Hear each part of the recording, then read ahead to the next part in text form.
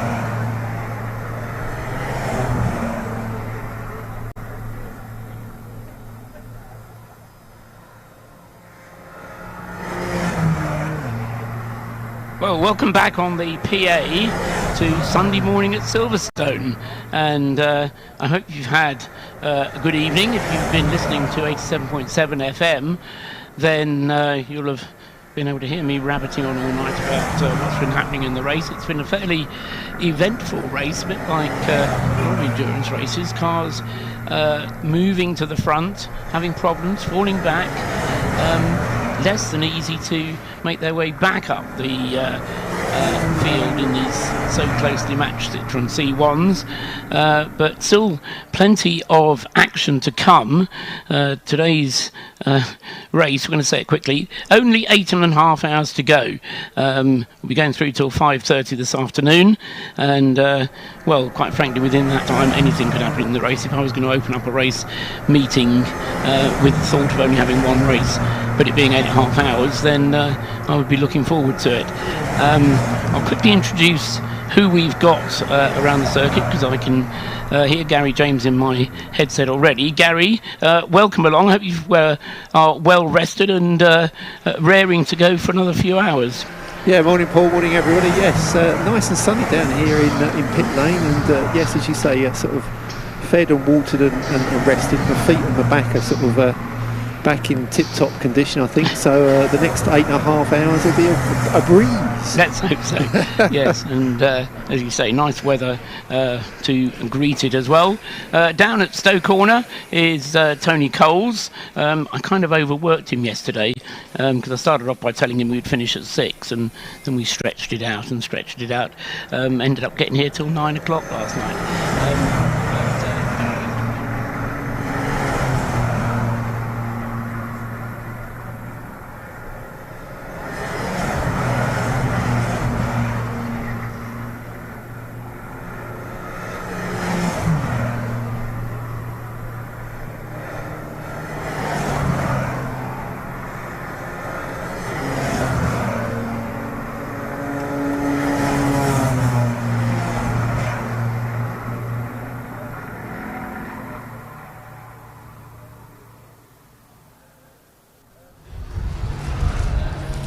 Well, good morning from a very, very sunny Silverstone circuit for the C1 24 Hours. This is part 3 of our live stream, and we are taking you through to the climax of the 24 Hours tonight. We'll bring you all the podium, all the celebrations, and my word, Scott, what an action-packed night it's been. But first, I think we need to just have a bit of a reminder of who's in the top 10.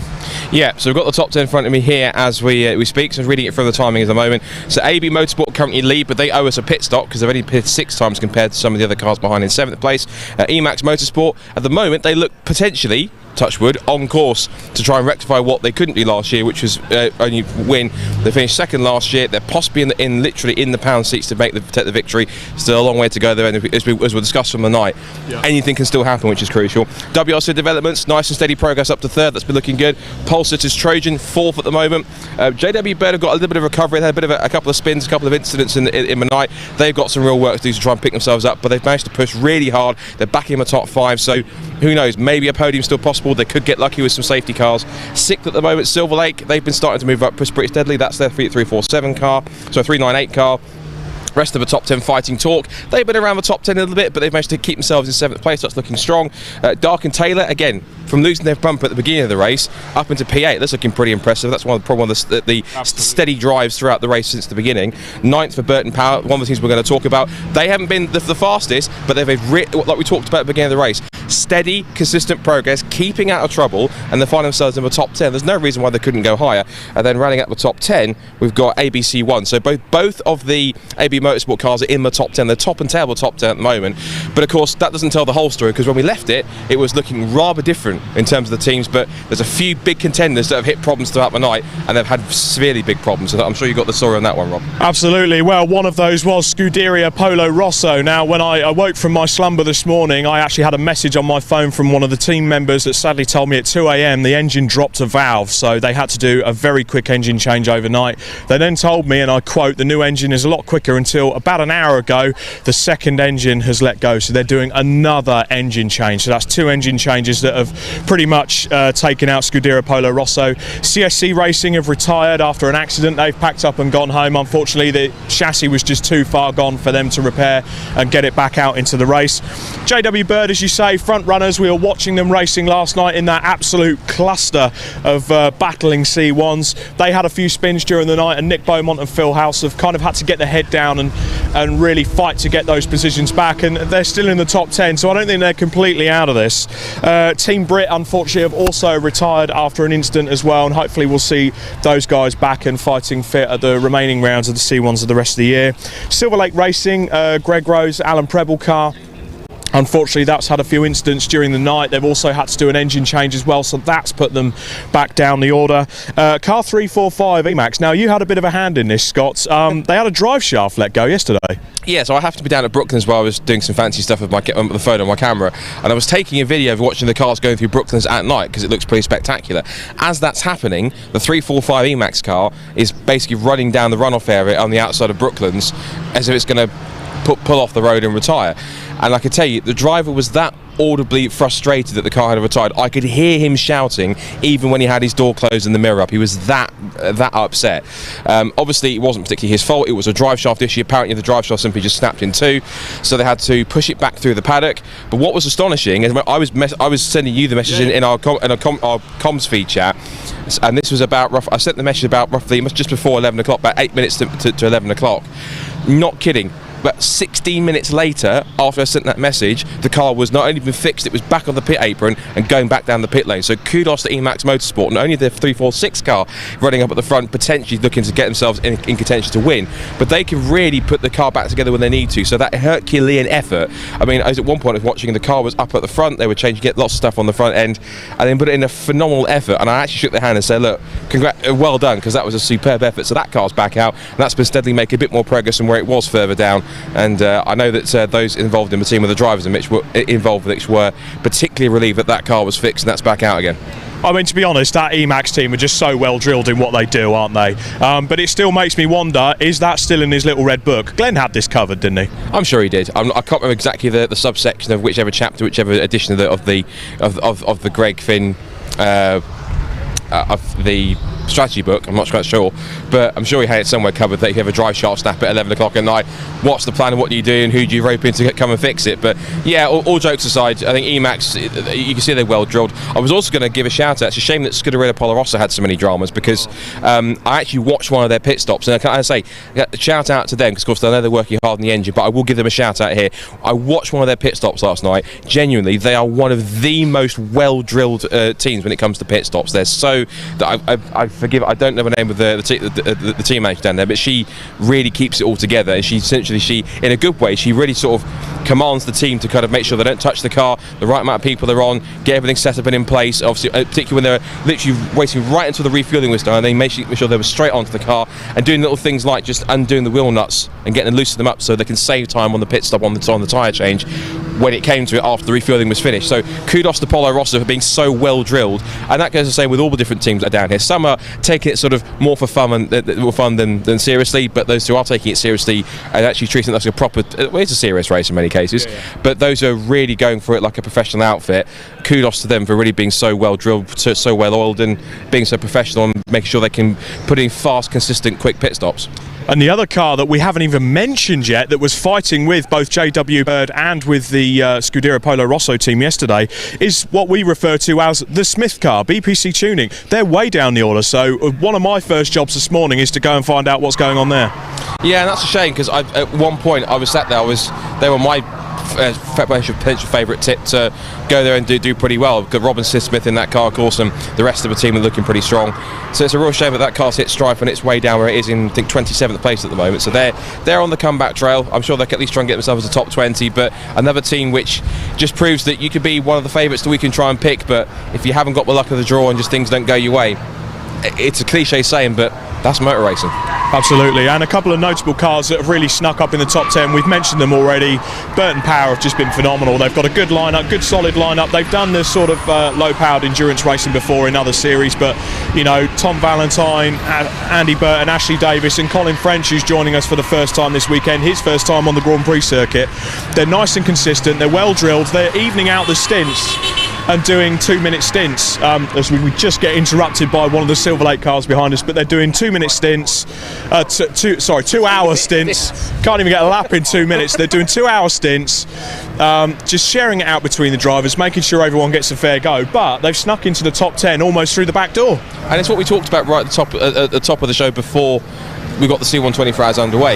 You don't have to ultimately be the fastest team out there. Just be the most consistent, keep your nose out of trouble, have a good, clear, simple pit strategy.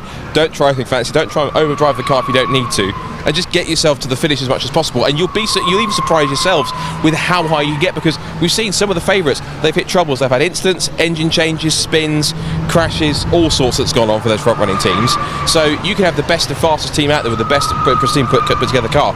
If the luck's not there, if something goes wrong, again, that's just motor racing. Whereas teams that can simply just keep the consistency, just keep out of trouble as much as possible, keep their noses clear, and just get the laps in and keep going whilst others are having problems, that's where you can put yourself in a good position. So kudos to Burton Power for doing that, because again, like I said, they might not have the outright pace. When we looked at them in the first parts of the race, they were battling in the 20s, and that's not to say at all they lack pace at all. It's obviously there are teams which happen to be quicker. It's just how competitive it all is. Exactly that, and also, again, I keep saying it, it's them simply just running their own race, not allowing anyone to kind of interfere too much, just getting on with their programme and just taking each hour, each lap as it comes, and just reeling them off so they can get to the end. And it's like I said at the top of the show, like Alan Moffat once said, if you're not there on the last lap, all the others count for nothing. Exactly, and one of those cars that's also running well in the top 10 is the Silverlake car, the 398 car, that's funnily enough in for its pit stop. Now this is almost a bit of a satellite car. It's not built by Silverlake themselves, it's run by the nephews of the owner of Silverlake, Alan Preble, Gary and Adam, and they run it with their friend Mike Harris, and they've got Chris Salcott in the car this weekend, but they're now in the top 10 and running really well. Yes, Silverlake all round have had some really decent pace from the beginning. At one point early on, they had all three main Silverlake cars in the top 10, which just shows how much of an improvement. We were talking about, where Silverlake have managed to find a bit more pace, they've managed to really sort of tighten up a little bit and make sure they can find a bit more speed in the three cars they've got. And all round, it's been a really solid effort from Silverlake, and that they were one of those teams where, when they were first coming in, they were one of those teams that were regularly, from memory, kind of towards the front and quite competitive. As the series has gone on through the years, more and more competitive teams are coming, which means they've had to step it up a little bit more and find a bit more speed. And I'm actually really glad that the Silverlake guys have actually managed to find plenty of that speed, and obviously comb those cars with a fine-tooth comb to make sure they're as straight mechanically and as straight competitively, speed-wise as possible, to get them ready for the C1 24. And the fact that they've been running in and around the top 10 more often than not in this race and through qualifying just proves how much of a great job the Prebles and everyone else are doing. Absolutely. Well, the racing is as frenetic as ever, the pit lane is as frenetic as ever, so I'm going to step down onto the pit lane. Scott's going to do a bit of social media work, and I think they've had enough of hearing from me and you, Scott. It's time to hand over to the dynamic duo in the commentary box of Andy McEwen and Andrew Mather. Well, I don't know about dynamics. Usually at this time in the morning I'm anything but there is something about the C1 24 hours that does fill me with energy of a Sunday morning, because this is the time now where we really start to delve into who is going to be contending for the race victory. Still 8.25 hours of this race to go, but these are almost the most interesting 8 hours or so. We're getting into that part of the race where attrition starts to take its toll, the strategy really starts to play out, and it's going to be fascinating over the coming hours to figure out who the favourites really are for the 2023 C1 24 hours. Andy McEwen and Andrew Mather in the commentary box, as Rob said, and well, I don't know about you, Andrew, I feel relatively well rested, but I did struggle to get to sleep last night because I was locked on to the live timing and the live coverage. It's one of those races, I think like any 24-hour race really, you don't want to take your eyes off it. Same. It was an exhilarating opening to the race when we were last with everybody here on the Brscc stream, and it's been a fascinating night-time period. We've seen some really, really good pace from a number of the teams out there, and the pace is still good at this very moment. I'm just looking down, 301s, 302s being lapped at the moment, which is similar to what we saw in the opening hours of the race. I think naturally we won't see anything like the 257 and 258s that are currently the fastest laps of this race. That'll have been in a bit of a perfect conditions happy hour around sunrise. But yeah, it's still a very, very close race this.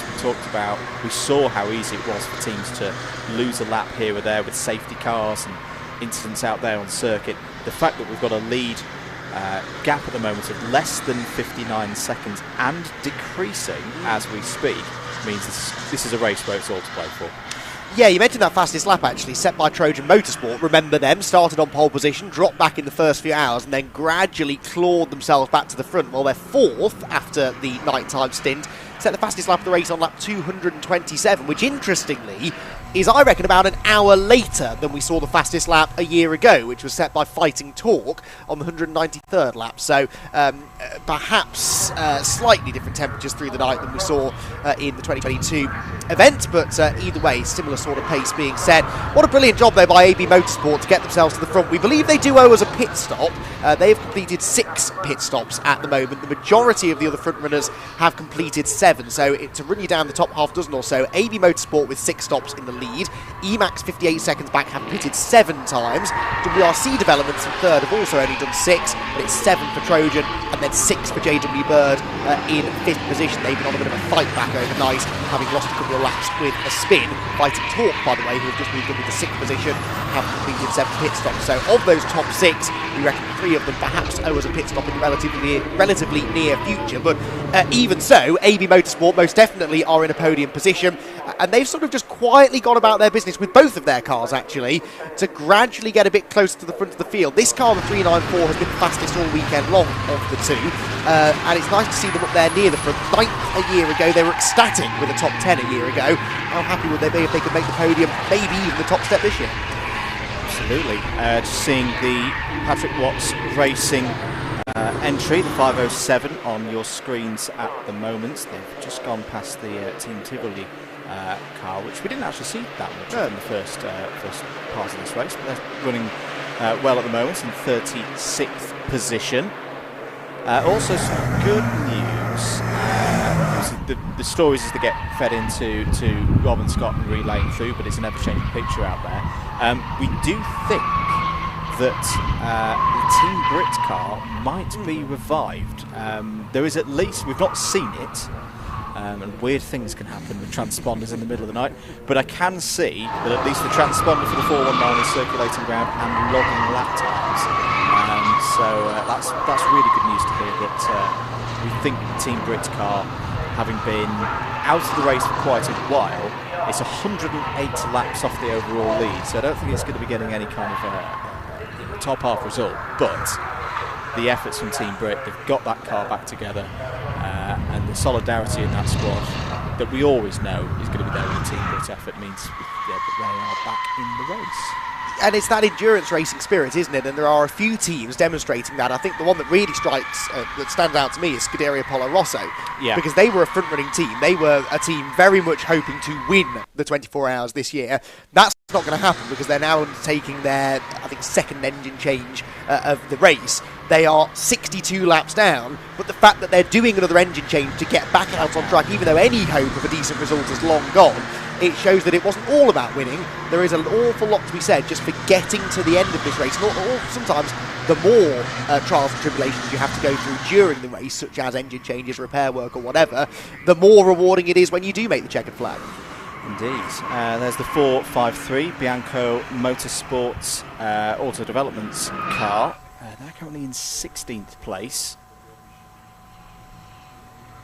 And they were just being overtaken there. I don't think that was for position. That would have been the 352 ABC1 car. So this is the other AB Motorsports run entry, currently up in 9th place. The Aussie colours almost of green and gold. There's a reason for that, because Tim Dorr, who built the car, is from that part of the world. Yep. And it's got a bit of a war wound, hasn't it, on the left rear corner, I noticed. I'm sure it's not the only car that's been in the wars overnight, but yes, that's a rather distinctive car, isn't it? It does generate quite a bit of attention around the place, and it's running reasonably well in 9th place now as other people start to pit. The next car in line, about 15 seconds or so behind, is a very interesting car, because that's SCK Motorsport, and I think this is a story that we weren't able to document because it really unfolded after we'd gone off air yesterday evening. But remember, they were one of those 2 SCK cars that got trapped a lap down with an early safety car.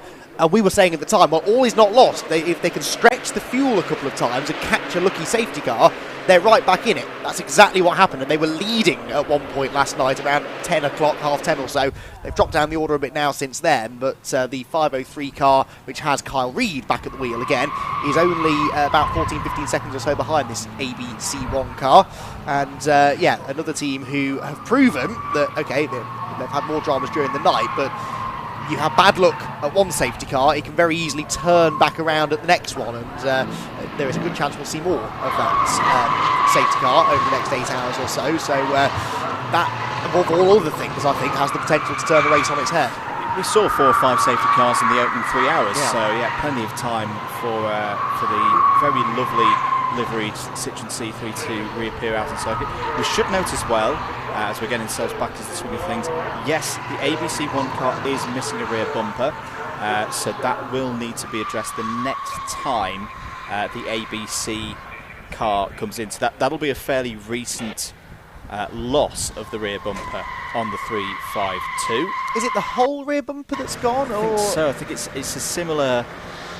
The fact that I can see the same bracket points, similar to how we saw with the Darkin Taylor car in the very early stages of the race, is what's leading you to think that. Change of position. Actually, I think we just missed this on screen, but the Rab Sports Racing 335 has just given up 14th place to WRC Developments 418. That's the Navy car, right there on your screen. The Navy car with the yellow flashes and the poppies on it. So they're up to 14th place now, and the car immediately behind them on the road, that is also for position, the 453 black and green Bianco Auto Developments car.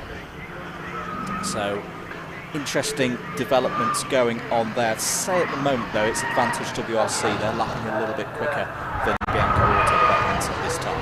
Yeah, they've recently got past them actually. We were sort of following that battle just before we came on air, and 453 was ahead of 418. That's now changed around, so a couple of places gained there for the 418 machine into 14th spot. And see if they can gain a bit more ground.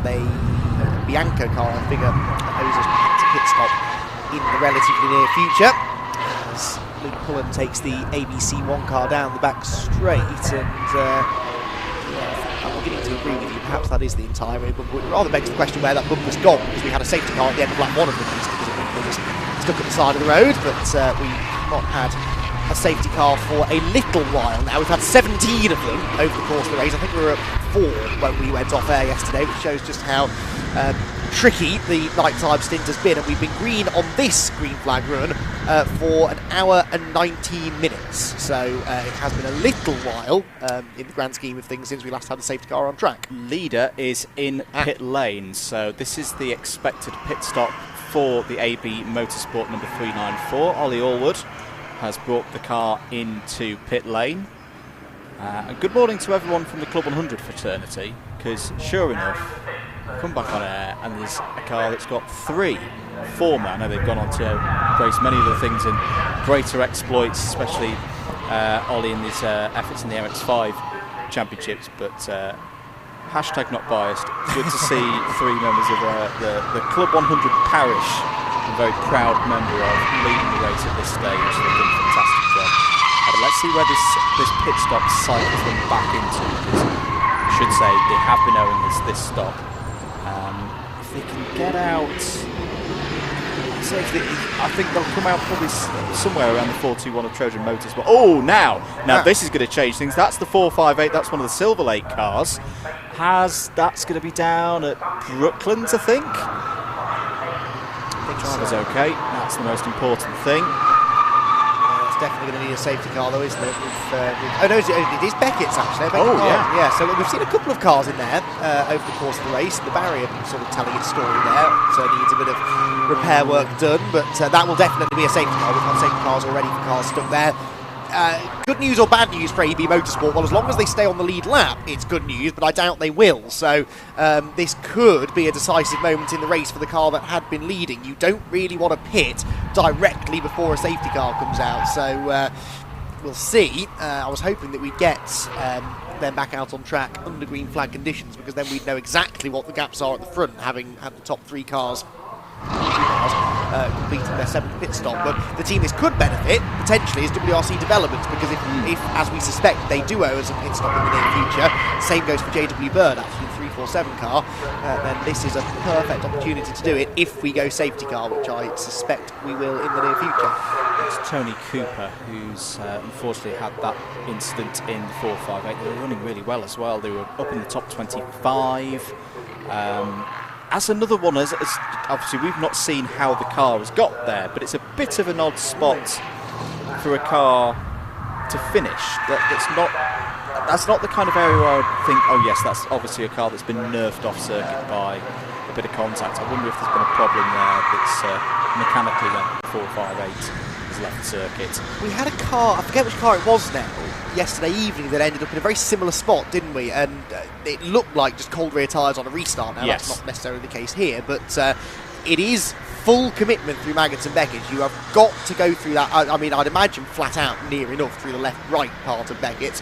And if you hit that curb on the inside of Beckett's a little bit too hard, then that will send the car around. When I was here a couple of weeks ago for the Silverstone 500, Joe Osborne, my co-commentated a brilliant little track walk piece for the show. And he spent a lot of time down in Maggots and Beckett's explaining about those curbs. And when you see those sausage curbs up close, they are enormous. You wouldn't drive your road car over them at 20 miles an hour, and these guys are hitting it absolutely flat out. So easy to unsettle the car. There is the car that was leading the race now. That looked like Nicky Bray was helping with the driver change. Ali down there as well, the team owners, and off that car goes. So that was a relatively speedy stop, but I do imagine that they will have lost a lap, which is where this safety car is not necessarily going to play into their hands. We'll stop at the end of the pit lane for the Hugh tag to be registered. And we'll find out now who has got into that car. It is Stuart Simmons, yes it is. So Stuart was, I believe, part of that driving lineup a year ago. Yes, he was, alongside Phil Ingram, but they had Brian Trott, who's now been replaced by Ollie Allwood, both of them extremely quick drivers there. So we'll see in a lap where that car filters out, but not yet, Andrew, seeing any sign of that safety car. No, I think they're just trying to cover this one under the double waved yellows, probably down through Beckett's and Maggots. They go through the Silverlake car. It's being good to see the Snatch tractor there. There's the Emax Motorsport 345 on your screen, the black and orange car that had some dramas overnight. Let's head down to Rob Lewis in pit lane, though. He's got some more news.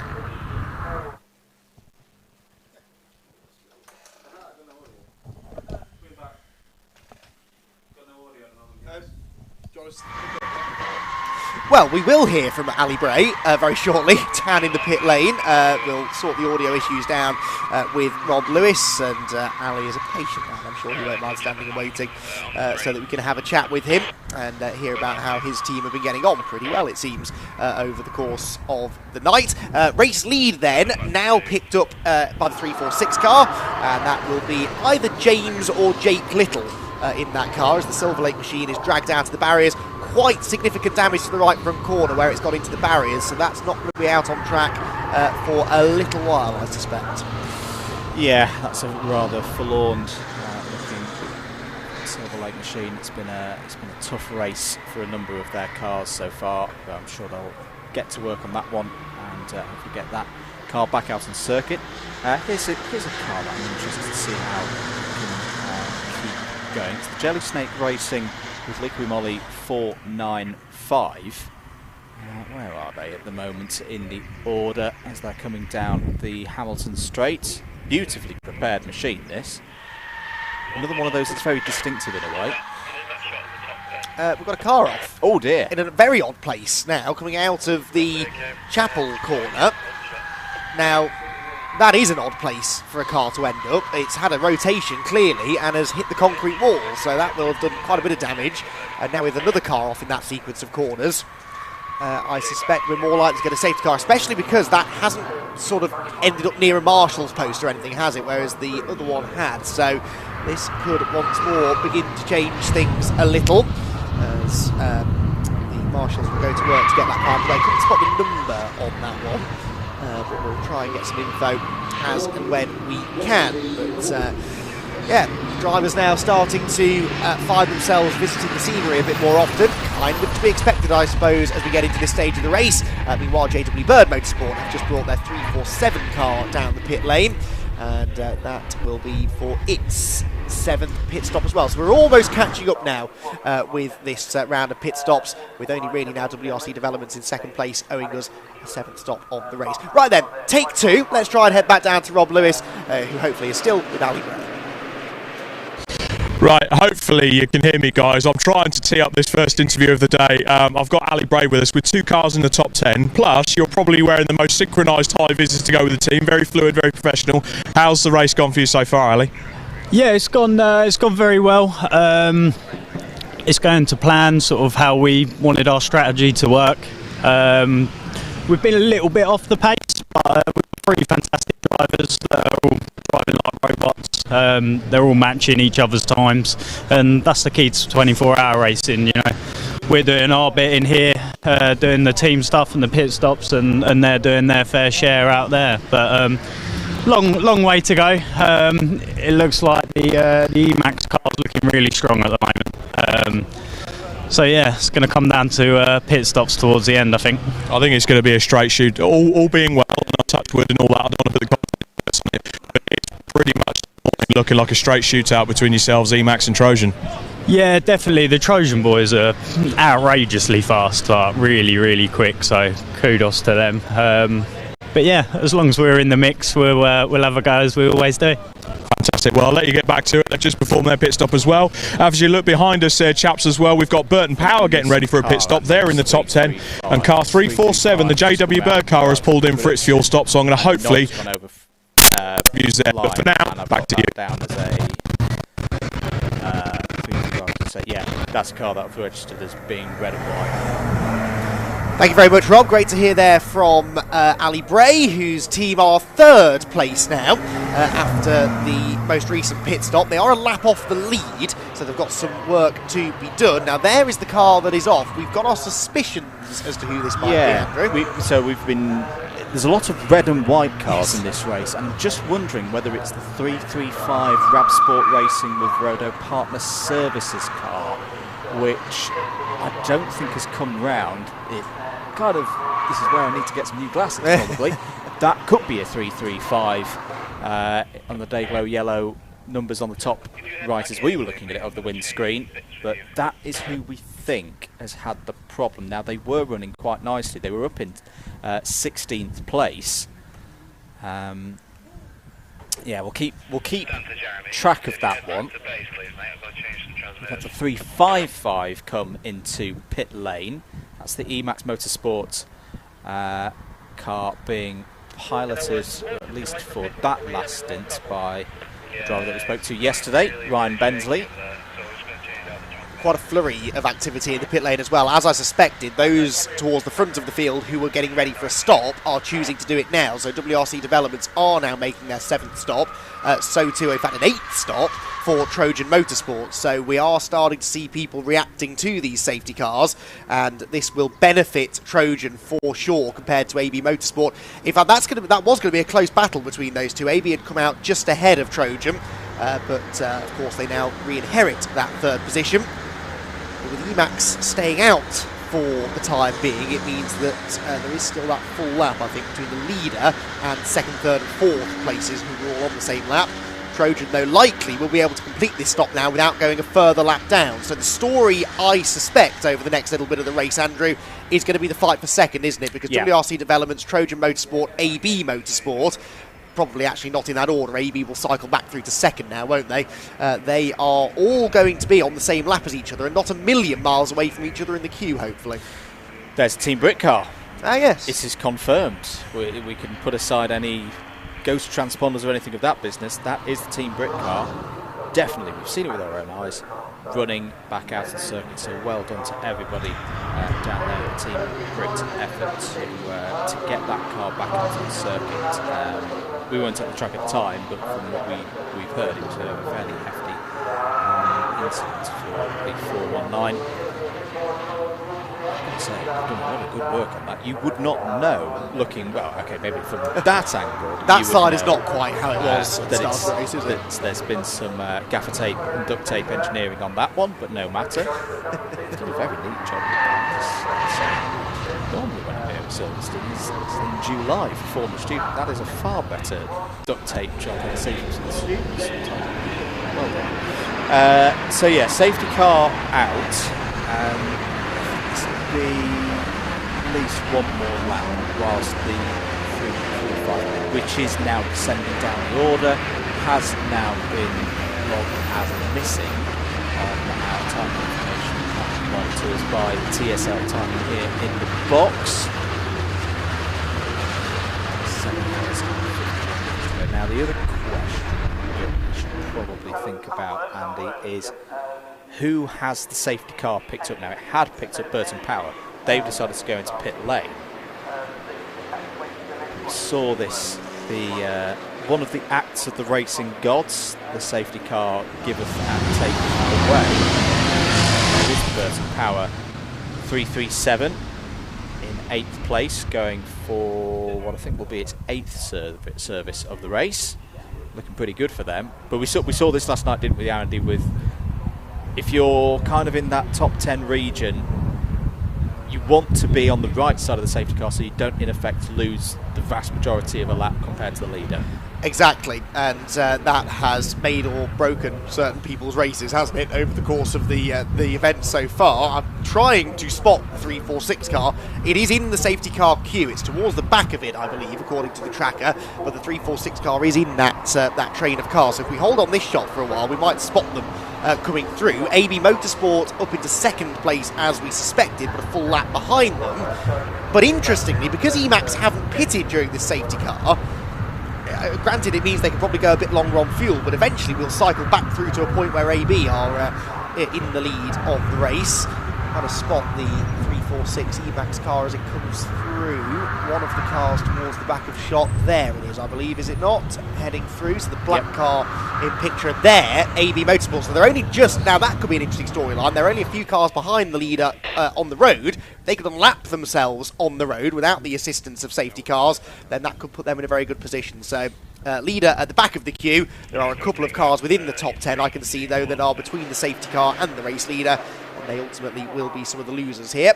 Marshall's taking a souvenir away with them, and a big shout out to the Marshals, by the way. I'm sure we'll do so again over the course of the day, but they have been here. They didn't have the luxury of heading to a nice comfy hotel, or in your case, Andrew, home overnight for a good night's sleep. They've been out there on post, many of them, throughout the entire event. The Brscc do a great job, actually, at this event of looking after the Marshals. There's a welfare pack that gets delivered to them over the course of the race, and I know that they really are well looked after, as well they should be, because they have the hardest job of us all, really. We get to sit here in a nice comfy commentary box talking about the race, and everyone at home gets to sit and watch. The teams are enjoying competing, but the Marshals are out there in all conditions. The weather has been nice this weekend, thankfully, and is set to continue to be nice today, but I'm sure it was a long and grueling night, and whether it be 2 o'clock in the afternoon or 3 o'clock in the morning, the Marshals are ready to go. They deal with the incident efficiently and quickly, but safely, crucially, and they really are the best in the world. So a big shout out to the Marshals. Lots of them here, as you can imagine, lots of them required to allow a 24-hour event such as this one to take place, and we couldn't do it without them. So once again, big shout out to them. We really do appreciate their work. Absolutely. Shout out to Team CI5, because in this early morning light, their 543 Team CIS CI5 car, currently being piloted by Noel Goddard. It's the orange and white one. Into the top 30 now for them. So lead car in the safety car train, I think is now the 487. That would be MH Racing, the team of Lorenzo de Placido, Andreas Keller, Sebastian Huber and Rafael Blanca. It's another car that we didn't see too much of in the opening stages of the race, so a good bit of airtime for them at the moment. They're running quite well, up in 23rd place at the moment, at least Sebastian Huber at the wheel right now. nearest competitors, 375 Brscc or BPC, they will have this jump now that we've seen a few times. It's almost one of the worst places to be in these safety car situations, because you know your nearest, if you're at the front of the safety car train, your nearest competitor is probably going to be within, on track at least, about 10 seconds behind you. You've got to do a whole lap to catch up to your next positional gain.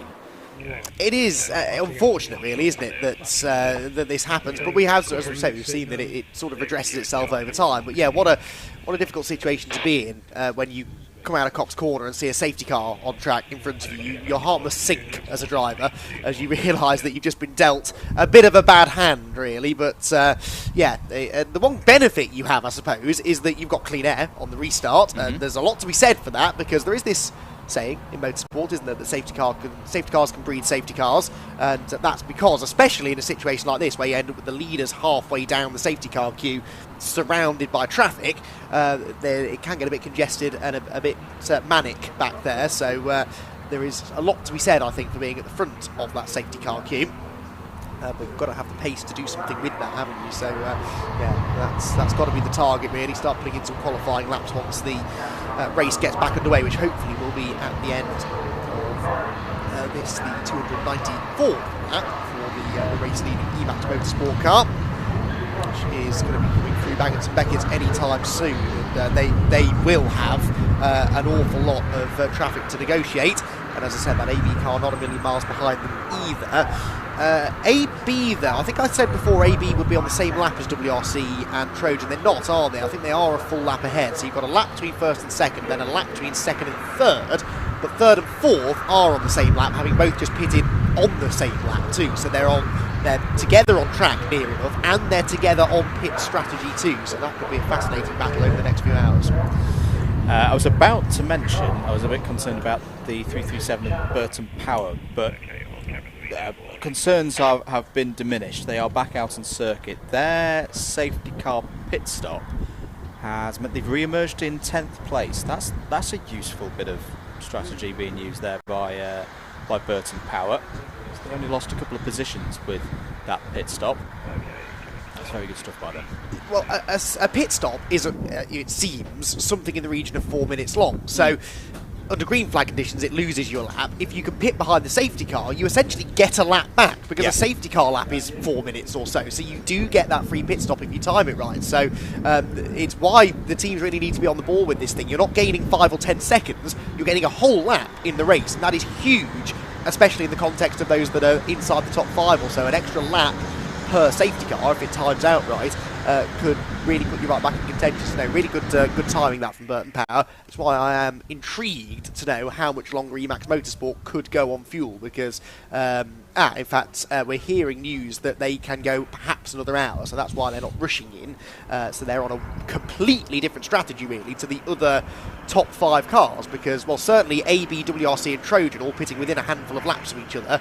Emax quite clearly doing something very different, and this is where teams will try and back time that to the end of the race. So if they can go another hour, that means they'll pit with about 6 3/4 hours to go, and then they'll try and work out, right, okay, how sort of late can we make our final pit stop? Because just because they're in the lead now doesn't necessarily mean that, you know, as they keep trading the lead with AB, who's going to be ahead when we get to the end of the 24 hours? A decision that was made perhaps 8 or 9 hours ago could ultimately end up making the difference at the very end of the race. So yeah, Emax, we're not expecting in any time soon, but if they pit under green, could well find themselves losing the lead again to AB. Could possibly so. So safety car lights, if they're going to go out on this lap, it's going to do it about now. So no, we're going to go around one more time. We've seen pretty much as they come under the bridge on the Wellington Straight there, that's where, if the safety car is going to come in, the lights will be extinguished, and they have not been extinguished, so we're going to have at least one more lap of safety car. I imagine that is because when we last saw the stricken Grab Sport car was being put onto the trailer. So a bit of time for the trailer to get off circuit and back into position. Yeah, there are internal circuit access roads that it can use. So it doesn't have to do a full lap of the circuit, but I don't know how close it was to the next of those. There is one at Beckett's, but to get there, it would have had to have gone the wrong way of track. Which you can understand, race control are not keen on, so they'll have sent it round, I would imagine, to the international pit entry, and in fact I think that's probably where it's heading now, because once it's into the international pits it can go through the paddock and then make its way up through the middle of the track to the national paddock, which is where we're based for the weekend. It's the part of the circuit that the cars are going past now as Emax Motorsport lead their 294th lap of the race in this 18th safety car period of the 24 hours. Riverside Performance in the pit lane at the moment. They're just into the top 15. They've moved into the top 15 as others had made their pit stop. We mentioned Burton Power. Timing screen now updating to have them in 12th position. But another close battle, therefore, in the offing once we go racing from 10th down to 13th, all on the same lap. So that's Dark and Taylor, number 312, BPC Motorsport, number 389, Burton Power, we just mentioned, number 337, and Emax Motorsport, who appear to be pretty much right next to Burton in the queue. So 12th and 13th positions could be a pretty tasty battle when we get going, with Burton on a full tank of fuel. That will affect the pace of a car as well, of course. These cars don't weigh a lot to start with, so you can imagine the difference in weight between a full tank and a near empty tank is pretty sizable. And I wonder whether they took the opportunity to change tyres as well, because that was one of the big talking points yesterday. And as we now get back into the daylight running, and the temperature starts to climb and climb, it's going to be harder and harder to double stint those tyres. There were teams last night who said they were anticipating a tyre change at every single one of the pit stops. So I'll be intrigued to see if that's still the plan into today. Another intriguing thought that's just come into my mind, Andy, is I'm looking down the... We've got a very useful column on the right-hand side of our screen, which tells us how many times a car has come into the pits. Now, we had that long green run, what was it? We mentioned it was around an hour and 25. But sure enough, in the sequence of a 10-minute spell, we had 3 cars off the road. I'm looking at SCK Motorsport in 9th place. They are the only car in the top 10 to have not done at least 7 pit stops. Are they? We've seen them go quite aggressive in the earlier parts of this race. Are they trying to similarly be quite aggressive with the strategy and think, well, again, the cliche of safety cars breed safety cars?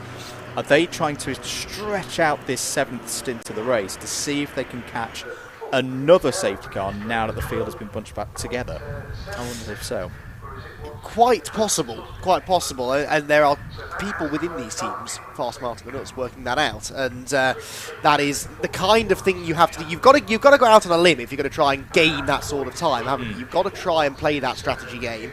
And it was interesting having conversations with a number of teams yesterday evening as safety cars were coming out. And we were kind of stood in the pit lane saying, well, why aren't they pitting? And you talk to one team about one of the leading cars and ask them, do you not think they should have pitted? And they say, well, no, they could probably go another hour or so. And then another team would say, well, yes, the safety car's out. You need to pit now. You have to, every opportunity you have to get a leg up on the competition, you really do have to go for. So there are some teams a bit more switched on to things like that than others, and that is likely. They're likely to be the teams that we see pointy end come races end. Right, we're about to go racing again here at Silverstone. Great work as ever by the marshals and recovery crews to get that car, the Ram Sport car, out of the way, and we get the safety car back into the pit lane. So again, the cars at the front of the queue are not necessarily the race leaders. In fact, they're definitely not the race leaders. Emax Motorsport's about 2/3 of the way down the queue of cars, the race leaders, but there are some good battles to be watched for.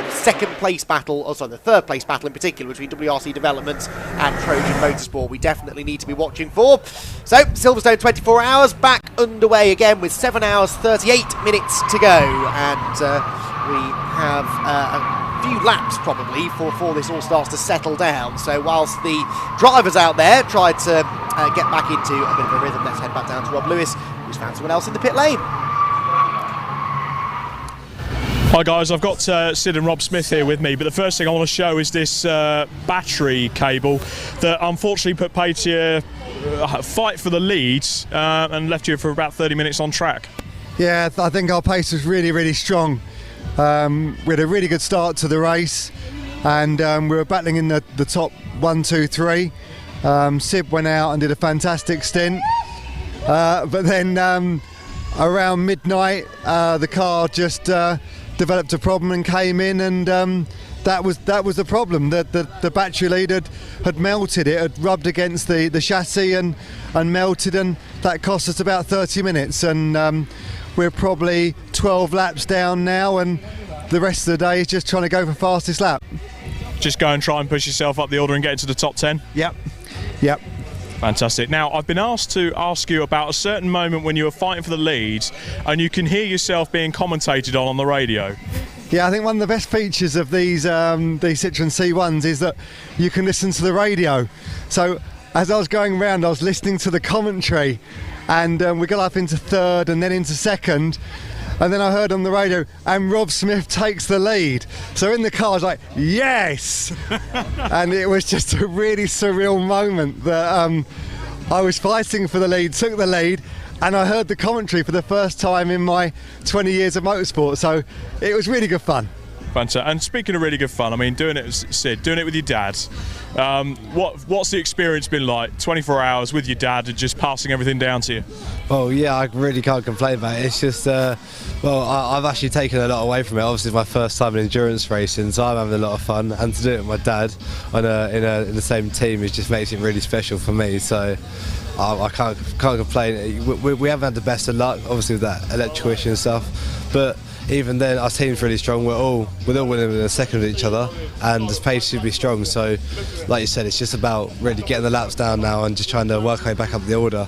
And yeah, but every lap we're still having fun, so that's all that matters. But we're still going for it. And you said to me as well when we did the socials on Friday, Rob, he's getting a bit quicker than you, but that's kind of part of the game plan to pass it on. Yeah, in that last stint, I had his delta up, and I was within 2/10 of him, and I thought, this is the day. I'm going to get my own back, but I just couldn't do it. So, but it's my job to teach Sid, and he wants to be a professional driver. And everyone loves taking the mickey and saying that Sid's quicker than me now, and quite rightfully so. He is a young professional driver, and it's what he wants to do as a career. So I'm immensely proud of him. Fantastic. Well, I'll let you get some. I know you've just got out of the car, so I'll let you get some rest.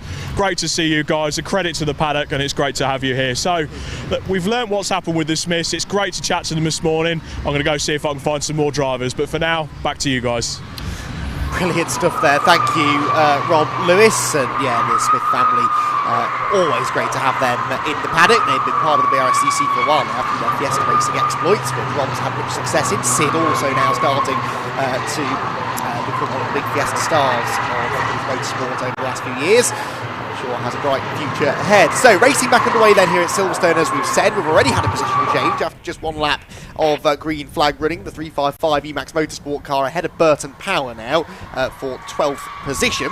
But towards the front of the field, the closest of the battles for third place, WRC Developments number 318 and Trojan Motorsport, who have led for long periods of time in this race, separated by just under 10 seconds in the fight for a podium spot. And we know that they are both on the same pit strategy as well, so that could be a battle, Andrew, that rages for a good couple of hours. Yeah, they're going to almost go into sprint mode now, with eyes on each other. Bit of a moment there for through Club Corner. That's the 370 Jolt car. I have clocked that we have had a request for a little late on Jolt tonight. We'll try and get some news from the crew regards that, so don't worry, that's on our list as the ABC 1 car goes up the inside of the 432. I think that's another one of the Brscc racing machines. Yes, it is. That 503 car got elbowed out almost into the gravel as well, coming out of Club Corner. Just caught a glimpse of Trojan at the back of that group, and they are almost a full lap ahead of JW Bird Motorsport as well, who just went through, so that's the gap between 4th and 5th being nearly a full lap. But the Trojan car just towards the back of this long train of Citroen C1s. There's the second placed AV Motorsport car slipping up the inside of one of the BPC tuning cars. And Trojan, believe me, they are here somewhere. There they go, just in shot in the background. And they have a lot of traffic to work their way through. And that's good news really for WRC Developments, who presumably are a little bit further up the train than them. but they're the Trojan car just on the left-hand side of screen with a bit of clean air now to be utilised. And, well, we'll look at the lap times with interest, but with the amount of congestion on track right now, the lap times are going to be very up and down, aren't they? So Trojan Motorsport likely have been held up on this lap by some traffic. But at the beginning of the lap, they were 9 and a bit seconds behind WRC Developments in that fight for third place. Just looking at the nature of some of the cars, because we've got a lot of racing so far. Looking at the body panels, the Trojan Motorsport car still looks like it's in very good shape. If you compare it to, say, the 409 behind, you can see there's bits of trim that have been clipped and banged across the course of the race so far. That's still looking like a very tidy racing machine to me, Andy, at this stage of the race.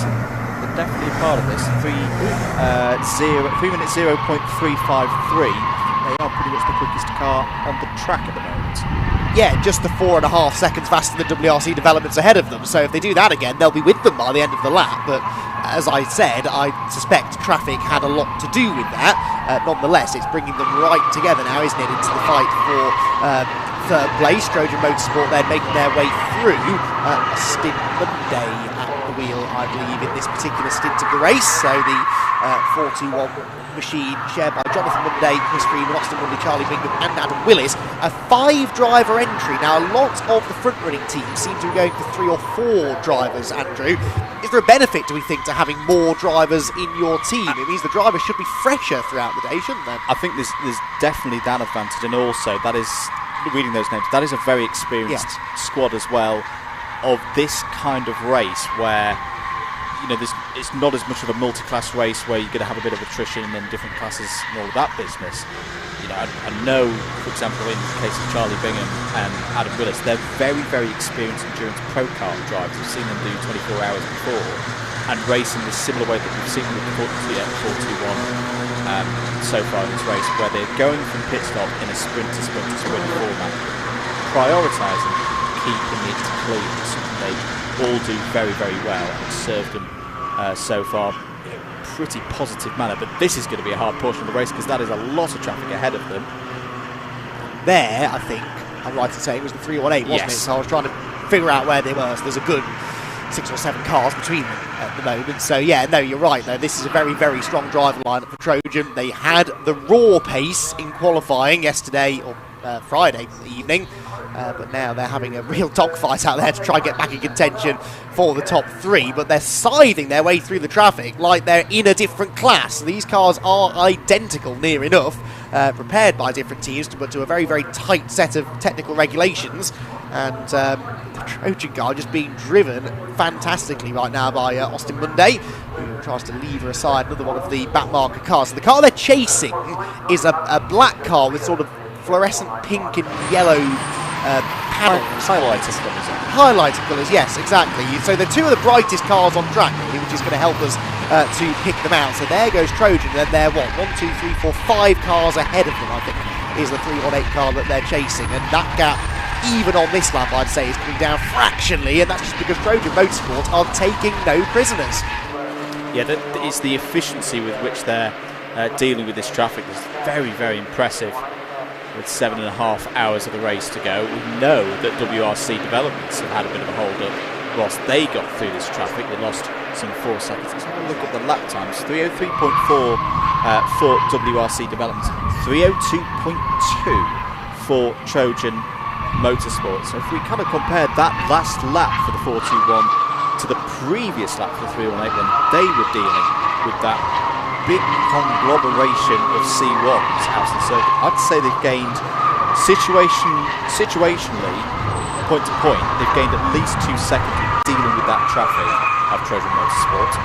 Yeah, traffic management always important in these kind of races, of course, and you can see the 318 car here struggling to get past one of the BPC tuning cars. So this is the car that is in third place at the moment. 318 is Chris Chadwick at the wheel for this particular stint of the race. There's another car with that SCK. No, not sure who that was, bouncing over the tarmac runoff area there. But yes, Chris Chadwick's going to have a fight on his hands very shortly for this second position. Leaders in the 301s. The only other driver in the 301s at the moment, Luke Pullen in the 352 car. the other AB car down in 8th position. Everyone else kind of doing high 2s or low to mid 3s right now as they're stuck in amongst the traffic. This BPC car is not exactly jumping out of the way, is it, the 537? It is not a contender at the front of the field after some dramas overnight, but we know that most of the BPC cars have looked pretty competitive throughout the race so far. And in fact, as I say that, one of their cars is in the pit lane actually, the 389, Josh Pilan in that one at the moment. So 389 making a stop. An odd time for a pit stop. It always stands out to us when we have a safety car and then within the next 10 or 15 minutes someone pits. So that almost suggests, Andrew, that they weren't planning that stop then. Yeah, or they were taking a bit of a risk and it's not paid off. But either way, it's not the news that they would have wanted. That was the Trojan Motorsport car going for another move into Village Corner. That's James Webb, I think, at the wheel for the BPC car at the moment. That has now been overtaken and lapped once more by the WRC Developments entry. But all the while, the 421 closing in can now count the number of cars it's got to get through and pass before it has a go for position down to 2. This is tremendous work from Trojan Motorsports at the moment. They really are making a good fight of this. This is the 3rd place in the race, 2 laps off the overall lead. Around and that's probably going to be 1.5 seconds, 2 seconds next time around. Something like that. The problem they're going to have is the problem that WRC were faced with the last lap. The 2 cars between them are quick cars, aren't they? It's the 503 SCK car, the BPC car we've just talked about. Neither of them are going to be particularly easy to pass, so Trojan are probably going to make a liar out of it now, aren't they, by slipstreaming up the inside of the 503 into Cops Corner. And, yep, sure enough, through they will go. So that's one of them negotiated pretty swiftly, actually. It's now just the BPC tuning car that needs to be passed. Oh, spin through Beckett's, the 370, that's the Jolt car. Well, someone wanted an update on the Jolt racing team, and they've got one, because they've just survived a big moment at Beckett's. They were towards the front of the pack as well, weren't they? So they were lucky that they didn't get stranded in the middle of the road. That would have been a very, very scary moment, even scarier moment than it was. Oh, there's another car off, and that's AB. That is AB Motorsport from 2nd place with a half spin up at Beckett's. Now, both of those cars were towards the front of the train, so I wonder if that was linked in some way. There doesn't appear, thankfully, to be any damage done to the Stuart Simmons driven machine, but that was not in the game plan for Ali Bray's squad. Hopefully they've got away with that, but not a nice place to be tangling with another car. And the 421 has got past the BPC tuning entry as well. The 451 has a huge lurid moment, and slippery surface flag is out. So has someone of the Tivoli car is now off. The 317 is off the gravel. I think that's at Beckett's. I wonder if there's some form of fluid down through Beckett's. I think there's damage on the front right for the Tivoli car that was running in 36th position. That leads me to believe that we've seen a couple of cars having moments all of a sudden. We've seen a slippery surface flag out on circuit. As here now going for 3rd place is the Trojan Motorsport car up the inside of WRC Developments into Abbey, and they've got the move done. Brilliant work from Trojan Motorsports. Austin Monday on a charge and has been rewarded with 3rd place. But I just wonder, is there a car maybe leaking some water or some fluid or some oil out on circuit? Is that why the slippery surface flag is out? We've gone to the safety car now. Is that why we're seeing a sudden increase in the rate of incidents out there on circuit? I think that's probably a fair assessment of the situation, quite frankly. So, yeah, that's we've had it oil down on the track a couple of times. Overnight, there was quite a lot of reports of oil down at Club at one point as well, I was hearing. So we've had this happen a couple of times. But of course, not always obvious to the Marshall's trackside that there is fluid down on the circuit. Trojan Motorsport then working their way around the left-hander at Brooklands Corner. Oh, and there's a car sideways, even under the safety car. That was the 393, having a huge lurid slide right in front of Trojan and WRC Development. So even at the safety car speeds, there is no grip. And it does look, Andrew, as if it's full circuit coverage of oil, doesn't it? Because we've seen cars off at Beckett's, we've seen cars sideways at Stowe, and now at Luffield. So that rather suggests that one of the cars that we might have in the pit lane at the moment is the culprit, and that they've done a full lap dropping whatever fluid this is, and that has almost caused complete disaster for a few cars out there. We'll try and figure out who it is that's missing, but as again the safety car comes out, it once again doesn't pick up the race leader, and it looks as though, is that the leader third in line though? 3, 4, 6, I think it might have been, so we're not a million miles away from picking up the race leader. And that moment for AB will probably, I'll have to spend a minute or two working this out, but I think that may have cost them, because they would have been, I think they would have been ahead of the safety car had they not had that moment, and that again could prove pivotal in the grand scheme of things, couldn't it? So a chance gone there to gain a sizable advantage over the race leaders. Inspection / speculation. When we just caught the sight of the Team Tivoli car, which we don't know whether it's cause or effect, and we know it's been off, did see that the fuel cap was open on the 317. Interesting. Could be completely unrelated.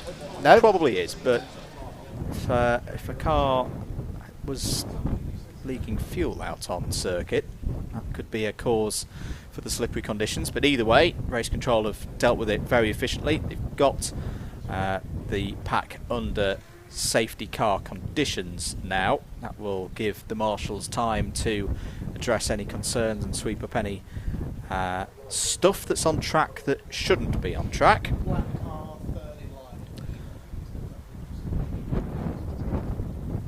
So the Silverlake safety car back out on circuit. Hope you're enjoying your Sunday morning or afternoon or evening, depending on where you are watching around the world. Hope you're enjoying your coverage here on the Brscc YouTube channel. Andrew Mather and Andy McEwen on commentary duties at this moment. We'll be joined later by Scott Woodward and Rob Lewis. So we'll be doing some driver changes of our own here in the comms box. 7 hours and 20 minutes to go. Not as much pit activity this time around, Andy, under this safety car, which I think is kind of expected because we saw a lot of pit lane visitors on the last safety car. Yes, agreed. Although again, I've got my eyes on Emacs, the race leaders, because about 20 minutes ago I was told, that's the Polo Rosso car back out. Yes, so that's their second engine change completed, and that's their second engine change of the race. So we're not even 3/4 of the way through, and they're on their third engine. But perseverance at its best, and they've got the car back out there. That is fantastic news. So Scuderia Polo Rosso, they are down in 48th position and some 76 laps down. But once they complete a few more laps, well, quite a few more laps, they might pick up a position or so, I guess. But yeah, to my point about Emacs, I was told 20 minutes ago that they could probably do about 40 more minutes on a tank of fuel, the race leaders. I would have thought if you're within 20 minutes of your pit window anyway, now is a good chance to come into the pit lane under the safety car, and yet they didn't because they've been past pit entry once. So I wonder if maybe they're able to go a bit further than was being speculated. But even so, even if you're within half an hour of being able to stop, surely this is still the best time to come and make that next pit stop of the race. I would have thought anyway. Yeah, I'd tend to agree with that thought. You can see that the cement and sand is either being prepared. I think that's returning back to the marshal post. The Silverstone Marshals team having done their work. So if you're just joining us, we're under safety car at the moment due to fluids out on circuit. Cause currently unknown, but the effect we very much saw taking place. 3, 4, 5 cars having sideways moments, spins, and correct decision, if you ask me, by race control before anyone had a more serious incident to get this race under caution, allow the marshals to get out on circuit, sweep up what we suspect has been oil out on circuit before we then can return to full racing conditions. Now, is the safety car going to be in this lap? This is normally when we find out. No, it's going to go around one more time because the flashing lights on top of the Silverlake C3 safety car have not been extinguished. This is through Stoke Corner. This is where we saw quite a few cars having an unintentional gymkhana competition in the middle of the corner. Yeah, they're still putting down cement dust, aren't they, on the approach to Stowe. So we're going to be a little while longer, I suspect. This is Copse Corner being investigated as well by one of the Silverstone Marshall team. Look at the amount of rubbish on the edge of the road, the debris, the marbles from the tyres. You don't want to be going offline and finding yourself driving on that. It'd be like driving off-road, wouldn't it? So see there the deteriorating track conditions. Right then, at least one more lap behind the safety car, so a bit more time to head down to Rob Lewis in the pit lane. Greenhouse. Okay, just a quick one for Andy McEwen. So the 346 Emax car that we were worried a bit about the fuel strategy in it. I spoke to the Emax team and they actually said a lot of their cars, the fuel strategy is all over the place because this is a very different race to last year and certainly to the 4-hour race. Now, I've popped down to the Scuderia Polo Rosso garage. I've got James with me, who's obviously very disappointed. You were right up there at the front until about 2 a.m. and then it kind of went Pete Tong. Yeah, after a really good start, we've ended up with 2 engine failures, so we're on to engine number 3 now. We're getting quicker doing them, mind you, but the car's just gone back out on engine number 3 with Frank in it, so yeah. But up to that point, it was kind of looking like round 1 of the series where you just took off into the lead. That lead battle that Andy, Scott, myself and Andrew were commentating on last night was just formidable. How was that for you? Oh, it was brilliant. It was brilliant. It was great start to the race. Everybody was really clean, but it was a good battle. I took first into the first corner and then led for a couple of laps, and then JW Bird led for a couple of laps, Trojan led for a couple of laps, BPC led for a couple of laps. We all had a turn, but yeah, great battle. So now, what's the plan moving forward? Obviously, the rest of this race, use it as a bit of a test session, and then for the rest of the year? Yeah, well, I think the car needs a lot of work after this one. I'm not sure our throw an engine in it in the middle of the race is probably as good as we want, so a decent rebuild after this one, I think. And sort of keep the hopes high, because as far as the driving side is concerned and the pit work, actually, I mean, we've just watched a tremendous improvement from you guys once again this weekend. Yeah, I think the first 9 hours, like, credit to the team. The pit stops were absolutely amazing. The practice paid off and they've absolutely nailed them, and then Frank, Sean, Graham have all done a fantastic stint in the car. That first stint of all of us was brilliant, so let's hopefully do a bit more of that. You haven't had any funny looks from the neighbours, have you? Just a few, as we were eyeing up their engine. Yeah. Fantastic. Well, unfortunate, mate, but we'll let you get back to it, and hopefully the car stays on and at least finishes the race. That's all we want now. Just finish another 24. That's our 7th one done. We'll be happy. No DNFs yet in a C1 race since 2017, and we're trying to keep that up. Fantastic. Well, we wish you all the best there. Back to the commentary team. Thanks very much, Rob. We may be requiring your services again over the next 10 minutes or so, because I think this is going to be a reasonably lengthy safety car period. I've just been reliably informed that we have marshals on track at every corner of the lap, because whoever has dropped this fluid, you can actually see the fluid there down the Hanger Straight, so whoever was dropping the fluid was completely unaware that they were doing so, have stuck on the racing line and done an entire lap on the Silverstone Grand Prix circuit. So there could be 3.66 miles worth of cement dust that needs to be laid down, and that's not the work of a moment. So the marshals have gone out there with the cement and the brooms. They've got the tractor out there with the big brush to go and spread that out, and it means that visibility is going to be a challenge on the restart, because if it is full circuit coverage of something slippery and therefore cement dust, it's going to be very difficult to see for those a bit further down the order. So unfortunate moment here, and it does rather suggest maybe that it is something like a fuel leak as opposed to an oil leak or an engine problem, because that tends to be a bit more noticeable, doesn't it, for the drivers. But the driver in question quite clearly was not aware that they were leaking fluid on the circuit. So 7 hours 13 to go, the safety car extending now, and therefore more likely that we'll start seeing cars down in the pit lane over the course of the next 10-15 minutes or so. So marshals hard at work, and I have to say I can't recall many times that I've seen this amount of cement dust required, but rather cement dust on the track, Andrew, than the fluid itself, because we saw even in just one lap how much carnage that could cause. Indeed. Quite a testament to the cars, though, that if there has been a car that's been leaking, or that it's not just come to a complete halt. I I don't.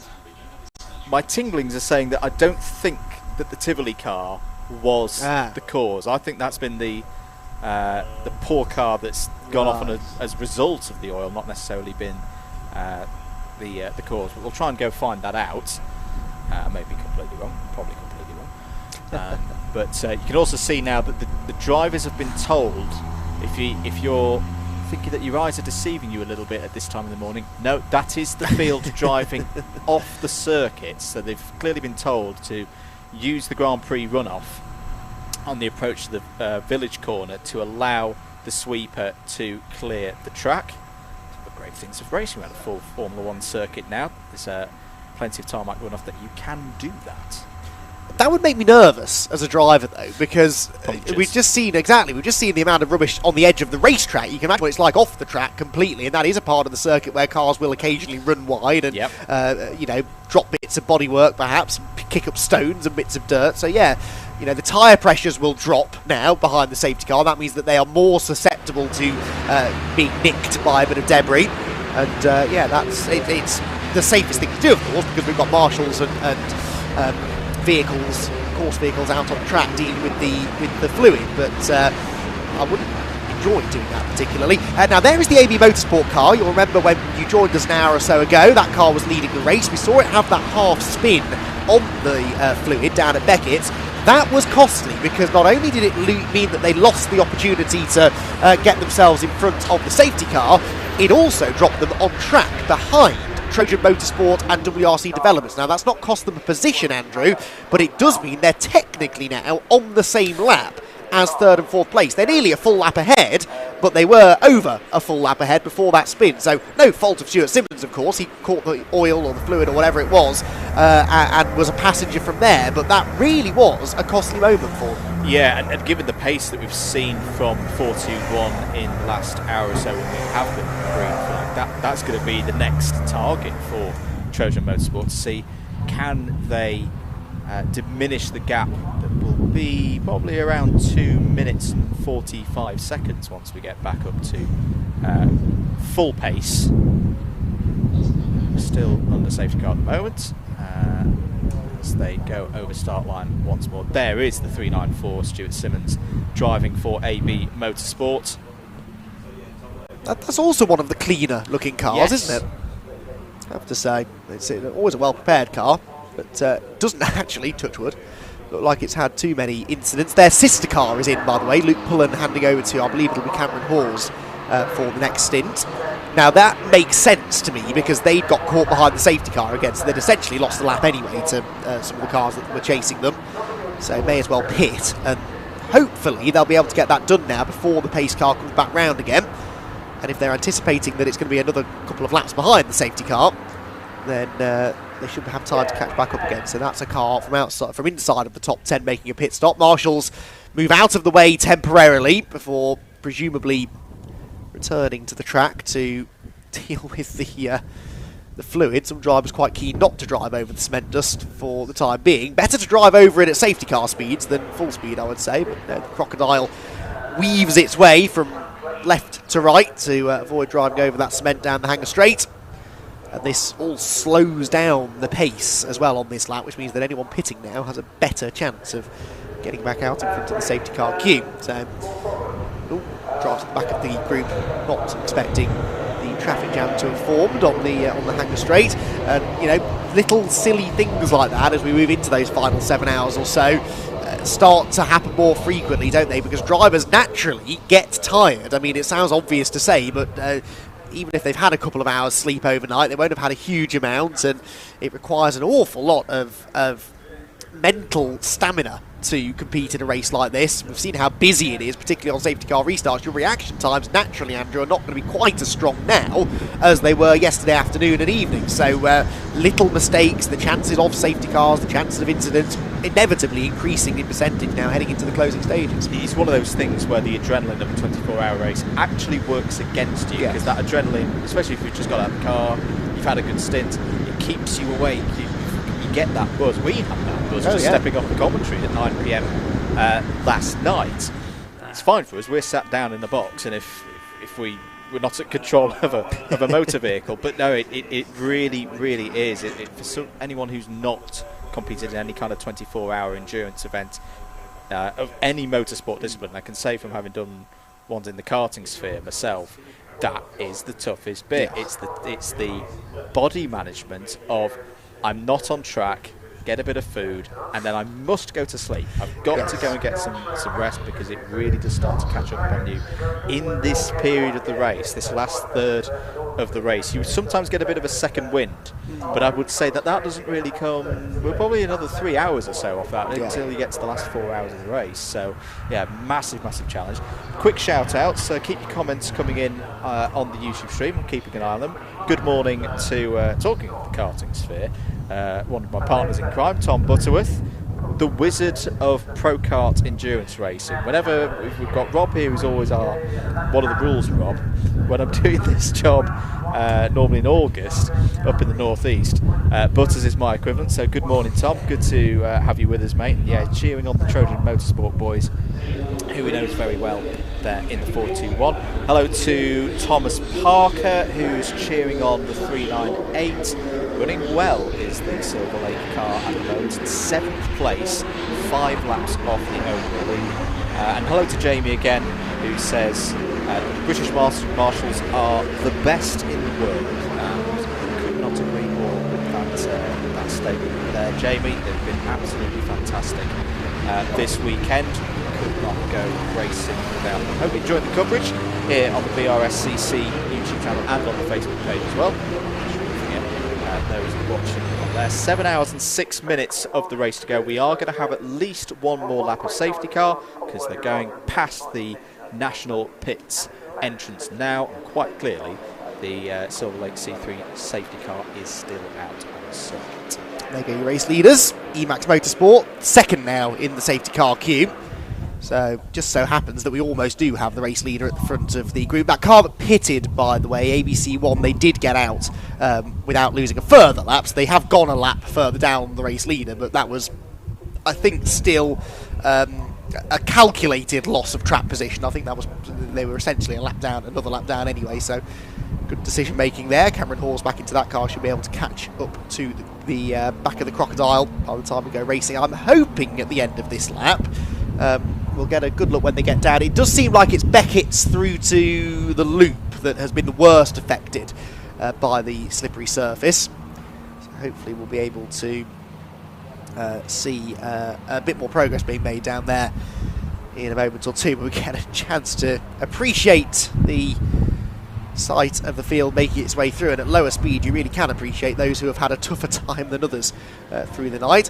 There's the sweeper vehicle. Now that looks as though it's heading back to where it came from, which is good news. We're hopefully within a couple of minutes of getting the race back underway again. Maybe there's a bit of sweeper work to be done, is there, here, just on the excellent front corner, but does look as though we're nearing completion now on the clear-up operation. Shame we've not got a transponder on the yes, because we could have an official tractor sweeper hot lap. Yeah, no, we're not going to get that today. Perfect racing line through club though. He hit that second apex spot on. Very impressive. Would be happy with that one. 7 hours and 4 minutes to go. There is the field coming through Stowe Corner, which is now marshal free. So yes. I think we are now getting there. Red Sky racing the first car behind the safety car, and then the race leader. The closest battles then upon resumption of racing, obviously Trojan Motorsport WRC Development's nose to tail, but we expect Trojan, we just go 3-shot now, to be able to gap them pretty quickly. Other close battles, well, we've still got that group of cars fighting for what is now 10th place, actually, and in fact it might even be, no, I think it will still be 10th. Dark and Taylor, Emax Motorsport 355 and the Burton Power car, they're all pretty close together. And then also 16th position, PWR Limited, one of the shorts in that car, 507, has got the 449 JW Bird Motorsport machine, just 2 seconds or so behind them. So that is a relatively close battle a bit further down the field. There are probably others even further down the order which are worth keeping an eye on. And in fact, yes, there's an almighty battle for 32nd place, I can tell you. And one of those drivers involved is Liam Griffin, former British touring car driver, in the 356 car. He's about 12 seconds at safety car speed, so probably about 6 seconds in reality, ahead of AF Racing, who are right ahead of Sean Fleming, who is a Ginetta ace.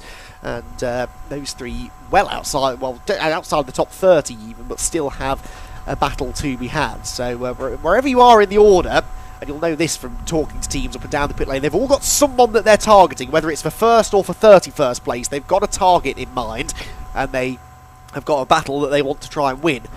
And as we've seen, you can gain a lap at a time if you get a bit lucky with safety cars, so all of a sudden you find yourself fighting for a position well up the order from where you thought you'd be. Thoughts on WRC developments? Yeah. We see this happen sometimes in endurance races, that your enemy suddenly becomes your friend. Now, this is very dependent as the safety car lights are out.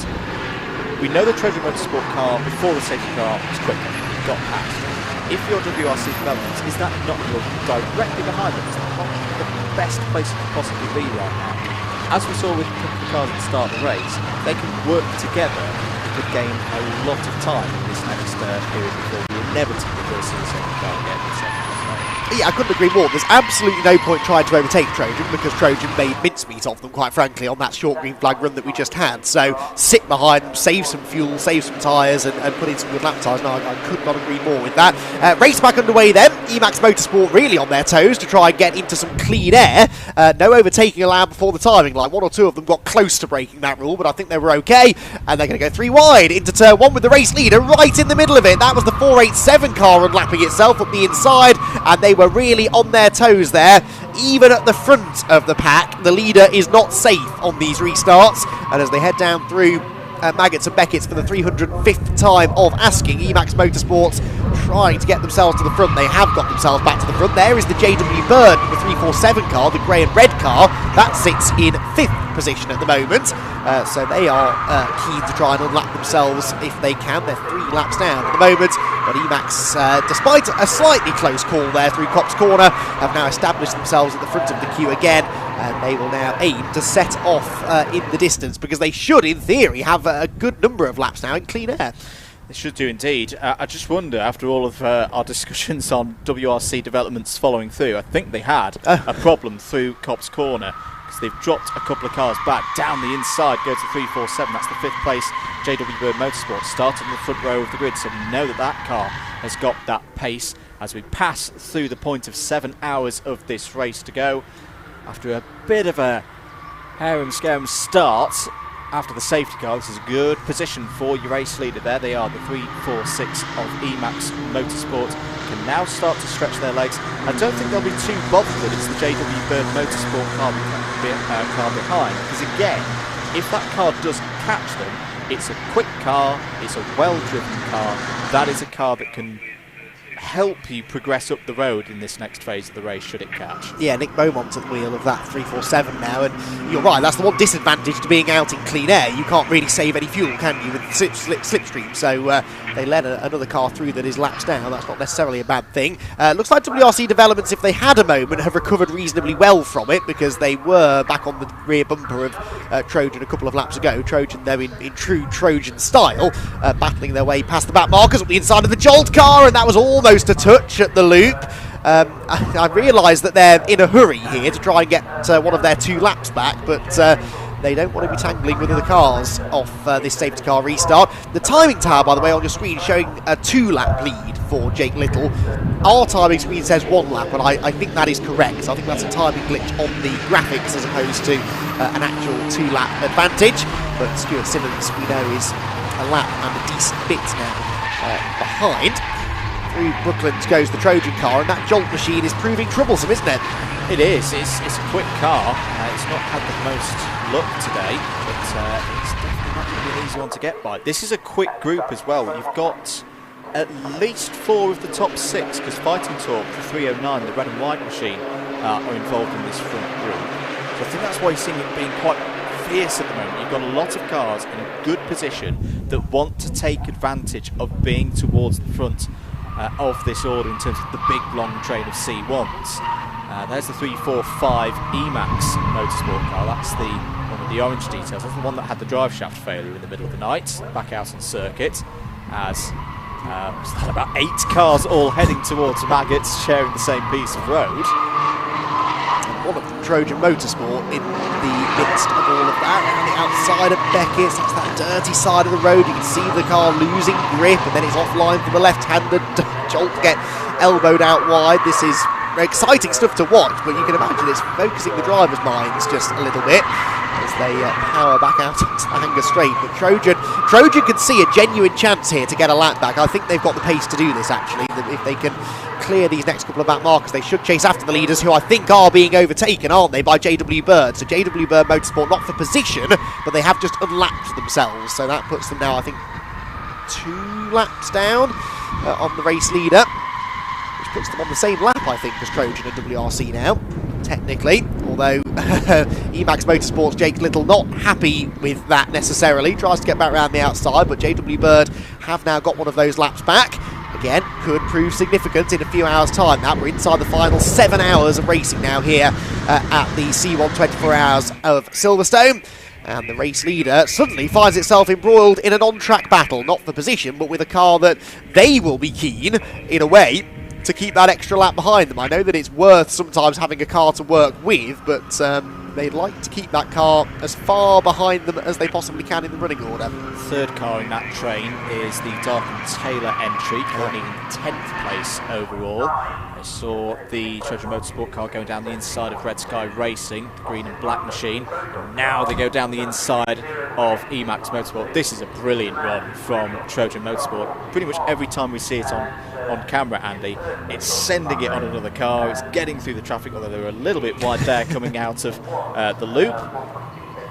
This is really, really good stuff. They are on a charge here. This could be a key phase of their race. The car just looks like it's on rails. It's so much later on the brakes than anybody else, and at this late stage in the race, that's especially impressive. So, yeah, that's a car that clearly has some serious speed. They did a 3-minute 0 last time, which was 2 seconds quicker than the race leader. The race leader was in clean air, so Trojan Motorsport, without a shadow of a doubt, have the potential to unlap themselves here. 3 wide action further back, and that included one of the JW Bird cars, one of the Patrick Watts racing cars, and the WRC Developments machine number 318 that sits in 4th position. So through they will come then to notch up another lap. JW Bird Motorsport now at the front of the queue of cars, as 3 wide they will run through Woodcote Corner. Red Sky finding themselves the meat in that particular sandwich.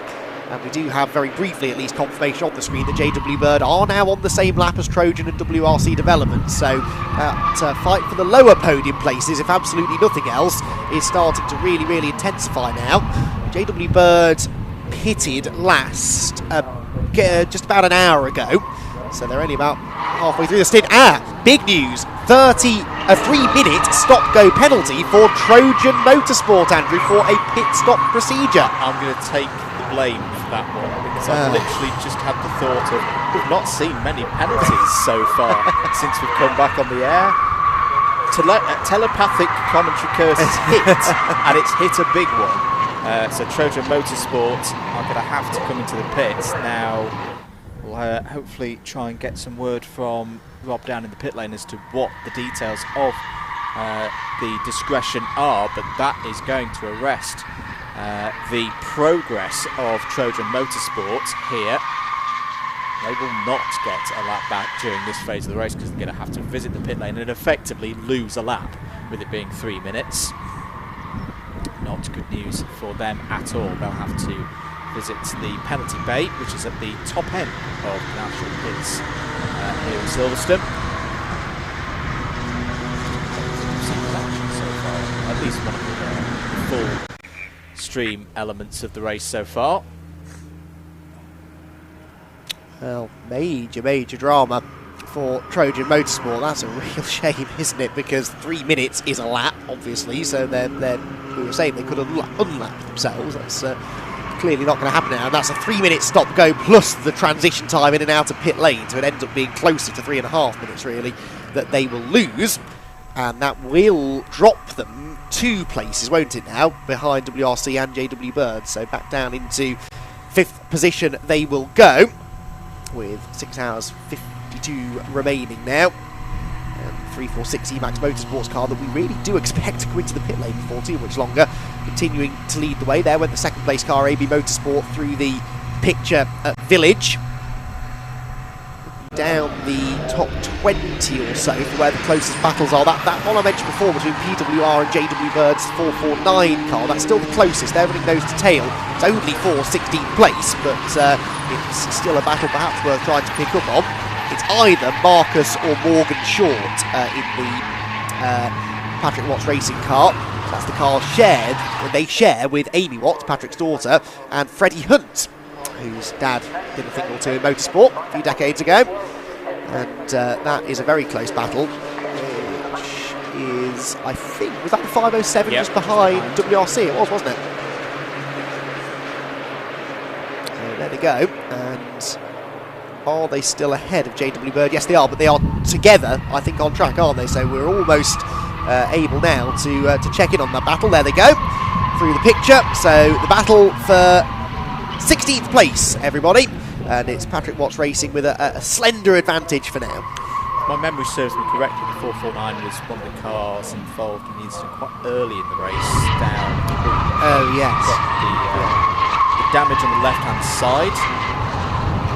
Unfortunately, not in showroom state, shall we say, but still running well in the top 20, trying to find a way past the Patrick Watts Racing machine. Lap time's looking very even though, both of them in the mid 3 minute 1 seconds last time around. Only a second between them on ultimate pace as well. That was the 346 looking for a way back past the 347. Pushing hard are the cars in 5th and 1st place respectively, as the Patrick Watts Racing machine may be running wide there out of Stowe Corner, heading towards the Vale. Is this going to be a chance for JW Bird to gain a position around the outside? And they've got it done. Really, really good stuff there from JW Bird Motorsports number 449.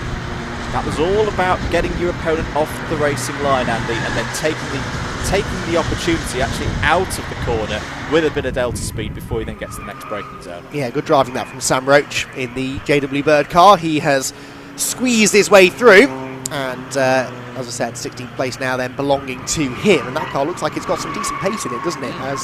As really at times has been the case for all the JW Bird machines.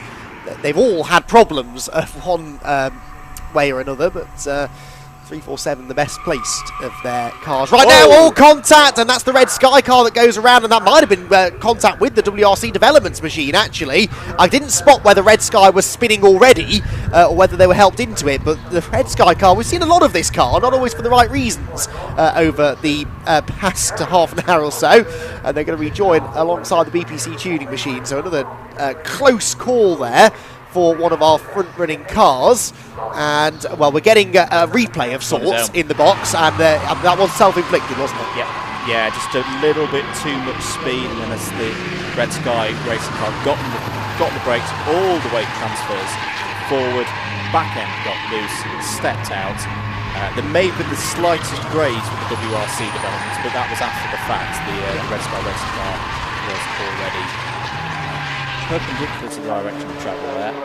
Hello to James in the chat, who's just given us a good update on Tony Cooper. Just the 358 heavy incident coming into the Hang Straight. May have been oil that caught him out. He's okay, slightly sore as he would be if he come into contact with the concrete wall on the inside there. So thank you for that update, James. Positive news in a way that there's no serious problems there for the Ram Sport car, but a real shame because they were running so well. They were up in the top 20, which is good enough for two machines to see where they are now. 40th place. Taylor Cooper car. Come back to me. There are lots to look through, aren't there? 50 odd cars that started the race. 42nd. 458, sorry, the 458, yeah, 42nd now for the Silverlake C1 car. So, real shame, they were also running strongly. Yes, 51 cars started the race, and I think only 6 of them currently not running. So we still have an awful lot of traffic out there. Slightly depressing to see an A. McEwen at the very bottom of the timing sheets. I'm not going to look at that end of the time, the board for the time being. One thing that did come of that moment for Red Sky is it allowed Short back ahead of Roach in the 5 for 16th place. That brilliant drive that moved by Sam Roach a moment ago, unfortunately undone. So that's the battle we're following there. The teammate car is in. Now this is the car, is it not, that they tangled with yesterday afternoon when Oliver Cotton was at the wheel of the 506. I seem to remember this one coming off a little bit worse for wear out of all of that. I'm not sure who that is getting in for this particular stint, but the fueling is being done. Hence why no one can touch the car for the time being. They'll have a look at those front tyres, decide whether or not they wish to change the fronts at all. Rear tyres, for most of the teams, if not all of them, only being changed once over the whole race. They'll change the rear tyres at about half race distance, so most of the teams will have done that a good 5 or 6 hours or so ago. It's partly because the rear tyres don't wear at all, but also partly because the car handles better when the rear tyres are worn. You don't really want rear grip, you want the car to be oversteering on the way into the corner so that you can carry extra momentum into the turn. So teams often actually run scrubbed rear tyres anyway to try and really get the car to run as quickly as possible. So no action at the rear of the car apart from refuelling, and I don't think they were planning on changing tyres on that PWR car on that particular occasion either. Here we go, back with the battle right on cue, side by side with the WRC developments car. Back down the inside goes the 449 through Brooklands, back into 16th place. Sam Roach doing the move again there. The Jolt Racing 370 also looking to get involved onto the national pit straight now. Can the Patrick Watts racing car strike back under the black car with the highlighter colours that we're calling it? That's the WRC development car that is still in 4th place overall, but will inherit 3rd soon, because Trojan Motorsport are now in for their 3-minute stop-go penalty. As in also is your race leader. Tyres, new tyres being prepared for the 346. This should be a scheduled pit stop. Black and white machine.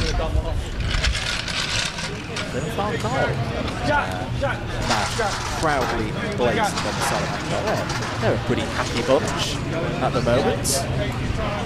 Football team, right? Yeah. Oh, good. See, I that's as far as my knowledge on that subject goes. I can recognise the names occasionally. But yes, not enough horsepower to attract my attention, unfortunately.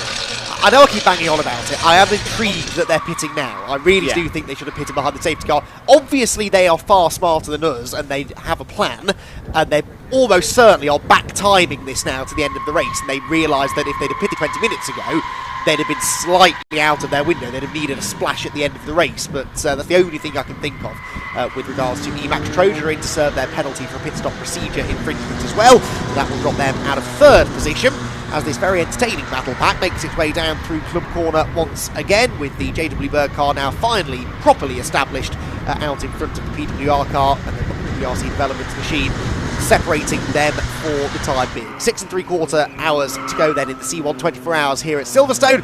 Race leader in. Now, this is going to be interesting then to see what the gap is between them and AB, because AB, the 394 car, last pitted about an hour and 20 minutes ago. So they've got another probably hour to go before they have to stop. So if at any point from about half an hour from now onwards we get a safety car, that massively benefits the AB Motorsport machine. And the way that we're seeing some of the cars battling away with each other out on track wouldn't bet against there being a safety car. WRC Developments now struggling to keep themselves ahead of the short-driven Patrick Watts racing car. Not sure which of the shorts it is in 507 for now, but it's going to try and unlap itself. And the Jolt car, I think behind them, that is going to try and maybe do the same thing as well. So as they make their way down the Wellington Straight towards Brooklands, it's not a fight for position, but you'd think it was, wouldn't you? The 370 car goes up the inside as well to try and unlap itself, and they're 3 abreast into the braking zone, with the WRC Developments car now up into 3rd place, remember, after the Trojan penalty. Perhaps now wishing that they were in a completely different area of the racetrack, because this is getting very busy indeed. Out of Luffield they go, they stay in front of the Patrick Watts racing car at least. They run very wide and actually will now fall back behind it. And they've got more trouble behind them too, because they've got one of the SCK cars closing in. The 503, I think that was. That is another quick car then, likely to come and unlap itself. 487 is also looking pretty rapid right now. So for the time being, the WRC Developments car cannot quite catch a break, can it? And there goes AB Motorsport towards us, by the way. So they are now back on the lead lap as a result of Emax still being in the pit lane. So in fact, that might have been to take the lead of the race that time around, but remember they're about an hour away from needing their next pit stop. And well, all of this talk of pit strategy, I've got the perfect man sat alongside me for the next 3/4 of an hour or so to explain all of this to us, because Rob Lewis has ventured out of the sunshine to come and join me in the commentary box. And Rob, one of the questions I've been asking for the last half an hour or so is why Emax Motorsports are still in the pit lane, having, I think, changed front tyres. Yes, they look like new fronts to me. So why they didn't choose to pit behind the safety car about 20 or so minutes ago, because they've now lost more time by pitting under green. My best guess is that this now puts them in a window where they won't need a splash and dash at the end, but my maths not good enough to work that out, I'm afraid. Thing is, the thing to look at, we've still got over 6 hours to go in this race, so anything could happen. Any late safety cars could pay dividends for them. But no, you're absolutely right. It's a bit bizarre why they wouldn't pick a safety car to sort of negate any time lost. But the one thing that the Emax Motorsport team did say to me on my travels up and down the pit lane was all of our cars, the pit strategy is just all over the place at the moment. And I'm sure Glenn Finn is at the back of his garage. We say it for the bit of banter. He's got that strategy book open and he's trying to do all the numbers, crunch everything and get it sorted. But yeah, something tells me that 346 car of Emax Motorsport, they're cooking, they're brewing something. There's no smoke without fire, certainly. We reckon it's about, what, 2 hours 15-ish, maybe a bit more per stint. So I'm trying to work it out. 2.25 hours, let's say, would take them to 4.5 hours or so to go, and then they'd pit again. Yeah, they're probably just about in the window, I think, to do this on 2 more stops, aren't they? So I think that's what they're thinking there. AB Motorsport, therefore, might end up having to do an extra stop towards the end of the race. AB Motorsport lost when it comes to strategy when Stuart Simmons is in the car, because he, it seems, is the man in charge of strategy down at AB. He's got a spreadsheet, he's got last year's stint lengths on there, he's comparing the fuel mileage to this year, and when he's in the car, I can't imagine they've got a clue what's going on. But no. Stuart, we're getting out of the car within the next hour or so. Just a quick point as well, JW Bird, we've been mentioning it's either Marcus or Morgan Short in that 449 car. Confirmation now I've had that it is Marcus. Thank you, Morgan, for letting me know about that. So Marcus Short, the one that we've seen back in the way. Sorry, racing, not the JW Bird car. It's just behind that 449 car in the recent past. And we just had a penalty come up on the screen there for Matthew Burrows, car number 330 now there. I can't see anything on the timing screen next to me. No, and it's just disappeared on my timing screen as well. So I'm not entirely sure what that was for. But again, a big shout out to the car on screen there, the Burton Power car, side by side with the BPC Motorsport 375 car. I spoke to Ashley Davies before he got into the car, and as he said, they're just keeping it the straight 2 hour stints, nice and consistent.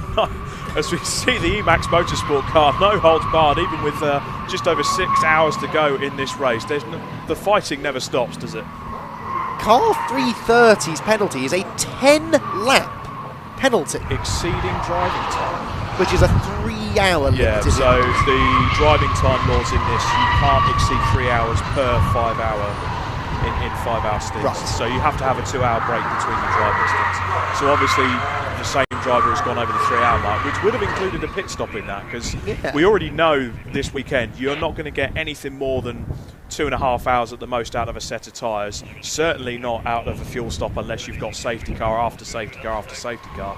So they've either been really lucky, have been driving very sedately, or they've just made a bit of a miscalculation with the drivers. And it's really not worth pushing the envelope on that, is there, if it's going to be that large a penalty? So 10 laps, that is, wow, well, that's half an hour. Pretty much. The pit lane, isn't it? That's yeah, ridiculous. you ain't making that back. No. And just looking at this gaggle of cars here, the WRC Developments car side by side with Jolt Racing as they went into the left-hand there back onto the Sir Lewis Hamilton straight. It still feels a bit strange saying that. Sir Lewis Hamilton, as he's still going great guns in Formula 1.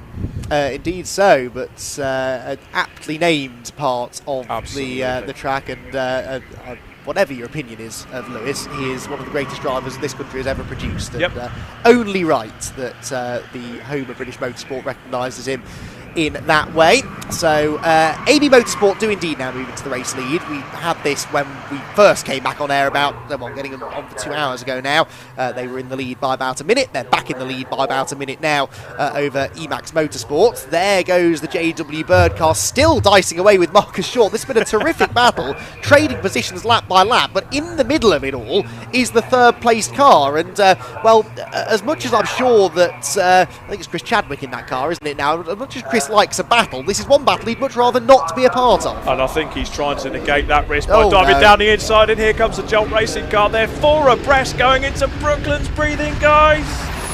Just about got there in the end. I think Chadders must have lifted there to get out of the way. A bit of the smart driving comes in, especially when you're up at the front. Chris Chadwick, of course, has won this race before with Team Sailor V, which was Robin Welch's old team before he owned the series, so he knows what he's doing. He knows how to win this race, and WRC Development sat in third place. We spoke about dark horses before it all began. WRC Developments, they always find a way to get up there. Of course, they got the podium last year, pretty much the same team, the same nucleus of that team this year, and they're on the same lead lap, so do not discount them in this race, even if the car does look like it's come fresh out of the 1980s. And that is not a bad thing, in my opinion. It does look good, doesn't it? Definitely does. Emax Motorsport then, that lap on which they had the pit stop at 7 minutes 35 laps, they lost about 3.5 minutes through the pit stop. How long are we looking at for a swift fuel and tyre change then from pit into pit exit? It really changes from the different teams, but I have, especially with the fuelling, I know of teams that genuinely, they buy the tough jugs and they'll buy a certain amount of them, and then they'll time how much, how long each, because obviously you have different. They're not allowed to be modified, but of course, if they're the plastic bits when they're made in a factory, there's always going to be slight discrepancies. And I know for a fact that there's teams that have timed how long it takes for certain jugs to empty their fuel load into the car. Right. So they'll do that. It's all work on the drive. Scuderia Polo Rosso working on getting driver changes done at home. So I mean, a good pit stop, you're looking at 2-3 minutes max, right? Okay. For a proper good pit stop. I mean, and if you put that into context, it's a 3-minute lap here. You don't want to lose more than a lap and a half when you go into the pit lane, and that's where these safety car periods. Again, we spoke about it before. If you hit up a safety car, that negates the risk of some kind of nervous, isn't it? JW Bird and Jolt, who I think gave JW Bird a bit of a jolt of excitement there as they came through Club Corner. That was almost a little touch between the two. This could be the battle for the lead, couldn't it? When you look at the drivers and teams involved in this group, you've got SCK in there. The 487 car is part of this group as well, and SCK take a very wild line through Abbey Corner.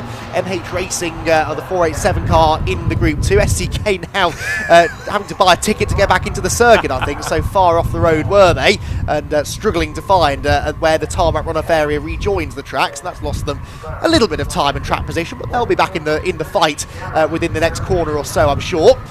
Temporarily at least, WRC Development's now getting themselves to the front of the field, that group. So Chadwick now has some cleaner air, with Marcus Short right behind him. Marcus having now reclaimed that 16th place and actually got a car between himself and the JW Bird car. But Marcus looks as quick as anyone, doesn't he now? He's looking to the outside into Brooklands Corner, trying to get an overlap on that WRC Developments machine. And this is something we touched upon last night, but it's difficult sometimes for drivers when they're out on track midway through a stint, especially not long after a safety car, to know exactly who it is they're fighting with. If they come across a car that's running the same sort of speed as them, there's no reason to move out of the way and let them go. They are going to engage in a fight on track with them. It's just the nature of how these cars race each other. Absolutely. Unfortunately, you do get the competitive juices seep in. And the Jolt Racing car in the background there, they're not getting rid of Jolt Racing either. As he moves to the outside, heading towards Copse Corner, Chris Chadwick covers him off. I think Chris is going to be in that car trying to get his head down, get away from that battle pack. But if if Short is going to give him a bit of a hard time, it's a bit of a 50-50. Do you let him pass and let him go and just try and catch the toe of it? Because that's another thing that we haven't really mentioned here. The toe is so important, in particular for the fuel strategy. It's those little 1%ers, Andy, the little 1% with the tyres, with the fuel saving, little bits like that. And we saw that yesterday, in particular with the lead pack. We saw the front 3 or 4 cars. Breathe in, Andy, breathe in. But you can see the team. Oh, AB Motorsport nice and wide. Yeah, so BPC, the reason for my sharp intake of breath is that BPC Tuning tried to get up the inside of Stuart Simmons, the race leader, and I think Stuart opened the steering out to make sure there wasn't a touch, and off he went. So I've said a few times in this race, Rob, I need to learn that not every side-by-side moment is quite as calamitous as it looked. It's just the way that they race in C1 Series racing. You'd think this deep into the race, nearly 3/4 in, I'd be used to it, but it still does take my breath away. No, it's all about the track position again, trying to get that toe. As we see side by side, Chris Chadwick and Short in the PWR racing car. Jolt Racing still wants to play too. And I'll tell you what, a kudos to how well that car looks, even after, 3/4 of the way through the race, or as near as 3/4 of the way through the race, and it still looks absolutely immaculate, as does the team, as does even the pit garage. If you head down there, and it's not a speck of dust everywhere, a place for everything and everything in its place. Indeed so. I'm thoroughly enjoying watching this group of cars battling away. It's a great battle, isn't it? Really entertaining stuff. There goes Stuart Simmons, the race leader. Now, he is catching that group. I think this pack is catching that first pack, which I don't know if my nerves could take it if these two groups of cars get themselves together. Certainly the AB Motorsport team will be starting to have kittens, because this is the last group of cars they want to have to try and negotiate as the race leaders, and they're going to have to push on through them as well, because they need some good laps now in this latter part of the stint as the fuel load is at its lightest, to try and build on this 1 minute and 5 second lead that they've got over Emax Motorsport. Down the Wellington Straight they go. Another change for track position there, and this time it's Marcus Short who finds himself on the outside looking in, so to speak. So WRC Developments put that lap back on them. 370 car unlaps itself from 5:07, and now for position up the inside goes the JW Bird car, and they're going to reclaim that 16th position. It's at least the 8th or 9th time we've seen these two cars change places in the last 15 minutes or so, and I'm sure it won't be the last. Marcus Short thought about getting up the inside through Luffield Corner, sensibly decided against it. The JW Bird car, though, understeering out wide, and here comes another position change. Here we go again. we've got the Jolt Racing car in second place out of that group there, but Chris Chadwick must be looking in his mirrors thinking, I'll tell you what, chaps, you bang your castanets together, I need to get out of here. He's got that 3rd place overall. The team must be, there won't be any fingernails left to say now. All head for Copse Corner, 3 wide. Oh, this is getting busy. SCK up the inside as well, and because they're going 3 abreast through most corners on the lap, that's what's allowing this next group of cars to catch. And look, you've got Emax, you've got the race leaders, you've got a couple of the BPC cars in there. This is another quick group of drivers catching another quick group of drivers who are all just knocking lumps out of each other. This is fantastic entertainment, but I suspect that this could be a significant moment in the race for AB Motorsport. They have got to survive the next few laps and try to get through this group of cars as swiftly as they possibly can. Out onto the Hanger Straight they will go, and Stuart Simmons now will start to pick up a toe from that group of cars ahead. But that's a dozen or so C1s now winding their way down the Hanger Straight, and right in the middle, the race leader. Absolutely fantastic sight as they come wiggling their way through Maggots and Beckett's, a long snake of C1s as they come down into Copse Corner. Chris Chadwick just forcing Jolt Racing out a bit wide there, and the car on screen there, the MH Racing left-hand drive car. They've come all the way from Switzerland, no less, to come and race in the Silverstone 24 Hours this weekend. It's great to see that team here and the car fighting well, but this is C1 racing at its best. You've got lots of cars all together, doesn't matter what position they're in, they've got the toe, they're just out there racing hard and battling for just a significant piece of tarmac, just that extra 100 yards of pace that they can get out of them. They don't care, they're just having fun. They are having fun, we are having fun watching them. I mentioned earlier on that the one team not enjoying this is AB Motorsport, and I think we can head back down there again to speak to, I believe it's Phil Ingram, who Andrew Mather has found, and we can get his thoughts on the race leading car's part in all of this. From the AB Motorsport team currently leading the race. Phil, good to see you again, mate. From our perspective, it's looked like a pretty good race for you guys so far. How's it been from your perspective? Hi Andrew, nice to see you too. Yeah, it's been a pretty good race. There's been a little bit of excitement. We had to shorten my stint in the night. We had a puncture, but so we managed to get the car back and didn't lose too much time. So other than that, so far it's been okay. I don't think we've quite got the fastest car out there. There's some pretty good drivers and some good cars out there, but we're doing our best, and Stuart's out there now doing a great job. So yeah, having a good time. I think it's going to be quite close between us and Emacs. We think we clocked when they did their last stop, but I think we're just discussing whether they'll be able to make it to the end without doing an extra stop. So yeah, it's going to come down to strategy, I think, and staying on the black bit. We've been talking a lot about strategy in safety cars and how to decide with safety cars whether to pit or not to pit. What's your thinking on that? Yeah, I think there's a few ways of looking at it. Obviously you save time by pitting under safety car, but you need to forecast ahead to when that means you're going to do your next stop and how many stops you'll need to do in the race. So it's a bit of a trade-off between how much time you save by not fueling as much, because it takes a long time to fuel the car, and how much time you save by pitting under safety car. And obviously safety car is sometimes quick, it's sometimes slow, so it's a bit of a dynamic calculation, and I won't admit there's a bit of winging going on. So yeah, we're thinking about that kind of thing now until the end of the race.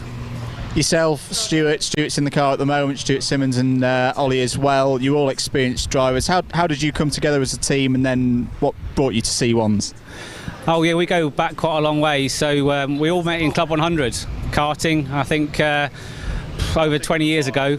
Me and Stuart and Brian Trott, who also does this, we raced in the Club 100 series for years and years and years, and Ollie raced in that as well. So we all met together karting, and we've raced with each other and against each other quite a lot. So it's just a bit of a natural thing, really. And we wanted to find something that had the similar kind of buzz with reasonable value for money. And this is the best thing out there. Yeah, we clubbed together and put this little car together, and yeah, we're having a good time. What's it like to drive around the full Grand Prix circuit here at the home of British motorsport? In one of these, absolutely hilarious. Yeah, they're a bit of an animal to drive, actually, for something with quite little power. You really have to carry the speed and do what you can to get the speed through the corners, and take a lot of curb as well. I mean, it's a very fast track here at Silverstone, and I've driven it in other cars, and trust me, in this car you can take every single curb and everything that's there in other cars you wouldn't even touch. So it's really good fun, and most of the drivers out there are pretty sensible. So it's good when you find someone who's on the same page as you, and you kind of tow each other around. It's a good way to spend the weekend. As I say, Stuart's out there at the moment. We're going to be seeing you back in the car soon. Yeah, I should be out next, and then we'll go through the rotation. The other two guys are a bit quicker than me, so I'll probably leave them out a little bit longer than me, and then we'll see how it plays out at the end. Fantastic stuff. Well, thanks for talking to us, Phil. We'll let you get ready. See you out on track. Thanks for talking to us. You're welcome. Thank you. Nice to talk. Guys, back over to you. Thanks, Andrew. So, yeah, Phil Ingram. I don't know about you, Rob, but I picked up a slightly nervous vibe there from Phil as he's watching his car embroiled in this battle out there. Despite this, they're actually gapping Emacs Motorsports at the moment and are making decent progress through the queue. They're nearly at the front of it. So Stuart Simmons, see, this is where those years of Mazda MX-5 experience come in handy. He's well used to close quarters racing, and I think he's rather enjoying himself out there, getting a nice little shove here from the 503 SCK car as they make their way through to the end of another lap. Right, it's that time again where I have to drag myself out of the commentary whilst I don't really want to tear my eyes off this, because it's been thoroughly entertaining. Already 2 hours into our Sunday coverage here at Silverstone, but I'm going to go and take a very quick break and hand over to Scott Woodwist, who will take you through the next hour or so with Rob Lewis, as Stuart Simmons gets a little too close there to, I think that was the SDK car, and that was near disaster. Right, Scott, I can't take any more of this. Over to you and Rob for the foreseeable. I'll be back a little while later. No problem. It's great to hear from you, Andy. Go and enjoy the sunshine here at Silverstone. It is a beautiful day, but it's now time for Scott Woodwist to join the commentary box and sit alongside us as we see this gaggle of cars go through the Maggots and Beckett's complex. Scott, it's just like last night. These cars just cannot help themselves. I mean, did we even leave? Are we still watching last night's race back? It's quite incredible to watch it. Good morning, everybody. By the way, for those who obviously popped up in the intro, of course, but it's first on comms for today. And yeah, these guys are racing just as hard as they were. What was it in the first 3 or 4 hours when we left the coverage at 9 o'clock last night, which is magnificent to see. And most of it is not for position; it's simply just for track position rather than race position. But even though it's fantastic to see. 487. I don't know how long it's been like that for. I noticed that the left rear window is smashed in. I'm not sure that's just a legacy from something that happened last night. But that's kind of an apt way to look at it. Just double check the car's working. It's the classic way to look at it. Just kick the car, give the bumper a kick. Yeah, that'll do. That's fine. But refueling underway for our team that's come all the way from Switzerland. Absolutely. In the only left-hand drive car in the field. Eustace fact we'll throw out there once again. But it's quite intriguing to see how that pit stop's going on. You can see the pack here is that it looks like Stuart Simmons he looks like he's making good progress. He's now embroiled in this scrap again. He's now been surrounded by BPC tuning cars with the SCK Motorsport car to his left, which is probably not ideal if he wants to try and get his away as quickly as possible from the Emax car, which is they're both lapping on a similar sort of pace, but we don't quite know on track exactly where Emax is in terms of therefore if they're embroiled in a group of cars themselves. But looking at lap times, they are pretty much very equal, and even though he's caught in the pack, AB Motorsport are still a couple of tenths quicker, at least on that lap, than that Emax. They're edging out that gap slightly, but the gap is only still about 1 minute and 7 seconds. When you consider that a full pit stop essentially is it's possible, but essentially when they have to try and refuel, it's not a short thing. As you see, we're almost going 3 abreast again. This is our third place car, WRC Developments. I think Chapman was trying to hold on, and the Jolt racing car was he almost got spun across his nose. That was looking a bit tetchy there, isn't it? I think Chris Chadwick was biting his fingernails while trying to negotiate the car through Brooklands as the car 355. Come on, let's go, says Chadders, gives him a little nudge, and 355 actually holding 11th place. So this gaggle of cars here, literally from everywhere in the field. We've got leaders in there, people contending for top 10 as we see the car 421 Trojan Motorsport car currently in 5th place, looking to fight back down the inside there as we go along the start-finish straight. And it's time for another lap. Let's do this again into Copse Corner, get the car, and down the inside goes Joel Motorsport. A lovely little move there, and I think that was one of the Patrick Watts racing cars possibly that it made a move on there, as we see more track limits being explored by the AB Motorsport car there also. And that's a key, I think, on-track move, at least for Trojan Motorsport, because they're unlapping themselves from the race leader, which means they're going to put themselves now only being 1 lap down rather than 2 laps down, which is quite critical. So that's going to be quite key for them to try and push on. Red Sky Racing just arrives into shot thinking, can I come and play as well? It almost spooks the SCK Motorsport car midway through the Maggots Beckett's complex. It's just the way it just arrived into shot as again for the second time in a few laps. Stuart Simmons thinks, no, I'm not going side by side again through the complex. I'm going to go straight on over the tarmac and let you guys fight it out. But I've been intrigued to see now what kind of progress, on-track progress, Trojan makes now that they've potentially got a lap back on themselves. Of course, they're still going to probably make at least a pit stop at some point soon, I'd imagine. But we'll wait and see. There's been a position change also for 6th between Silverlake and Fighting Talk, I think through a pit stop sequence, because Fighting Talk hadn't been in the pit lane. So Silverlake, the 398 car with Harris at the wheel, is up into 6th position for car 398. We're getting towards that time where probably very quickly wrapping down the top 10 stand. So AB Motorsport then has a 1 minute and 4 second lead. It was 1 minute 7 actually, because if you look at the last couple of laps, Stuart Simmons, his last lap was a 3 minutes 5.430. Emax Motorsport just taken in 1 single lap, a full 3 seconds out of that lead. It was a 3 minutes 2.573 for Max Finn on the wheel. Come through the complex once again, further back in the pack. Now we've got another one of the SCK BX Motorsport cars and Riverside racing cars in there too. Also is Auto Farm as well, which is currently sat in 19th place. And this will be not quite for position. I mean, Riverside and Auto Farm are running in race order position, but there was a lap between them. So Anthony Wild, who did such a decent job in his first stint at the start of the race yesterday, is going to need to try and bring some of that back once again through the complex here. Trojan Motorsport again making moves. They've got past the 507 car. Now they're starting past the Jolt racing car in the mix as well. The next 7 cars that they're going to try and move themselves past are WRC Developments. But actually, I think no, that's not on. No, they're behind WRC Developments. They are further ahead. But top racing is not going to give up any battles at all. They're really going to go to the BBC, the 375 car. That's the car which I was tipping for good things at the start of the race. And sadly hit. I talked about that top of the show. It's quite a few bits described in terms of problems and issues out on the track overnight. It's a bit of it's battles. We see one of the Patrick Watts cars peeling off into the pits. They've had enough of the battling now. I'm going to go off and have a bit of a drink and have a bit of a rest, maybe get myself a cup of tea. So as we see this gaggle of cars heading up the pit straight, heading towards Copse Corner once again, the heat haze settles in.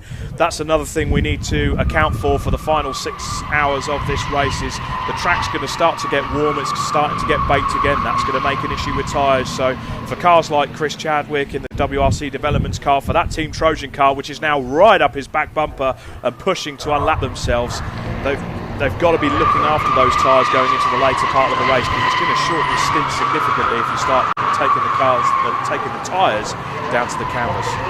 Trojan continues to hassle back on WRC Developments. We'll leave them for a moment because Lee Andrew Maddow has found another one of our many personalities in pit lane. So let's head down to pit lane to see who he's found this time as we head towards the final 6 hours of the C1 24 hours. Thank you, guys. Down in the pit lane once again, this time with John Ingram and Richie Benjafield Metcalf from the Jolt Racing team, having a good race out there. Guys, we're getting into the final third of the race now. It's been a tough race. It's been a battle out there. How are you feeling? Well, it was looking real good for a while. We were pushing on up, and the night went really well for us. We didn't have any issues all the way through the night. We've had a bit of a fueling issue in the last hour or so. But we'll figure it out, we'll get on and we'll carry on. It's going well. Apologies, Richie, if you were in the car at the time. We saw a big moment about an hour ago for the car, going through Beckett's on the oil, few cars sliding off, but some really good car control to keep it pointing in the right direction. That must have been Chris. I wasn't in the car, so oh dear. Yeah, he did well to hold on to it then by the sound of it. So where was that? Sorry, up in Beckett? Through Beckett's and got very sideways, but held on to it. Oh, what a champion. How's the track been feeling? Obviously it's been evolving a lot now. We've done a good number of hours of the support races yesterday as well. Has the track evolved much since the start of the race? Well, to be honest, I was only in the car I had the graveyard shift, so and it was cold, so it kind of came to us a little bit, and everything, the times just started tumbling once the cold came in, so it was good. It was real good. Fantastic. So, John, tell us a little bit about Jolt Racing, the story of the team, the history, what's brought you here to the C1 24 hours? So yeah, Jolt is a fairly young team. It was formed for this year, for 2023. We do have big ambitions as a team. So Richie, myself and Rupert, we've come together for the team. We've been joined for the 24 hours by Chris and Steve. So for this event, there's 5 of us in the car. Normally there's the 3 of us, the 3 teammates. We're planning on running most of the rest of the season, if not all the rest of the season this year. And then hopefully 2024, progressing as a team into continuing in endurance racing, but maybe progressing into an international championship. I've got to say, you've got one of the most professional looking outfits here in terms of the garage. How much preparation would you say has gone into the race? Say, how many hours, how many people, all the resources, etc.?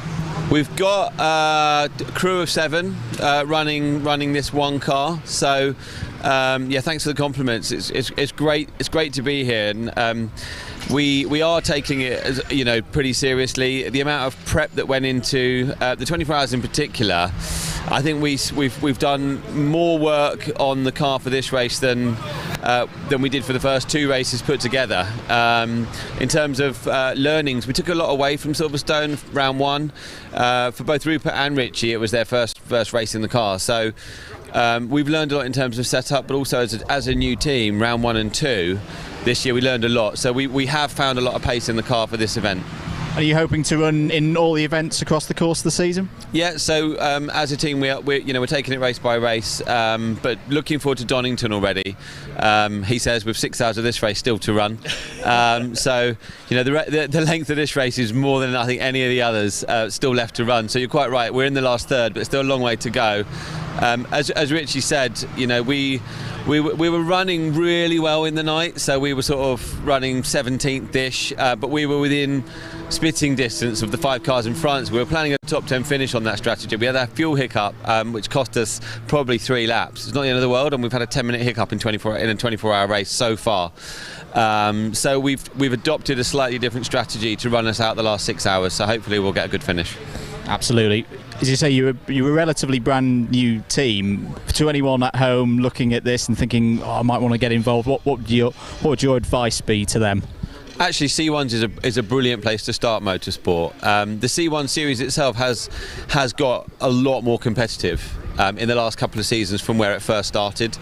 I mean, the theory behind C1s is that it's kind of, you know, entry-level racing, but it's really got a lot of traction. Yeah, there's some top drivers now, really. So some really top drivers. There's an enormous kind of spread of experience across the grid. I mean, you've got Patrick Watts racing, Anthony Reid next door to us. There's quite a few professionals in the cars, but then you've got some guys who have never done a race before. So to anyone watching, it's a great place to start. And actually, that's the reason we're here in C1s, because for Richie and Rupert, you know, with intentions to progress through the motorsport ladder, we're here for that very reason. It's a great place to start, great place to learn, and so much track time in this championship. Absolutely, fully agree. Well, thank you for your time, guys. Great to see you here, and enjoy the rest of the race. Guys, back over to you. Thanks a lot. Yeah, thank you, Andrew. Good to hear from Jolt Racing, one of the teams that it's great that they kind of got inspired from seeing C1 racing. They're one of the many teams and people who look at it and think, I just quite fancy having a go at that, and it turns into having a full-blown outfit that comes and does races like the C1 24 Hours. And that really was a key thing he was talking about, is that there are some that would perceive C1 as being a series which is there simply for drivers to get in as an entry-level point, because the fact you can share a car, they're very simple cars to put together, you get multi-driver teams, you can spread the cost of the race entry. But at the same time, you have teams that turn up here that have got vastly experienced drivers. I mean, as far as people who've been to Le Mans and GTs to vast amounts of club racing experience, but they're all out there in equal machinery, and effectively just using it as long as you can make the most of the experience that you've got. Everyone's out there to try and do the best job they can, and it's amazing that just such small cars like these can inspire such notable people that can get involved in and have such a great time. I should mention that's not had such a great time, but that's the Calamity car that's been in and out of the pit lane overnight. But in classic fashion, and also try and keep it colour coordinated, they've gone for the silver tape in order to try and minimise the distance that it looks like it's had anything get wrong at all. I'll tell you what, if you're going to look for some sponsorship there, it's got to be Gaffer Tape Productions or Cable Tie Industries, some sort of sponsorship there, as we actually saw on a team member shirt yesterday, is put on there as a bit of a gimmick. But yeah, I mean, teams like Jolt Racing, they've been a fantastic addition this year. I've got to give a shout out actually to Scott Evans of Sandown Motorsport, who's helped run the cars in the first few rounds. I know he's watching from home. I've also got to give a shout out as well, Scott. We've seen him up and down the pit lane this morning. Tom Brown, the right-hand man of C1 Racing, his 40th birthday today, or at least it looks like it.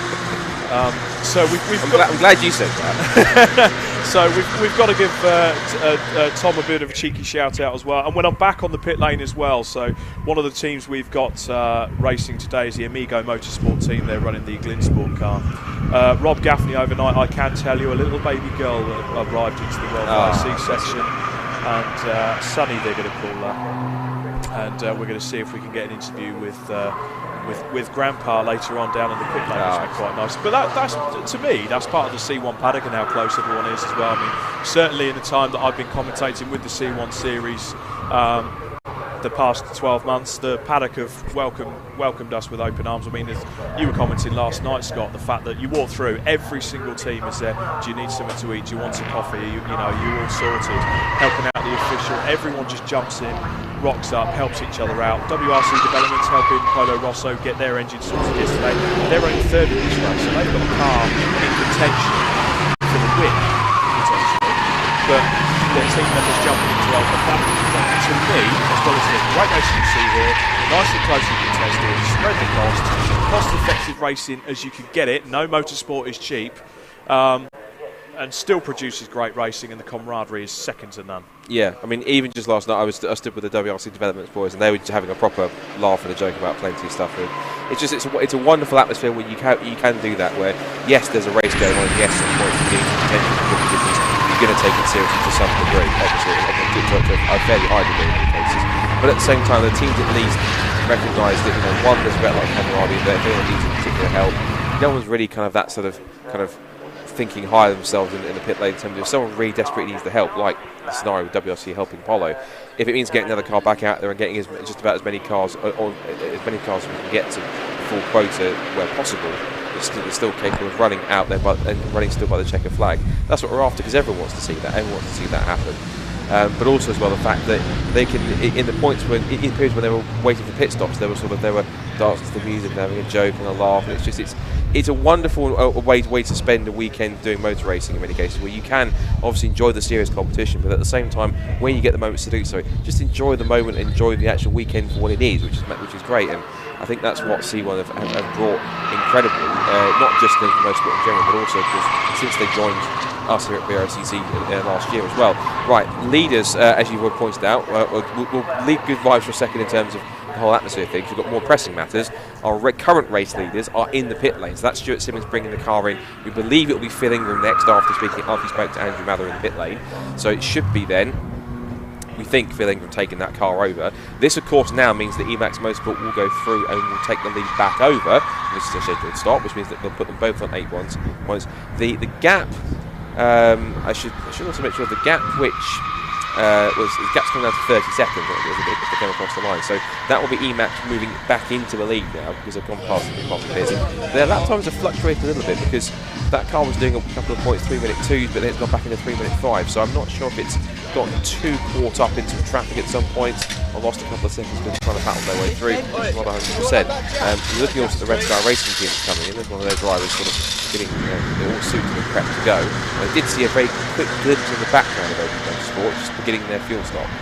So that's obviously that puts them both on 8 stops there, and WRC Developments and JW third and fourth place, they're on 7 stops.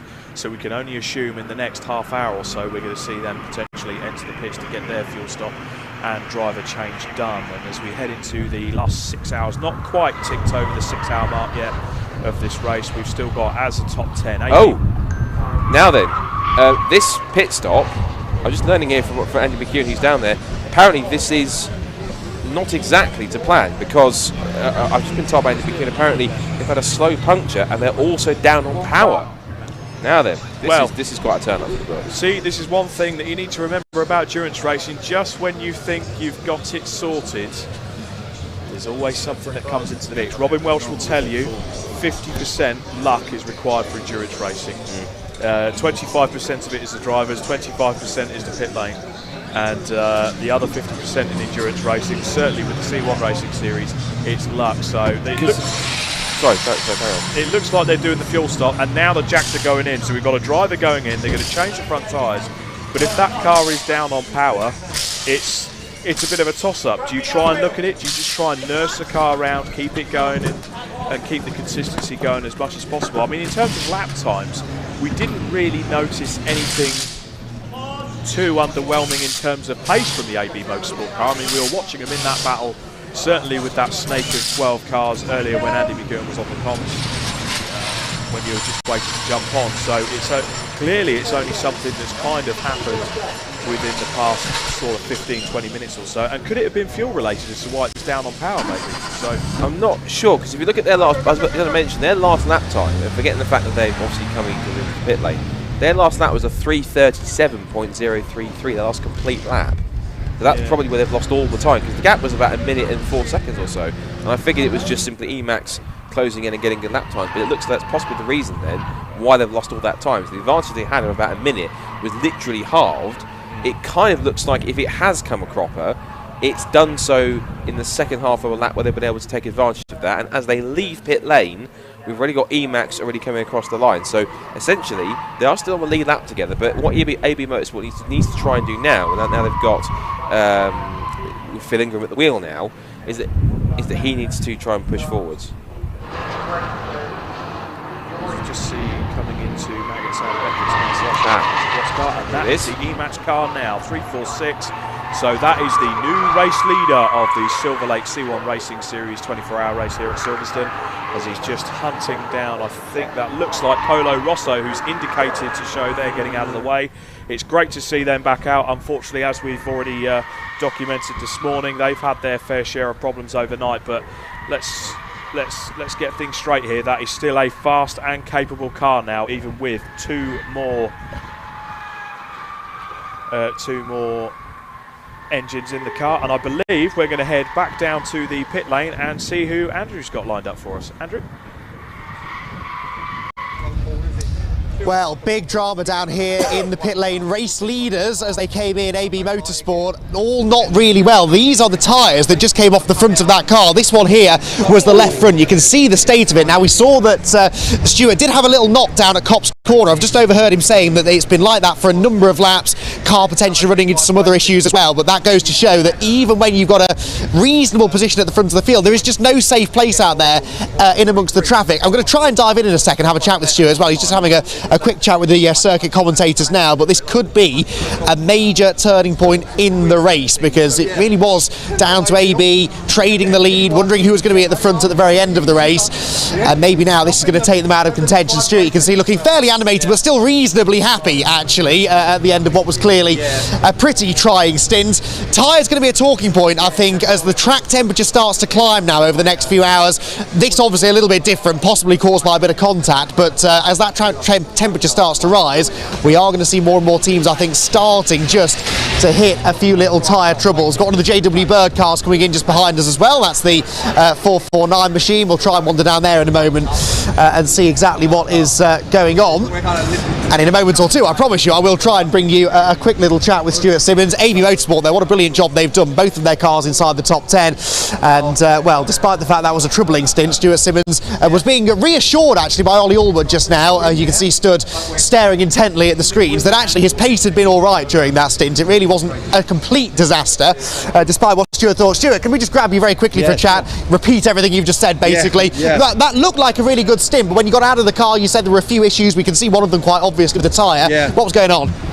It was just really hectic, really. I mean, it was quite a chaotic stint, actually, in that I hit the fluid and spun at, flat out going into Maggots Beckett's, which is pretty scary. I spun like a top, just managed to stop it. And then sort of got back going again, and obviously had the safety car for ages, and it was okay for a bit, but we've got sort of a few issues we're sort of nursing. We've got a weird intermittent engine issue that when I come out of slow corners just randomly, it just won't go, and the cars I've just passed hit me hard like up the back, and all the ones I've just passed will all come flying back by again, and you know, some of the packs out there are quite chaotic. Some of them have got nothing to race for. They're obviously just having a bit of fun. And in the end, I started getting vibration at the front as well, and it was sort of driving like a boat. So I just dropped to the back of the gaggle. Ollie was putting a board out telling me to take it easy, so I just dropped to the back. I didn't want anybody hitting me hard. It was happening more. So it was happening maybe sort of once every 5 or 6 laps initially, and then it was every other by the end. So we're kind of a bit of a wounded animal, really. So but you know, we're still there. So let's see. We'll just keep going until it stops. So there's no point stopping and trying to fix anything. So we're only here to try and win. So we've come second before, not really interested in second. So let's see. It's been a really strong performance from the whole team, though, hasn't it? And the way that you, until now, have kept yourself out of trouble, the car's been running well. That is the key, isn't it? You don't have to be the fastest out there, and you can sometimes nurse a problem like this and still end up on the podium. Yeah. I mean, we've just we focus a lot on our strategy, being neat and tidy, always making sure we make the right calls. We kind of practice sort of drilling ourselves on the decision-making process beforehand, so we all know what we're doing. And yeah, it's no fluke that we're kind of hanging in there, even though we really don't have the pace. So there's cars around us that are way faster and a few laps down. So yeah, hopefully we can hang on. It'd be a shame if all this way and then something does fail. But yeah, let's see. We're still there. So yeah. I'm sure you're itching to get back to your spreadsheet, so I'll let you go and work all that out. Thanks for having a chat, though. Stuart Simmons, a trying stint out there, I think it's fair to say, but AB Motorsport hanging on in there. I don't know what he's on about showing the tyres off there, Scott. That'll still get through an MOT, wouldn't it? I'd imagine so, yeah. But at least that's good for at least another 6 months. Meanwhile, whilst that tyre goes off to be thoroughly examined, I'm sure, the on-track action continues. We've got on track here BPC Motorsport, the recovering 375 car. It is a real shame that car has hit trouble overnight, because that was one of the cars, whether we put the cursor on or not, that I was really hoping would have a good job. And in the early part of the race, they were doing a grand job, particularly in that first stint. Robson got his car but into as far as the second or momentarily lead of one before they made their first pit stops. So that car really has got some plenty of good talent behind the wheel in many cases. The Jolt Racing car is still trying to make itself, I don't want to call itself a nuisance, but it's still doing it in places to get involved in things, just enjoying the track action. It's just throwing itself up the inside of a 370 car to try and make that slip if they can, which it looks like they possibly have. He's having great fun, isn't he? And also trying to follow its way through. We've got one of the Brscc Motorsport cars, and the Burton Power Racing car is in there too. So Burton Power in there trying to make a battle going on. They're trying to chase on the 312. They're about 34 seconds or so up the road. And the last lap actually with Burton Power, they were a full second quicker, so they keep this race up. Dark and Taylor do also owe us a pit stop essentially, because Burton Power have made 8 compared to Dark and Taylor's 7. So I imagine that it won't be too far off until we see Burton Power back in the top 10. It wouldn't surprise me. Like we've said it before, Burton Power have had a magic race so far. I don't want to put the commentator's curse on it, but Ashley Davies doing what he's used to, just nice and sensible driving, 2-hour stints, let everyone get a flow for it, and looking forward to catching up with Colin French later as well and see what he's got to say about his first C1 24-hour race and his first time on the Silverstone Grand Prix circuit. Yeah, great to see that car running for the top 10. You see that's car number 355 in the lane for some work. He's pitted from 12th position as last time on the screen there, but he's done 12 pit stops so far, and that looks a bit. That's certainly at the very least a fuel spillage. Right, so that's probably a legacy, a bit of a fuel spillage as a legacy of the refueling taking place as they head back out of the pit lane there. So I've done 18 hours worth of racing, let's do 6 hours. Look at his face thinking, another 6 hours, but always. If it's 6 hours of that, that's certainly not going to help either the SCK or the Jolt Racing at all. But that was quite forceful from 503, and that's of course the car that's fighting in 8th position. It's a lap, it's a lap back at the moment. Well, it's quite far back on Fighting Talk in 7th place. They've just gone past the pits. So just what the gap is between 309 and 503. Cross the line goes to 503, and the gap is now basically 90 seconds, so it's a minute and a half they're going to try and make up. And their last lap, and in the last lap, which didn't help them being the battling, that battling's cost them 1.7 seconds on that because they've lost it, and that gap has gone a bit further back now. Looks like now they've cleared Jolt Racing, they're trying to pick their way through this patch to try and go through, and they might well try and go with the 375 cars. It looks pretty racy in itself. We've got a couple more pit stops in play, side by side. We've got SF Racing and SEM Racing. So these are two cars that have had their own dramas throughout the 24 hours, particularly early in the race. The 501 cars had all sorts going on. It's quite far down the table outside the top, sort of 30 cars, 30 to the 40s. But they're one of those teams that they're simply just continuing on to the race before just fun being part of it. The car can still run. Just send it back out and see what happens. Absolutely, and SEM Racing have been in C1s for a good while now. Always up for a laugh, always good hard racing from that team there. But our top 3, as it still stands, Emax Motorsport leading, WRC Developments now up to 2nd, and AB Motorsport in 3rd after that pit stop. And the one thing that, so Andy pointing out obviously the issues with the tyres there, Scott, as the day goes on, as the sun bakes the track, as it gets hotter, are we going to start to see these tyre stints drop? With them not coping with the heat, because they have to run the pressures quite high on these cars to get them to rotate. I mean, certainly on the back, they probably run them at double what they would be if they were a road tyre. So, you know, are we going to start to see a little bit going on with the tyres, things going lowering down as they go into see the MLP Developments car looking very second-hand there on the front, certainly sponsored by gaffer tape if anything, as they're torquing the wheels up, so 2 tyres changed on that. Yeah, I think that's done. Right, push back, chaps, and away we go. They're not sponsored by gaffer tape, but they are sponsored by Hooters, and also that is just ask for parents. That's all I'm going to say on that one. Whilst they exit back into the race, Emax continues its lead, and of course through that pit stop sequence, WRC Developments have also moved into second place in the 318 car, but they also owe us a stop, as also do JW Bird, because essentially the net leading 2 cars have made 8 pit stops. One team I'm actually quite impressed by is SCK Motorsport in 8th. They're up into 8th position, but they've only made 6 pit stops. So that itself either means they've taken full advantage of safety cars and been quite good in terms of mechanical sympathy, as we see. I think Dark and Taylor coming to pit lane just now for their next pit stop. They're coming in from the bottom of the top 10. So I know that Burton Power are trying to chase after them. This should at least give them track position to allow Burton Power back into 10th position.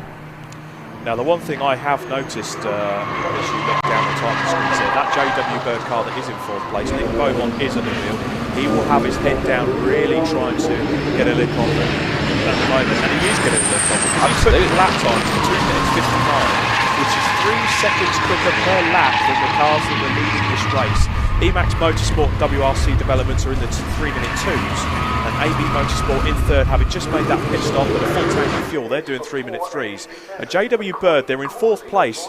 They're only 59 seconds, according to our timing screens, behind AB Motorsport in 3rd place. So don't discount JW Bird out on the podium yet. But as we say, that's not what Nick Beaumont wants. He wants that win. Do you know what? It might be a bold prediction, but I think at the pace they're going, given that they're faster than everyone else, the fastest cars out on track, depending who's on the wheel for the next 6 hours, this is bold.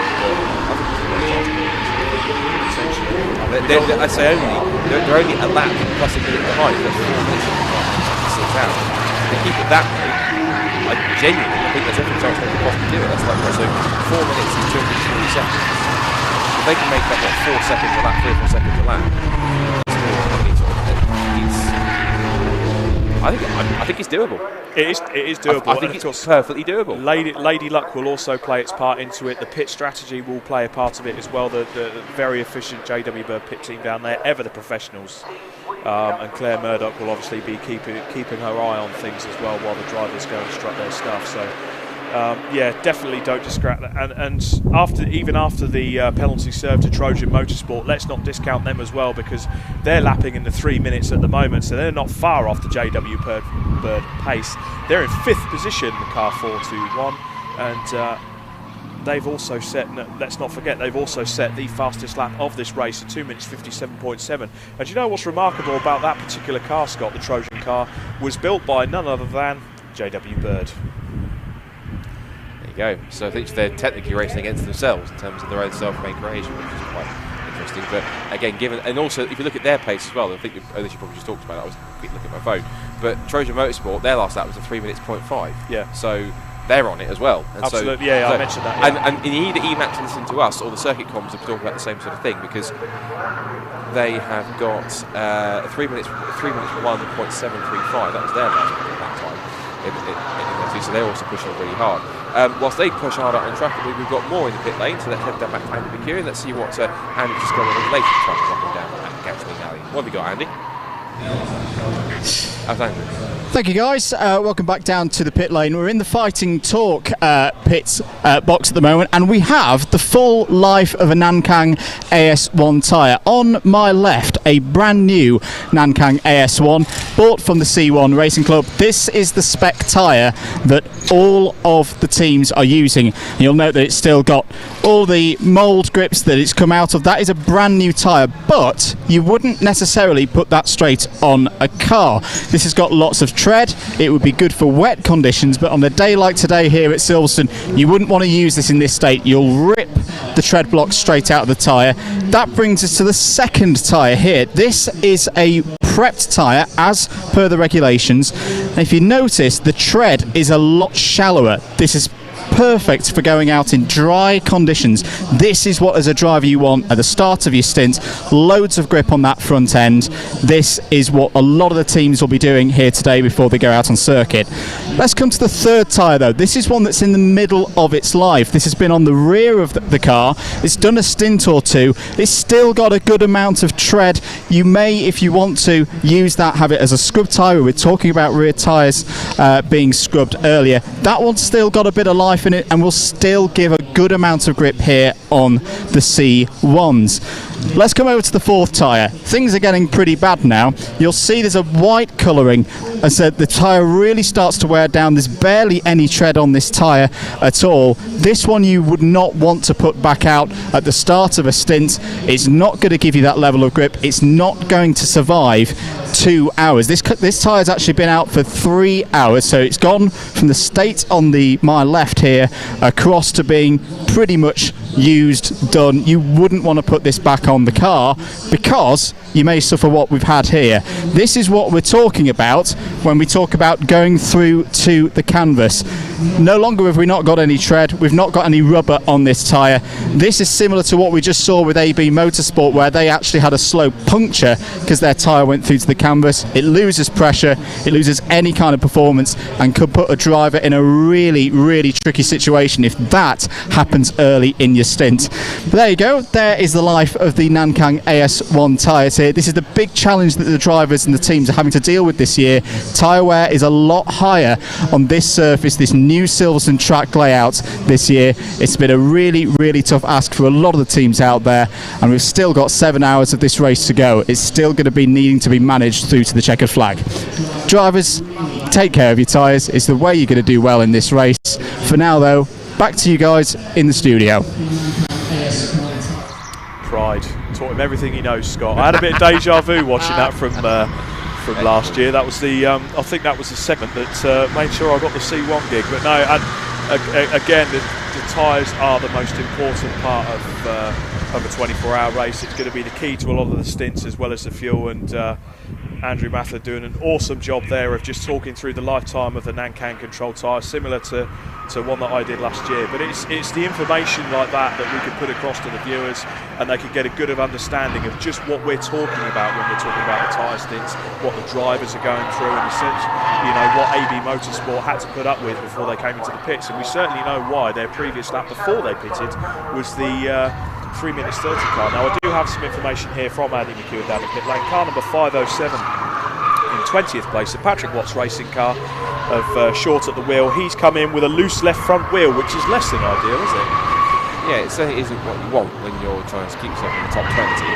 That would have been Marcus Short at the wheel, because it's been quite a while I've seen after Marcus Short very handy next to Kieran, but it isn't had Marcus at the wheel. So that car is back out at the moment. It's showing it's having talked out its loose wheel problem. It's still showing it's being in 20th place, so see what pace it's got.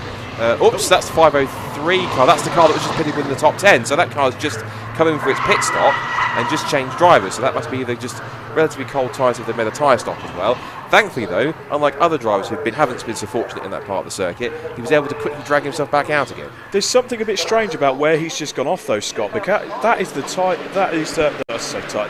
right-hander going into the Maggots and Beckett's complex, and he was on the outside of that corner sort of facing the wrong way, so I'm wondering whether he had a bit of assistance there maybe. I'm playing devil's advocate here. Obviously we don't have the footage and we can't tell. We've also just incidentally had Silverlake car pit with Mike Harris at the wheel from 6th place.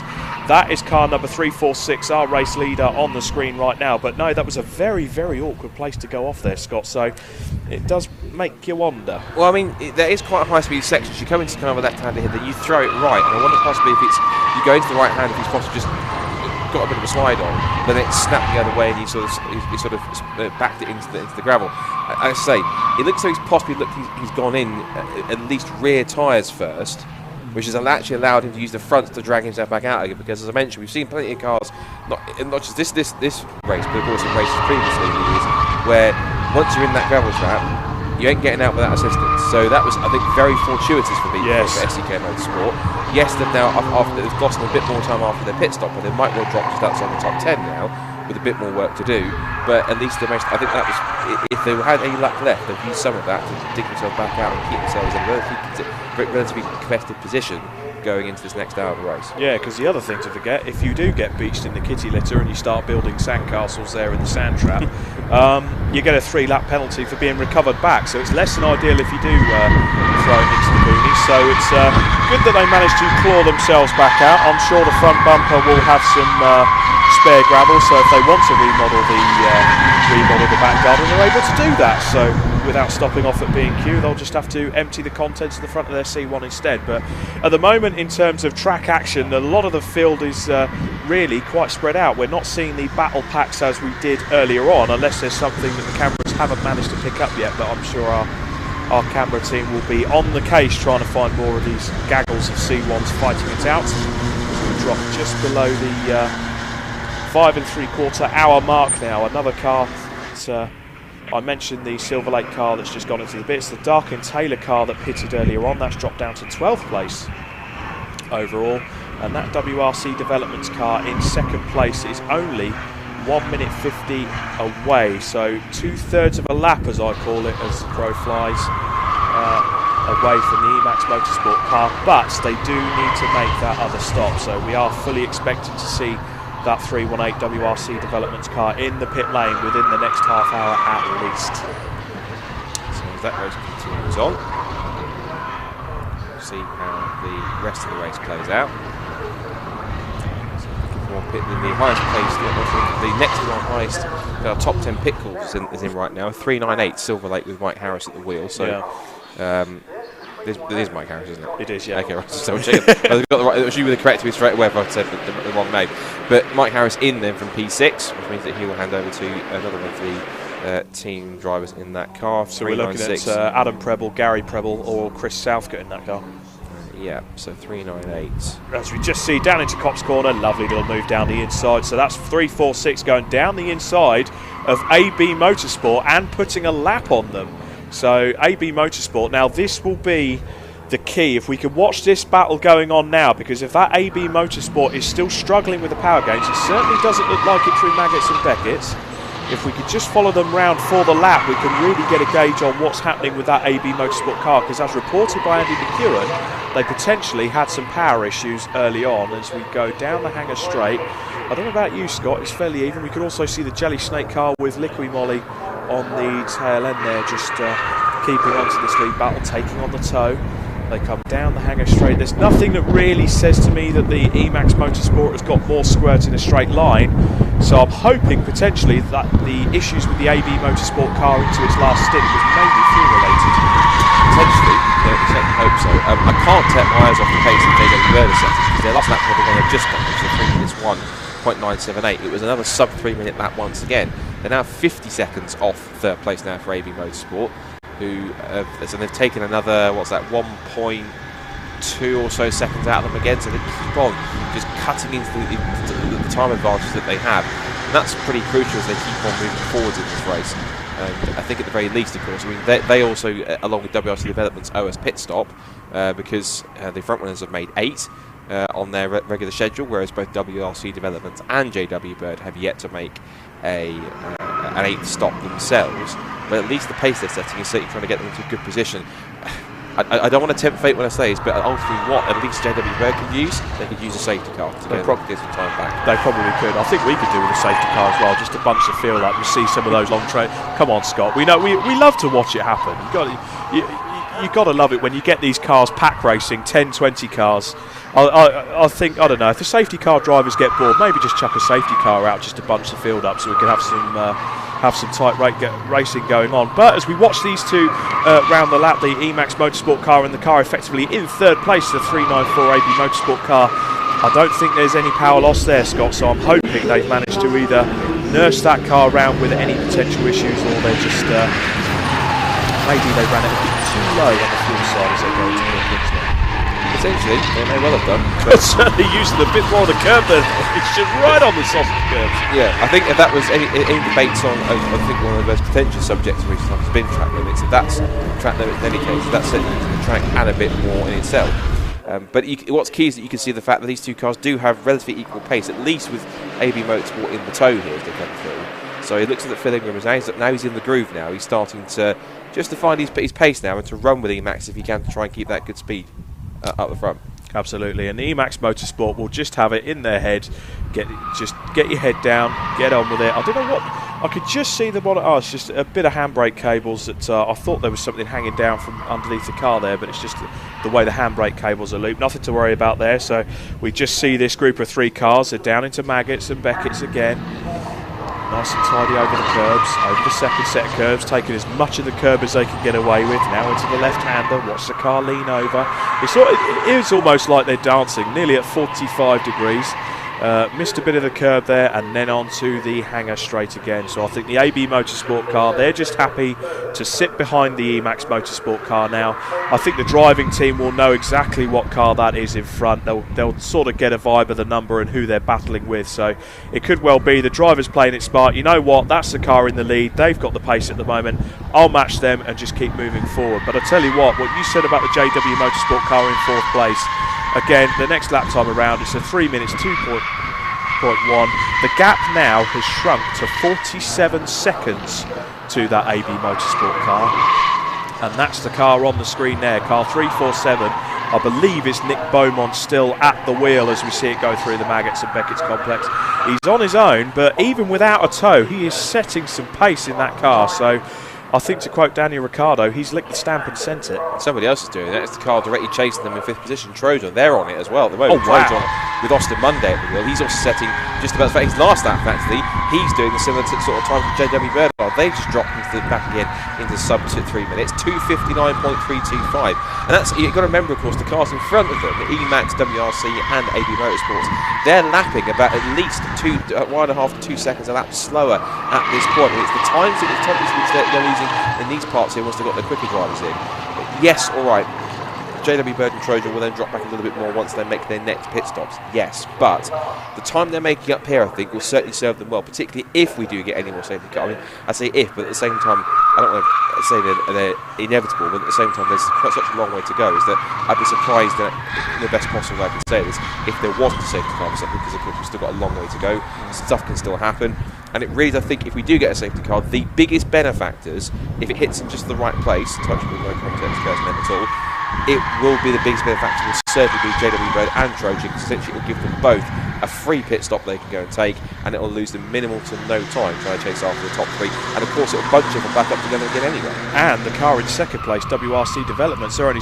We've got an oil flag down. That's never good, is it? Now that is. I'm trying to figure out where that possibly might be. I'm going to take a guess.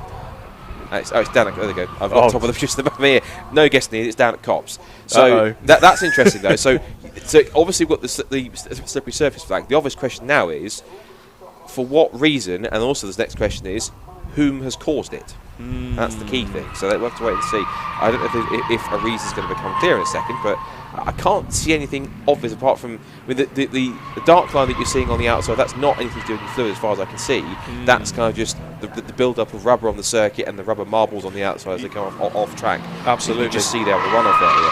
So if there's a slippery surface flag down there, the question's got to be, what is it in terms of slippery, whether it's coolant, oil, dare I say fuel, water, whatever it is on the circuit. And the next question is, who is it that's gone out there and dropped it? Unless it's still remnants of the gearbox oil that was dropped on the circuit by the Silverlake car a few hours ago. So I do. But then I can't imagine the man should be holding out a slippery surface flag for that long.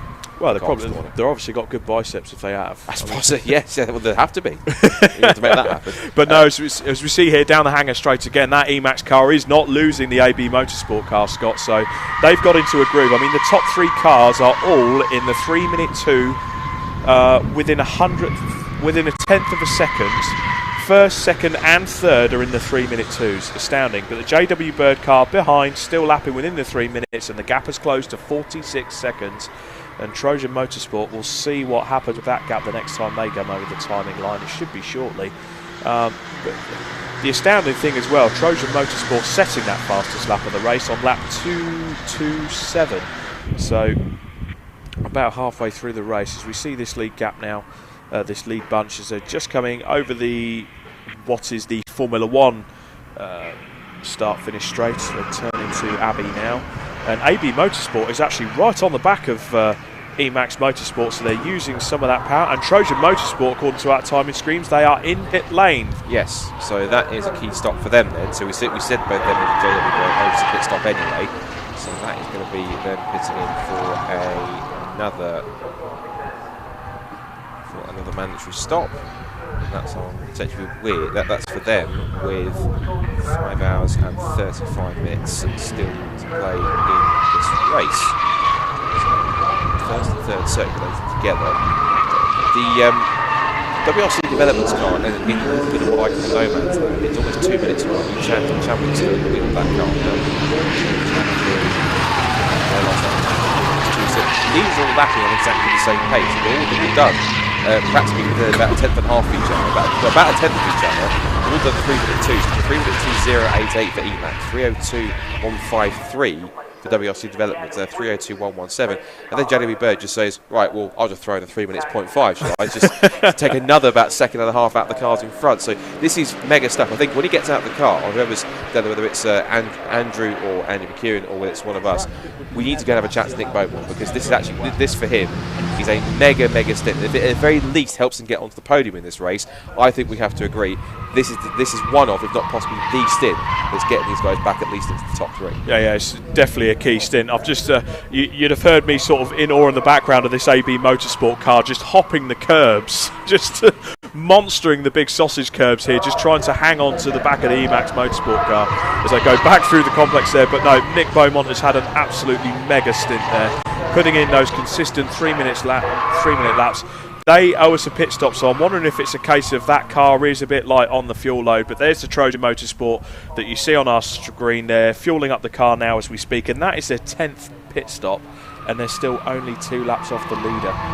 Astounding, absolutely astounding. It's pretty impressive. It's looking pretty good. So they still circulate together then. Still Max Finn and Phil Ingram knows the tail. And of course, being able to run on the same sort of pace to leader means that this is certainly going to benefit AB Motorsport. I'm sure they'll be kind of thinking of what if they weren't a lap down, or so this was for competition. But then again, I'll say, you keep on saying it, but it's still 5.5 hours to go. Still 5.5 hours to go. Still anything can happen at this point in time. It's still relatively unpredicted. There is still a realistic chance, genuinely, I think, that at the very least, any of the top 5 teams still got a chance of potentially going on and winning this, I think, if not the top 4. Absolutely. And you look at the rest of the top 10, so we've got Fighting Talk there in 6th place, they're holding their own, and we've got ABC1 in 7th place with Cameron Hawes at the wheel, who's come across from mainland Europe to race in that race. He's an Isle of Man resident, but coming over from mainland Europe. The last time I spoke to Cameron would have been a few years ago during COVID, no less, when a bit of the sim racing was going on, so it'd be good to pop down and catch up with him a bit later. Burton Power with Ashley Davis at the wheel, they're currently in 8th position, and 9th is the Silverlake 398 car with Gary Preble now at the wheel there, so we've got who took over the car there from Mike Harris. And 503 in 10th place with SCK Motorsport. They are 7 laps down from the leader, having done 7 stops. 11th BPC Motorsport. 12th is Dark and Taylor, who were up there in the top 10, certainly the top 5 in the first few hours of the race before losing their rear bumper and having to pit with that. Emax have got yet another car in 13th place. Car number 355, 14th, the second WRC Developments car, the 418 car that hit a bit of strife yesterday and ended up in the gravel. Riverside Performance, that kind of rounds up our top 15. So, bossman himself, Gary Preble, back at the wheel again in the 398 car. He does love these C1s, doesn't he? Because he's fully invested. He's running 4 cars in this, so he definitely is. Well, it's so Alan being the boss man of Silverlake, he runs the car. So Gary's the nephew, the king of Coombe, as they call him. Yes. Him and Adam will always come down to as their key objective to. I'll say question: which the Prebbles is it that always runs around Castle Coombe with that really souped up but rather sleeper-looking Vauxhall Astra? That would be Adam. Because that is quite a car in terms, doesn't it? In the best possible way. It doesn't look like much, but it's got quite some poke under the bonnet. Oh, it goes like stink. It's like it's a car that was made for Castle Coombe in terms of at least the setup for Castle Coombe. That must be just spot on. You must just give it a bit of a polish and bring it out every now and again. Just goes, I need to test that. It's fine. Setup's good. Whack a new set of tyres on it. I'm good to go. It's fine. I'll go and set another lap record. Yeah, set another lap record straight out of the box. And Gary, of course, you see nowadays in the pre-2003 championship with his Honda Civic, which we've seen before is quick enough to keep up with Super Touring cars. Yes, funnily enough, that was here last year, wasn't it? keep it up with the likes of, what was it, Anthony Reid, I think Rick Arbridale and Colin Turkington? Yeah, I think it may have put a few of the Super Tourers' noses out the joint there, but no, he certainly stuck it to them. But it's great to see Gary and Adam. They always wheel the car out ready for the 24 hours to support the Silverlake Racing team. But it's unfortunate with again, I'm speaking from the personal point of view. I work there in my day job, so it's a bit gutting to see both the cars hit trouble. Unfortunately, Silverlake 2 had a bit of a shunt earlier with Tony Cooper at the wheel. He's okay, got a bit of a sore arm, but they're working to get Silverlake 2 back out on the road now. And unfortunately, Silverlake 1, the last I checked, Alan had to jump back out of the car and it dropped the oil because the gearbox had decided it didn't want its oil in it anymore. So that's handy. It's less than ideal, shall I put it? But yeah. Greg will work his magic as he normally does with his race cars. Once he's finished building them, you can eat your dinner off them. They're that good. And as will be the case here. But these two still fighting it out towards the front. We've got a bit of a lull on effectively at the moment as a lot of the cars are spread out as the pit stops have taken effect. But I tell you what, we've got a bit of a battle here on Scott. Let's have a look. Yeah, so this is still our second place car with Chris Chadwick at the wheel. Still being chased down by the MH Racing car. We've got Burton Power and the BBC tuning lot. We've got there goes EMAX 355, and there also goes another one of the Silverlake cars in the squad, 398, which is at the moment, that's 9th place car with Gary Preble at the wheel. That's what we've been talking about just now. So Gary Preble hustling 398, still in the top 10 position. I was going to mention also Nick Bowman is still at it because his last lap he took from the top 3. He essentially took his nearest makes no difference, 2.5 seconds out. It's just going to be full-on qualifying laps now for the rest of this race. We've got 5.5 hours left to go, ladies and gents. Don't go anywhere because I think this race has just got some more tricks in the tail. There's something in my bones, Scott. I think there's more to come from this. I hope it's not an anticlimax, but it feels like something's brewing a little bit. There is. There's storm clouds on the horizon. What can I say? Let's build it up because I do think there's still lots more to come as we see the Burton Power car on screen round the outside of the MH Racing Swiss car. It's left-hand drive, so they can almost lean out the windows and have a chat to each other, Scott. As they head down towards the section here, hard on the brakes as they turn in now. I think just keeping on this camera here, you can see the sheer pace of the cars going through Stowe there. Lots of runoff to use, but woe betide if you do use it because they will be on to you certainly for the track limits. And there's our gaggle of cars now, so they come up the new start, the Sir Lewis Hamilton straight. And is that still Chris Chadwick at the wheel of WRC Development? It must be, yeah. They've still only done 7 pit stops. So, and these cars, they're really running that car long on the stint there. So they're obviously getting as much out of it as they can, or it's literally just about to flash up the fuel light there. But the Burton Power car down the inside, down into the hairpin. The BBC tuning car now down the inside. Burton Power wants a bit of that as well. He's got the MH Racing car behind him thinking, oh, let me play too. He spots position. Get out of it. He's just using the tow there from the BPC tuning car as they now head back up the back straight and they're going to head down towards Brooklands. And talking of WRC Developments, that's car 418 into the pits for some handiwork. They've got the fuel stop. And JW Bed also in as well, 347. So that looks like it's the end of Nick Beaumont's mega stint. So that's him in. And 317 already, of course, that's their other WRC Developments car they've got. 318 still continuing on.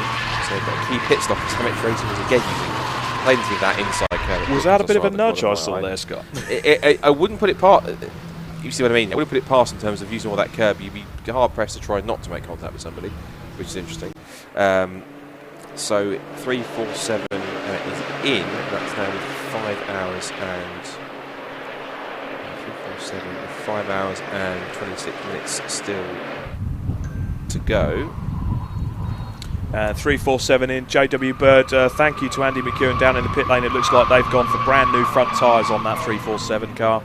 So they're pitting this time as we just see the WRC Developments car right up the chuff of the BPC tuning machine as they go down into Maggots and Beckett's. Now, one car there on the screen is the Team Brit entry. Now, I must apologise earlier on in our preview show, Scott. I didn't actually realise. I'd thought they'd retired from the race when they had their incident. They didn't. The drivers had to go off and just have some medical attention. Tweaked his neck a bit. They're okay, but they're just waiting to get some more news on the driver there. But it's good to see the Team Brit car out. And I'll tell you what, Scott, they're just an inspirational organisation to have in this paddock. It's great to see. Absolutely, and it's a great way for them to kind of give. It's a great entry point for some of their for some of the drivers that they're helping to kind of get into motorsport and kind of to overcome some of the challenges that they've had, and to help them live any kind of any dream or ambition they've got to get involved in motorsport and racing. And it's really good to see that they're still working towards that goal of being to take Team Brit to the Le Mans 24 Hours to compete at Le Mans, which will be, I think the day that happens is going to be something very, very special, because you've got some very strong drivers. And I'm certain, I like to think, there's going to be 2 drivers who I think will be straight into that team, given their increased GT experience coming through. I think certainly Aaron Morgan, Bobby Trundley, if they're not wed rather than if, when it happens, Team Brit do go to the Mans, I'm certain that both Aaron and Bobby will be 2 of the first names on the list for drivers, because both of them are absolutely exceptional. And they're going to have a mega following. They're going to have a lot of fans that are going to be wishing them all the best for that, because again, you know, organisations like that, they need to be talked up so much because of what they do. It's just phenomenal. And we got another battle pack, Scott. What's going on here then? Well, plenty. I think we've got Team Tivoli who is at the front of it. Team Tivoli who are, yes, quite far down, but I'm sure they'll be enjoying themselves on track nonetheless. We've got a number of the SCKPH Motorsport cars. We've got the BGD Silverlake supported cars in there, having a scrap with 427 who are making quite a few moves. I remember in the first few hours that we watched that car, making lots of battle, lots of passes, lots of gung-ho moves in the early hours yesterday evening. And still, I think that was Luke Francis in that car, I think if I'm recalling correctly. Also in there too is the Auto Farm car with Anthony Wilds again. He was also somebody who was looking pretty quick. And we just noticed there as well, Jolt Racing, so much detail to the car. They even paint the engine, the cylinder. The airbox cover. The airbox cover. So that's going to some detail. I'm talking about detailing engines, but actually properly wrapping that and colouring it bright yellow. I mean, I suppose you need to find luminosity if you're going to like to try and wake you up. Absolutely. It's certainly, you wouldn't miss that, would you?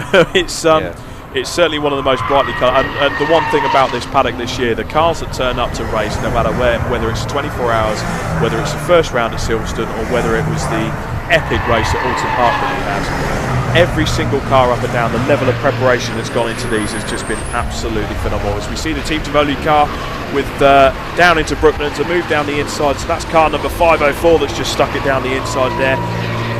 Bit of a squeeze, that's car 427 that's just about avoided a bit of contact there. So go background up towards the start, finish straight, and we've got who's that peeling off into the pit lane? That's the 427 car. It does. Many battles going on up and down the grid here, Scott. We've got WRC Developments into the pit lane from second place according to our timing screen as well. So that's the 418 car. That's the sister car that's just left. That's in 15th place.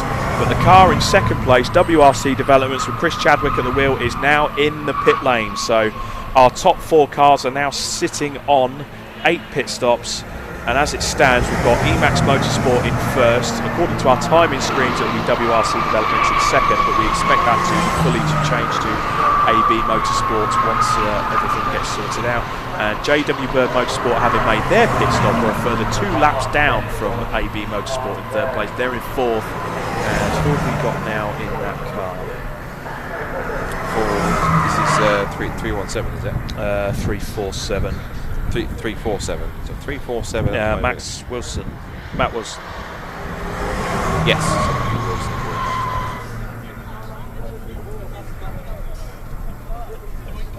318 in now for its stop.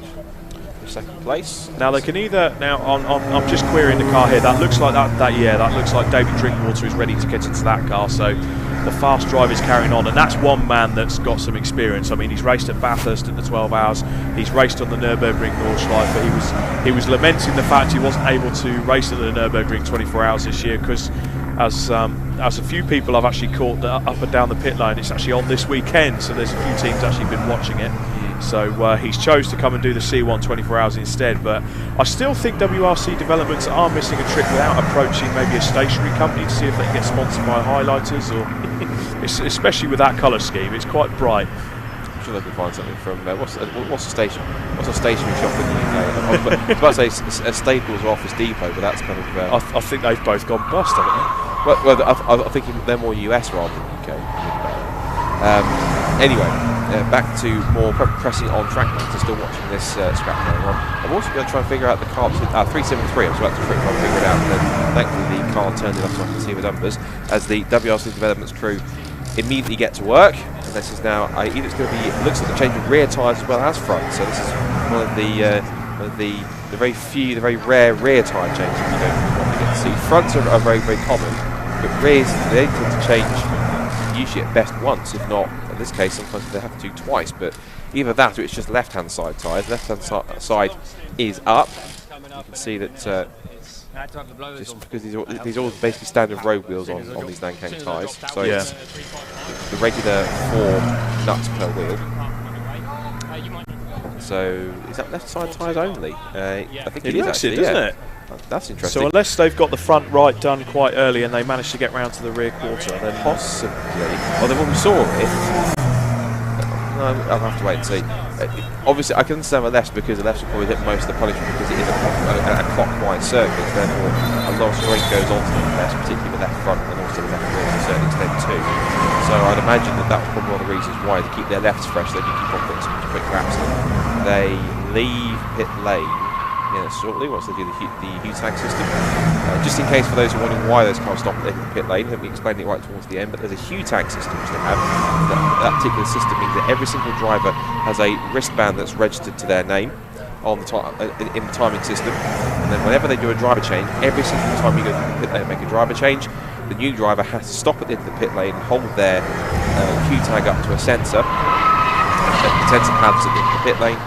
And then once that turns green, it means that the system has confirmed that they've got a driver change, and that new registered driver then gets listed on TSL at the timing that they're actually behind the car. Because there can be penalties if you fail to tag out or it doesn't work properly. If it doesn't work properly, it's harsh, but at the same time, it still shows as you having not properly tagged out, regardless if it's kind of a system glitch or not. So we'll wait and see how that one plays out. We're going to go back down to pit lane. We've got more interviews down there with Andrew, so let's see what Andrew's down pit lane here, and go towards 5 hours to go. Thanks guys, back down here in the pit lane with Chris Chadwick, who's fresh-ish out of the 318 WRC Developments car. Chris, that looked like hard work out there, but a good stint. Yeah, it was good fun. Just in the pack and battling through and trying to stay out of trouble. Yeah, a few little moments and everything, but yeah, it's getting hot and tiring now. We had a good stint of green running and then a flurry of safety cars, and how's that been to deal with? It's nice to have a little break under the safety car, but yeah, there's just a few things, but the oil was a bit of a nightmare for a couple of laps. Pretty slippy at Stowe and a few other places as well, and not really knowing. What's that? Something's happened. Yeah.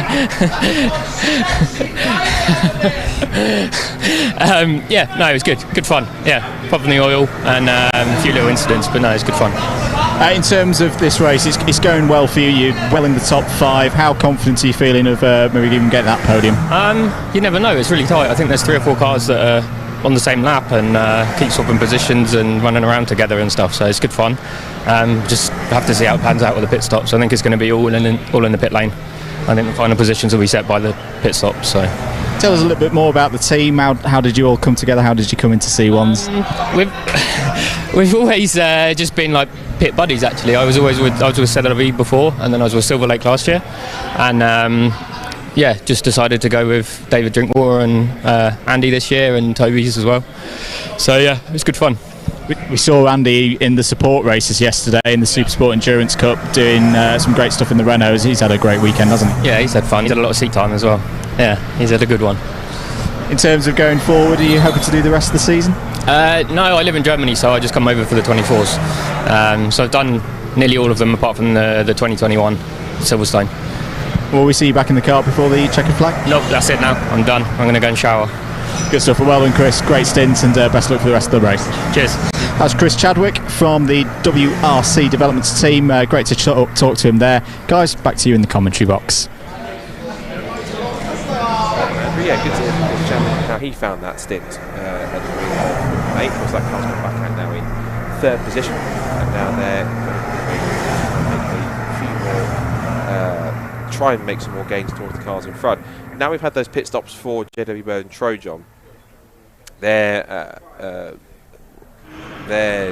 pace is still relatively the same as the front wheel car. Max Fierce picked up a little bit. He's done a 3 minutes 1.981. Just have a feeling that Emacs are probably going at maybe 85-90%. They're not going the full 100 because they're using what pace they need to kind of maintain that lead and keep the lights going a little bit.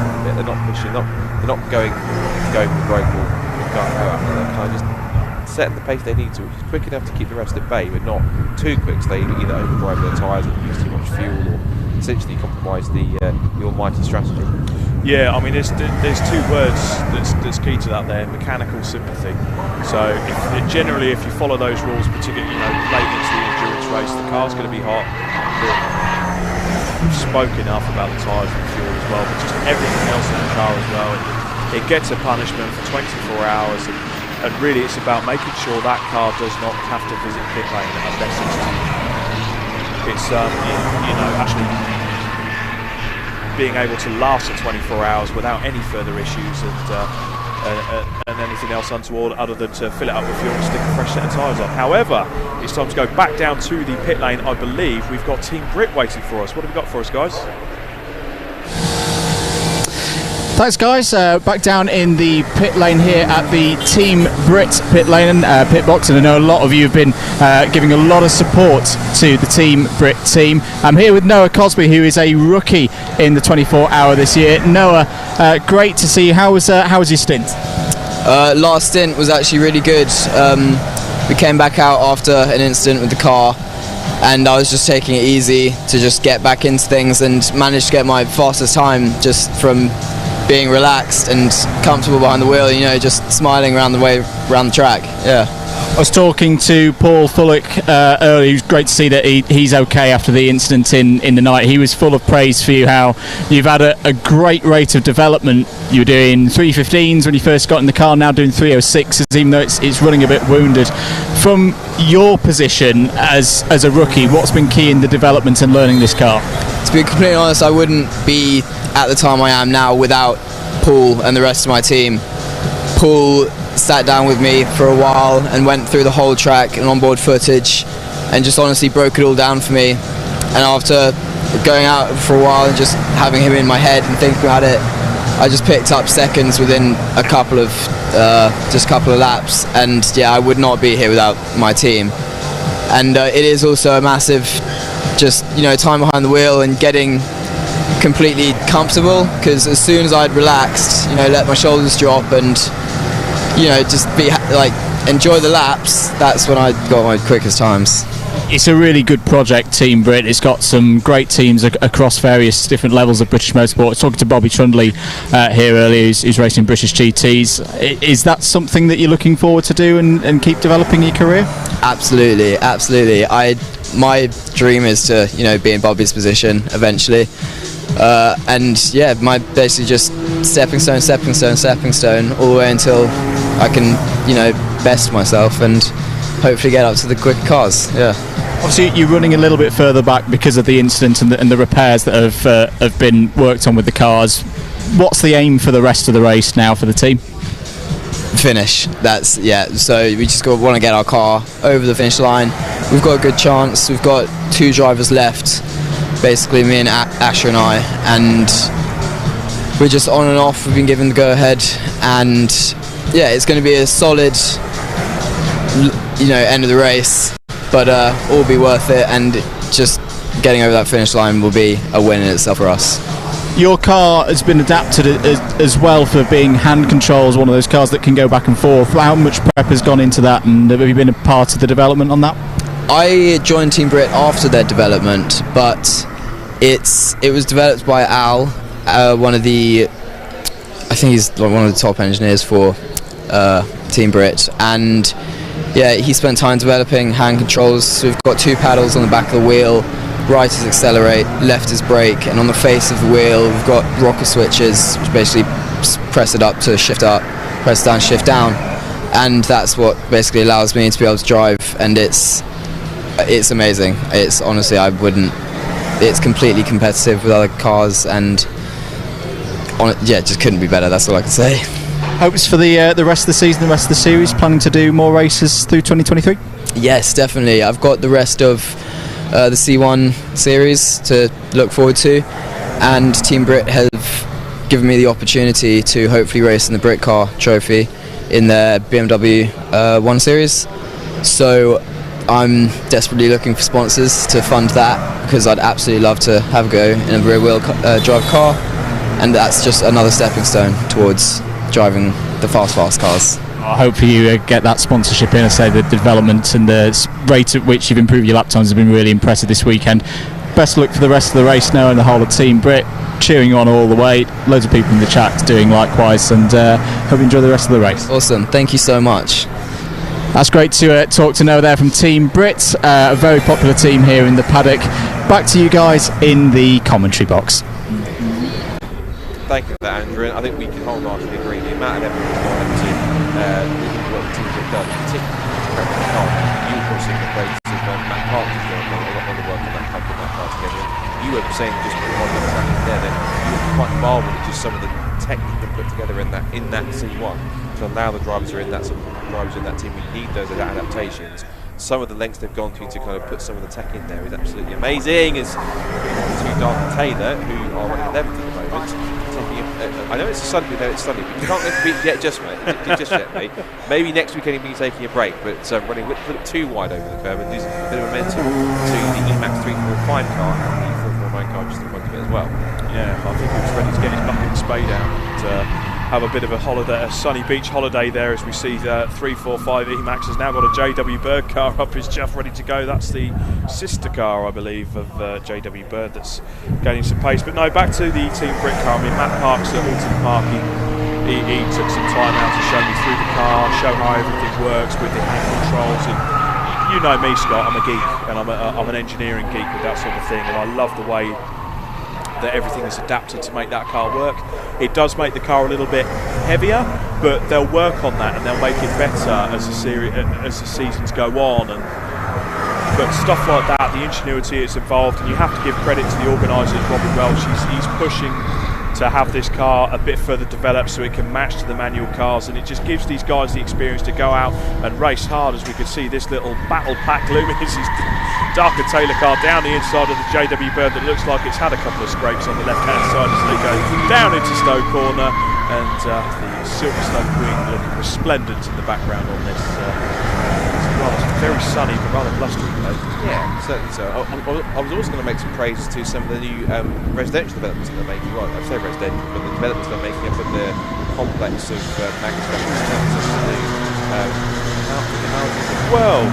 I was actually watching yesterday the erection of the steelworks that kind of goes into those houses, and they look like quite the Lego set, I must say. Yeah. Let's hope that nobody got wise when they complains about any track complex, because you're buying a house and you're buying one of those places literally next to at a racetrack. You're buying it for a reason, like you're saying. That's it. So as the race continues on now with just a fraction of 5 hours still to go, we're getting into that crunch point now. I'm thinking, right, this is great. Now I think this is now it's going to get quite interesting here. In terms of JW Bird and Trojan, their pace is still looking very, very quick and very good. The only thing is that I think with them it's probably going to be an interesting conclusion in terms of how this might play out in terms of lap time. If you look at the pace of the car in front, the EMAX Motorsport will lead them just at 3 minutes 3.128. Compare that to AB Motorsport taking almost a second out of them. And then behind them, even quicker, on WRC Developments and JW Bird and Trojan, because they're all 3 minute ones. Fastest of all of them in that top 5 was Trojan, 3 minute 1.288. So it kind of almost looks as though, even though there's pit stops in between, I mean, everyone at the moment in the top 4 has done 8 pit stops at this point in time. So kind of we're waiting on that next cycle of how what's going to work. I'll be intrigued to see how much more this gap comes down a bit more. AB Motorsports have just not on straight from chasing down Trojan. Where it might start to learn a little bit more, to show how stints start to kind of edge on even further. Well, we saw that battle pack heading down towards Stoke Corner, and I assume that pack will be heading down towards the Silverstone wing now, and that contained the W1. There we go, on screen now. So we've got Team Trojan, we've got the AB Motorsport car, and we've got the WRC Developments car, and that's Emax Motorsport. So that is 4 of our top 5 battling it out on different lap times. So let's see what we got going here, Scott. Is this about to get a bit tasty? Well, this will probably explain why they're all doing similar lap times, because they're all together on track, which that's the key thing. The only anomaly is, of course, is there's no JW Bird in that group. They're probably either caught in another pack or it's a clear edge trying to get some quick lap time in. But it's Trojan who's basically punching the hole in the air for everyone to follow and try and, in theory, get a quick lap time. As they make their way through the Abbey and then Farm, 2 very high-speed corners, back into the arena section, into Village. And the one person I'll talk up in that pack now is David Drinkwater. He's going to know exactly what he needs to do to get that car on the podium and have it stay on the podium. So they're in 3rd place, they're in the box seat as it is at the moment. So without putting the commentator's curse on it, touch wood, they're looking very good for yet another podium finish this year is WRC Developments. And David Drinkwater will get his head down. He's got about 2 hours. He will know exactly what he needs to do to that car, the moves he needs to make just to get it on that time. So David, when it comes to endurance racing, he's a bit good at this. He knows his stuff quite a bit, and he's quite a regular in a few different championships and series, and including BRSCC stuff. He's usually quite a regular when he pops out every now and again in the Public Trophy. He's doing, I believe, it's a full season countdown soon. He wanted to pass again. Yeah.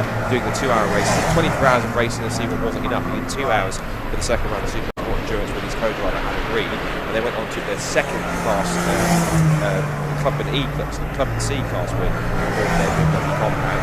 Now of course he has to help the 318 car play his part in this to get into a podium position where they could potentially still be on course to at least get that podium, if not still have a chance, a lucid chance of the victory as the race continues on.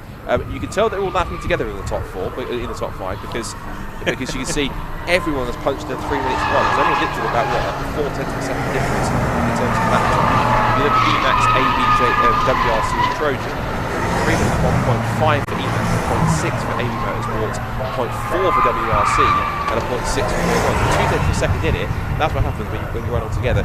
But effectively, you run at you've got to lead a group of cars. If you're that demonstrably faster, then you're going to run at the same pace as everyone else. That's obviously where the closest that time comes from.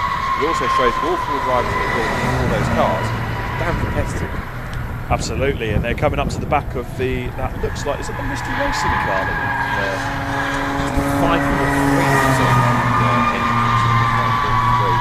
I think it was one of the ones where it was looking a bit looked after with Steve quite that's Team CI5, that's James Moore, Philip Quaid, Matt Davis and Noel Goddard. And they're running, I think, outside the top 20 30, so it's still 5 or 4 years. Trying to very steady drive.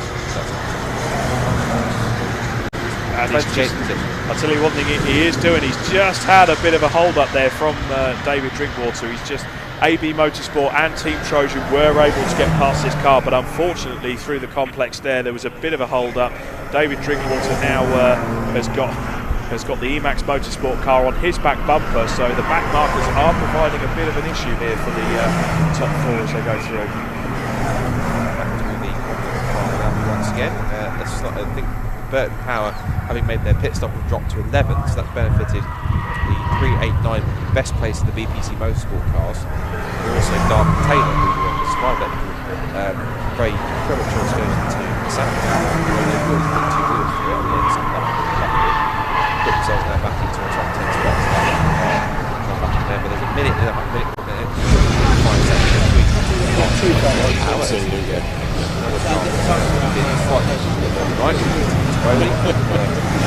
Slightly eventful. It won't me. Slightly eventful.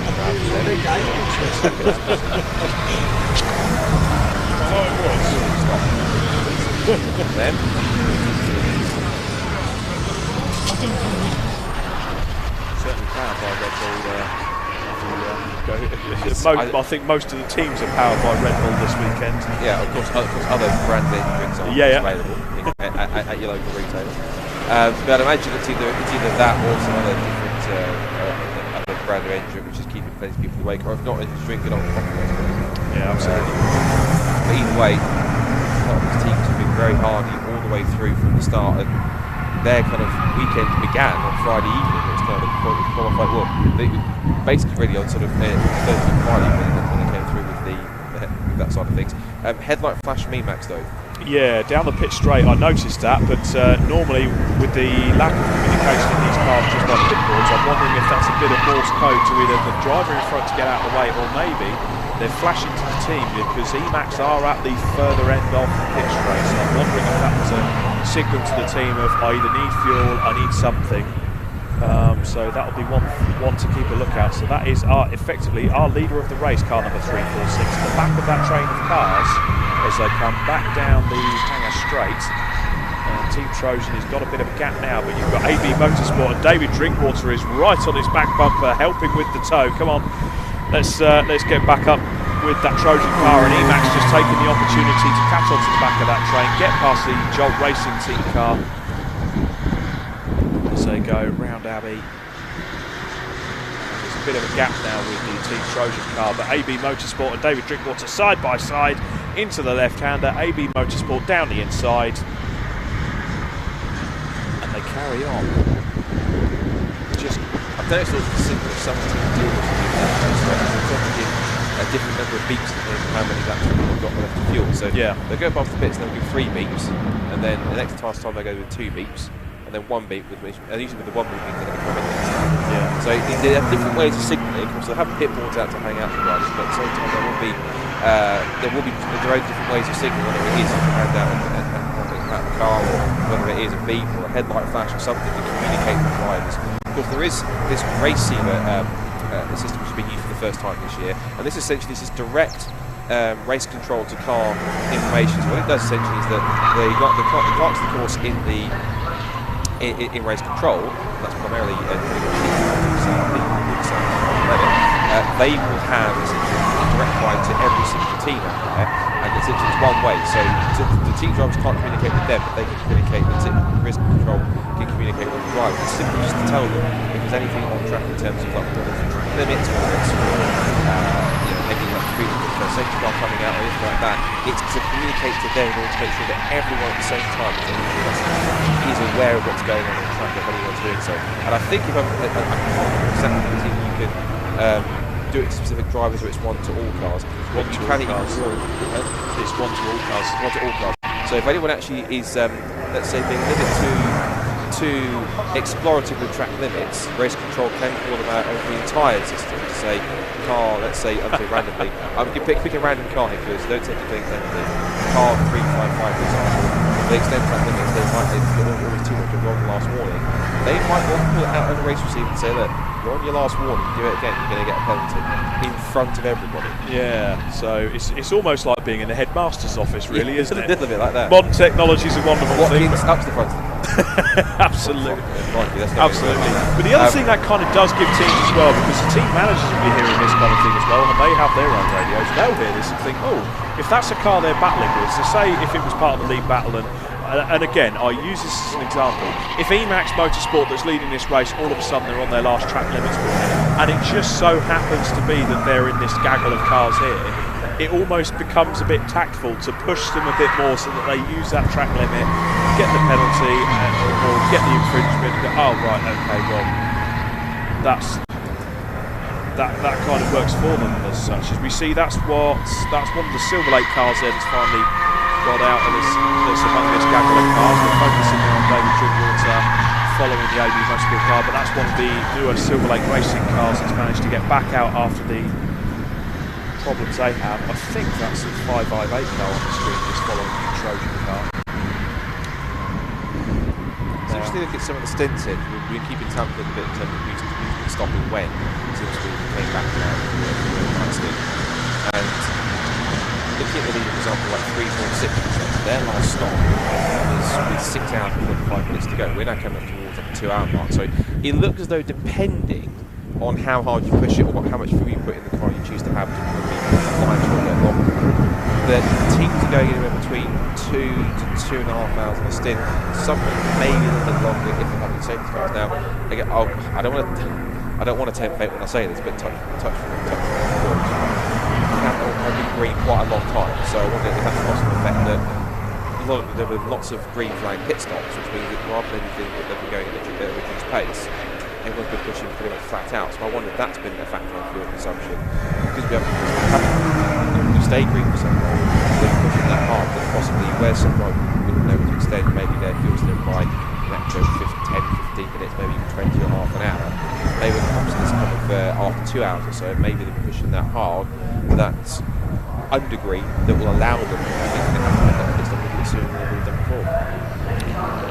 Yes, as we go into we haven't actually noticed yet, we've just ticked down under the last 5 hours of this race. So this race is really going a lot quicker than we thought. It's sitting here commentating with you, Scott, is always a pleasure, but whenever we do, time seems to go a lot quicker, certainly. One car into the pits of note from the top 10 is Cameron Hawes. He's brought the ABC one car into the pit lane there, car number 352. He's brought that in from 7th place, and they're 5 laps behind the leaders. As we see on screen there, so that's the Jolt Racing car. That's car number 352 in the pit lane now. Quite a nice scheme on that. And one thing you'll notice about that car, Scott, is very tidy. There's not a lot on it in terms of scuffs, marks.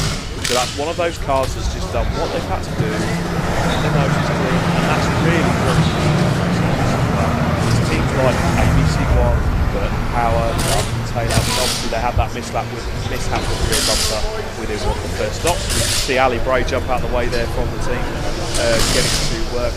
It's those teams that are just keeping the consistent stops in, consistent drivers, and 99 times out of 100, it is not the fastest team that wins this race. It certainly gets a good result. It's the most consistent, the cleanest, and the ones that stay out of trouble. Yeah, and having those world tour teams like but also on top of that, there's also on top of that as well, you've got the teams like AB Motorsport. I've eaten my words.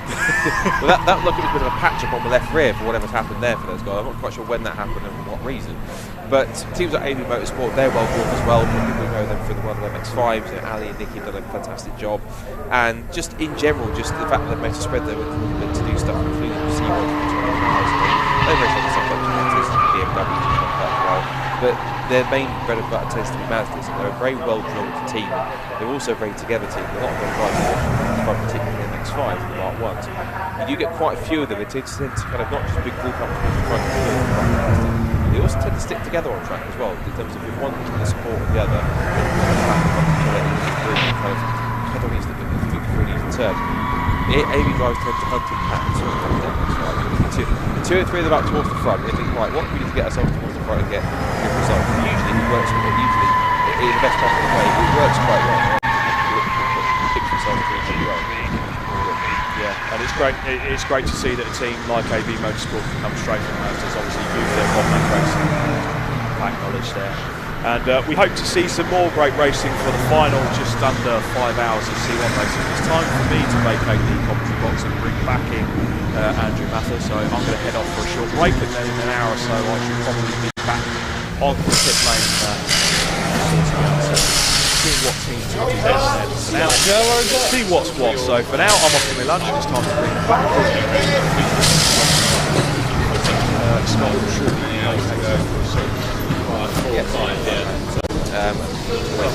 so it might be a full contest. So this will be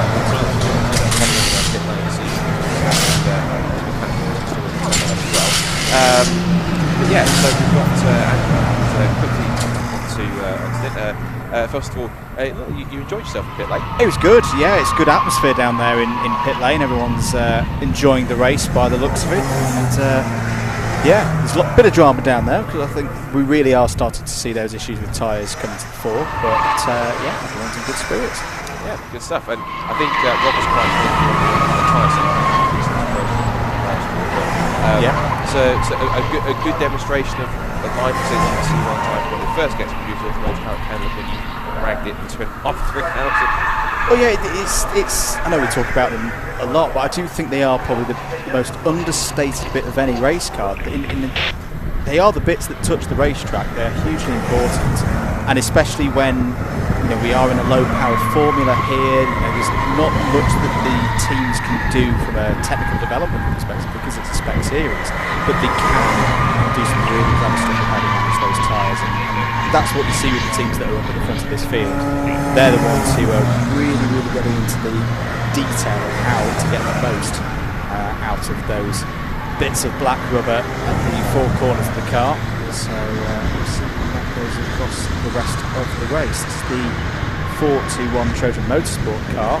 Still very rich in content. It's got there in the top 5. So I think before I make it my spot to head back to Mr. Kuhn, I'll very quickly give you where we are in terms of the top 10 of the race. And we've got 4 hours and 50 minutes still to go then in the 2023 edition of the Silverlake C1 Endurance. 24 hours of Silverstone, and it's still Emax Motorsport 346 that leads the way by just about a lap or so on this car, car 394 AB Motorsport. In terms of drivers at the wheel, also give you as well to see where. So it's still Max Field in the car 346. It's still fixed up filling on the wheel car 394 by AB Motorsport. 318 is in third position. That's WRC Developments with CV Auto Services. They'll be drink water at the wheel of that car right now. JW Bird Motorsport is now fourth, and that's on the big car on the 347 with Matthew Wilson at the wheel. He's the man that started the race all the way back on Saturday afternoon. Yesterday, it's fifth place at the moment for Trojan Motorsport. We've got Willis at the wheel now for him. They also still hold the fastest time in the race. Motorsport 2 minutes 57.78, which I imagine is probably set in the slightly cooler conditions overnight, because in the case it's incredibly can go faster at night because the tyres at lower temperatures in general, regular tyres better, the engine temperature, oil temperature, everything else can be regulated just a bit more when it's a bit colder usually. You've got more colder air going on, so sometimes you do get even you can see that something, right? You can go faster on track, and because it's cool, which means you can manage temperature a lot better on that side, so that's what we're doing in Trojan. Sixth is Fighting Talk, and we're fighting as well as Saturdays and there. Seventh place making good progress in Silverlake 398, it's incredible at the wheel right now. Eighth is the second of the AB Motorsport cars, ABC Holden to Gore at the wheel. Max Maxted is at the wheel of number 312, but Dark and Taylor in ninth position in that side of things. And then it looks like I think it's Burt Power car.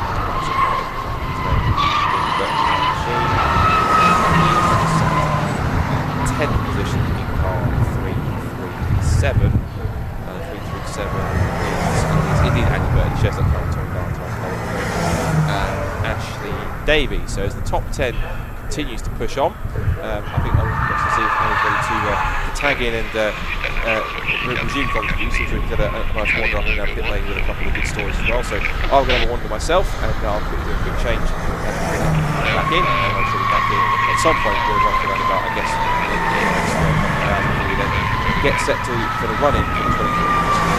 So I'll come on for the next little while, and concentrate on the next hour and a half or so until then I'll disappear. Cheers, Scott. You're enjoying the coverage, everybody at home. Well, there's no way you're watching from around the world. There's a lot of motorsports on this weekend, so we do massively thank you for being with us. There's the 598 Calamity car. Great name, that one, run by Stephen Kell. And 5-driver team for them this year. So the aforementioned Mr. Kell, James Semple, Andy Dargue, Clive Cooksey and Dave Todd driving for them this year.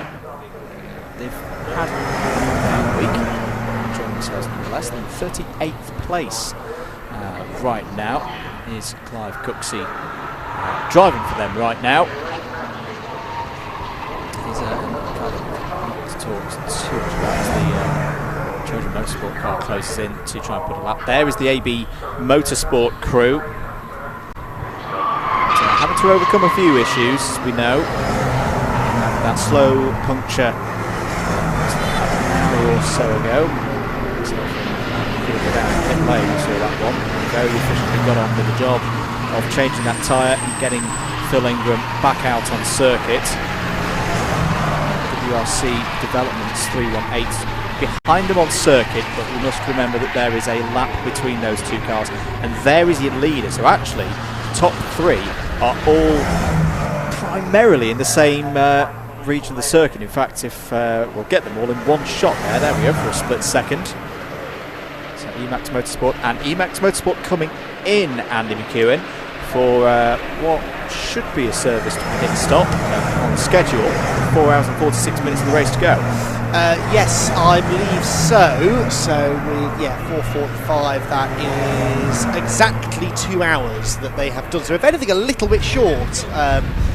You would have expected them perhaps to have been able to go a little bit longer than that, but it doesn't really matter. They can probably do, well, I don't know, if they're only going to do 2 hour stints from here to the flag, they will need an extra pit stop compared to some others, so that is of some significance.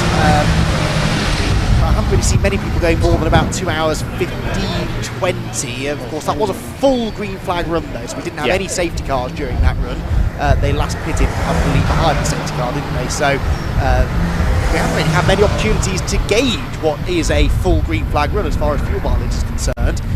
So if we continue to stay green, they are going to need an extra pit stop, I reckon. A few wounds down the side of the car, but it's still clearly running well. Pace has been in the sort of 3.0s, 3.1s for most of that stint. And this is now that part of the race where they relinquish the lead to the AB Motorsport car, which, by the way, seems fine now. So whatever issues Stuart Simmons was suffering, touch wood, doesn't seem to be occurring. Unless it's a bit similar to the problem that SCK was dealing with in testing the other day, and it's a low fuel thing, a sort of fuel pickup issue, which would make sense accelerating out of low speed corners, I guess. So we shall wait and see. But it is kind of turning into a battle between those two teams. But I think it will come down to who has got that pit strategy right. If AB don't need a splash at the end of the race, it could make all the difference. And also combined with we saw that low tyre, the slow puncture, that won't help as well, because we talked a lot about the power ratings of these cars. They're not the most powerful cars in the world, but if you've got a slow puncture, that's added resistance, that's more work the engines have to overcome. So if it's combined with a bit of fuel surge at low levels, that's a problem that I think AB Motorsport dealt with really, really well. We didn't panic. No. So that was a good sign for them. The pit stop for the 3-4-6 continuing. Max Finn out of the car. Driver to get back in. So it's one of the questions that James doesn't check. Getting into the car. There is the AB Motorsport machine trying to find a way past the. It's not going to be a 306 because we haven't got a 306. 309. So that's sorry, 396. 396. There we go. We got there eventually. That's the Riverside Performance car. Doing the rounds. What are they getting on at the moment? They are running in 18th place, not bad. Top 20 at the moment. Pace is decent as well, 3 minute 4.122 on the last lap. Let's see how this one's keeping two of the top three behind the wheel. It's clearly some pace behind the wheel for the 396 right now. We've got the wheel and Sam Brown. Very nicely indeed. Yeah, they've been involved in a good battle with, I think it's now Morgan Short in the Patrick Watts racing car. That does seem to be getting involved in quite a few good fights out there, doesn't it? That's 17th place as Emax now plug in their new driver, one of the Littles. We have exactly the same problem in Fun Cup because the Littles would do Fun Cup quite often, and we never can tell the difference. Jamie Peters Ennis kept because he is an expert on recognising drivers' helmets from a distance, but sadly not a skill that I've picked up, it seems. So one of the Littles heads out onto the track, and with a screech of tyres, the slightly battle-scarred 346 car rejoins the fray, having now handed the lead over to AB. I'll be interested to see what this gap is, because it's always been around the 1 minute to 1 minute 5 gap, hasn't it, when the Emax car comes out, and it's a handy way of seeing whether or not AB are gaining or losing time. The Hue tag is scanned on timing screen, therefore it switches over to Taylor as well. The car that wasn't established, not entirely sure who it is. Out they go at the end of this lap, then we'll get a proper look at what the lead gap is. There, well, it's probably, I would say, about a bit more than a minute actually, because AB are coming out of Club Corner. That's over half a lap. The advantage, so perhaps they've eked out a little on this particular stint. continues to run with the 318 car, which, as we've discussed at length, is not a bad thing to have someone around you. Even if they're behind you, someone of a similar pace, they kind of spur you on. It's difficult sometimes when you're not really around anyone of your pace to find your reference point, sort of thing, to work out whether you're going at the right speed, especially for drivers who perhaps are more used to racing in one-make sprint racing categories. It's sometimes handy to have someone on your tail pushing you on, and that's what's happening here. I know from Phil's racing background and things I've seen him racing before, he's a very calm individual. He's very humble as well. When you talk to him in the pit lane, he's saying, "Oh, I'm not the fastest driver in this car." Phil's exactly the kind of driver, if I was a team manager, who I'd want in my car right now. In this stage of the race, we're not quite into that stage where it's all out, got to go for broke. We need fast, consistent laps right now to get the car into that latter period, and then we can start thinking about increasing the elements of risk that the driver might be taking behind the wheel.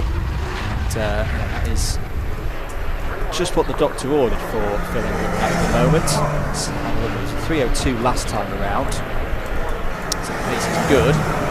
Ticking through into leading the race with 4 hours and 14 minutes to go, midway through his stint. And yet another 3:02, classic Phil Ingram, running to that pace, keeping it quick, keeping it smooth, taking care of the car, doing exactly what he does best. I haven't really seen a lap from Phil that's not been a 3:02 in this stint. Every time I glance at the timing screen, it's always a 3:02, and that's it's very likely that the team have told him that's the pace we want you to hit. There's no sense in you setting anything faster. Just keep that pace up and we should be fine. Give it about a minute and we'll get official confirmation of that gap back to Emax Motorsport in second. The 318 car there on your screen is third, and trying to get a lap back from AB Motorsports. This is of significance, it's not for position. Oh, car being recovered there. Have we covered this? Coming out of the Chapel corner, being towed away. Any notification on the timing screens? Well, a few cars that the timing screen tells us are stranded on the track, but a few of them I think have been for a while. It might be 451 there. It's 45 something. 451 would check out on little spotter's guide in the box as being a silver coloured car with some green details. That was MLP Developments. There's a team potentially that could have gone off, pulled off, whatever it is, on the exit of Chapel Corner. Pit lane's busy, isn't it, all of a sudden, as we probably are in that window now, aren't we, to make it from here to the end with one more stop, I'd have thought. If we're doing just over around 2.25 hours, we're scraping into that window. It's one of those odd things, though. You get into the final few hours of a 24-hour race. On one hand, the chances of there being more safety car periods to help you save fuel are higher because the attrition rate is higher. Then there are fewer cars still circulating, so in other ways it becomes less likely. That, for example, was dealt with without the need of a safety car. It does seem as though race control are getting a little less trigger happy on the safety cars as well. Not to say that they were being too trigger happy excuse me, earlier on, but we're certainly seeing more of these cars being recovered now just under a double waved yellow, and I suspect part of that is because the first half of the race essentially happened in either diminishing light or full darkness. Now in the daytime it's much safer to deal with these things under double waved yellow flags for a couple of laps than it was really from the moment the race started. Visibility was decreasing, so perhaps that explains why. So no, we could go for quite some time here. Fighting Talk, you saw in the pit lane there, the red and white car number 309. That was a stint, if our information is correct, of just short of 2 hours, 1 hour 51, pitting with, that was shorter than 2 hours. So that's an interesting scenario for Fighting Talk, because if they use fuel at that same rate, they are going to need to splash and dash in the last hour. And the other team is going to be in a similar scenario. We'll wait and see. 3 cars on your screen, Has Been Racing. Team of very experienced drivers, but drivers who've not raced in quite a few years. Hence the name Has Been. But they've been doing a pretty good job, if you ask me. Great to have them here this weekend. Dark and Taylor, which has had a lot of fun out there. This is the car that, if you remember back to the very first lap of the race, lost a rear bumper. It was the trigger of our very first safety car in this race. but that's pretty much been the only major issue that they've had so far in this race. They're still there in the top 10 and on for a good finish. I think there's another one of the JW Bird Motorsport. Continuing pit stop for Fighting Talk. Fuel is done, but tyres are being changed. That's closed. Now down to the one tyre, wasn't it? That was another one we could see. So the car is starting to come through. That's that white machine. That's not what we want. We want rubber, black stuff to be in contact with the tyre, in contact with the track rather. So that tyre is very much done its job. It has, and I dread to think the amount of rubber we're going through this weekend because they're changing tyres a lot more often than they expected to. Now, yes, I thought there was a problem with 537. Just saw this out of the window, crawling into the pit lane. It could be a mechanical issue. It could be as simple as they've run out of fuel. We've seen a couple of cars running out on the way into the pits. So BPC tuning team, they've had quite a long way to run up the pit lane as well because I think they're putting down at the far end, aren't they? The exit end. So they push the car into place in 506. The racing car also being serviced. 309 about to go back on its way. The Fighting Talk car, Ollie Sandways has just got out of, does well to generate some actual tyre smoke there as he launches out of the pit lane. Once he's Hugh Tag will know who's taken over from Ollie in 309. Either Neil Chillystone, Michael Russell or Stuart Monument. Head out, Stuart Monument. It is. Probably down in 7th place, I would have thought now, behind the Silverlake car. On the screen, the Dark and Taylor car has to go defensive a little bit down into Club Corner. Behind gang up, but this could be actually a more significant problem for BPC because it's gone straight into the garage. The bonnet is up. Well, that's why the bonnet could have. What's going on with a car that's done all right in this race so far. Had some challenges on the way. Top 40 right now, but they'll probably slow down. No, if they get that car turned around, they've got 6 laps over the next car behind, which is we suspect the MLP Developments car that had its own problems coming onto the hangar straight. So they might be able to hold on to that position. Change for 2nd place now. I was not expecting that, Andy. No, that just caught my attention too. 346, I think, had a slow. Well, that was their outlap that they completed last time. So yeah, that's not as a result of the pit stop, is it? That's because they're having a problem of some sort. So Emax Motorsport, race leaders, we could do with trying to find perhaps out on track because that could be a drama developing. There's 356.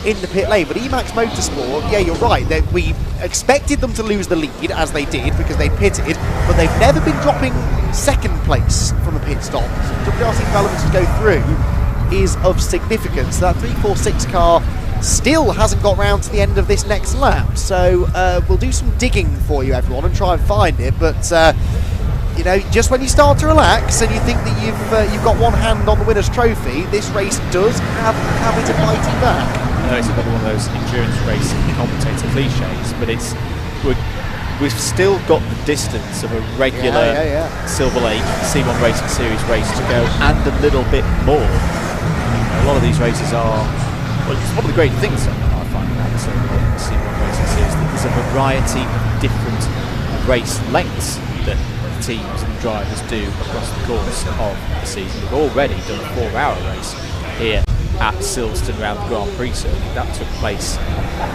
in March. A lot of the teams based their data knowledge on ahead of this year's edition of the 24-hour.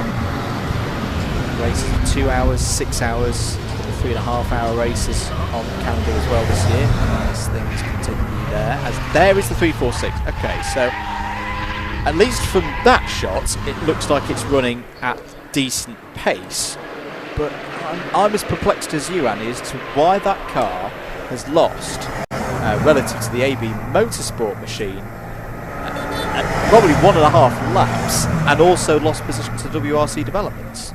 And I suspect, well, will that be enough to lose the lead lead on once AB and everyone else have pitted. I'm not entirely sure. Touch and go. They're 6.3 seconds behind JW Bird, and that previous lap was another 7.5 minutes.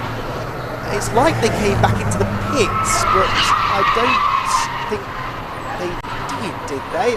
I'm not entirely sure. What we'll do is we will send, I think it's Scott Woodward's playing on the pit lane at the moment, isn't it? We'll try and send him down there to the Emax Motorsport end of the pit lane and find out, because that could be one of the most significant moments of the race. If they've had a drama, if they've had to come back in for something, then that may just cost them the race in the long run. So JW Bird then, the 347 car coming towards us, I believe, with the red front bumper, up into a podium place now as a result of that. They nip at the inside of one of the Silverlake cars, and there, look, just in the back of shot, not this car, the next black car behind, was Emax Motorsport. So, yeah, I think with the time that they have lost, a pit stop under green loses you about a lap, doesn't it? And they are at least a lap and a half behind AB Motorsport. So, yeah, big moment there.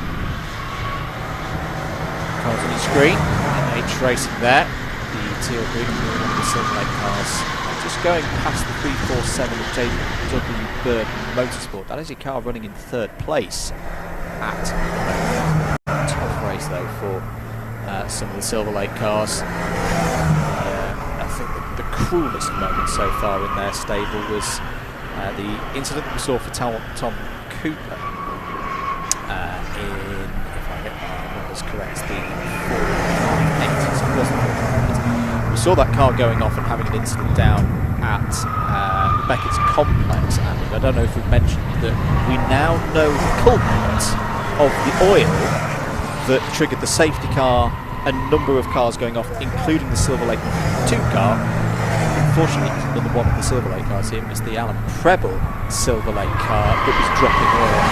That's got to hurt. That not only have you had one of your cars in the wall, but then the reason why it's gone in the wall is because another one of your cars has been laying oil down on the circuit.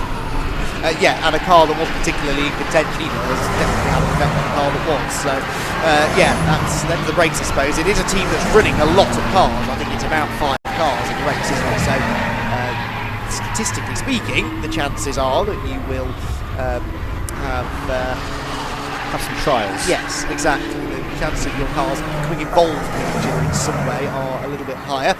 There's the Emax car now. This will be an interesting lap, because this is the first sort of full flying lap after whatever the drama was. So I thought I saw the 346 coming back into the pit lane. This is not. Yeah, I can't see any damage on the car. I always wonder whether I forget whether that was their 8th stop that they were doing, or whether they have now started the 9th round of pit stops for the leaders. I wonder whether they did pit again. That was a 3:02, so that's fine. A 3:02.1 is a quick lap, so there's nothing wrong with the car, it would seem. I wonder whether maybe we've seen a couple of teams coming in. Patrick Watts Racing had a car came in early on. I think Amy Watts was on board at the time, actually, with a loose left front wheel. So they fitted a new front wheel, and it wasn't quite fastened properly. It is possible that they've sent the car out, whichever little it is, has noticed that vibration on the front corner and thought, no, it's not worth carrying on, let's get it and tighten it all up. But that shouldn't have then taken another 3 minutes to sort. So we'll get Scott on the case, but that is one possible reason for that. And if the Emax car is ailing a little bit, AB Motorsport might have we're not going to have the pit radios to Phil Ingram. Maybe put something on the pit board to say, Phil, it's time to push. Well, because we talked about him doing 3:02s earlier, he's just put in a 3:00.846. So Phil Ingram, race leader, increasing the pace. WRC Development's trying to respond as well. They've similarly got down to a 3-minute 1.1. It's hotting up out there. And Phil, of course, has new tyres on for that stint. They had no choice but to change the tyres when it last came in. And when did he last hit in the 394 car? A little while ago, wasn't it? I think it's been about an hour and a half, so the fuel load will be coming down. So this, in theory, is kind of when the car, in a way, is at its quickest, and he is absolutely pushing. Also kind of proves the point that he was keeping a little bit in reserve before and just trying to nurse the car through, as we heard the team saying to us earlier. So Phil Ingram then leads the way, and can AB Motorsport do this? They finished second in this race before. As Stuart Simmons was saying before, they're not interested in finishing second again, but they'd sort of, I felt, resigned themselves to the fact that it might end up being second.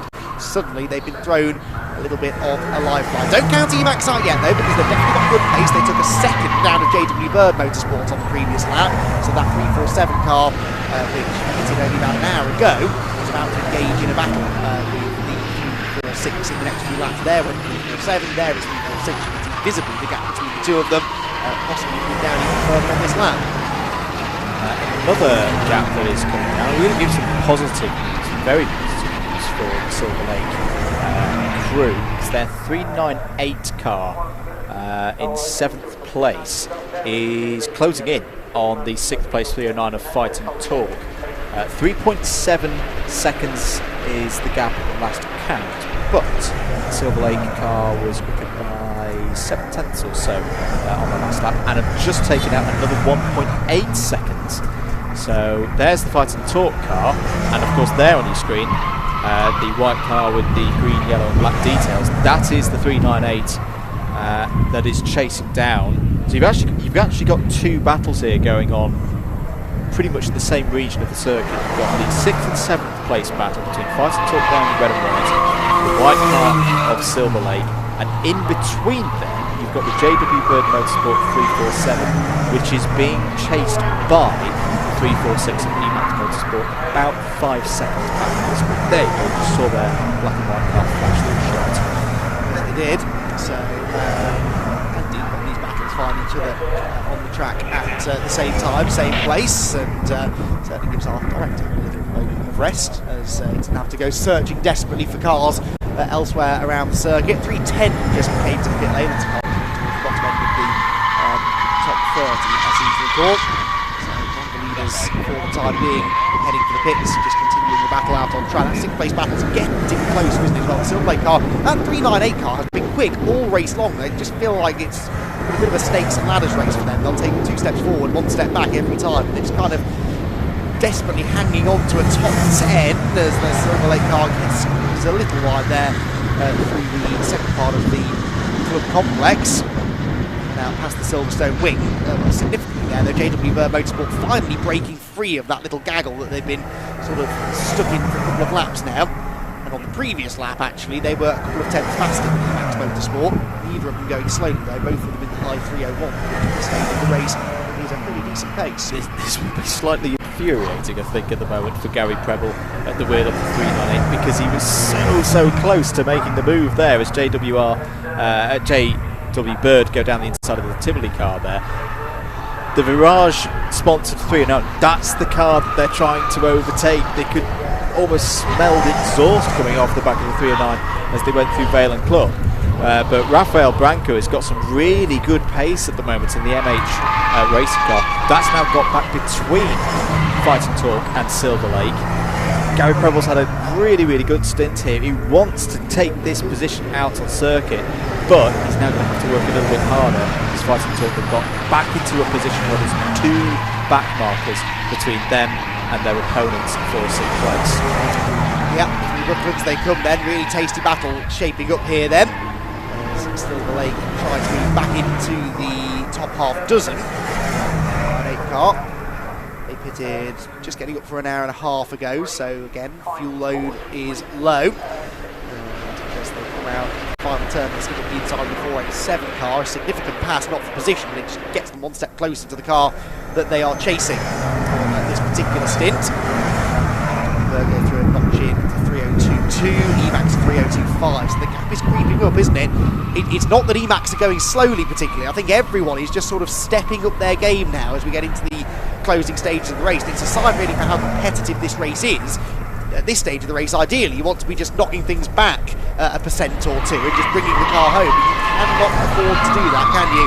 Silverlake car really struggling here, isn't it, to get through this pack of cars, and suddenly found itself back behind, I think, the 487 car that it lapped a moment ago. I think they were a little bit down on power. It looked like they were going to slipstream past the MH racing car ahead of them as they went along the National Straight, and then they dropped back again. Let's have a look at the car as it's going down the Hammer Straight and towards Stowe corner. It's clearly quicker in the corners. Gary Preble is doing a tremendous job in the twisty bits. There, second car in line, going through Stowe corner now, the bottom right, fighting torque 309. That is the car that Preble is trying to chase down. Stuart Monument driving for fighting torque, who similarly is doing a tremendous job under pressure here. There's the Emax Motorsport 346 having a think down the inside of Team Tivoli into Vale. Very compliant driving there from Tivoli on the outside. Less compliant as they go through Club Corner, but Emax Motorsport will move through. There's another one of the Emax Motorsport entries, the 345. Had a rough night if you are joining us here on Sunday afternoon. Had a drive shaft failure. Been quick though. It's another car that will be looking to gain as many positions as they can in the course of the remaining hours of this race.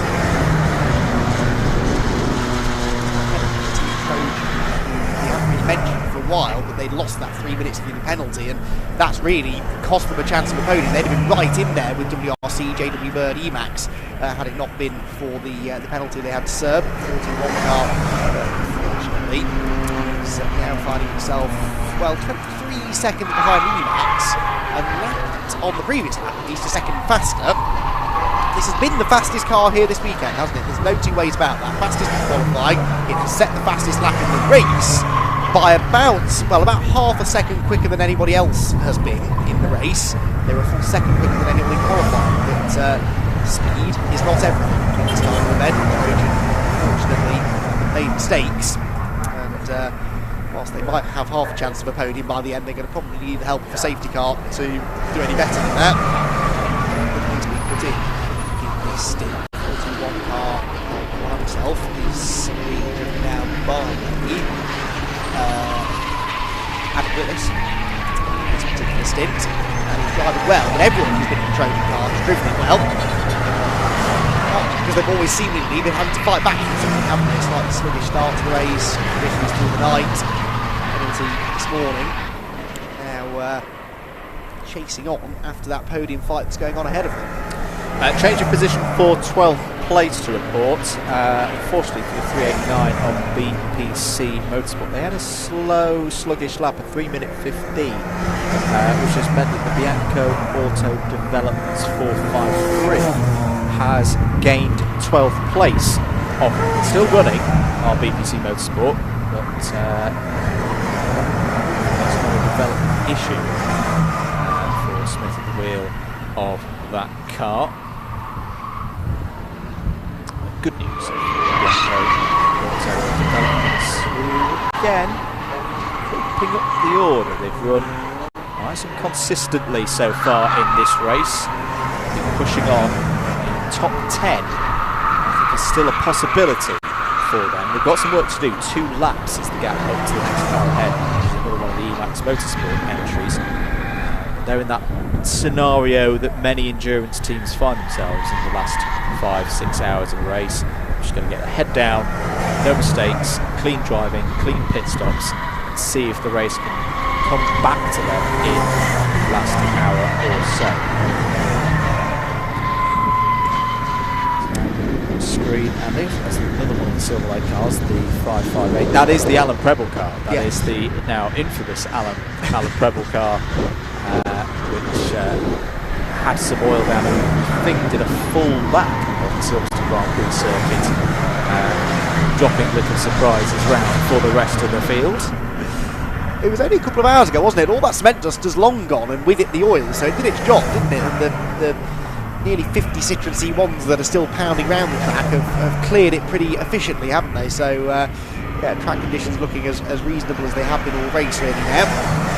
But, yeah, the Trojan car struggling to break away from that car actually at the moment. There is the Bianco Auto Developments car, which we were just discussing, was gained a place not that long ago from BPC Motorsport. No sooner has it gained a place than it bails into the pit lane. So Bianco about to conduct a driver change, so they gain the position, and now they will lose, well, probably a few, because there's a handful of cars actually on the same lap, aren't there? Bianco 12, BPC 13, SCK Motorsport 14, WRC Developments 15, and JW Bird Motorsports 449 in 16, all on the same lap as each other. So a slight variety in number of pit stops completed, but they're one of the few teams out there who will lose more than 1 or 2 places for making a green flag pit stop. Indeed. So I think we were just tracking the remaining time on the pit stops as the cars come in. We did one at 8 hours and 26 to go. We also done one in between.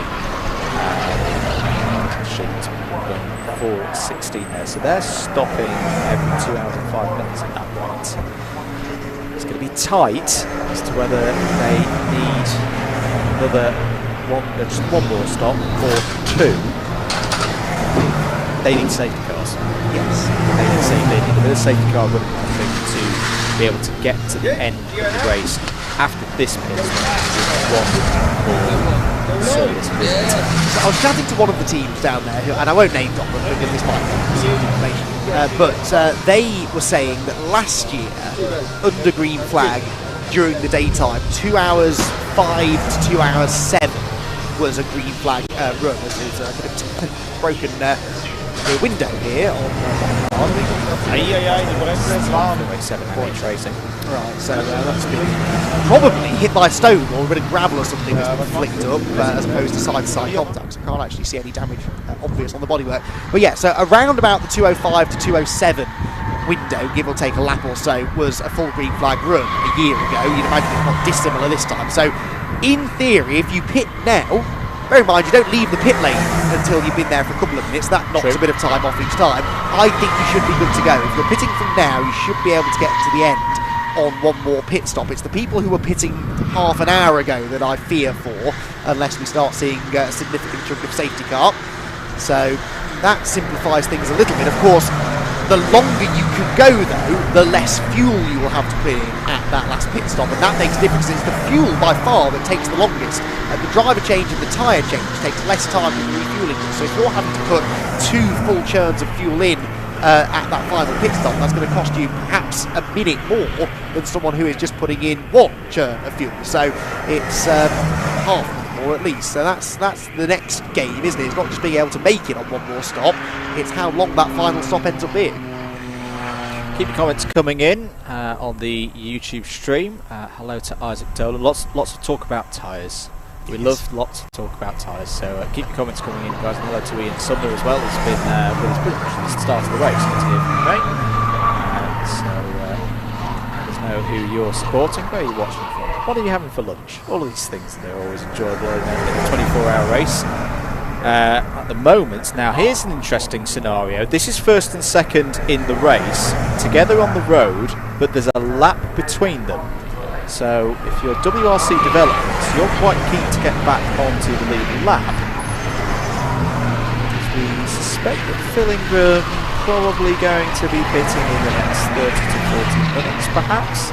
And this is the safety car tool now. But right now, if a safety car comes out, there's nothing that the WRC Developments can do. They won't lose anything, but they won't be able to gain. But if they can get past AB Motorsport and then get up the road by 10-20 seconds, then if they get a bit lucky with a safety car, that could really change the story of this race.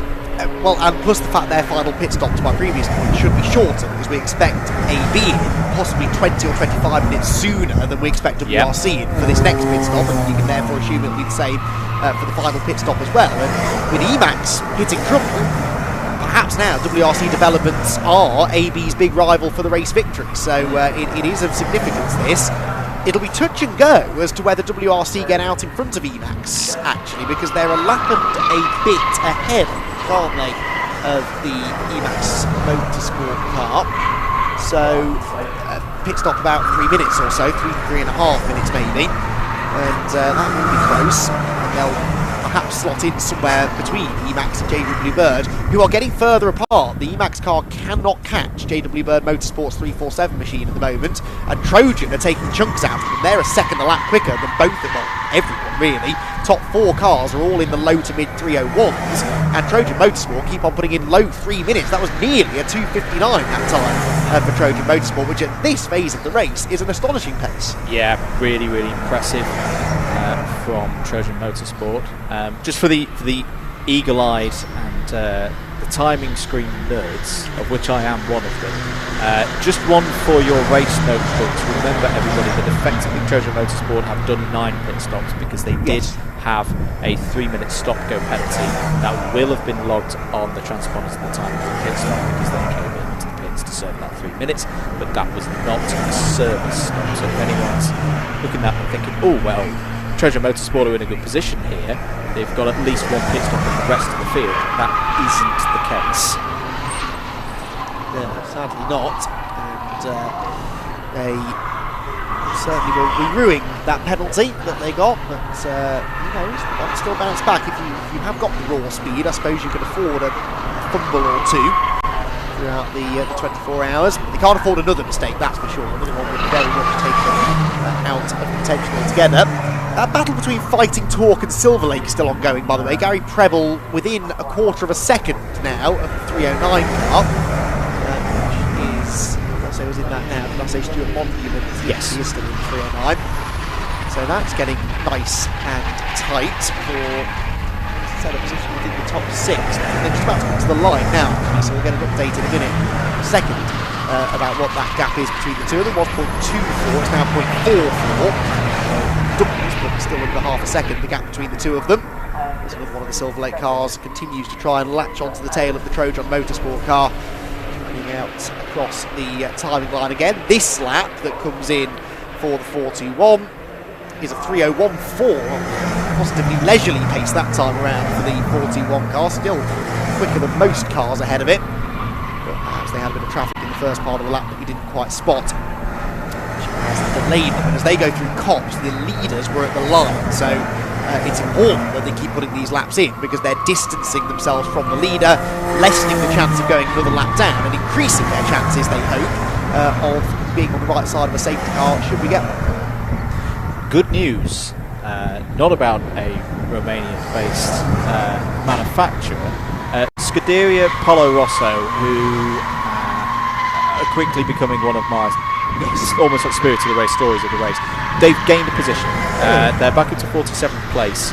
This is the car that's had, there's a BPC tuning car there in a bit of trouble because they've come to a stop. That is just coming down from Stowe into Vale. It looks like they've stopped on the entry to the Grand Prix pit lane. Now, they won't get any service if they go down there this weekend. They've got to get back round to the National Pit Straight. But what has happened there, is it the 596? No, it's not 596. I think it's the 537. Yeah, I think it's the 537 car that has had some trouble recently as well, so not good news for that car. But whilst we try and figure out what's going on there, for those recently joining us, the Scuderia Polo Rosso car, full credit to them for keeping going, because I think this some teams that if they'd been in, so you must remember at the start of the race they were one of the top 2 cars at the front of the field, looking really, really good in the early stages. They are onto their 3rd engine. They've got 2 engine changes across the course of the last 18 hours or so, but they are still plugging on, they are still racing, they still want to be part of this event, they're not taking their ball home, and they're trying to get as many positions as they can, and at the moment they are doing so. They're going to in a short while we're going past the 335 Lab Sport Racing entry on time. We've got another 2 laps to find there, so full credit to them for keeping going. Absolutely, the spirit of the race is absolutely the award I would be giving them as well, just for keeping going. Like I made the point earlier on, they were a team very much in the hunt for a race victory. You'd forgive them really for giving up and going home, but they're paid to be here. The team and the drivers all wanting a chance to go out there and have some fun, and you really can have some fun when you're that far down the order. You just race everybody who you come up against, and don't really worry too much about who they are or what position they're in. This is concerning me slightly, this BPC car, because it's in a dodgy position and it's not easily accessible for a marshal or a recovery vehicle to get to, because the recovery vehicles are based on the outside of Stowe Corner. Yeah. To get to it, they'd have to drive across the road. It's an easy recovery then, just drag it into the international pit lane, but to get to it is going to be difficult without a safety car. So if we do get one, golden opportunity surely for AB Motorsport to pit. They're due a pit stop, I think, within the next 5 minutes anyway, so they'll be praying for a safety car to come out imminently, and I do wonder if that is something that's going to happen. The yellow flags are out from halfway down the Hanger Straight to warn the drivers that around the next corner there is a car at the side of the road. But I don't see an easy way to recover that at this stage of the race, certainly with the entire track full of Citroen C1s. I don't see an easy way to get to that and get it out of the way without the help of the Citroen C3 safety car. So we'll wait and see. Thankfully we don't have to make these decisions, but it is one of those moments that again could prove definitive. Just see, it's still there. It's been there for 3 or 4 minutes now. Not sure what's happening there with the BPC machine. There's been a change of position between JW Bird Motorsports and WRC Development. Not the battle for second place though. It's another two of those two entrance cars down in 14th place. So the 449, the team of Sam Roach, Joe Roach, Kieran Griffin and Nick Wingrove have taken a position away from the 418. So this is the WRC Developments with the CB Auto Services car of Jonathan Salem, James Poulton, Ian Duggan, Matt Shears and Lewis Barr. I think we've also had a couple of, well, we're in a pit cycle at the moment in around that period just behind us. Bianco Autosport Developments have just gone back past Patrick Watson Racing. It's number 507. It's in the pit lane as have Ringside Performance. If there was a safety car thrown shortly, as out comes the Landy to give a bit of assistance and a tow, I'd imagine. So that's good. So that must have been positioned. You can see the ambulance in the background on the inside of Stowe. They must have had a recovery truck there as well, which has saved us a safety car.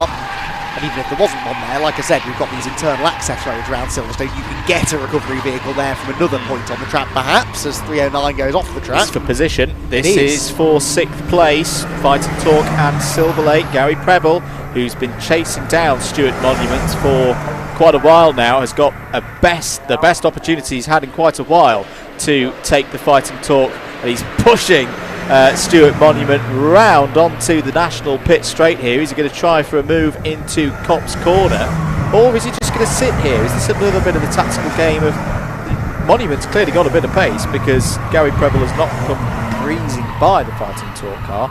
Is it better right now to work with the 309 and gain some extra speed that way? Well, I wonder if that's what he's going to think. Down into Baggett's and Beckett's though, I think he was looking around the outside but ducks back in line again. So this fight then for 6th position raging on as the race leader has just pitted in the 330, has a spin and goes over at Beckett's, and this now will surely be a safety car just as the race leaders have pitted. This could be a big moment then again for AB Motorsport. The 330 car on its lid in the gravel at Beckett's. That gravel trap did its job in slowing the car down. Marshall runs over to make sure the driver's okay. Driver already clambering out the other side, but that was a big lose at high speed, and I think we'll be seeing this vehicle out on track any moment now. And what a stroke of luck for AB Motorsport. Bad luck for the car involved, but AB timing that pit stop perhaps to perfection as it happened. We'll follow that story as we can, but I do believe we can head down to the pit lane. We've got an interview to grab from the pits whilst we try and figure out exactly what this means in the context of the race. Let's head down to pit lane. We will try to get down to the pit lane.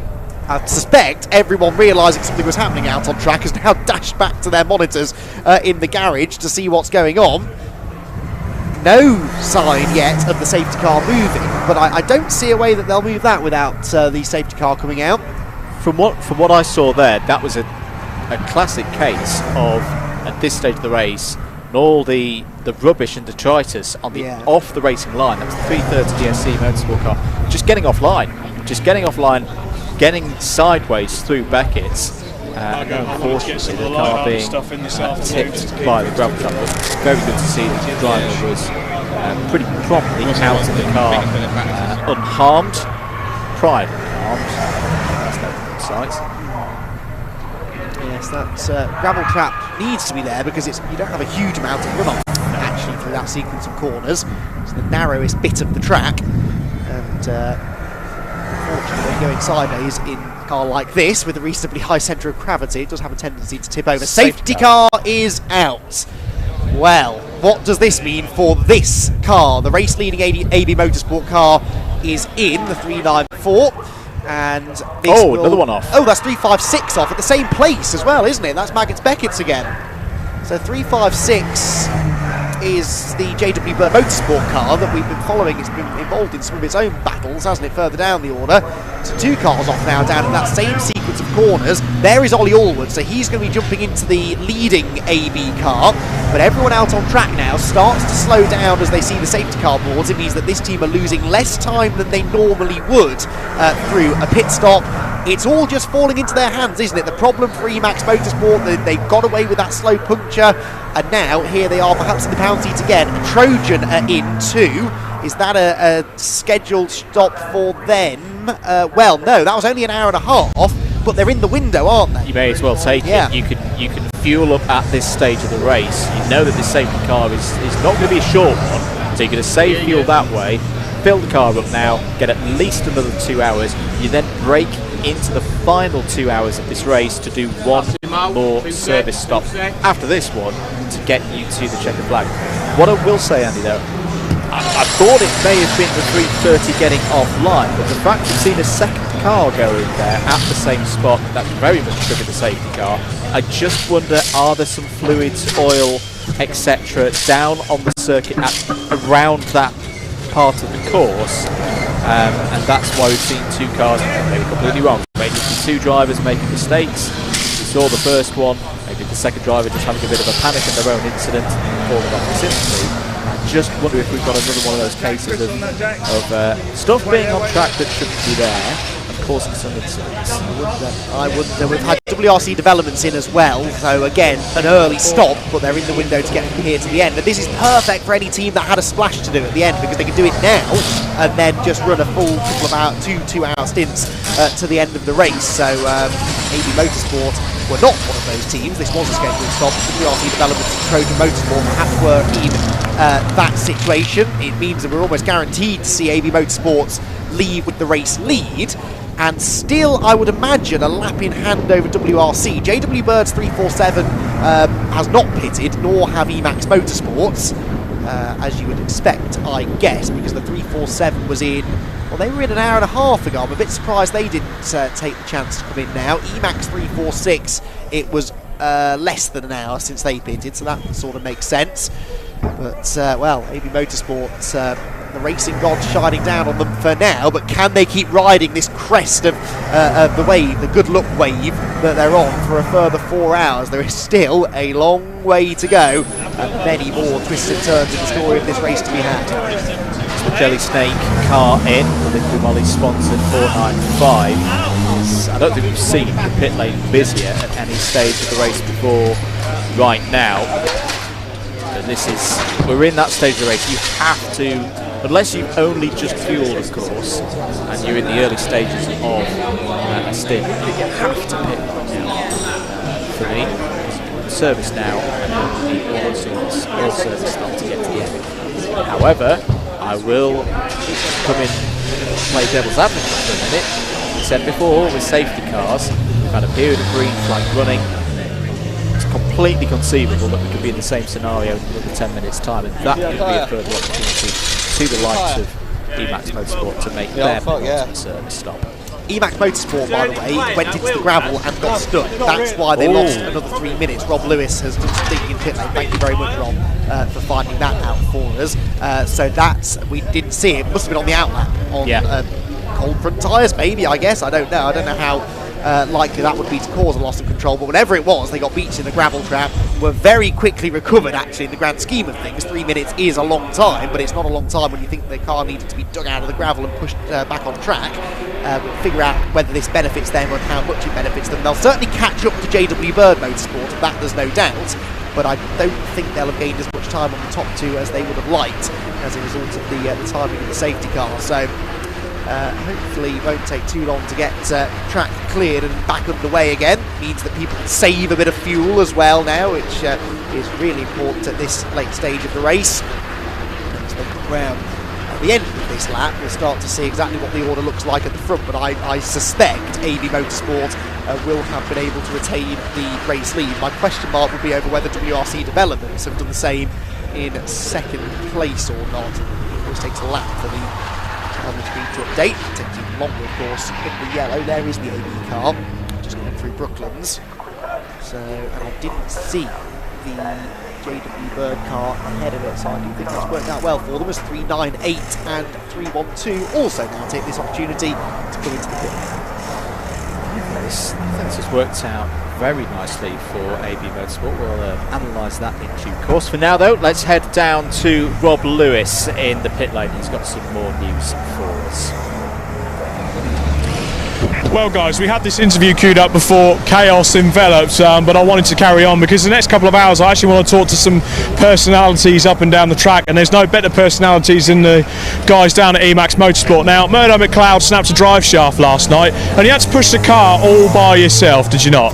Yeah, the marshals helped us like no end to push it off the track, but obviously they couldn't leave the track, so I was kind of left there in the dark. There was loads of Porsches parked around as well, so I was pushing it. It was gathering quite a lot of speed, and yeah, I was a bit worried they were going to go to the Porsches, but pushed it down paddock.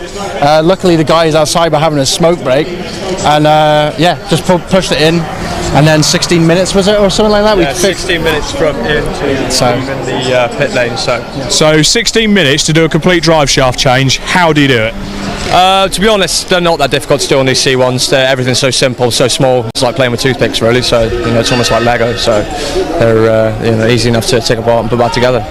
Were you a bit mad at Murdo for breaking it in the first place? No, not at all. I mean, Murdo's putting in the lap times every time he's out, so you can't be mad at a man for driving the car properly. So yeah, sometimes these things happen, and it is what it is. In terms of Emax overall in this race, I mean, you've got one car right up there, just as we've got car 345 coming into the 345 into the pit lane. So as we turn round here, this car came in earlier on with an issue. It sounds like it's blowing from the exhaust. If I just get my microphone up, you can hear it. So you can hear that exhaust blowing away. So the team's coming in. There's clearly an issue with the driver chatting to Glenn Finn now. I'm going to see if I can sort of butt on the way in. Oh, the car's being pushed into the garage. Glenn? Brakes. Oh, brakes issue. Yeah, so okay, so ignore the blowing exhaust. It looks like there's actually a brake issue with car 345. That's being pushed into the pit lane. So for now, I'll hand back to our commentary team, and I'll see if I can line up some more interviews for you. Cheers, Rob. An ever-changing story for Emax Motorsports down there. You never take your eyes away from one of these endurance races. You never know what's going to happen. If you're just joining us, that is the cause of our safety car. That's the 330 DSC Motorsport car.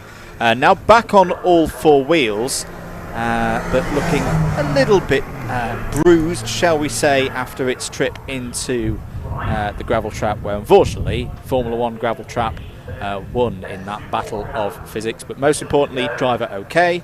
Driver got out unassisted, and fingers crossed we'll see this car back in the pits, not in the not too distant future, patched up and then back out on circuit there.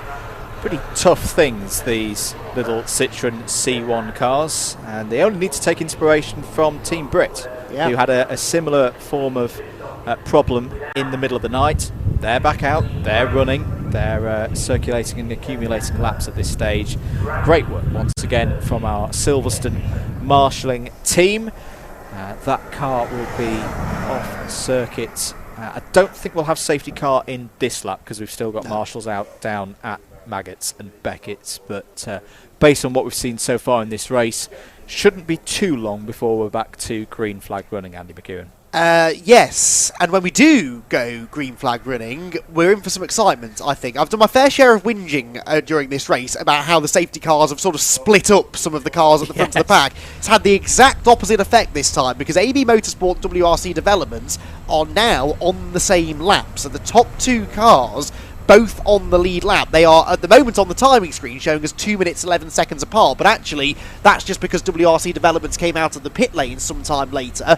According to the tracker, there's probably only about 6 cars, lapped cars, separating AB from WRC. So that's going to be a genuine fight for the race lead now when we get going, and they're both on the same strategy with one more pit stop to come at a similar moment. And very quickly before we head down to the pit lane, we've got an even closer battle in prospect for third place, because JW Bird Motorsport and Emax Motorsport, neither of whom pitted that time. Well, what was an 18-second cushion for JW Bird is now down to virtually nothing. I think they're almost nose to tail in the safety car queue. So the leaders together and a lap behind them, third and fourth place, absolute together, and there'll be a whole host of other battles up and down the order, which get pretty close as well. So if you're just joining us, you've done so at the perfect time. We've got a safety car out now, but a genuine fight for the race lead coming in the near future.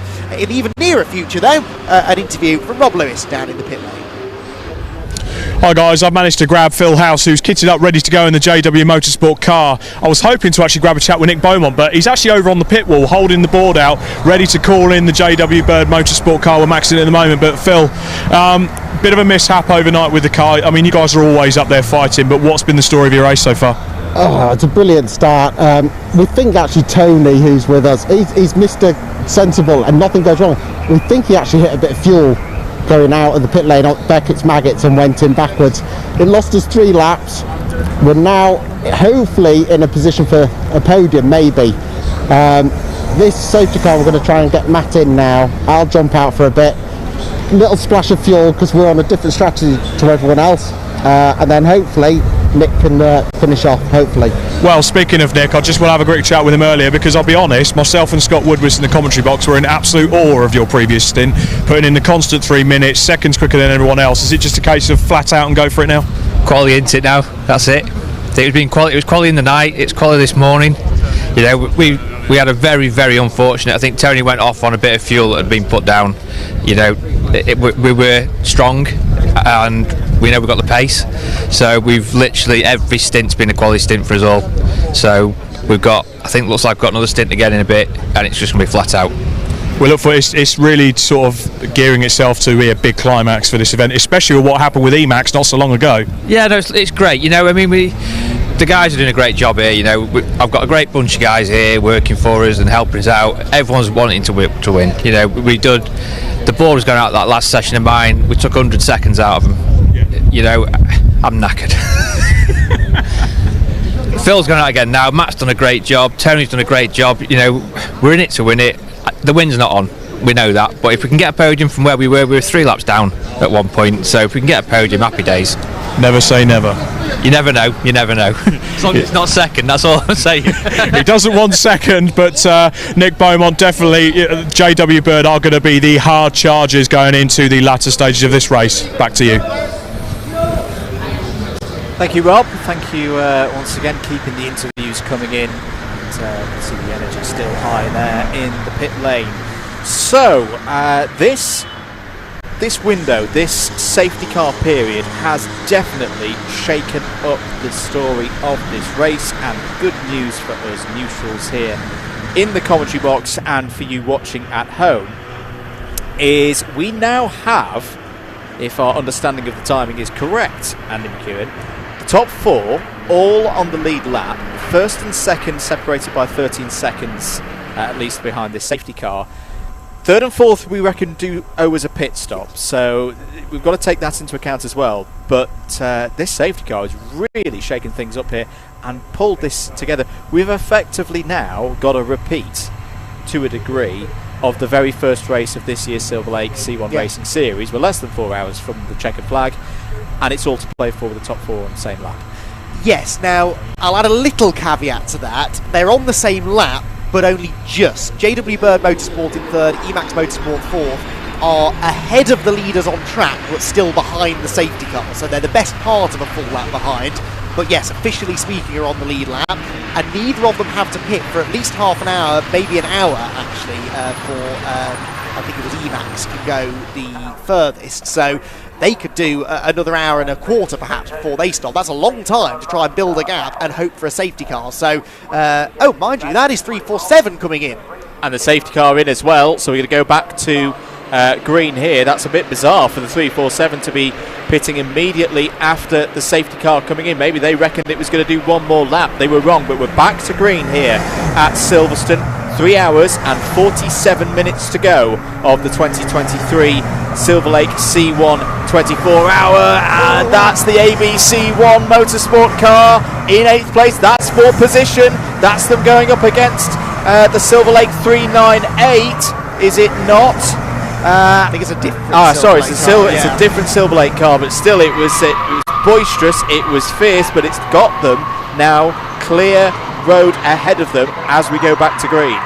Yes, boisterous and fierce, two words often used to describe Tim Law, who raced against Mark Webber in Australian Formula Ford many moons ago. Now there is the 347 car in the pit lane.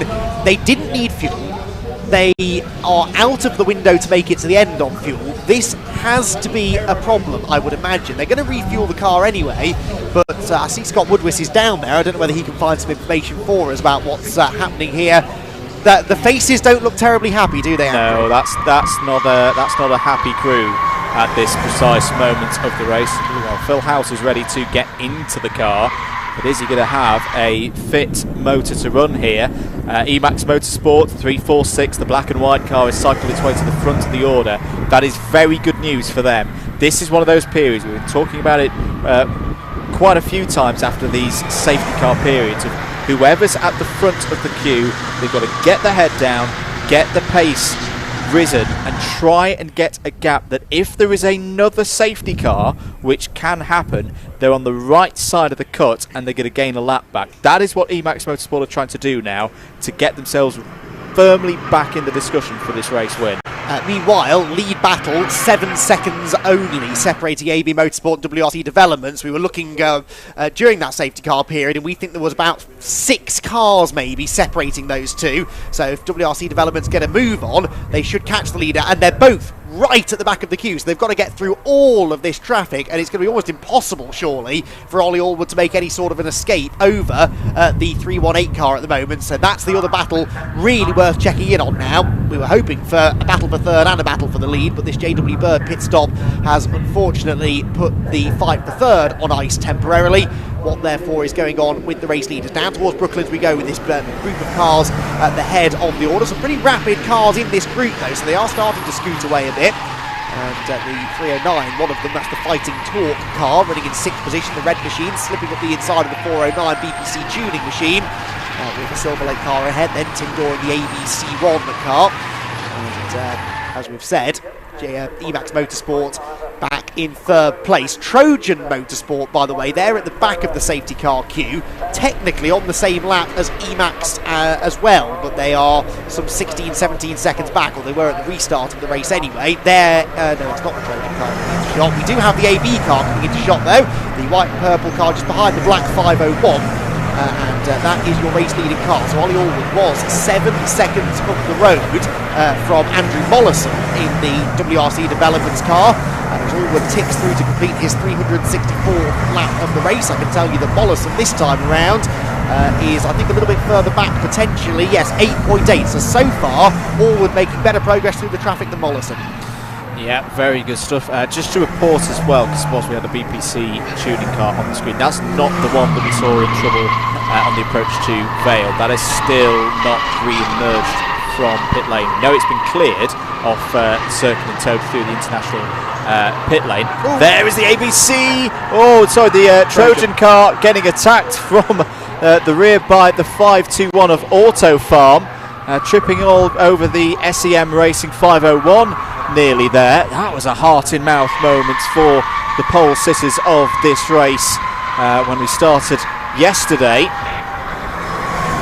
This is what we've seen with these restarts throughout the course of the race. It gets a bit frantic out there. You have to go back into survival mode if you're behind the wheel of one of these C1s and just play out the scenarios and not end up off the racetrack. There's the SCK Motorsport car, the 503, the one with the orange flashes going down the inside. The Tivoli car running deep and across the curb. Did they keep that under reasonable control? Yes, they did. They re-emerged right in front of the race leader. Ollie Allwood has to take avoiding action out onto the runoff as they go through Club Corner. It's all a little bit heart in mouth at the moment, and here comes the Trojan Motorsport car as well. This is important, trying to get a lap back here. The 421 on the inside of the 394. They've done it. Well, that's to get on the lead lap, isn't it? Yeah. So that puts a fourth car now on the lead lap again. And Trojan Motorsport, we know, are really, really fast right now. So the Trojan Motorsport machine with Willis now at the wheel for this particular stint, the 421 car. So that's Adam Willis for Trojan. And he is marching towards the front of the pack. Tries to get up the inside of the, I think that's the Jolt car, isn't it, through the loop, which runs very wide over the curbs, and Trojan should be able to get past the similarly liveried car down the back straight. In fact, they lean on Jolt as they come out of Aintree. That was very close. It's folded the wing mirror in on the right-hand side of the Trojan car, and it gives Ollie Allwood a run on him again now as they head down the Wellington Straight. Allwood, though, sensibly doesn't try to get up the inside of Trojan. Yes, it's a car that he's fighting technically for the race lead, but he doesn't need to really fight it too hard now. Car off the road ahead of the Brooklands as well. Oh, you can tell we're getting to the business end of the race, can't you, Andrew? Yeah, and I've seen Adam Willis in this position before. He, in karting 24 hours, I've seen him take part, and he often does at least the penultimate stint or the final stint. He knows this situation. He knows he's just got to go. There's no preservation mode for him at the moment. He needs to get this pretty much full racing lap back if it's going to be a win for the Trojan Motorsport team. The shackles will have been taken off. Willis, he'll have been told before he gets in the car, there's a safety car, do this, and then get on the hammer, get up the road and see if we can get ourselves back in contention for the race win. And that's exactly what Adam is doing. May mean sometimes, though, that he takes a few more risks than others out there. SF Racing being given a 3-minute stop-go penalty for leaving the pits under a red light. So that was because the safety car Q was coming by, and they presumably tried to beat the safety car out. You can understand why, but it will get them a penalty. Now, we had a very similar situation in the Silverstone 500 here a couple of weeks ago, where a GT4 team did exactly the same thing, figuring that the penalty for doing so was less than the penalty for sitting at the end of the pit lane and losing a lap. So I suspect lessons learned from that. They'll make sure that penalty is severe enough to deter anybody else from doing it. Lead gap 8.3 seconds then, so Ollie Allwood not losing any time really through all of that. Not lapping terribly quickly, he's in the mid 304s, but WRC Developments Andrew Mollison also not going very quickly. Car 310 now being given a 10-lap penalty for exceeding that driver time. That's the second car we've seen doing that. That's Scuderia Polarossa though, Andrew. I don't think they're going to be all that fussed, are they? No, they're not really going to be bothered about that one. Race is already, to the result, been ruined by the two engine failures that they've had. But the rules are the rules. Yep. So I understand why the penalty's been given there. Trojan again involved in a 3-wide moment now, heading into Abbey Corner. Nothing to lose is the phrase that springs to mind here for Trojan. This is where they make or break their race. The progress made in this stint is going to make all the difference. I reckon they've got at least another 45 minutes worth of fuel in that car, and they will be pedal to the metal now, qualifying laps as long as they can. Ollie Allwood getting himself involved with some back markers, going 3 abreast. The Burton Power car is one of them ahead. He's going to try and scoot up the middle, bails out of it. Ollie Allwood is a driver who is driving knowing full well he's got a lead to defend, but that he can't afford to get any sort of contact with that car, get involved in anything that might damage it. Yes, he's got this 8-second cushion, but he's definitely backing out of some of the dicier situations that he's finding himself in. Now, earlier on, when he had a lap in hand over second place, he could afford to do that, but you've got to imagine at some point Andy Mollison's going to really get his act together and start taking some time out of the AB Motorsport car. Allwood's going to have to get those elbows out at some point. And I think what was difficult for Allwood there as well, he's got different drivers, different teams obviously around him, playing the game differently, and the one that caught my eye there was Andy Burton. He didn't do anything wrong, by the way. He was in the middle of that 3-wide going into Abbey. That's a car running really well in the top 10. It would be a fantastic result for Burton Power. He hasn't got any time for contact with cars that are absolutely sending it at this stage of the race. So that was really well read by Ollie to see that Burton was going to pull out himself and just give a bit of extra room to not then run into the back of the 337 and just keep the car clean. Doesn't need to go 100% right now. Very, very heads-up driving for everybody out there. Once again, another example of the driving standards in this race have been impeccable. Absolutely. Consider the spread of ability out there as well. I mean, there are drivers who have been racing for decades. There are drivers who might be in their first ever motor race this weekend. And we really haven't seen too much that is to be frowned upon, really. So real top job from everyone. And a lot of that goes down to the drivers. A lot of it, the credit for that has to go to the club as well, the Brscc, because they really do hammer it into the drivers. You've got to look after each other out there. You've got to keep those driving standards high. It reflects badly upon you. It reflects badly upon the club and the championship if you're all driving into each other. And we really haven't seen any of that at all, to be honest. So yeah, real good work by everyone. And indeed, in general, good work by the Brscc to organise this event. It's been running with the club for a couple of years now, and it's been popular, certainly with the teams and drivers, many of whom have been regulars in the C1 series for a number of years. Right then, briefly, there is not a lot happening on track. I do feel that we're building to a nice crescendo in this race, though. So before anything else kicks off out on circuit, let's head back down to the pit lane to Romulus. Now you've seen the Burton Power car, very impressive all throughout the race with their drivers. Nice steady stints, 2-hour stints. And one of the drivers in that car is none other than Shine Automotive. Now if you're on YouTube and you're into your automotive YouTube channel, Shine Automotive is one to check out. This is the star of the show, Colin French. Colin, it's your first time on the Grand Prix circuit, your first time in C1s. How have you found it? Loved it, absolutely loved it. I didn't realise how much fun a little car could be with, what are these, 68 brake? Not even that. No, I've just ringed its neck in. I've loved it. I didn't realise how much fun close contact racing without any contact. All the stints I've done has been fantastic today. Absolutely fantastic. And you've got some good drivers to kind of learn it from with Andy and Tommy and particularly Ashley Davis as well. They've been hugely impressive in their stints. Massively. I mean, from qualifying when I went out, I didn't have a clue which way to go around the track. I was like, where am I going? But I've just learnt so much just over a weekend without any testing. So is it quite daunting then going out onto the Grand Prix circuit for the first time? Massively.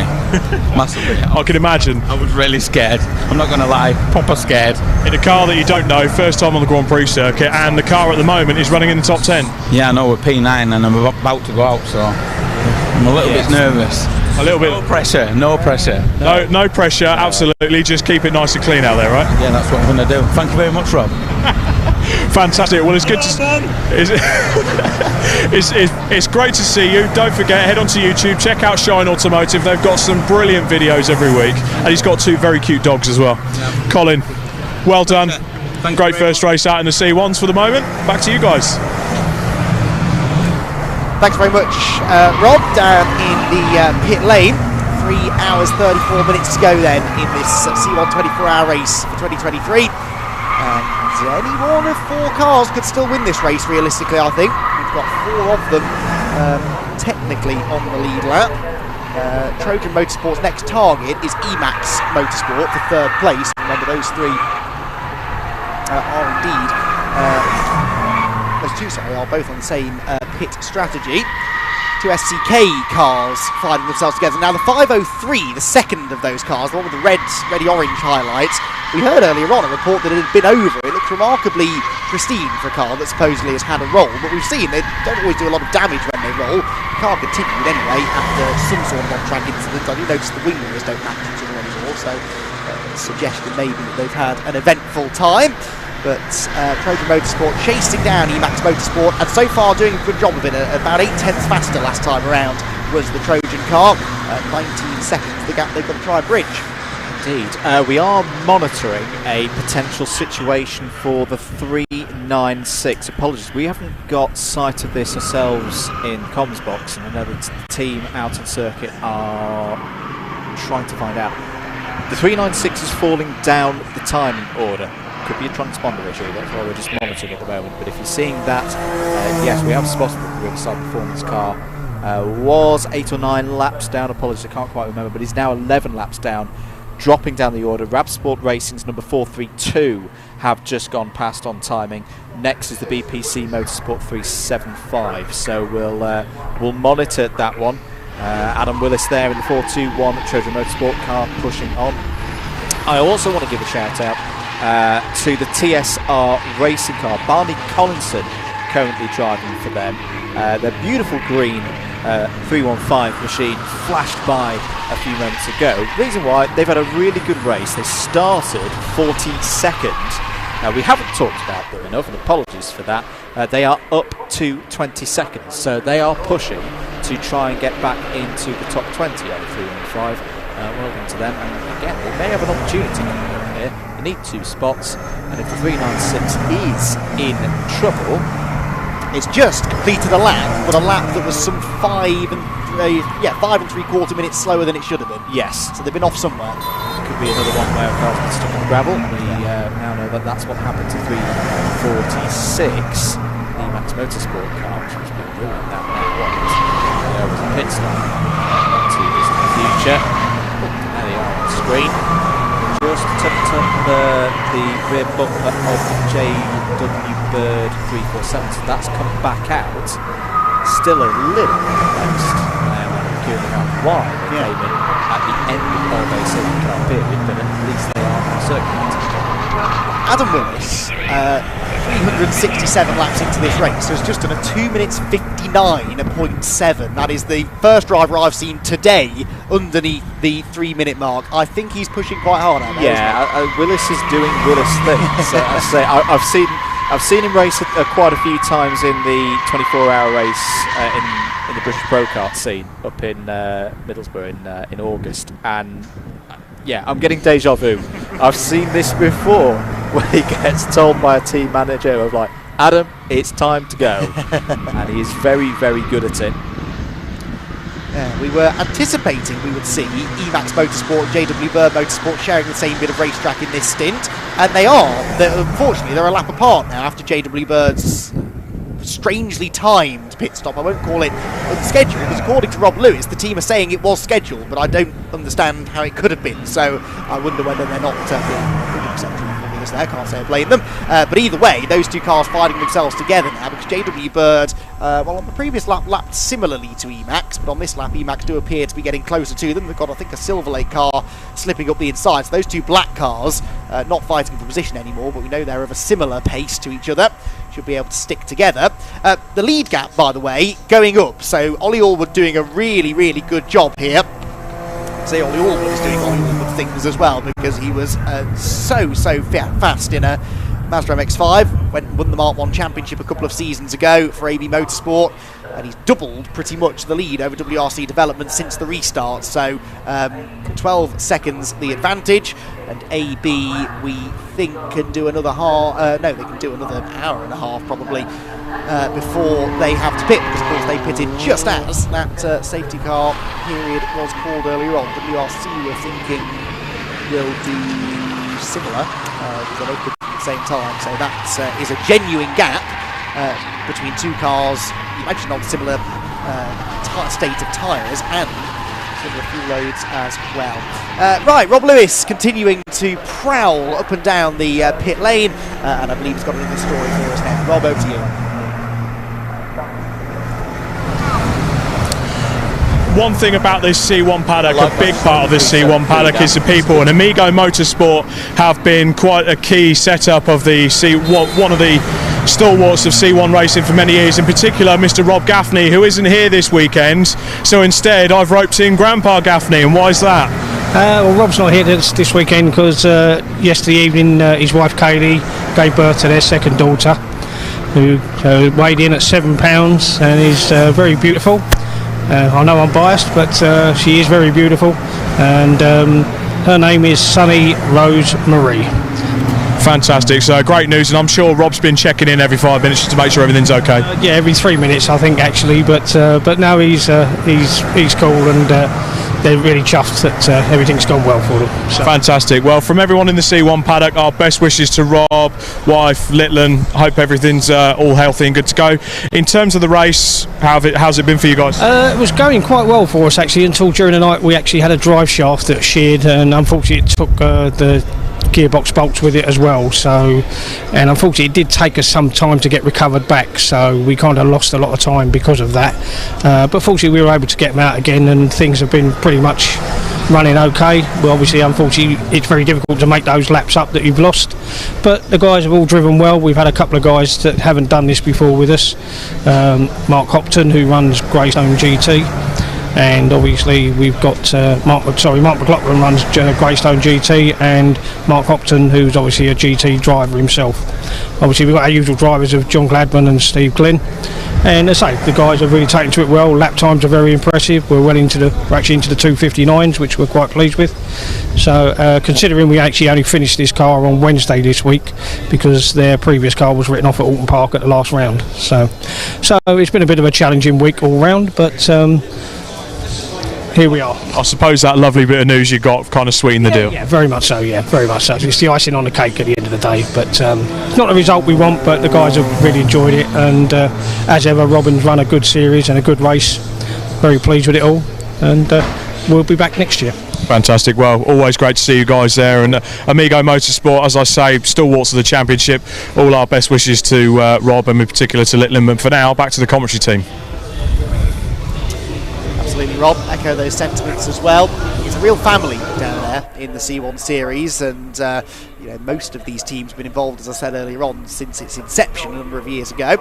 And it's impossible to share a racetrack and a pit lane and a paddock with other teams for that length of time and not form some pretty close bonds. So absolutely echo the sentiments there. Right then, back to the race action, which is just starting to calm down again ever so slightly now, with 14.5 seconds near enough now separating the top two cars, going through towards the completion of another lap. And this will be the end of lap 370. We did 440 laps last year. I forget how many safety cars we had in 2022. I think maybe one or two more than we're having today, although we had a similar pattern last year, lots of safety cars through the night, and we went green quite a long way through the Sunday afternoon in particular. But this latest green flag is a relatively short one so far, as the 373 car makes its way through Maggots and Beckett's, a car that I'm sure Andrew is generating a fair bit of interest this weekend. Oh, absolutely. 8-year-old Andrew is very excited because at the wheel, aware of the 373 is twice British Touring Car Championship runner-up in the heyday of the BTCC, the one and only Anthony Reid, part of this four-driver effort of Nigel Ratter, Tim Reddle and Dr. Greg Mills. And even though at the age of 66 years of age, Anthony Reid has still got it, is putting in some really good lap times at the moment, 3-minute 3s at the moment. This car has had a bit of a journey. This was one of the cars that we saw in the very early stages of this race involved in an incident through the loop. You can see the battle scars along the front bumper. I think they've accrued now. That red bumper, the splitter, that was definitely not there when I was having a look at this car earlier on yesterday. But absolutely great to have Anthony here, a true legend of British touring cars, an illustrious career, finished on the podium overall at Le Mans 24 Hours in the early years of his career, and it just shows the love that drivers from all different backgrounds have for this race. Doesn't matter if you're a novice, like we were talking to some of the Team Brit guys earlier on, or someone who's raced for going on 30 years and more now, and with a lot of success in some very, very high formulas and series. There is a place for you here in the Silverlake C1 Racing Series. There is a small irony, I think, that the damage incurred to the front of that car was after a tangle with not one but two cars run by Patrick Watts, who of course actually shared the British Touring Car grid with for a number of years. So I did say before the race started I hoped we'd get those two on track at the same time, but we got the next best thing, I suppose. Not great news for them, but they again have proven the spirit of the race and proven the structural strength of these Citroen C1s. Bodywork can be replaced pretty easily, but internally the cars really stand up to those things reasonably well, which is just as well, I suppose. But yeah, fantastic to have Anthony here. Again, I had the pleasure of meeting Anthony a few times during his stint as a Fun Cup racer, and he said then that was one of the hardest championships he'd ever raced in. Won, I think, one race over 3 years or so that he and his team competed.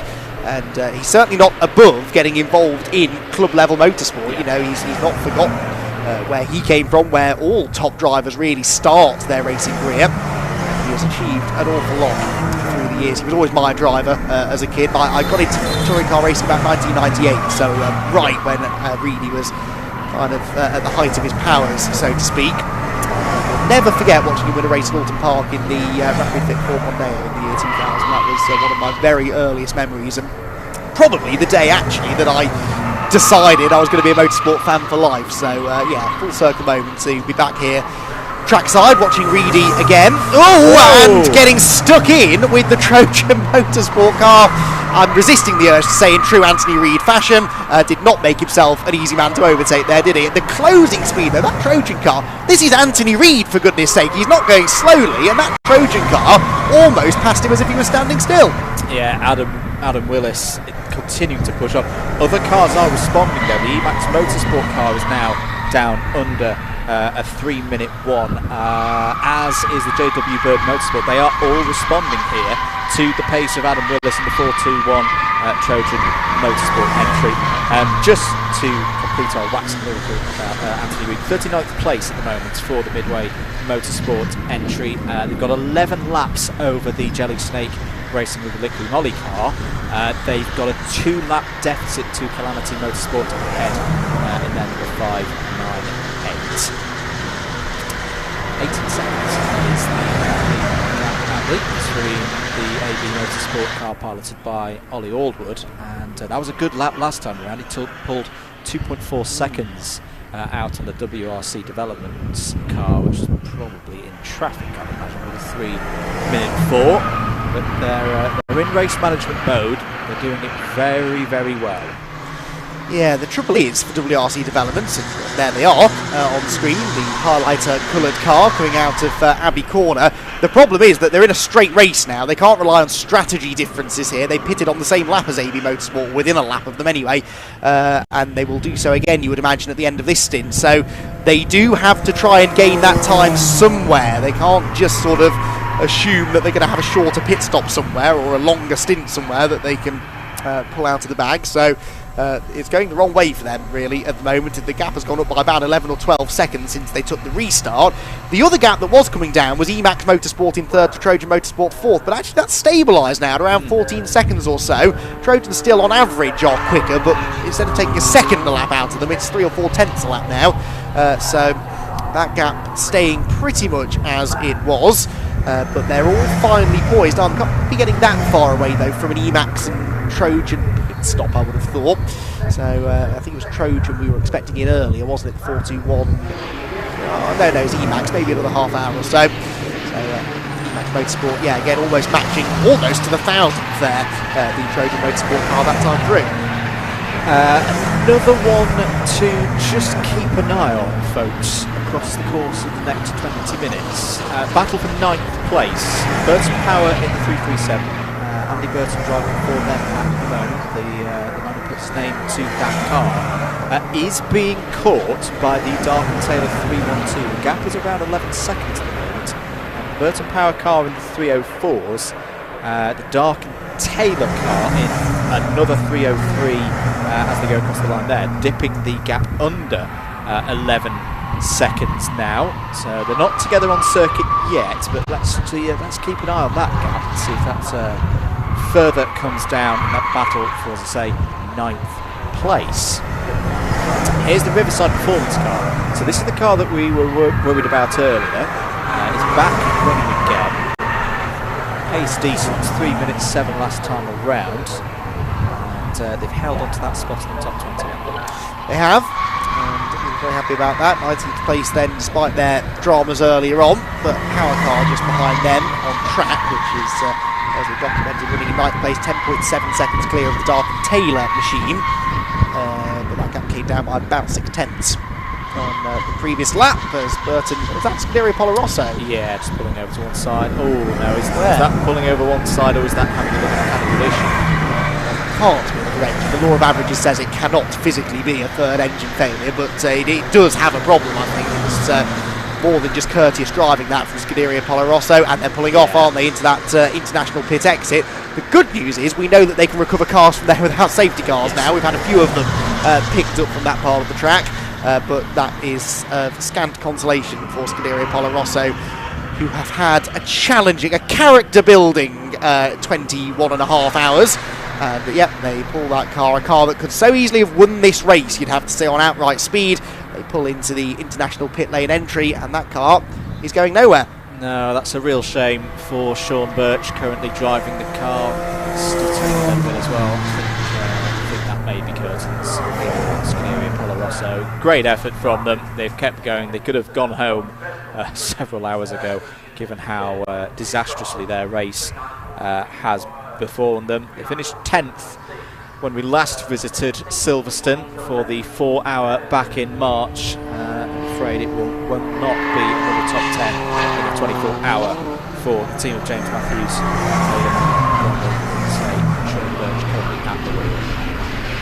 3 hours and 16 minutes to go then. You're watching live coverage of the 2023 Silverlake C1 24 hours here, the home of British motorsport, Silverstone, on the Grand Prix circuit on a lovely spring day. Perfect conditions for racing. Commentary duties for you at the moment here on your Brscc stream, both on YouTube and Facebook. Thank you very much for joining us. It's a very, very busy weekend of motorsport, even though the Formula 1 broadcast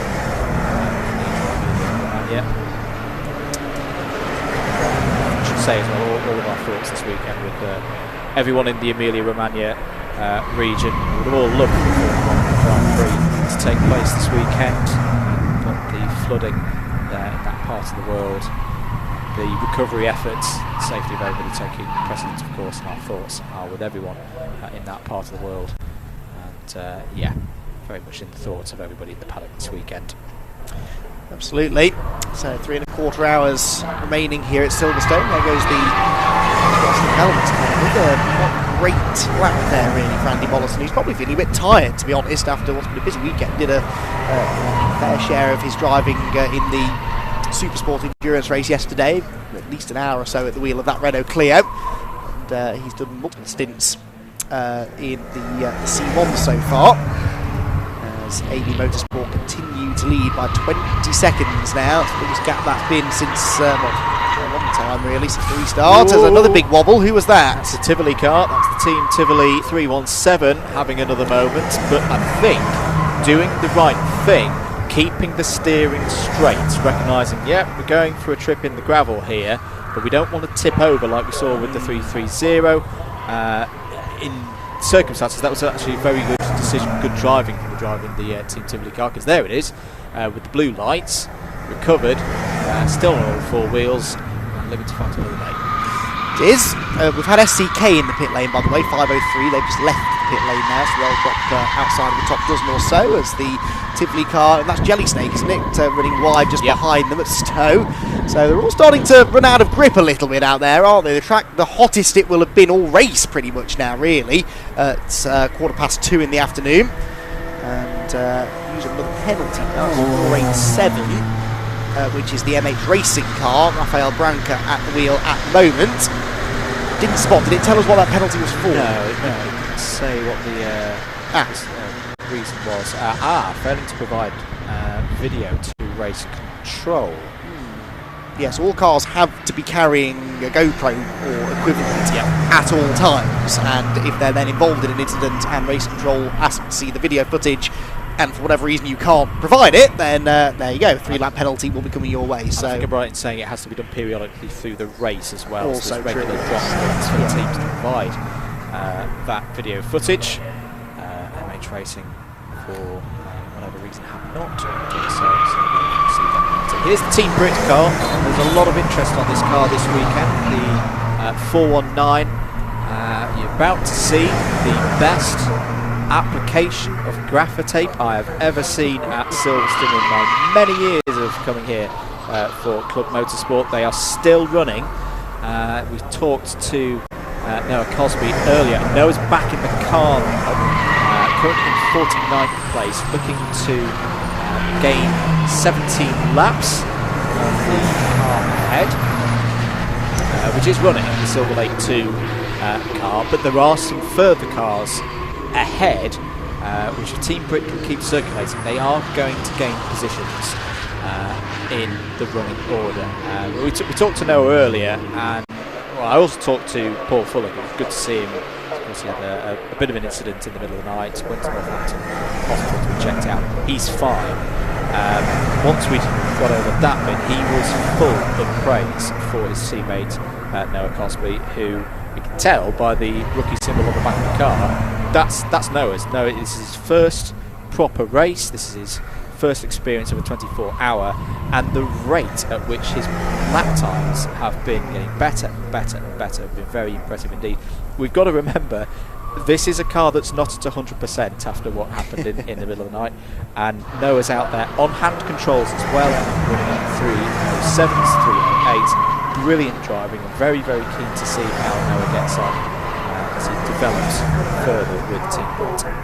Yeah, you can see the body language of the car says that he's pushing on at this stage as well, and that car going noticeably quicker, I'd say, than it was at some earlier points in the race. So heads down the Hanger Straight once again. Keeping out a couple as well, which is a big part of the game as we've documented. Mentioned that SCK car had pitted. It fell down to 17th place, but now is involved in a pretty close battle with one of the other WRC Developments cars, 418 and 503 this is, for 16th place. They were only 3/10 apart at the end of their most recent lap. 9 laps off the overall race lead, but still with a fight to be had, and they're within half a minute or so of the 449 JW Bird car, which is a minute behind the Auto Farm machine, which we haven't mentioned for a while. That was the car that Anthony Wiles had a brilliant opening stint in, gaining 20 places or more in the opening few hours. 418 are off, and that is the most popular place to have an accident today at Beckett's, and 418 is the WRC Developments car, which I just mentioned.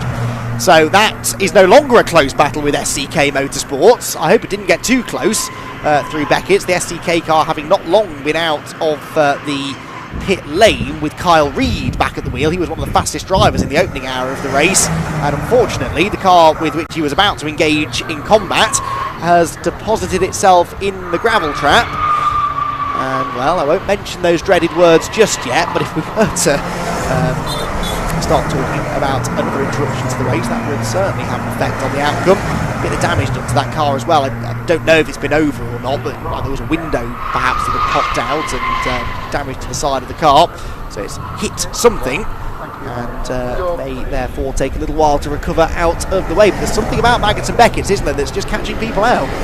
Yeah, well, we've seen a lot of offline there.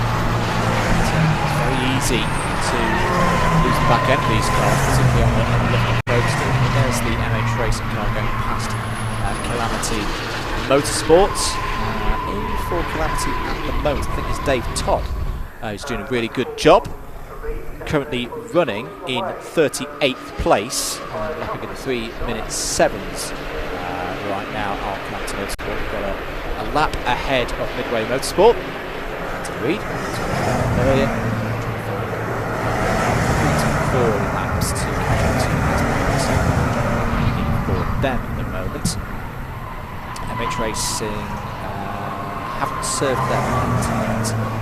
A 3-lap penalty for not providing race control and the stewards with the video footage that's required by the regulations to do. Once again, the BC Motorsport 507 SCK Motorsport, BH Motorsport partnership. That's the 504 there with the yellow flash as opposed to the 3. Door through shot in the patched together ABC1 car. See what they did there? Another pun name, not half as bad as the pun name they tried to enter with last year, which I shan't broadcast, but they are hanging on in there inside the top 10. Due a pit stop shortly, I think, that car. Bianco Developments car just ahead of them, which runs 13th at the moment, and they're only 5.7 seconds ahead of Auto Farm actually, so the black and green car in front of that queue is sort of in a battle, will be shortly I think, with the grey and white car, I think, isn't it? The Auto Farm car is just a little bit detached from the back of this group. There's defensive driving engaged by the Bianco car into Brooklands as one of the SCK cars. Now these cars is it 503 is Kyle Reid, that's the other car. It's trying to slip up the inside at Brooklands corner. Auto Farm, in fact the next car behind them is the overall race leader, AB Motorsport, about to put another lap on this group of cars. BBC out wide, and they're just behind the race leading car. is the Auto Farm machine that's chasing down Bianco for position. There is Ollie Allwood. Perfect stint so far. Touch wood for Ollie. Really hasn't put a foot wrong and has simply left Andy Mollison in his dust, hasn't he? 23-24 seconds the lead now. Yeah, and you never know. That's the kind of gap that could have a safety car slot into it. They've just got to keep pushing on, have AB Motorsports. It's Josh Stanton, by the way, in for the SEK Motorsport BH Motorsport 504. On 3 hours and 6 minutes to go here at Silverstone for the 2023 Silverlake C1 24 hour. Continued support. Join the stream. Give it a like, give it a follow. Your support is invaluable to us. Change of position related to the incident that we're currently aware of through Maggots, Beckett's and towards Chapel. Rab Sport Racing, the 432, have managed to gain a position due to the problem for WRC Development and CV Auto Services. That's 17th now for the 432. Meanwhile on the screen, Bianco Auto Developments in 13th place, trying to defend their road position from ABC1 and BH Motorsport. Whilst this goes on though, let's cut down to the pit lane where we've got some more news. And one of the cars that really has climbed its way up the order and is now really in contention for the win is WRC Developments. And one man that did a mega stint earlier on is Mr. David Drinkwater, fresh from his class win yesterday in the support race. You're now back here fighting for the win in the 24. How's the race gone so far for you?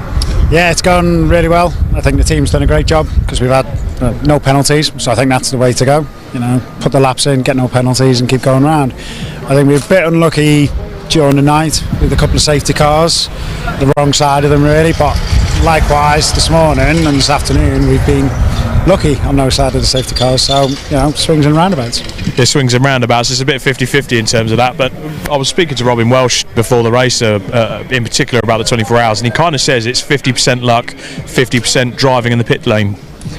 Yeah, the driving is just stay out of trouble, do your laps, but the bulk of it is the pit lane. You know, having a team which are good, do what they're supposed to do. You know, exercise to that. Don't get any penalties for anything. You know, fueling infringements or anything, and that's where it's won and lost really. Just circulate, keep going around. So what's the game plan now going into it? We've got Toby Ward is going to be the next driver in the car ready to go out. How many stops do you think you guys are going to need?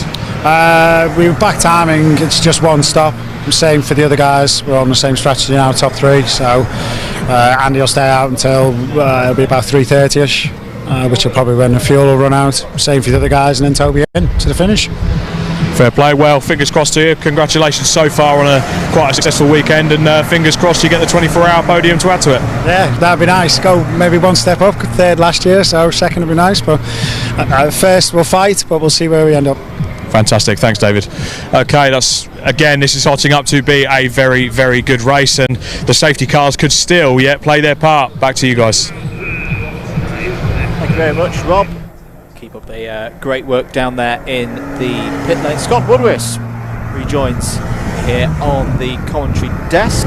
Kieran steps away for a short while. Scott, this is turned out to be a race even better than we could possibly have imagined. It's when we started things on Saturday. Yeah, it's getting pretty tense, isn't it? It's getting pretty intense to the point where it's going to be quite a close finish. I mean, at the moment, again, touch wood, AB Motorsport have got this in control, but with 3 hours to go, it looks like we probably still have one more pit cycle left to go, and it will be crucial to see kind of how that plays out, what happens up to that pit cycle, if we happen to get any more potential interruptions, and if it allows us to, it will depend on whether or not how trouble-free these last 3 hours are going to be for those leading contenders, because we've seen it before when he was recently in 2019 when we had that infamous sort of finish where the lead changed with half a lap to go. Yeah.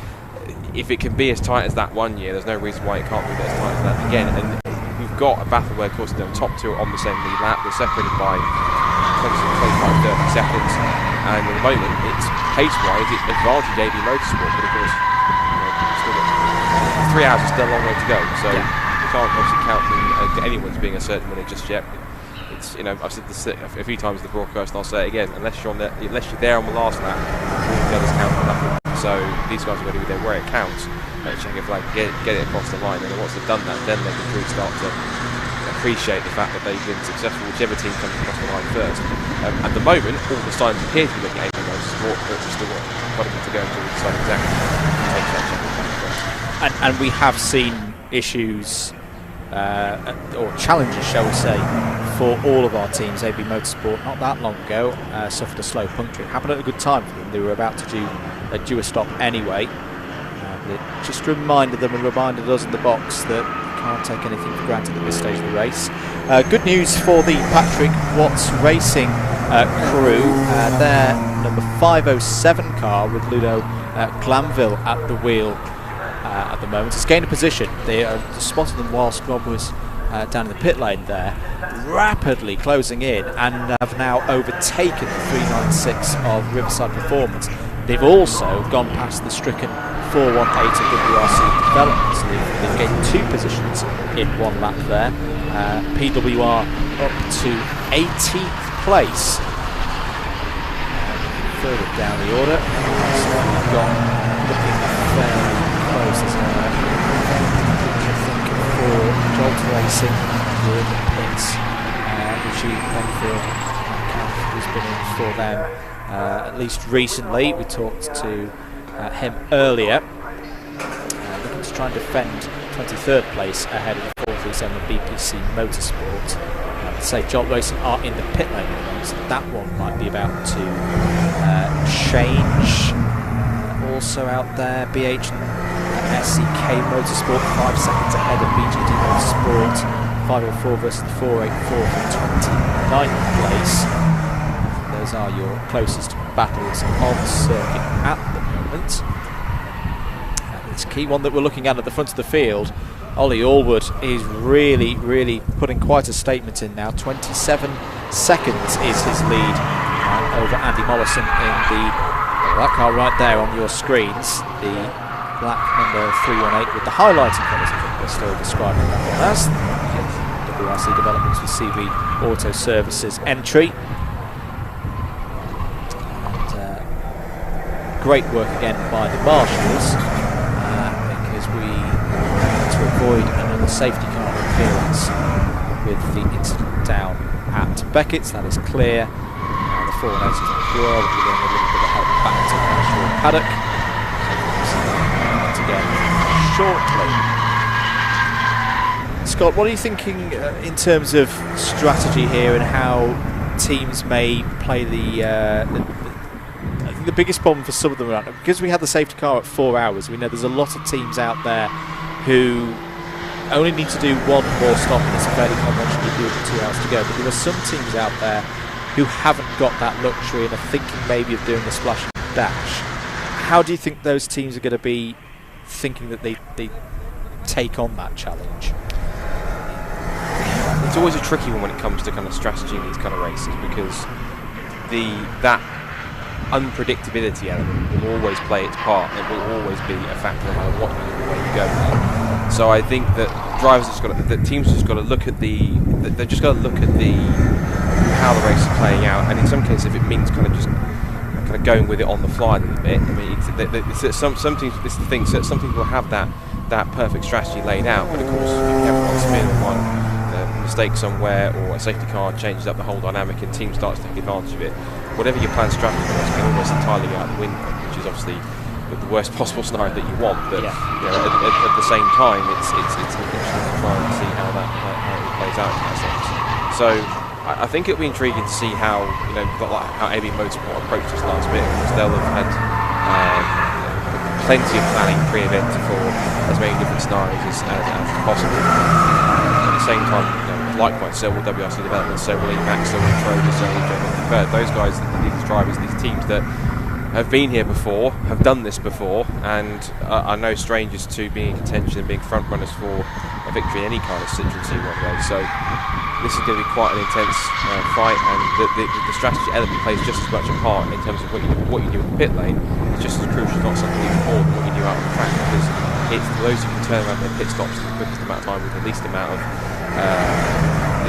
issues or problems with dynamics, that sort of thing, that makes it the key to succeeding and getting out on top. So obviously always going to keep on pushing. Maybe we're just going to hope that the rest of this just under 3 hours goes off without a hitch, and that they can get this done as they need to. Absolutely. A bit of pit activity to report on. Tim Dorr is in for the ABC1 entry, the 352. This is scheduled.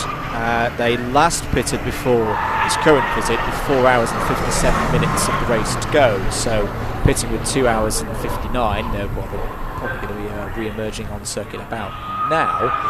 They are one of those cars that are, strategy-wise, probably in a bit of no man's land. At that rate, they're going to be stopping with an hour to go. That's too long a period, I'd say, to be able to take advantage of any help from a safety car. So they'll just be plugging away now. What this pit stop does mean, though, is that when they cycle out, they will know what their gap is over other cars around them.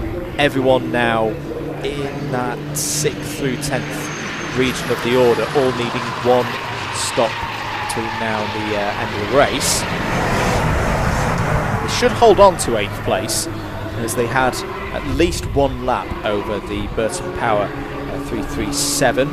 Still got Andy Burton at the wheel of it, doing a grand old job. 3.5 to the pace.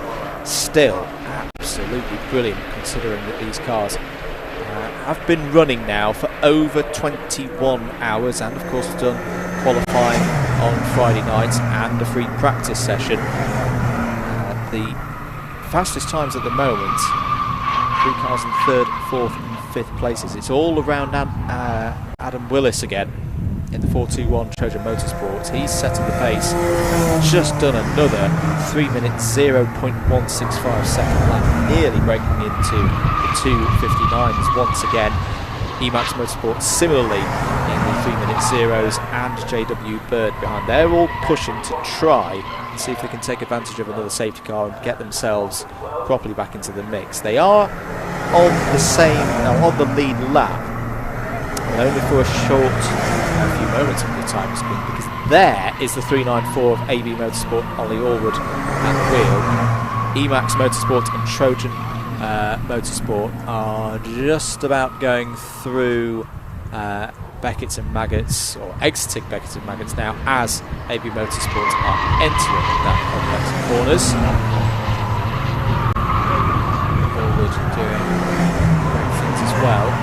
301.3 last time around, the lead now to 29.5 seconds.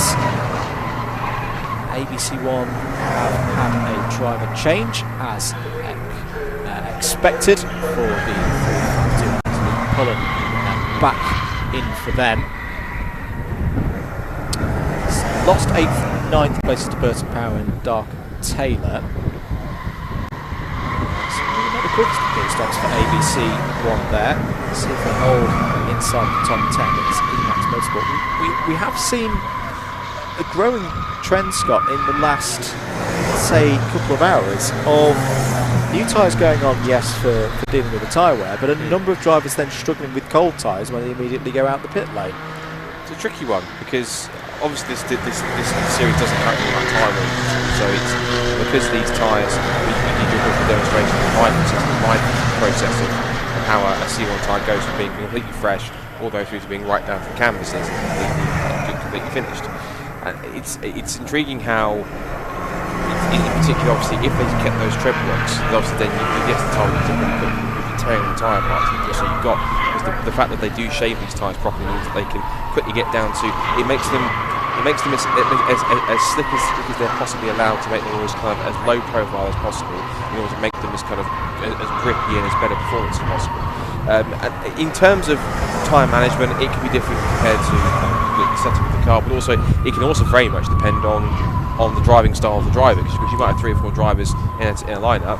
If the majority have the similar kind of driving style that's pretty good on tyres, but they're still quite quick, and that's kind of like you want to be good on tyres but also quite fast in general, then it means that you can probably make the tyres last a little bit longer compared to other cars. If you've got a mix of styles, you've got a couple of drivers that are a bit smoother, a couple of drivers that are a bit more aggressive, it means that you have to try and find a compromise in the car setup which works for everyone just about, whether some drivers like to have it more oversteering or understeering or something in between. They're just trying to make it work in many cases so that you can have as quick a car as possible that works for everyone in that sense. So it's going to be interesting, and I think it'll be quite interesting, as it usually tends to be, these sort of strategies. Just what the plan is in these last kind of, just 2 hours and 50 minutes as to who has still got it right, who's still on course to get the result they're looking for. But as we know, anything can happen, lots of spanners can be thrown into the works in the so all AB Motorsport are going to be hoping for, particularly everyone in that team, is just for Ollie to get down, to hit his head down, get his stint through, keep it trouble-free. If he can find a couple of cars like he's with now at the moment, when they're running at a relatively similar pace, just allowing them to pull him along and to give him a bit of better toes to go through. That's all we can really ask for.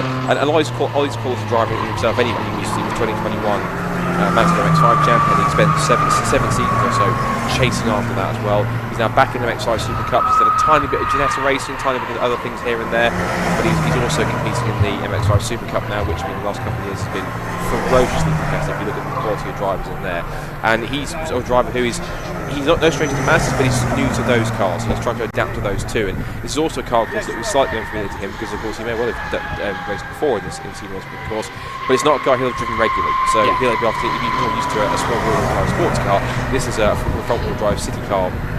Essentially like micro cars essentially.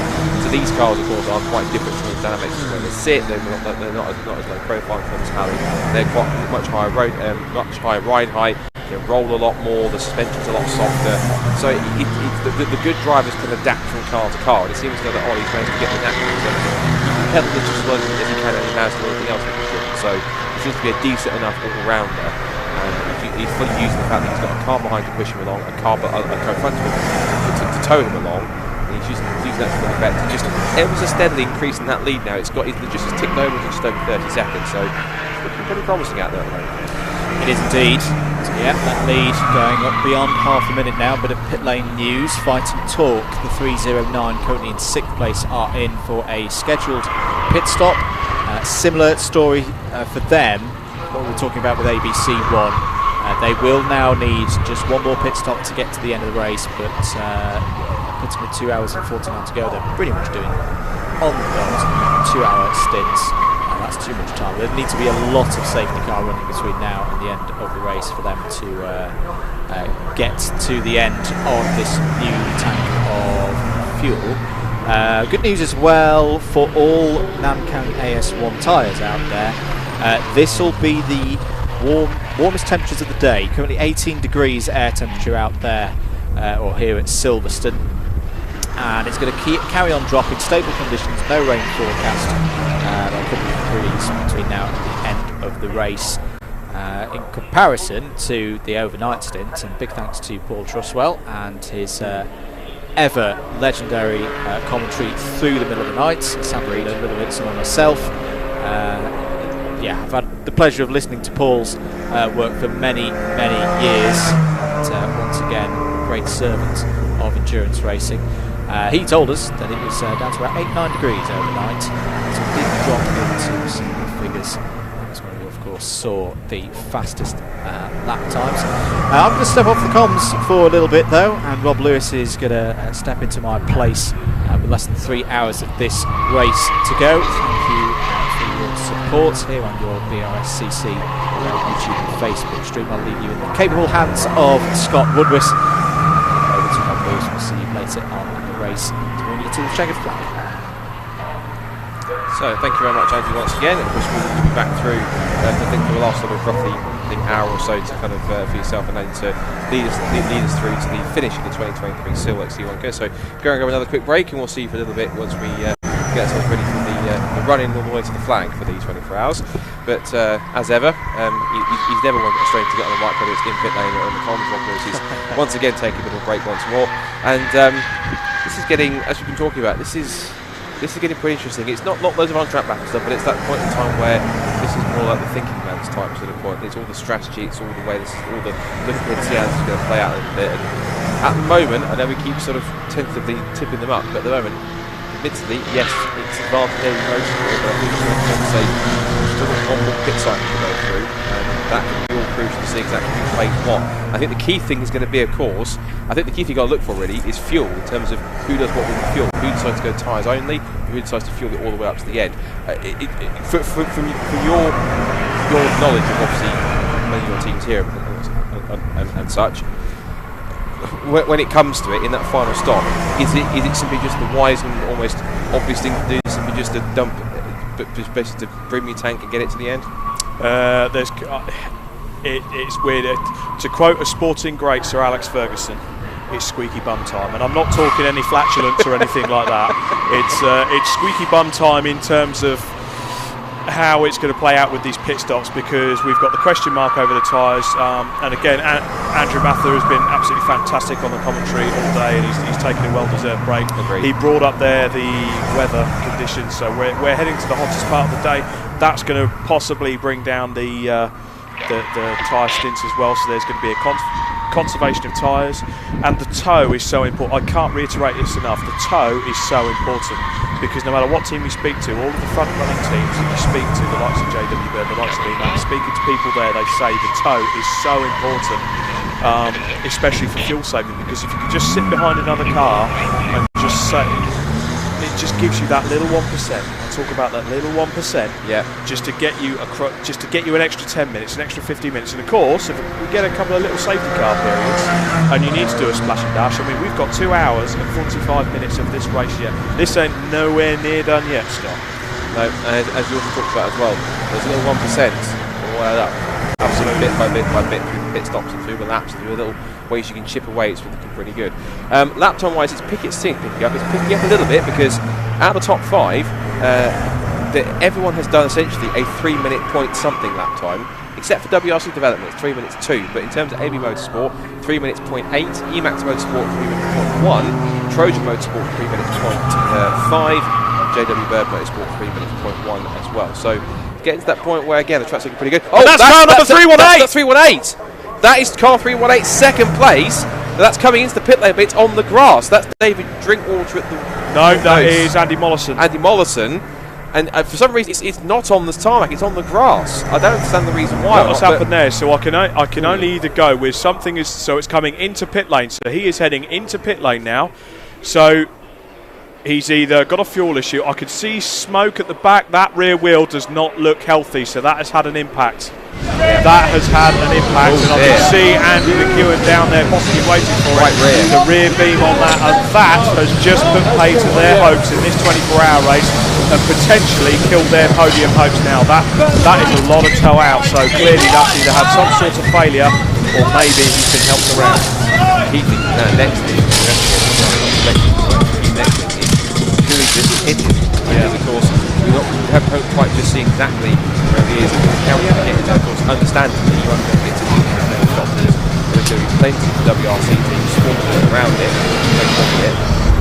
and we've even got the tyre smell coming into the commentary box. As the car comes into the pit lane, that tyre was rubbing quite significantly, which is probably why he's very sensibly took to the grass to maybe just cool that tyre off and not shred bits all over the road as you're coming into pit lane, get rid of the debris. And also as well, whilst it's rubbing like that, it potentially could be causing further damage to the suspension, so actually get on something a bit soft to ground like smart. Do you know what, actually thinking about it, that's quite smart driving. And we see on the screen there Toby Ward, he was due to be taking that car out last thing. He is absolutely gutted, the whole team will be. Yeah. And that is Andy Mollison there, he's just taken that car out for a long stint, and unfortunately it ends like this. But once again, this 24-hour race just doesn't stop bringing up the surprises. And you know what, with this happening this late into the race, that puts Trojan Motorsport sat in 4th place into the box seat to take that last podium position away. On camera now in front of you, car number 421, Trojan Motorsport.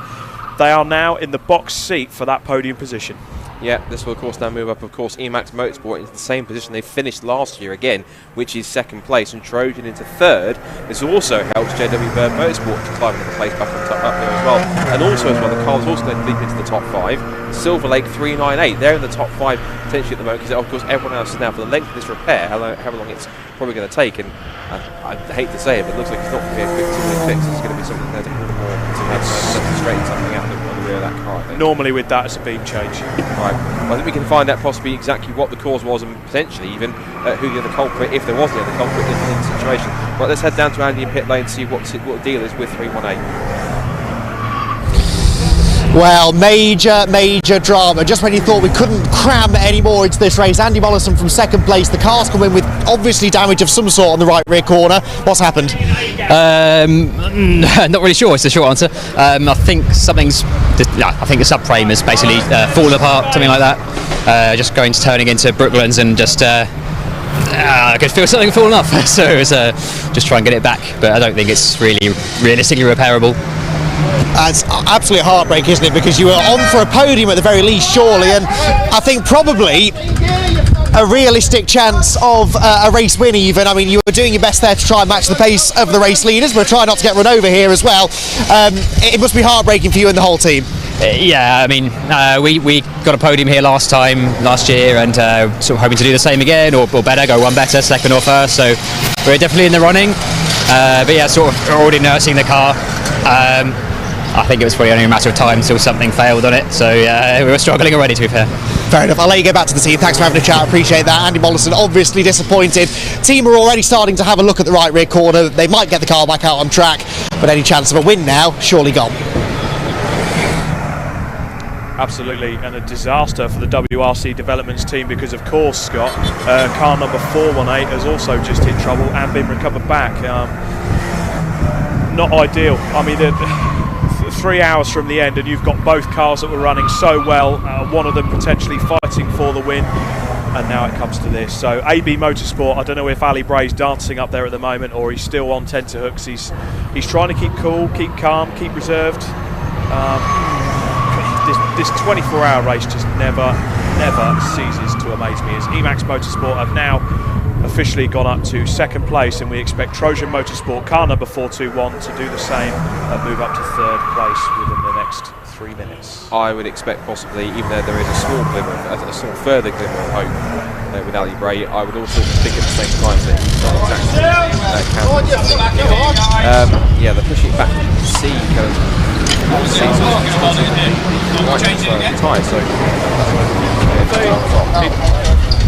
it looks like they've put a new rear on it, so are they going to another garage to sort out the keep on this pit stop here? So they push it back down almost, that's almost towards, so they're at Silverlake garage, so what they do, yeah, they're taking that into Team Silverlake, because I can only assume, I know they had a couple of spare rear beams, so they're probably going for a rear beam change. They've got 418 being worked on as it stands at the moment, so they're probably just utilising the garage space, get the other car in there, get it jacked up, and they'll be able to do the work nice and quickly and get it swapped over. That sounds like the process smart, because of course they're going to be surprised, that would be key. So that means that Trojan Motorsport are also in for their looks like a scheduled stop 2, which means they'll be in to make a pit stop there. And you possibly would have thought 2 hours and 39 minutes, if they can play it safe. Can they make it to the end on this one? Are they pitting now possibly because they have to, or because they're anticipating maybe there could be a potential safety car in the last 2 hours 40 minutes? 2 hours and 40 minutes, that's a hell of a gamble to take, but certainly JW Bird Motorsport in 5th place. Scott, what's your thoughts? JW Bird in 3rd. I think there's a genuine, I think there's a genuine potential for them to get onto the podium. If they can do it, it'll certainly be a heroic comeback after the spins they had in the night. I think the Trojans will be quite a welcome reward for them, having started on pole, and I don't really think Trojans have really had that many dramas. They've just fluctuated up and down the top 10 quite a lot in terms of pace, depending on who's in the car or when pit stops have happened, and luck of the draw in terms of whether they've had safety cars or not. So I think Trojans have had one of those races where they've had a relatively quiet race, but at the same time uneventful, but for them for the right reason. They haven't had one where they've been in too many big fights and too many big battles, or had too much drama already, as far as I can see. I don't want to put any curse on anyone, but whether or not they're in the position to be in that position now to be essentially in 3rd place and looking at podium spot, JW Bird can still make it happen, but I think JW Bird will need the help in some cases of a safety car. Yes, they'll have to quickly, and Trojan Motorsport starts out with 3 minutes 3 compared to 3 minutes for JW Bird, so I still think JW Bird to make it, but just a little bit extra luck, that's probably going to come before quite a late safety car should it happen. Yes, absolutely. I mean, that's what we're looking out for at the moment, just that last incident to bring out the safety car. And of course, you don't want that, but 2.5 hours left in this race. I did say the last time we were sat here talking over this, Scott, there was something in my bones that just kind of said to me that something was going to happen. Surely that's not it. Surely there's more that's happening as JW Bird now moves up into 4th. WRC Development slipping further down as they head to 5th place now. Trojan Motorsport still showing on our timing screens as in the pit lane, so still holding the current fastest lap of the race on lap number 227. But JW Bird Motorsport, as we expected, they're lapping within the 3 minutes, and Emax Motorsport in 2nd place doing exactly the same. But Nick Beaumont did say when I interviewed him earlier, it's all or nothing for that podium now, just qualifying laps from here on in. And that's all you can really do at this point, just run as hard as possible to see how the rest of the race plays out. Now it comes to what you can really do to make it work. And it's just one of those things where this race is now settling into that point where it's getting into those closing stages, and you get to the point where you're in a decent position, and you just also, it's that thing you're listening out for every little sort of noise, every little sort of second you go through every single corner, every little noise, every little, like whether it's a creak or a squeak or a knock or something, thinking everything, even just running over a tiny bit of gravel, you think it keeps you on edge because you're thinking in a good position. Speaking of good positions, AB Motorsport leaders are in pit lane for a scheduled stop. Now again, this will be interesting, whether or not with 2.5 hours to go, how much of a gamble do they play? Yeah. Because they're probably in the same situation as Trojan is. Can they believe that they can make 2 hours and 35 minutes, even 2.5 hours, or however long this pit stop's going to take? Oh, whoa! Car number 394, our race leader, has a 3-minute stop-and-go penalty for a pit stop procedural breach. So once again, I told you. Once again, the 2023 C1 24 Hours takes another twist. So it's a rear hub failure by the looks of it for WRC Developments, and now a penalty for race leaders 394 AB Motorsport. They are serving that penalty, that 3-minute penalty, as we speak. They have pulled into the pits. It's come up on our timing screens. Pit stop procedure, a 3-minute stop go. Right, what else is going to happen? Because,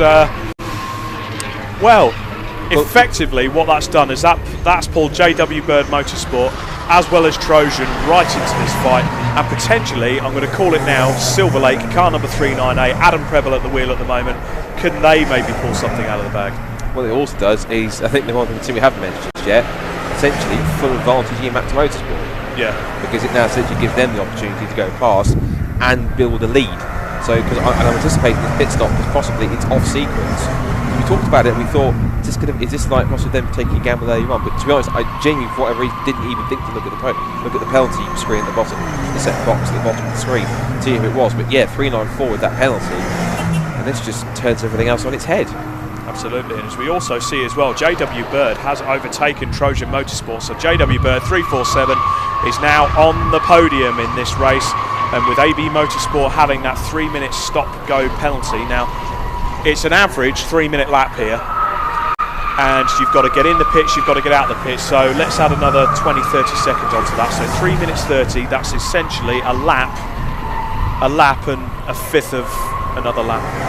So that's going to drop them right down to, I would say, 3rd, 4th, maybe even 5th place. I mean, WRC Developments are 3 laps behind in 5th, so maybe right down to 4th place. So what this is doing now, that has just really set the standard now for how this podium is possibly going to end up as we go into the last 2.5 hours of this race. They're just released from their penalty now. Don't forget, Scott, they can't actually go and serve any other pit stops, so they've got to go back out on circuit, complete their laps. So I think now it's a case we're looking at Emax Motorsport without putting the kibosh on them, and JW Bird have come out of nowhere with the recovery drives. They're lapping 3-minute laps with Phil House at the wheel, with Nick Beaumont due to go in towards the end. My word, what a race this has turned into. Don't tell me that JW Bird are going to end up in the same place they have for the past couple of times. Yeah, and another bit of news which I think has instantly frustrated Rob Lewis is that our friends at Scuderia Polo Rosso, who have had no end of troubles with engines, they had to do an engine change overnight, then a second engine's gone, and I'm afraid, unfortunately, they had, of what I believe they were in the process of doing, so that's their second engine, put them onto their 3rd engine. That engine has also expired, so how tough can you be to have 3 engine failures in one 24 in the space of a few hours, no 24 hours? That I'm not saying it suggest it's a driver's fault at all or not, but that's incredibly tough bad luck. It's incredibly tough on the mechanicals for them. It's just, I've never heard of a car in a 24 hours have 3 engine failures and 2 engine changes. It's just I'm absolutely gutted for the team. I mean, it's I do my little what I call the low res rambles, my vlogs, and I got a bit of stick at round 1 actually, because I made it openly known. I make a joke with them. They're my favourite team. Just because to me they're a proper clubman team. It's a group of mates that are just clubbing together, doing the pit stop, and we've talked about this all race, Scott, I know, but it's the pit stop practice on the drive. They're all just coming together, they're doing it for a laugh, and you know, the likes of Frank and James and the whole team there, they're just a wonderful group of people. Lovely cakes as well, they make some wonderful cakes. But unfortunately, absolutely gutted to see Polo Rosso, and they were absolute pace setters in the first part of the race. James has got the champers out, still in the paddock. There is good smiles all round, so yeah, massive love to Scuderia Polo Rosso. But on our screen now is car number 346, the Emax Motorsport car. Glenn Finn has got his red book out in the pit lane. He knows what's going to happen here, surely now. He's got the scenario open. It's 2.5 hours to go. The car's leading the race from AB Motorsport in second place. So only Glenn knows what's going to happen next, Scott. Yeah, that's the key thing. There's still 2.5 hours to go. As you see in the last kind of half an hour, so literally anything can still crop up and trip up somebody's team. We've seen 2 of our leading contenders hit stride. WRC developments with that sort of rear beam failure, by the looks for the sounds of it. A 3-minute pit stop penalty for a 3-minute penalty for a pit stop infringement. And the lead is AB Motorsport. I think they've come twice, once or twice before, and it's almost like what does somebody teams have to do to get some good luck and just get some good fortune? But it seems to be, at the moment, sort of falling into Emax. And they're in this position early on in the race, but it just seems as though that the race just keeps on coming back towards them and others keep hitting strife. And that's the element, it's like Robin has said before multiple times, we keep on quoting it, it's 50% luck. And that 50% luck is certainly working well. It's the end of the completion now, 21.5 hours in this Silverlake C1 24 hours. So Emax now back into the lead now. Yeah, it's certainly looking that way. So in second place is AB Motorsport. Obviously we've got to recheck when everyone comes over the timing line. So as it stands, AB Motorsport is second by 1 minute 25 seconds, so about half a lap. And there on our screen is car number 347, the JW Bird Motorsport car.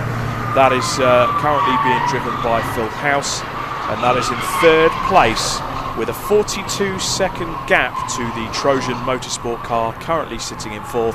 And I can tell you now, Scott, that JW Bird Motorsport car is lapping last time out in a 2 minute 59.9, and the Trojan Motorsport just over 2 seconds slower at a 3 minutes 1.8. So the JW Bird Motorsport car, they weren't kidding when they said they were going to drive qualifying laps, so we'll wait and see how this podium has planned out. But as for this race, the drama just hasn't stopped, absolutely hasn't stopped, and I don't think when Andy McEwen and Andrew Mather stepped off the comms, they didn't actually realise exactly what was going to happen as soon as they jumped off. No. It was absolute.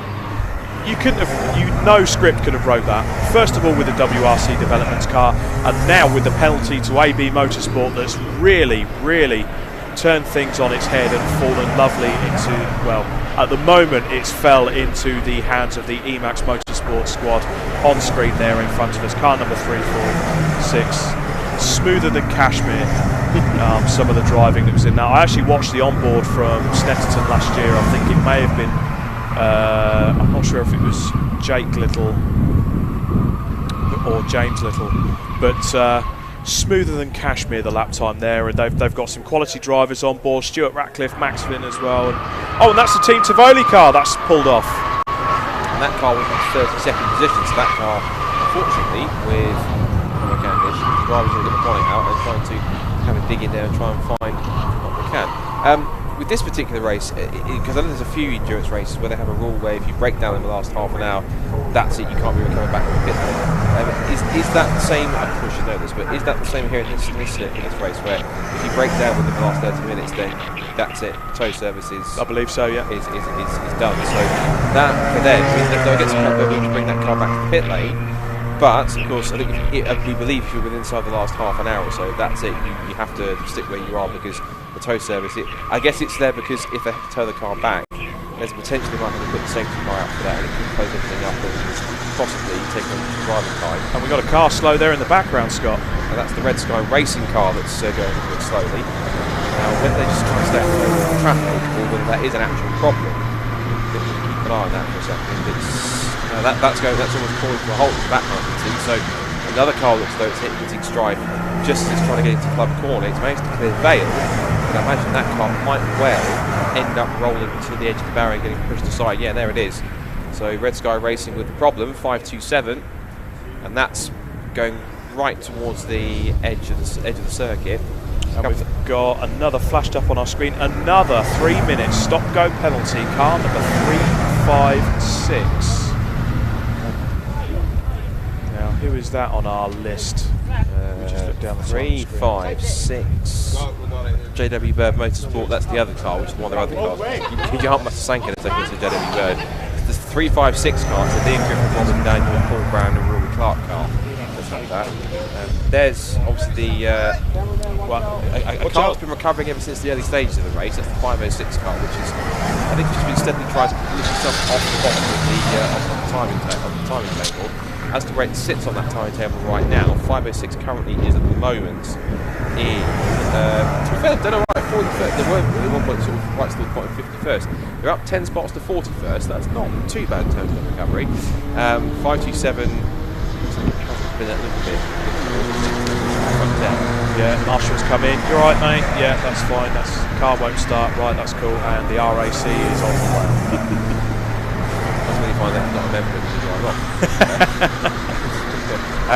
Right. For a second, my memory lapsed a second because I'm about to look at very happy fact there. So, with those sort of two cars stopped, the team Tivoli cars pulled right off into the influence, so that should be an issue. With the Red Sky Racing car, yes, it's off the road, it's way off the road, right towards the edge of the runoff area, and it's in quite a slow spot, so I think they might be able to get away with that, push that away. Yeah. They might be able to get away with that by pushing it backwards because it's in a slow section of the circuit. It's on, so where it is, it's on one of the runoffs, so I think they'll perform what they call a live snatch, so they'll cover it with double waved yellows. Get the JCB out or the Land Rover. I think they might have the famous Silverstone Land Rover down there somewhere I've seen on the television cameras, and they'll give that a tow. The same Land Rover actually that towed my Focus when I raced in the Mod 4s earlier this year. They've got a name. I think it's Daisy or something they call it. You can't miss it. It's fluorescent and it's just past something. So I think the last time I saw it parked, it was just after Stowe. So just see the safety car. Safety car has been deployed. That has been deployed. So no live snatch then, Scott. I've just missed that, folks. No. So now I guess the next question we have to ask is, for this safety car, whom does it benefit the most?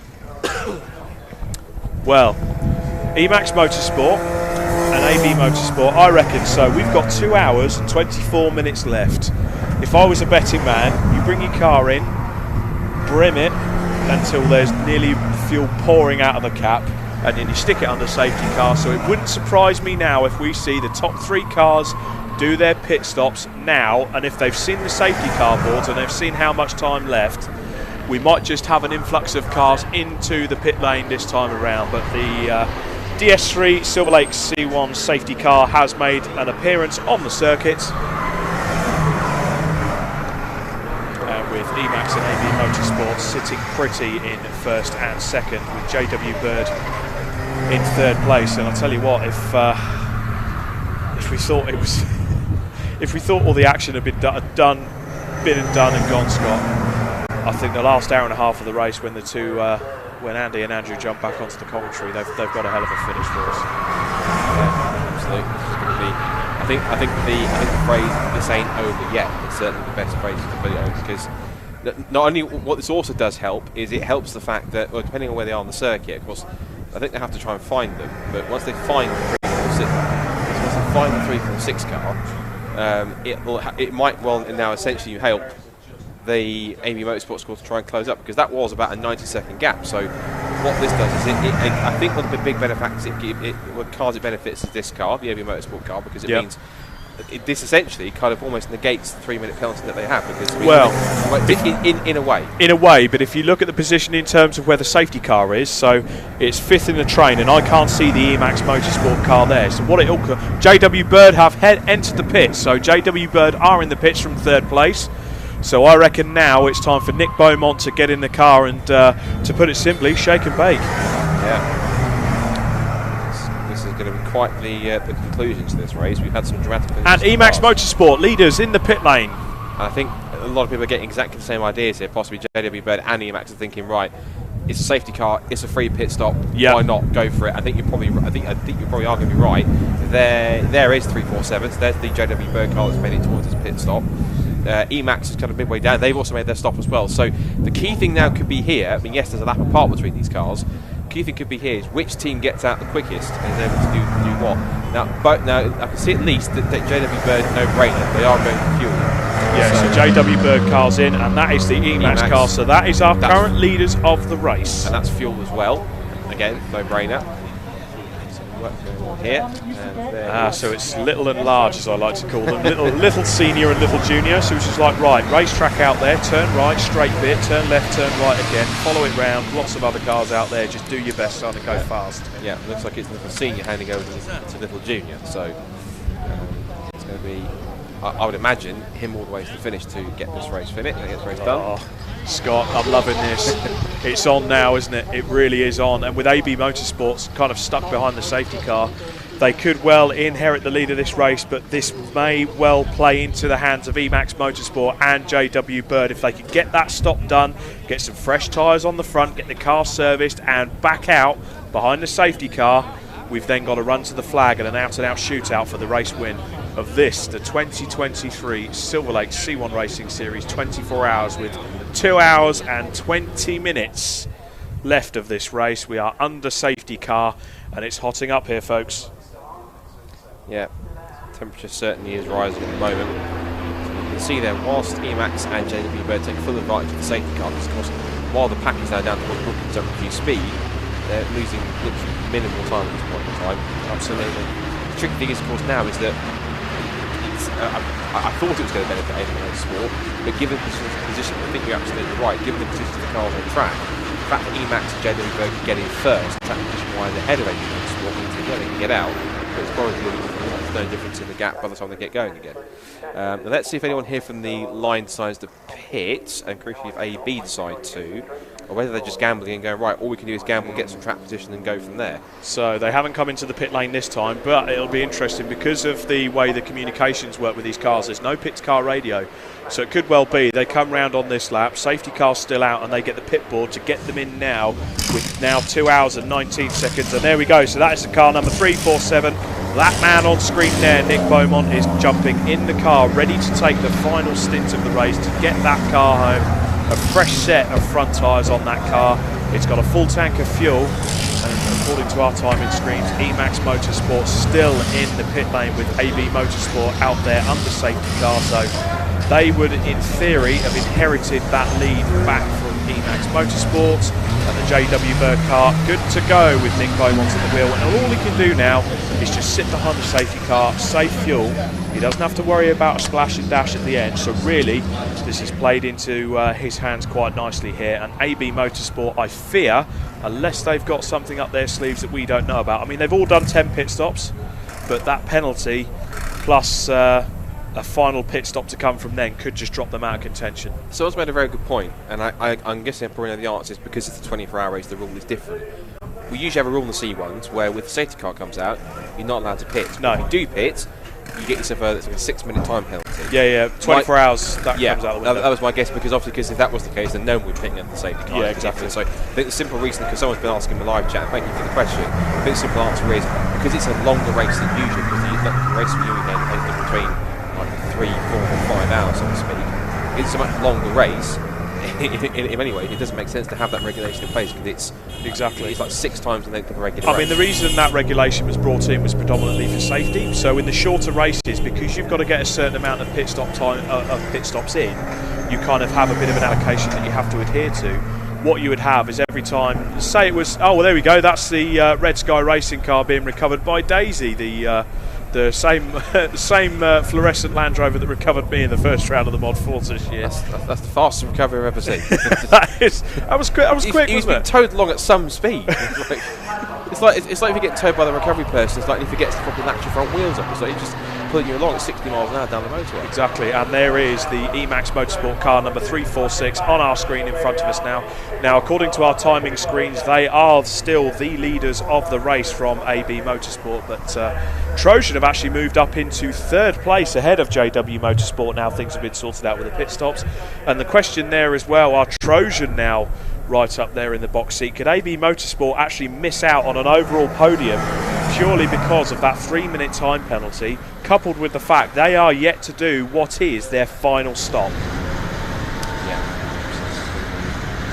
See how they tend to play once we get racing back on the way quite shortly, hopefully. Do you know the best bit that's about to come up as well, Scott? 2 hours and 16 minutes left. The safety cars bunched the entire field up. We're going to see some pack racing, baby. Pack racing, hopefully, potentially at least for the next several laps, whilst they're all together at the same sort of pace. I suspect that the safety cars are going to try and pick up the leading because these cars are now trying to push on to catch the back of the train. Yeah.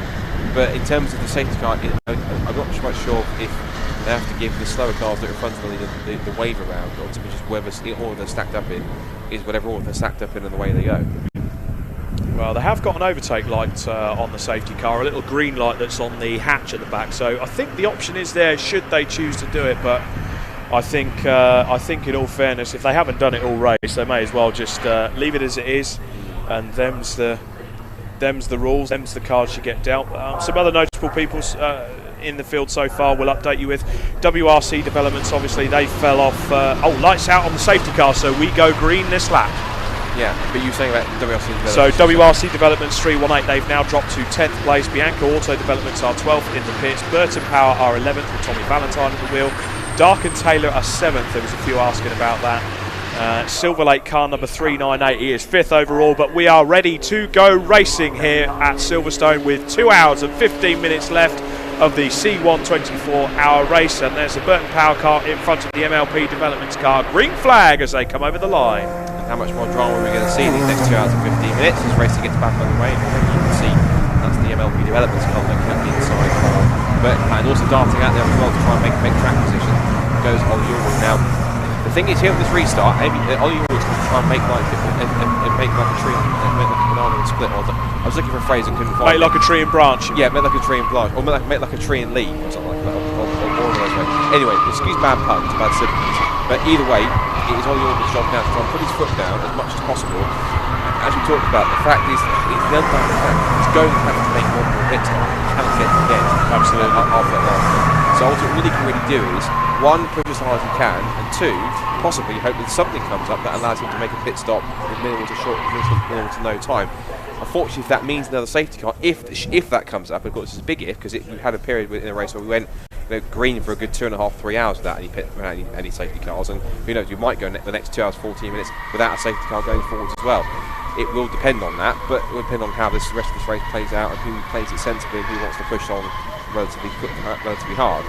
But Ollie Yorwood, what he has to try and do now is push as hard as he dares, try and free up as much clear track as he can in front of him, and then just run like the wind to try and keep the back. But having a scrap with MLP Developments on the inside line to prevail and cover is not quite going to help him. And I'm sure Ollie's thinking, you are not in my race, leave me alone. I've got my 2 cars in front to catch up, and I'm going to try and run up the road.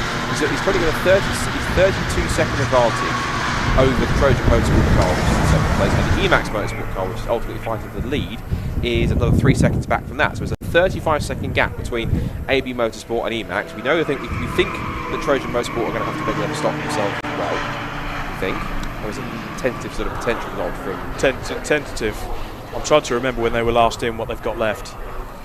But we're looking potentially now at the front two are going to have to pit, and we got a car off. Is that the Misty Racing car number 543? I believe it is. It's a 543 off the road, and what's the phrase? Safety cars breed safety cars.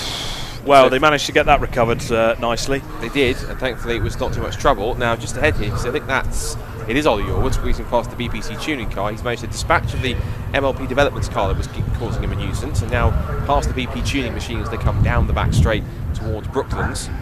So we'll see what kind of, now at proper racing speed again, we'll see what kind of gap there is. And also as well, I'm intrigued to see in this pack, they won't be here just yet, because the second group of cars, I'm sure we'll try and latch on to this group. Whereabouts on track in respect to AB Motorsport are both Trojan and Emacs, but they won't be too far away to get their way through. That I just saw at the bottom of the screen, that was the Jolt racing car, not the Trojan car. But AB Motorsport gets to the front of this pack that was at the head of the safety car boys. Behind it, now 345 is back in the race, going side by side with 373. They're getting a bit touchy-feely going down the straight there, Scott. You'd think it's a sprint race, City Car Cup style, but down into Copse Corner. Give us a bit of room there, lad. Come on. Now, I'm wondering if that white car is the Anthony Reid piloted car. It certainly did look like it as we go round Copse Corner, down the... I'm trying to find the car on the timing screen. For some reason, oh, there it is. It's Midway Motorsport, 37th place. And of all people, who's driving it? Anthony Reid. Anthony Reid, yes, yeah, of course. Anthony Reid, of course. Former British touring car legend, but of course he's done his fair share of endurance racing. The podium, yeah, 90, of course, we shared Group C, and he's off. He's off the road. Not the only one, because Emacs Motorsport goes and joins him on his adventure. But Anthony Reid does, and another one's off. There's 3 cars have gone off on the wide part there, so possibly either just getting on some dust or potentially just a case of follow a leader. That's quite interesting that 3 cars went off on the same spot in a matter of seconds, which is odd, but we'll keep an eye and see. There's been no slippery surface flags or anything down there that suggests that there is anything on the road which can be causing that, or whether they are simply just pushing too hard, and if one car goes off, someone who rubbernecks and has a look at it goes, oh, I'm going off as well at the same time. Which might well play in a different strategy. So in terms of the respect of where cars are, according to our tracker, AB Motorsport are currently making their way down in towards Vale, or at least going out of Vale in a second. Then got the second place car, which is the 41 and the 6 are making their way just towards the end of the hangar straight. So you've got a few corners of a gap between the cars in the mix here. They come back into the right-hander Abbey, so here once again, Anthony Reid getting his elbows getting properly stuck in there.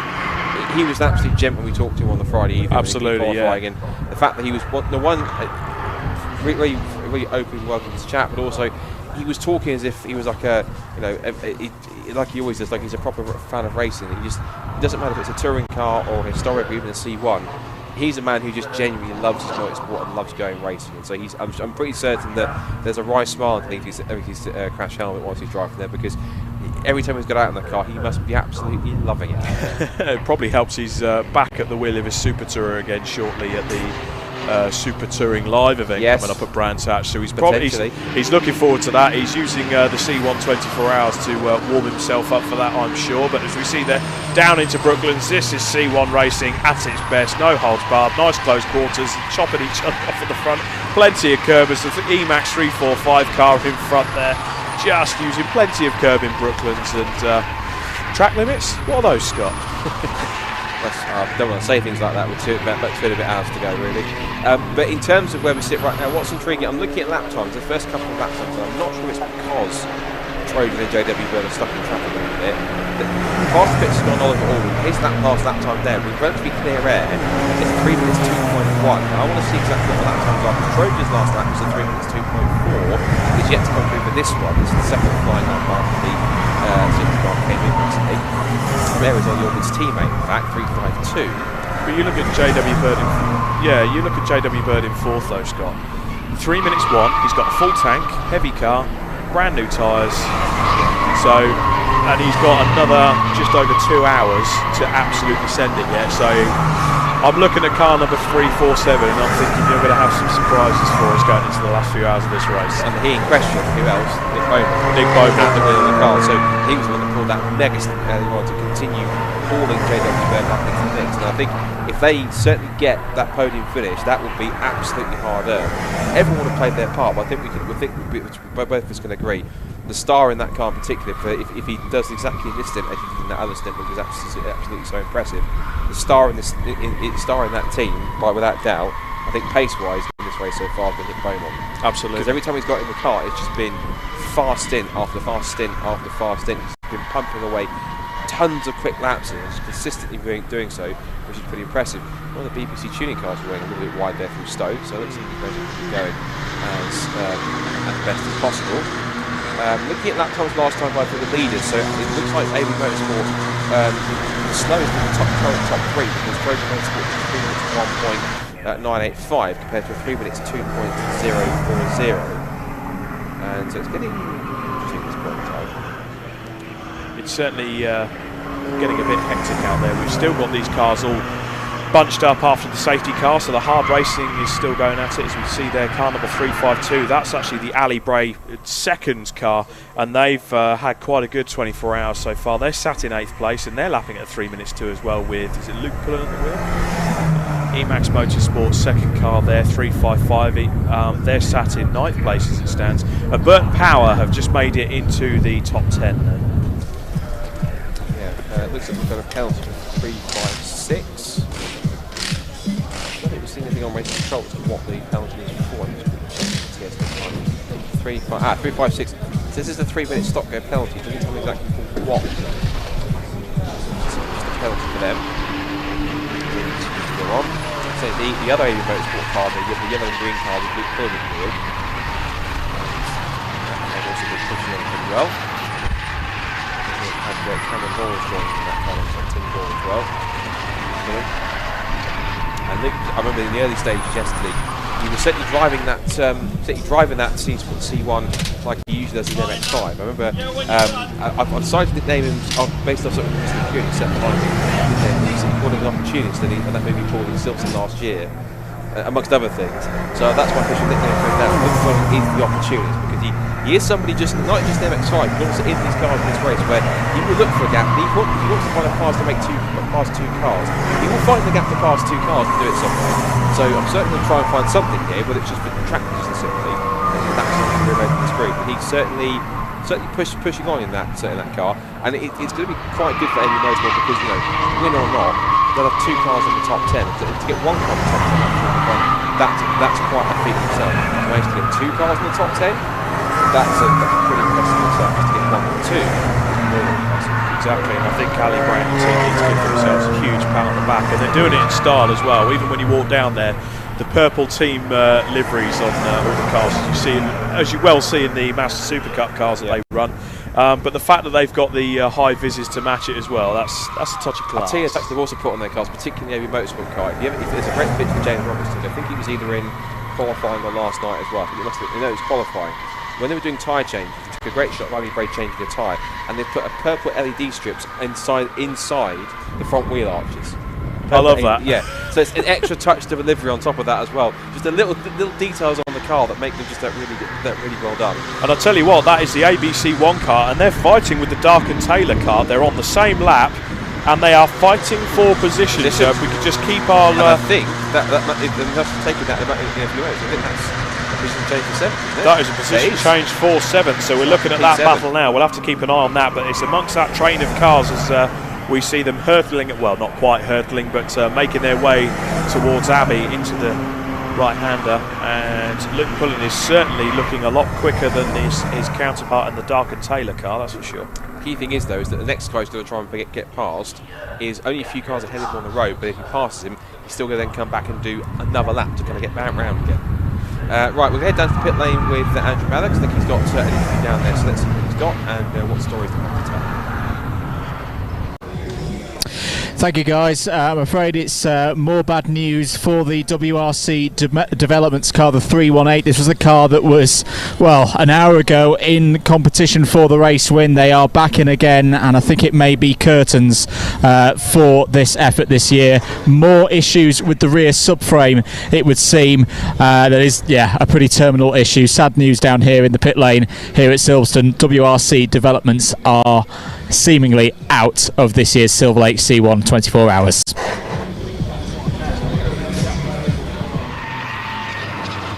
Thank you for that, and gutting for the WRC Developments team, so choosing to retire that car, and absolutely gutting for being in a position. I spoke to David Drinkwater obviously in the interview before I came to the commentary box, and things were looking reasonable. I'm not going to say it's a commentator's curse, but it certainly was looking that way. But WRC Developments car number 318 have retired from this race as we see a terrific shot of car number 352 ABC1 Luke Pullen through Cobb's Corner, absolutely flat to the mat, and even with 2 hours to go in this Silverlake C1 Series 24-hour race, still no holds barred from these cars as they go down through rounds into buckets. Squealing tyres, left, right, hanger straight, nail it. And it's thoroughly enjoyable racing as it once again takes to the run-off there, exiting the Becker's complex there, Scott. I love the fact that curious to ask, is that Andrew and said yes? All we can do is just laugh, because and I think he just cements what we talked about. We just mentioned it just on the stream here, is that he's a driver who, no matter what you're sticking to him, he'll enjoy himself on a race car no matter what he drives, which is a Super Tourer or a Chevron or a Porsche 962 or even something that's like a small Austin A30 or even a C1. Anthony Reid's not only a fantastic driver, he's a pure racing enthusiast, and that whatever it is, he loves racing, getting involved in it. So he's no stranger to endurance racing, but I'm sure it's not the first time he's done something like this. And if we walked on the rock as well, so it's not the first time he's driven a C1, but in terms of his experience and his enthusiasm, he's certainly up there with plenty of it. And don't adjust your television sets, people. That is 2 C1s, not just 1 C1, and that is our race leader, car number 394, AB Motorsport, and they are hot on the heels of MLP Developments as they go through Abbey up towards the hairpin, hard on the brakes, but he is so far up his chuff, I don't think he could get a fag paper in the gap there. Not ideal, is it? Definitely not ideal, particularly when they have to look in the mirrors. They've got this huge AB Motorsport car looming large on that side. Back to complex. So AB Motorsport and Trojan Motorsport. I think the question is, car number 421, are they going to be pitting anytime soon? We've got 2 hours to go, Scott. When's that pit stop going to come? Same with AB Motorsport. When's that pit stop going to come? He's trying to save the fuel. He's trying to save the car. Trying to save the tyres. When's it going to come? The one thing I'm intrigued at the moment is I'm watching the gap between basically AB Motorsport and EMAX. And although Trojan are catching AB Motorsport as MLP Developments builds up the pit lane, which leaves this car out on its own in clear air, which I think will help at no end. The interesting thing is that Trojan are lapping slightly quicker than AB Motorsport. Both are lapping quicker than EMAX, and that gap has gone out now to MLP Developments have decided, no, you're not going to sit up the chuff anymore. I'm going to come into the pit lane there and do a driver change. So the team gets to work, Jack's underneath the car, driver ready to get out, the door gets closed, and he's decided, right, I've had enough now, I'm off for a cup of tea, and hopefully get another driver to back to the action on the track and the H Motorsport cars. They certainly look a lot better than they did this time last year. I know last year they had a few issues quite early into the race, particularly into the night, but a few of them have actually stayed relatively out of trouble. Well, highest place car sat in 11th place, coming out on that battle with BBC Motorsport for 11th. In fact, I think this is actually the battle on track I think we're looking at right now, I think. So there might well have been a change between the two of them. So let's just do a number check, and it is, so the BPC car is 389, no, it's different car. That's 504. It's two complete different cars. So it's SCK and BPC on track battling, but it's 2 different cars within that stable rather than the 2 which we're looking at, or we're hoping to look at some point for 11th and 12th. Now into the complex here, back to the pit lane. We got 342 in for a driver change. The driver very sedately getting out of the car. I don't think there was much urgency in the pit stop from SF Racing. I think possibly they've decided, it's okay. Even that possibly got quite a hard stint, so possibly he's just getting a bit tied up at that point. Yeah, inside the final 2 hours now. It's obviously, in many cases, still all to play for, which is quite interesting. There's just going through the shop, you see what we saw there. It's 347 JW Motorsport. There, Nick Beaumont at the moment, his last lap was 3 minutes 2.3. quicker than Emacs, but not as quick as the two leaders. I'm wondering if it was traffic maybe came. They're at the front of this gaggle of cars here, Scott, so I'm wondering if maybe traffic's coming into it. Potentially. But I still keep looking at the fact that Emacs at the moment are not as quick as either AB or Trojan, because they're losing time to both. And Trojan, they are catching AB Motorsport, but not quick enough. Meanwhile, in fifth position, looking here at Adam Preble. So I was just, it's just because we were looking at the JW Bird car, and the Silverlake car is is right with him, and they've kept out of trouble for most of this race. And Adam Preble at the wheel, as we were talking about earlier, normally used to monstering his Vauxhall Astra Turbo around Castle Combe, and I'm wondering if they're just going to sit on the back of JW Bird. They're a couple of laps back from the car, so it's not as if they're fighting for position, but it's just quite sensible. They'll know roughly what other cars are where in the field, so they'll probably look at the JW Bird car in front and just sit behind them, learn from them, get a bit of fuel efficiency, use the tow. And fair play to the Silverlake 398 squad. They've managed to get their car into a top 5 position going into the final stages of this race. I'm very proud of that, considering the hard work. We talked about it earlier on, but the hard work that they've been putting in to make those, to keep on enhancing the performance of those cars and to make them, to make them as competitive as anyone else has been quite well, particularly for this 24 hours. And what I'd love to see is that the competitiveness they've shown with these cars in the 24 hours, I'd love to see it continue for the rest of the season. Hopefully they can be up there and get some decent results. So I'd love to see them go. So would I. It's certainly for the amount of work that's certainly gone into it, and the passion that's shown by all the Silverlake squad, 100%.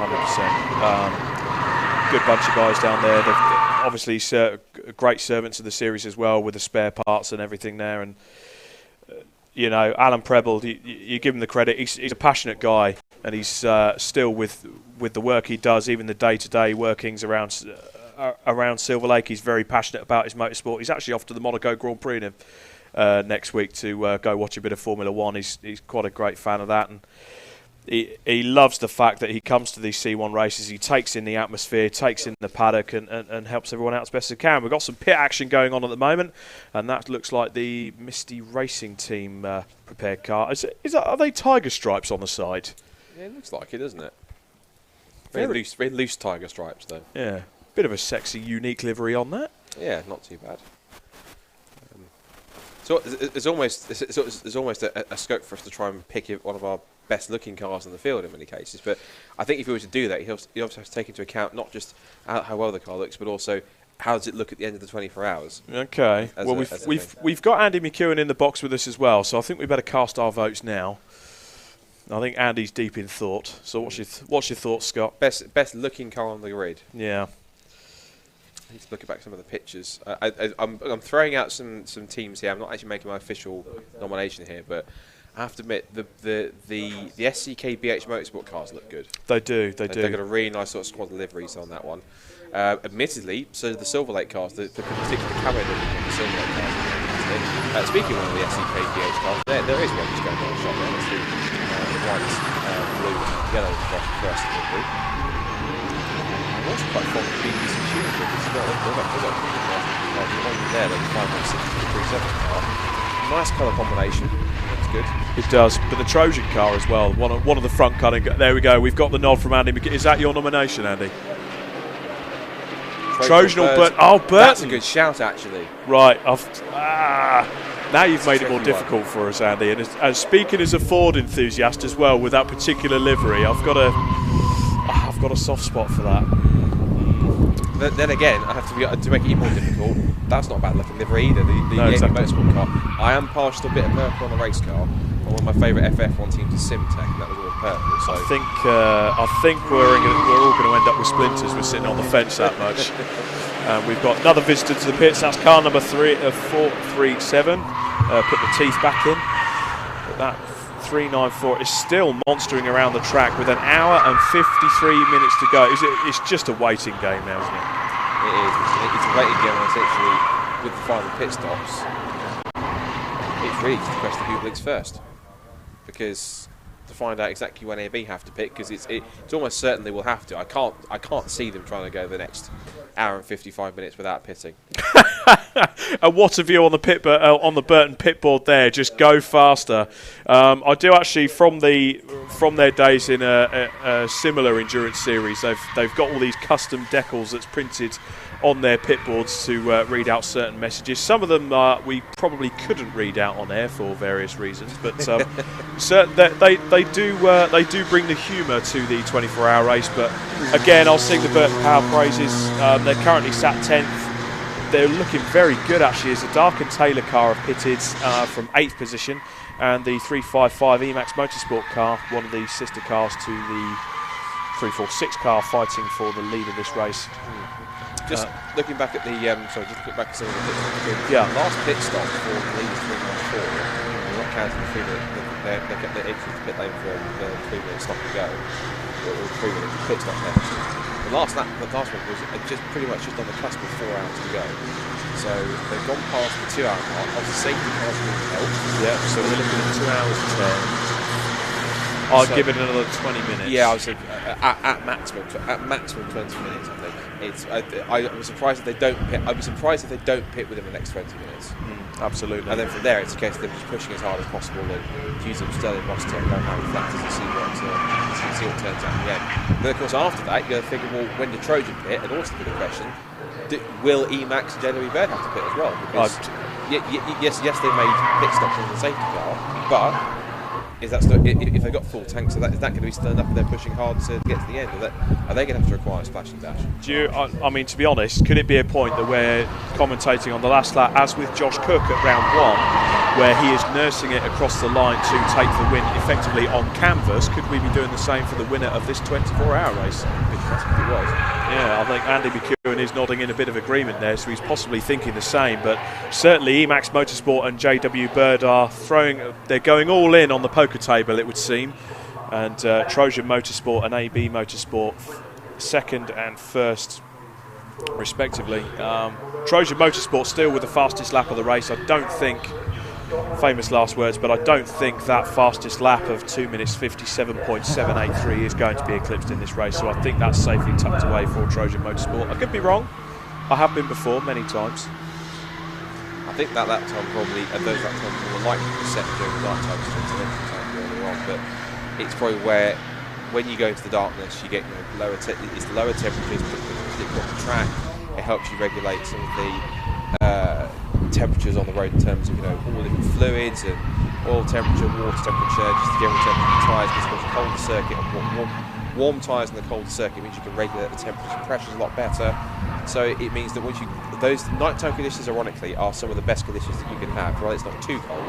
Set quick lap times. Why you see at races like the one, for example, fast lap time second time usually gets set in the darkness. But it's cooler. They can regulate all the temperatures and pressures much better than they can in the conditions when it's sunny and it gets warmer. Track and air temperatures get up. So I imagine those lap times that I would think the majority would have been set in cooler conditions, or at the very least in the darkness. Yeah, absolutely. And of course, the little bit of cooler temperature would have helped gain a whole probably 1 or 2 horsepower on the power front. The cold air is denser and all that, but no, I joke really. I don't think it would have made that much difference in terms of power or anything like that, but certainly on the tyres and the cooling of the car, it would have been a lot better for that maybe, but tyres and fuel certainly would have made a bit more of a difference, more efficient running. It's easier for cars to run in the tow in hotter conditions. The problem is when you're running in such a close tow like that, you soon see the temperatures rise because you're just bringing in hot air from the car in front. So all variables to understand.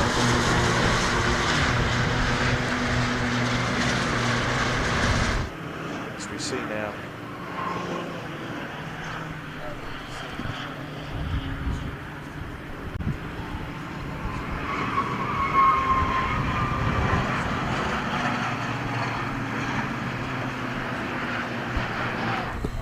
So to sum up, first place at the moment we've got AB Motorsport still waiting for their pit stop. Within the next few laps we are expecting them because they really have elongated that stint. Trojan Motorsport second, car number 421, and I think, Scott, when did Trojan, have we got anything on when Trojan Motorsport last pitted? Can't have been, they've got to be due another stop surely. potentially, I'm almost certain that along with AB, Trojan have to stop again. Because I can't. In fact, if you look at where they on 421 when they last pitted basically with 4 hours to go. So they've gone past essentially 2 hours, nearly 2 hours and 15 minutes they've been out there. So the top two, so I'm certain, I'm so sure they'll have to pit within the next 15 minutes. You can tell Burton Power either that's them pandering to make us laugh to get the potential best delivery award, or they're just doing it to make us laugh because they've got the sense of humour. But someone's certainly a Days of Thunder fan. Yeah. Go faster, hit the pace car, you absolute legends, Burton Power. We love you. I'd imagine if they probably held up 2 pit boards, the next one should read, I want you to be perfect, to add to that as well. So, but you can say, it's getting to that time of the race where kind of, that's the whole feeling and the whole ethos of this race. Is that, it's a motor race, it's 24 hours. It's a fun 24 hours. You need to get some humour loose a little bit, you can enjoy yourself. I remember I was with I was still with the WRC development guys for a while, and they were laughing, joking, and it was they were kind of still taking it very seriously, but finding the times in between when they were winning pit stops and such to just have a laugh and have a joke, because it's what you do. It's kind of just it's one of those kind of races where you can take it super serious, like a Le Mans or like a Everett, but at the same time, it's one of those races where you can do it obviously to race and enjoy it, just have a laugh and have fun. That's the whole purpose about this race, and it's what makes it relatively unique. And on our screen now in front of us is actually the Burton Power car, resplendent in its Focus WRC record livery. I'll give them credit, they have kept it clean. They've kept it very clean, touch wood. I'll put that on you, Scott. If anything happens now, we'll put that on. Oh Lord. Car coming into our shot now, that is car number 346, Emax Motorsports, currently sat in 3rd place, and to us that is effectively the leader out of everyone that's completed their pit stops. If they're going to roll the dice, we've got little behind the wheel at the moment, and they're churning out pit times that, they aren't tearing off the face of the earth as such, but 3 minute 2 is steady, consistent. JW Bird in 4th place with a 3 minute 1.2 last time out, so JW Bird just carefully reeling them in. And then in 5th place we've got Silverlake with Adam Preble at the wheel, but they've only done 9 pit stops themselves, so I'm wondering if they're due in to do their final driver change and stop the next time out. So Silverlake could drop another couple of positions once they do that. And the car going into Brooklands now in our shot, that is the AB Motorsport car, currently leading this race, car number 394, the Ali Gray Run squad. Just turning, ready to go now.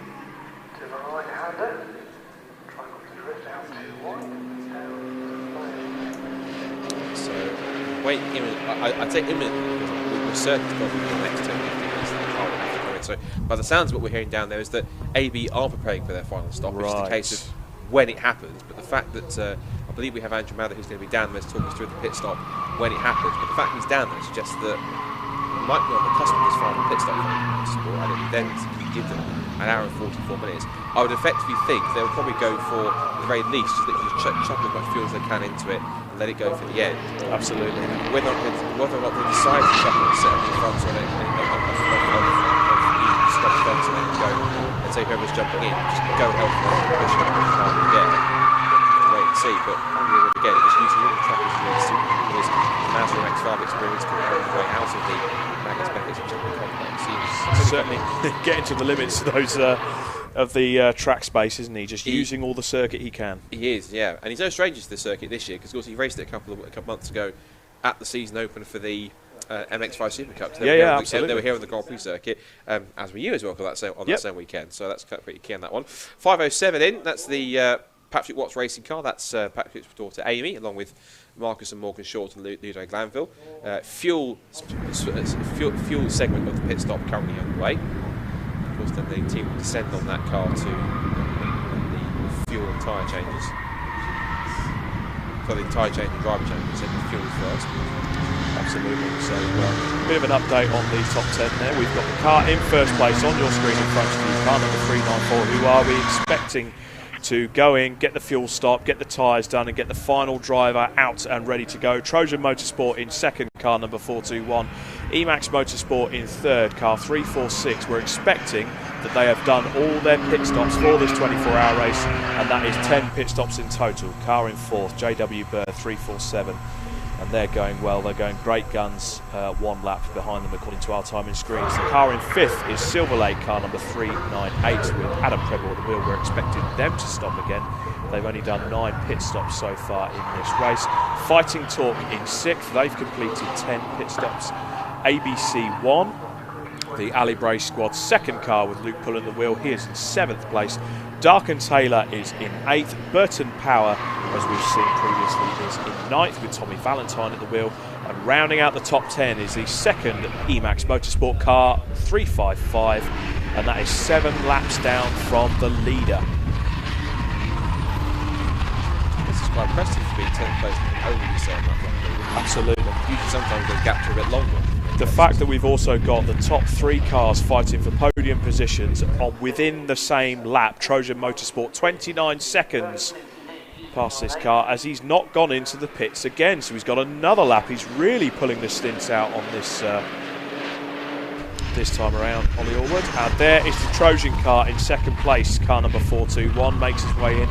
And I'll tell you what, I do agree with Andy. I've got to agree, Scott, that is a very pretty looking car. And as well, again, Touchwood, they kept that car clean as well. The car looks as fresh as it started the racing, so that's interesting. One car's just coming to pit lane.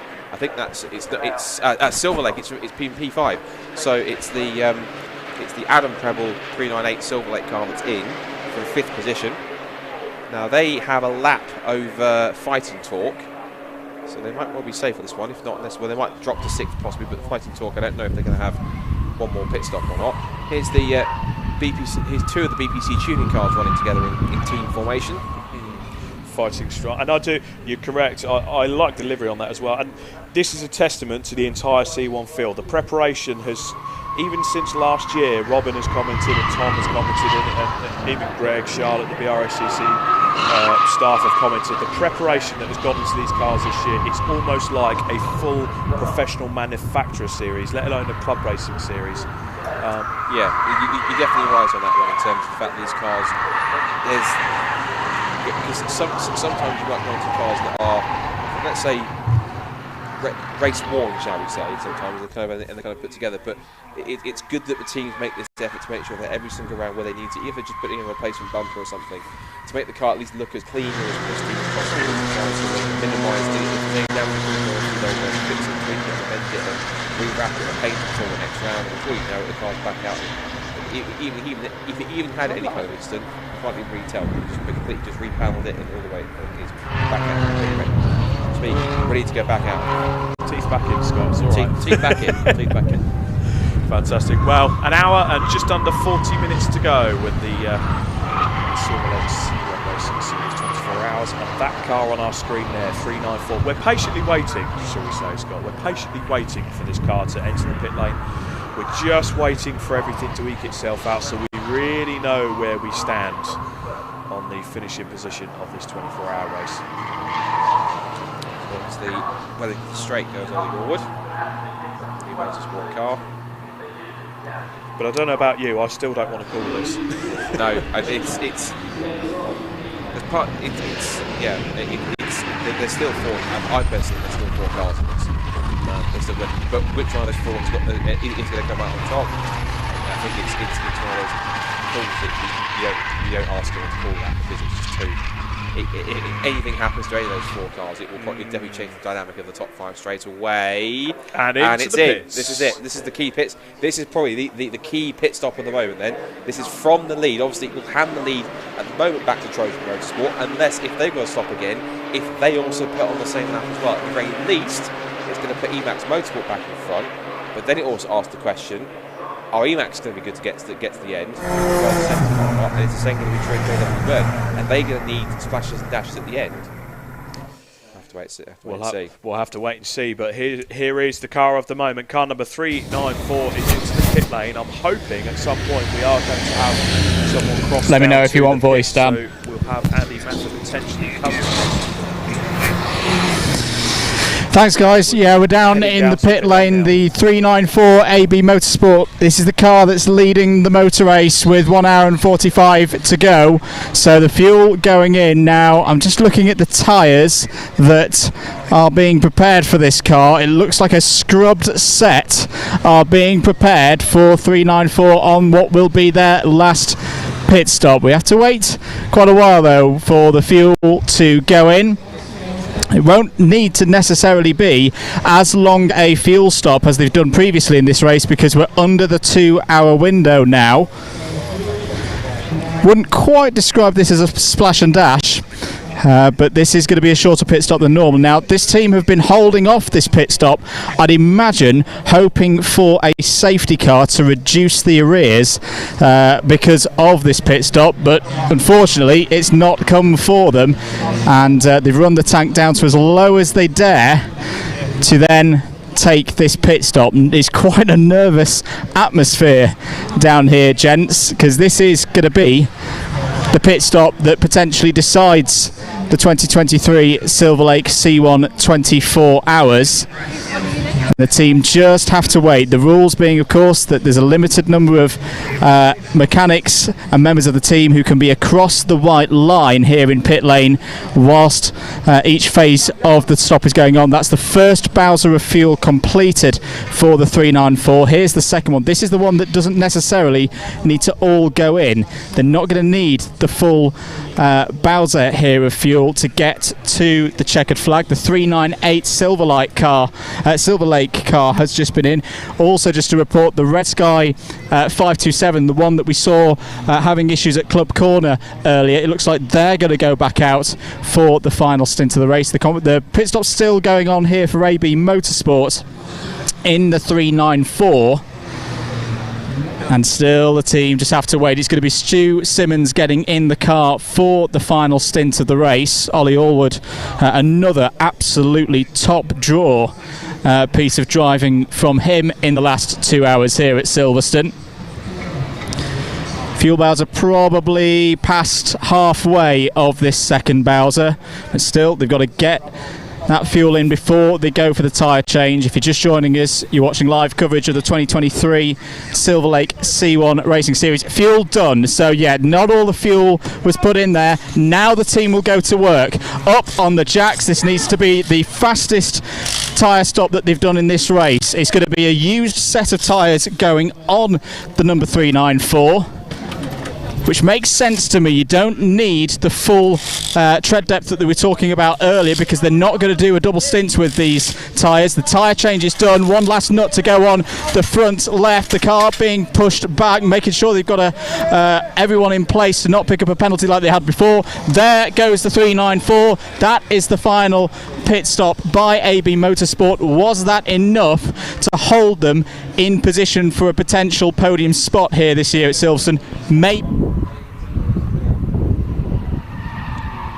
And there back we to you go. in the studio. So back out onto the circuit is car number 354 on the gas, heading out, and according to our timing screens has rejoined in third place, with Trojan Motorsport 421 taking the lead of the Silverlake C1 Racing Series 24-hour race at Silverstone, from Emax Motorsport in second place, and that car on our screen with a fresh set of front tyres and a fresh set of fuel in the tank is going to get on it. Scott, what's your thoughts? I think the fact that Stuart is up there with being one of the fastest guys in the lineup, which feels pretty quick, and obviously so is Ollie Allwood, but Stuart Simmons was putting in some pretty decent and solid lap time when he was considered before, so I think Stuart is certainly one to look out for.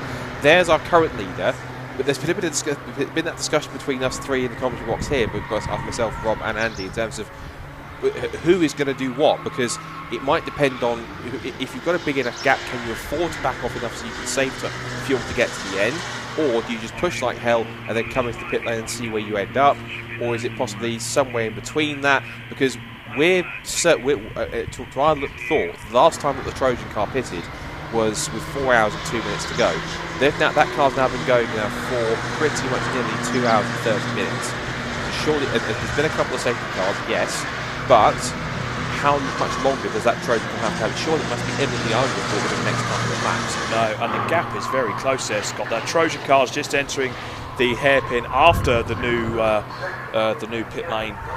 So, and as we saw on the cameras just before, Emax Motorsport was just turning into Abbey, a gap of 19 seconds according to our timing screens last time around, and AB Motorsport is about another halfway round the lap. So the top 3 are on the same lap, with Emax Motorsport having pitted with about 2 hours 20 to go. And as we discussed with our colleague Andy McEwen in the commentary box while we were down on the pit lane with Andrew Mather, it's going to be a bit squeaky bum time for those 2 cars that pitted, JW Bird in particular and Emax Motorsport. They pitted around that mark with 2 hours 20 to go. They're really going to be pushing it on the fuel strategy. They need a safety car just to make sure they get it home. Nick Beaumont actually up into 3rd now as he crosses the line with a fresh lap time, Scott. You never believe this. 3 minutes, 0.1. So he's on it. Absolutely on it. Like you said before, qualifying laps. If he wants to catch that Emax Motorsport car, well, he's 2 minutes and 18 seconds behind as he sits in 3rd place as it stands. Trojan Motorsport, really, there is a bit of a question mark. Do they need another pit stop? I think they do. Yeah, I think they do. And I think Andy McEwen believes the same. So yeah, I'd be highly surprised if they didn't, because like I said, they've been out for so long. We're coming to just about 2.5 hours in this stint, and that's probably the longest you probably get based on whether you get a safety car or not. But Emax at the moment are kind of de facto at this point in the lead. However, of course, again, there's still the question of whether or not in terms of their stints, whether Emax and JW Bird have to make their stops as well. And it all depends on how far enough. If they feel after Trojan also makes their what we certainly is the imminent pit stop, their thoughts got to be, well, how far ahead are we of JW Bird Motorsport, depending on whether they make their final, if they have to make a final stop or not. The question surely got to be for them is, how far ahead are they of AB Motorsport that they can afford to, if they need to just ease off the pace to allow them to be able to get to the end without having to make that last stop? Is it going to be a case of touch and go to try and make that happen, or are they simply just going to have that more planned out and think, well, if we do these lap times, we should be okay towards the end? I'm sure that Glenn was once again frantically thumbing the pages of that strategy book to try and find something that works here. Here's the Trojan car, and as it comes out of the club section on towards Vale, so Abbey and Vale, and into the arena section once more. 20-second gap now between Trojan and Emax Motorsport. So again, Emax have just got to put in those laps, but JW Bird slowly catching, but it's not quite going to be enough if you're only catching by a second a lap. As it's almost, well, it's getting about that time with an hour and a half to go for me to sign off from the commentary box. I'm going to hand over to Andrew Mather to take you through to the finish, and I believe Scott Woodwish is also going to hand over to Andy McEwen. It's been a pleasure to chat to you all today. If you've been listening and watching on the live stream, it's been a pleasure to commentate on this race, but I tell you what, folks, it isn't over yet. So from me, Robert Lewis, I'm heading back down to the pit lane, but it's time for me to hand over to Andrew Mather and Scott to Andy McEwen. Yeah, and before I do that, I'll very quickly give us a rundown with an hour and a half to go then. This is how it stands at this point in time, but we are expecting imminent pit stops, particularly for this car on the screen right here. If it doesn't keep it, we'll at least give it a shout as it does so. So, with an hour and a half to go, then 90 minutes left of the 2023 Silverlake C1 Endurance Silverstone 24 hours. This is how it currently stands. At the moment, this car, number 421, Trojan Motorsport, leads the way here at the moment, but we believe certainly imminently it will have to pit soon. It's looking, is it middle of the road or carrying on? Answer is, it is going towards pits. No, it's not, it's carrying on. So for the moment, Trojan Motorsport carries on in the leading car, 421. Second place at the moment, in fact, the driver who's driving that car is Bingham, so Mr. Bingham in the car for that one. Second is Jake Little, we think, for Emax Motorsport in car 346. That's the second place. Here's the car in third place. Nick Beaumont charging along in the JW Bird Motorsport car. He's in a podium position, but again, top three of the question marks. At least on second and third as well, whether they're going to make it to the end. Now, but that's the 487 car. It's had a spin up at Stowe Corner. And is it going to be able to get moving again? Is it waiting for a bit of traffic, or has it possibly stopped? Because if that car cannot get going again, is that going to possibly risk yet another late safety car and another late twist in the tail? And is that possibly going to benefit Trojan and maybe Emax Motorsport or JW Bird, or potentially even because they've just made a stop? Is it going to benefit AB Motorsport? We're not quite sure 100%. It looks to more that car, it's the MX Racing car, the 487 car that's had the spin and come to a stop. but I can't quite tell whether they're simply waiting for a break in the traffic. I thought if they're waiting for a break in the traffic, they've probably gone by now and just rejoined. But the fact the car's sat there stationary for several moments now suggests that possibly all is not well with that car. We'll wait with bated breath to see if it does draw something for the clock of the course to react to. But quickly, Trojan Motorsport in the lead, Emax in second place, JW Bird third. AB Motorsport have just made what looks to be their final pit stop. 437's off the road as well, so more cars are hitting strife as we come towards the closing stages. He's coming back onto the road. Now then, I don't want to speculate, but at the same time, that car on the grass, that car that had the spin, we don't know. Are the two interlinked? Are the two interlinked? Possibly, I don't know. But we'll let the car of the course decide it, because we're not coursal stewards. It's best for us not to speculate too much. And then we've got back to our top 10 to pit down before I hand them back to Andy McEwen. So Stuart Simmons is now in the AB Motorsport car 394 in fourth position. He's now going to take that towards the end. Fifth, it's then Russell in the Fighting Torque car number 309 in fifth position. The 487 car still hasn't moved, and the Marshall is there as well. So. And I was been looking at the driver tracker, Scott. There was a good gap after the 421 came through for that car to be recovered. Driver is now, I think that's done. I think that car has come to a stop. And the trouble is, that is in a very, very precarious position for anyone who may run wide out Stoke Corner. I think this is going to be another safety car. That's a fast corner, Stoke Corner. It's one of the fastest corners on the circuit. So, because you dab a little dab of brakes, particularly these cars, you're going at quite a high speed. The other car that's ailing back to the pits is also struggling here. Down on front left? Possibly, or it looks like it has contact with something. Hazard lights are on. Let me quickly run the rest of the top 10 whilst this is going on. If we go safety car, we'll definitely call it. So, from 6th place downwards now, we've got Silverlake with Gary Preble at the wheel in car 398. The second AB Motorsport car, ABC1 with Luke Pullen at the wheel. That's now in 7th place. Dark and Taylor with Graham Coombs. That car is now in 8th in car 312. Tommy Valentine, the Burton Power car, currently sits in 9th, and the second Emax Motorsport car, 355, the white car, with Andre Marrow at the wheel. That's now in the top 10 as we complete that. I'm going to hand over to Andy in a couple of moments' time, but because as I sign off, you'll certainly hear from me towards the end of it, as I'll be in pit lane for the next hour and a half or so, along with Rob, and just seeing what's what. But as I hand back over to Andy McEwen, are we possibly going to get another late sting in the tail here with less than 90 minutes to go? Are we potentially about to get a safety car? And what are the top four going to do in terms of final pit stop? AB Motorsport have made their final pit stop. We've seen the Trojan, Emax and JW Bird. What do the next 85 minutes hold for the fate of who wins the 2023 Silverlake C1 Endurance Series? Over to Andy in a second, but Andrew, again, best of luck for the two of you. It's going to be, I think, quite hopefully for everyone watching, a thrilling finish to conclude. And as we suspected, there's yellow flags down there, but it doesn't say safety car. So potentially could we look at a safety car, but we'll wait and see how the clerk of the course pays it. I'm going to sign off and hand back to Andy and Andrew, take you through the last 85 minutes of this incredible C1 24-hour race.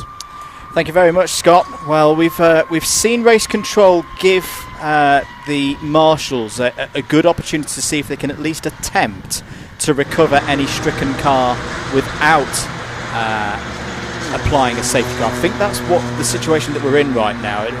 The clerk of the course is giving the marshals every chance to do their job, but of course, if the scenario means that the marshals are not confident of them being able to do so, that will be more the trigger of a safety car. That hasn't happened yet, but we know that the driver is out of the 487 MH racing car, which is stricken on the outside driver's left through Stoke Corner. And I think, again, Andy McEwen, more importantly for me, it's not like it's just parked to the side of the road. It's the fact it's perpendicular to the direction of travel. That's going to be a tricky car because it's pointing into the racing circuit. It's going to be tricky for the marshals to recover that, I think. I think we are inevitably going to have another late safety car here. I really hope not, because we've sort of teed this up beautifully, haven't we now, for this really intriguing, strategic end to the race. The one shred of hope I'm hanging on to is that the general rule of thumb today, not necessarily during darkness, but today, has been that if a car can be towed away, they will cover it under yellows. Yeah. It's if a car needs to go on a flatbed because it's rolled or it's hit something or a wheel's fallen off it, that's when we've gone full safety car. The other shred of hope is that we've normally gone safety car by now. We're still waiting for something to happen. So I really hope that we can stay green, because I think if we stay green, we've got a number of cars that could win this race. If we do get a safety car, it's inevitably going to favour one or two teams over others, and it would be nice to see this settled in a fair and square way. But we'll wait and see if they can tow the car from behind, because I take your point, to get to the front of the car they've got to go onto the track practically with some sort of recovery truck. That clearly isn't safe, but if they can tow it from behind, there is half a chance maybe that we escape from this. In the meantime, of course, anyone who's getting on down to the bottom of their fuel tank is desperately hoping and waiting that we do get a safety car, and they'll be trying to stretch this now as long as they can. Difficult to do because the teams can't contact the drivers via radio, but the drivers, the smart drivers anyway, will be keeping themselves sort of abreast of the situation. They'll have seen what's going on down there at Stowe, and they're maybe putting 2 and 2 together themselves. But for Trojan Motorsport, a safety car right now would not be a bad thing. It gives them a chance, if they need to pit, to do so with minimal time loss. Well, for Charlie Bingham in the Trojan Motorsport car, he is pushing on. He's setting good lap times. Still, the MH Racing car stationary on driver's left on the outside of Stowe. But again, we've seen this previously in the race. We had one of the BPC tuning cars stranded on, not quite in the international pit lane on driver's right after Stowe corner, but they were able to eventually clear that one without a safety car. There is the 507 going through your shop. That is the Patrick Watts car, I believe. If my eyes did not deceive me, that now has Patrick's daughter Amy Watts at the wheel of it, I presume to go to the finish of the race. JW Bird car. How much would you pay for that if you found it in a second-hand car shop? Not a huge amount, I don't think. That's got a few stories to tell, hasn't it? As of most cars out there, really, at this stage of the race. But I'm not convinced the driver is getting much use out of the passenger side wing mirror. So it makes its way through Village and Loop. Still going quite quickly though. That one isn't. It's 346, I think. That particular. Sorry, no, it's not. That is the JW Bird cars. 346 is the Emax car in second, which incidentally is lapping slower than Trojan Motorsport. A huge surprise. Trojan have been rapid all weekend long. It's 24.5 second or so lead that they've got for the time being.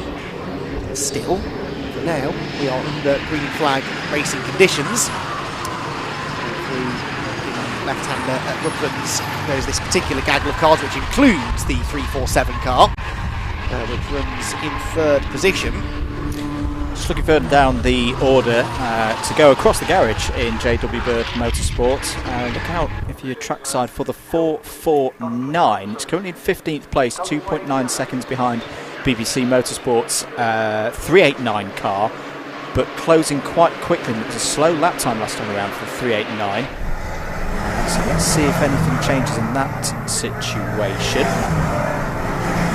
In fact, yes, there has been a change, just as we say. JW Bird Motorsport up to 14th place there. It's really good work. So even with the damage, carrying on. And now the Snatch Tractor is with the 487. And the fact that the Snatch Tractor has got out there, and they are, you're absolutely right, Andy. If you can't tow it from the front, tow it from the back. They are, I think, going to get this done under double waved yellow flags. Once again, absolutely fantastic work by the marshals here at Silverstone, the world's best. And it means that the race stays green. It does, and the quicker that JCB gets away from the edge of the racetrack, the better, and I'm sure the marshals will be doing everything they can to ensure that happens quickly. The neutral within me that just wants to see a good race is very happy that they're doing it this way. I mean, I use the word unceremoniously sometimes to describe the dragging of a car through a gravel trap. I think it fits that description perfectly.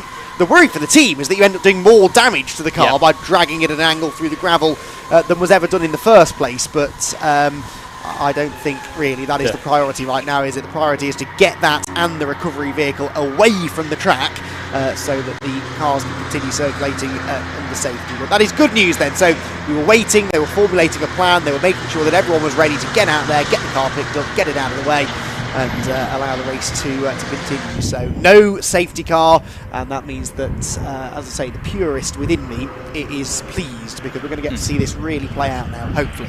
Hello to KP, who's joined us after watching another 24 hours There's race. another 24-hour race on this weekend? Well, it's finished now, so we're the one and only. I won't spoil the results, but KP knows what the result is, because he's been watching the 24 hours of the Nürburgring, but has come over to us here at Silverstone and said this is a treat. Absolutely. Thank you for joining us. Keep your comments coming in.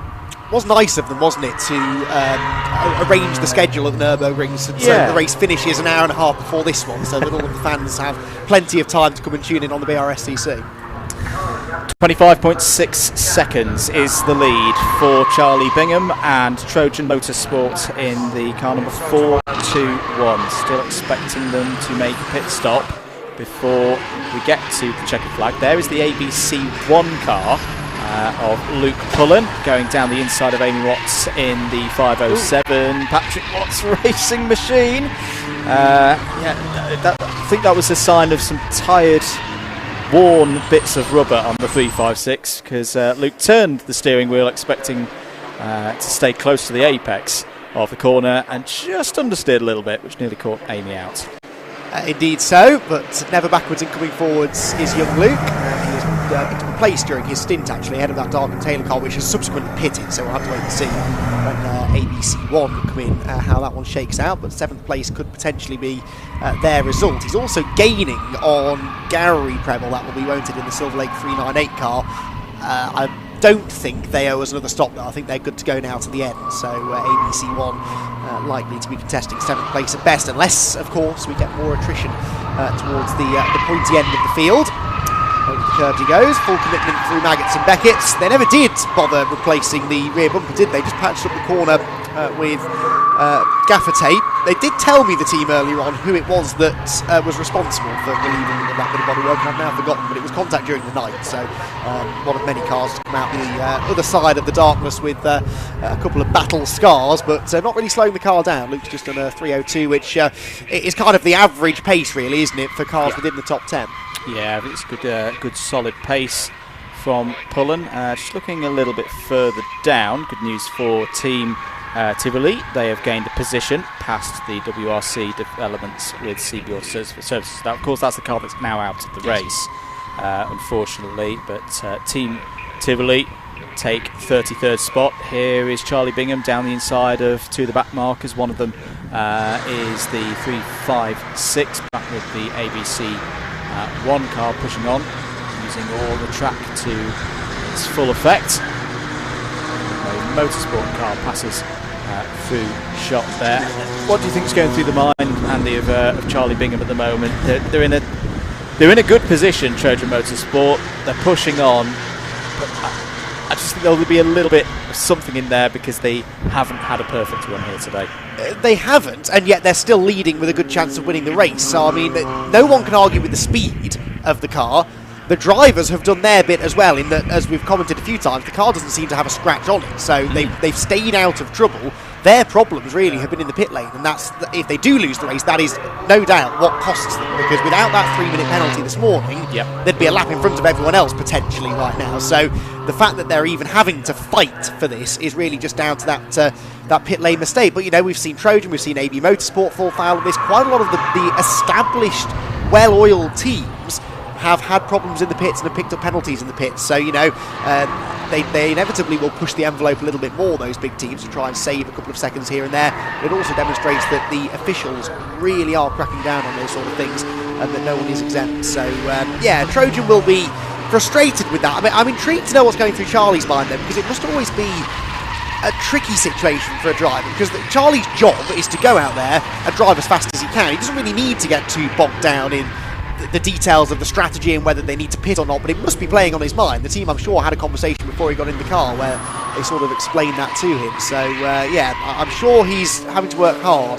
to make sure that his mind doesn't wander. Well, whilst we await more pit activity from our front runners, let's head down to the pit lane. I believe Rob Lewis back down there now with another story for us. Now we're all about the community here in the C1 racing field. We've got series sponsor Alan Preble down, and we need to make a bit of a presentation to Scuderia Polo Rosso. We've got a trophy for each of their drivers, and it's for the spirit of the C1 24-hour race, for blowing 3 engines and still having something to smile about at the end. I joke, but for having a front-running car. They never run out of heart, they never run out of steam, and for it's teams like this, this is what C1 racing is all about. It's teams like this that make this series, so it's only right that we present to you guys Spirit of C1 trophy. So congratulations, guys. Just a quick word from Alan Preble. before you're due to head out in the car yourself, but it's been a great 24 hours, and it's teams like this that really make it happen, isn't it? Oh yeah, great spirit of the racing. So no, well done to them to keep on persevering with the mechanics, not just the drivers, to try and keep them on the track. So in terms of your race, it's been quite eventful this year. How's it gone? Yeah, it's been really exciting. We've had a bit of bad luck with certain silly little things, but no, we've really enjoyed it.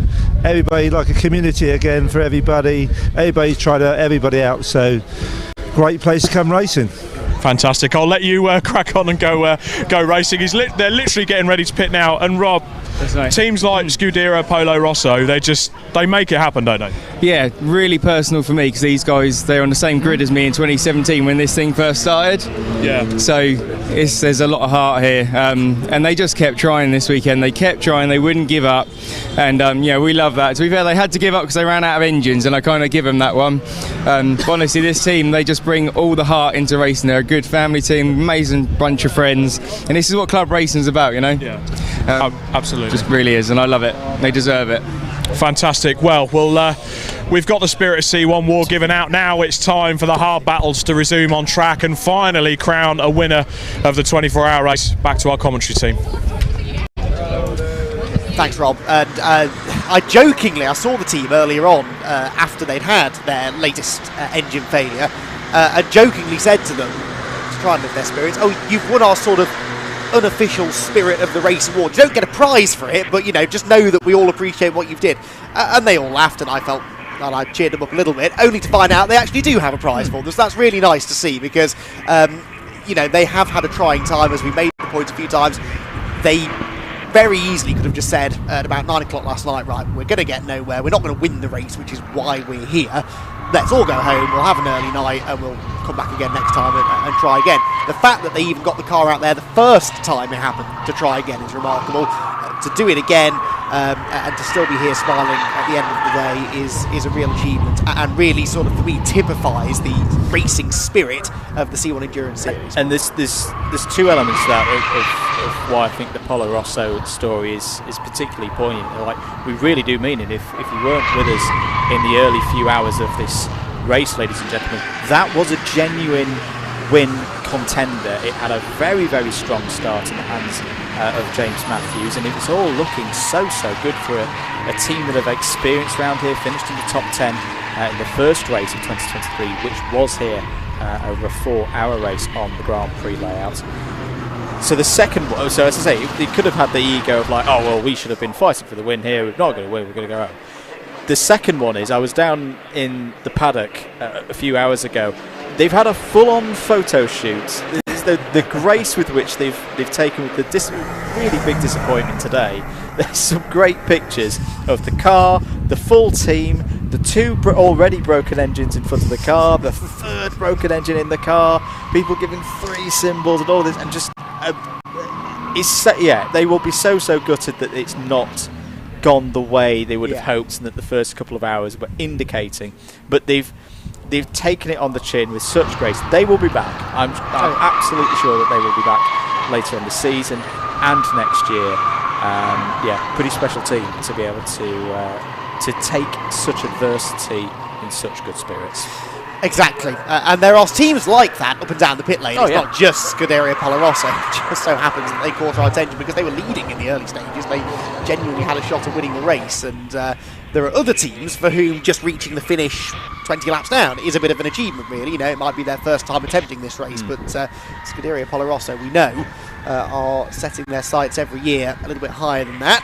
Race leaders being overtaken here by the 339 car. So that is the Has-Been Racing machine. Just had a troubled weekend, but got through briefly on the way into Stowe, but then ran wide on the exit, and so the Stuart Simmons-driven car gets back through. But Stuart just couldn't get away from other cars in his previous stint, could he? And did reveal to me, by the way, that the puncture that they got was because of the spin at Beckett's. He flat-spotted all 4 tyres. So had that spin on the oil, flat-spotted all the tyres, and it was the left front inevitably that gave, because it's the one that takes the biggest beating. So that also kind of explained why his pace had gone. I don't know whether they then changed the rear tyres at that next stop, but they clearly changed the fronts, and the car's been fine ever since. So I think maybe he was panicking a bit more than he needed to, but didn't necessarily realise the full story at the time. But anyway, he's back in the car now, thankfully not yet encountering any slippery surfaces. He's just got to try and put in the best lap times that he can. Last lap was a 3:03.7. I'll admit I haven't been watching to see whether that's his consistent pace or whether that was a one-off, but if he does keep putting the 3:03s in, it's not ideal, is it? Because that's about 3 seconds slower than the leaders. Yeah, he wants a little bit more pace than that. Just going back to the stories of perseverance in the face of adversity, an update on the 330. I did have a good look at the DSC Motorsports car. Got to be honest, it's not in the best way. It is looking quite beaten up. This is the car that rolled very slowly, but rolled nonetheless at Beckett's corner a few hours ago. The good news on the side of it is the team are furiously working to try and get that car back in a running state. That's one of the great things with these C1 cars, is that they're relatively simple and you can put them back together, as Team Brit have already showed in this race, having suffered a similar incident earlier in the night. But for anyone following the DSC Motorsport car, do not give up hope that we're not going to see that car again before the checkered flag. It might not look quite in the same nice, shiny blue and gold state that it did at the start of the race, but they are continuing to work on that car. SCK Motorsport bringing the 503 in. That's in a similarly sorry state, actually. The rear window's been smashed and replaced with tank tape, and various other panels down the right-hand side of the car a little bit battered and bruised. That's Trojan Motorsport coming through Club Corner with a 30-second lead now over Emax Motorsport. Of course, the other thing to take into account as far as fuel strategy for these leaders is concerned, even if Trojan, Emax and JW Bird have to pit for fuel, there'll be shorter pit stops than AB Motorsports was, because they took on a full tank. They needed to basically almost brim the car. Well, not quite, it was an hour and a half, wasn't it? So maybe 3/4 worth of a tank of fuel had to go in, and maybe a bit extra for luck. Whereas the others, if they're pitting inside the final hour, are clearly going to save time in that as well. Also, the closer to the finish of the race you make your final stop, the more scope there is to not change tyres. If you're only asking those tyres to do an extra half an hour, even 45 minutes, that's doable. It's the full sort of 2.5 hour stints, extra stint that they're struggling to do. So AB Motorsport facing an uphill battle here, I think, especially since Stuart Simmons again did a 3:03, whilst the leaders are in the 3:0s, 3:1s. Indeed. We've had an overtake out on circuit for 22nd positions. Scuderia Potenza. This is the 393 car with Michael LaRusso currently driving for them. They have got past the Misty Racing run Team CI5 car. 307s at the moment for LaRusso. Next car up the road from Scuderia Potenza is the TSR Racing entry. All these cars are trying to just keep going and see if there's some late fallers and a backdoor entry into the top 20. We've all had challenges across the course of the race, but they're still going at it. There is the race leader, 41 of Trojan Motorsport. That is another really quick lap at this stage of the race from Charlie Bingham. 3 minutes, 0.54 seconds. There's only really, I think, one other car in the 3-minute zeros at the moment, and that's the Fighting Torque 309, which is up into 5th place. There is your second place car, the black and white number 346 Emax Motorsports entry. 3 minutes 1.811. The gap now up to 31 seconds. Now, if our memory serves us correctly, the Trojan Motorsport car made, or quite a few cars made their pit stops under the last safety car.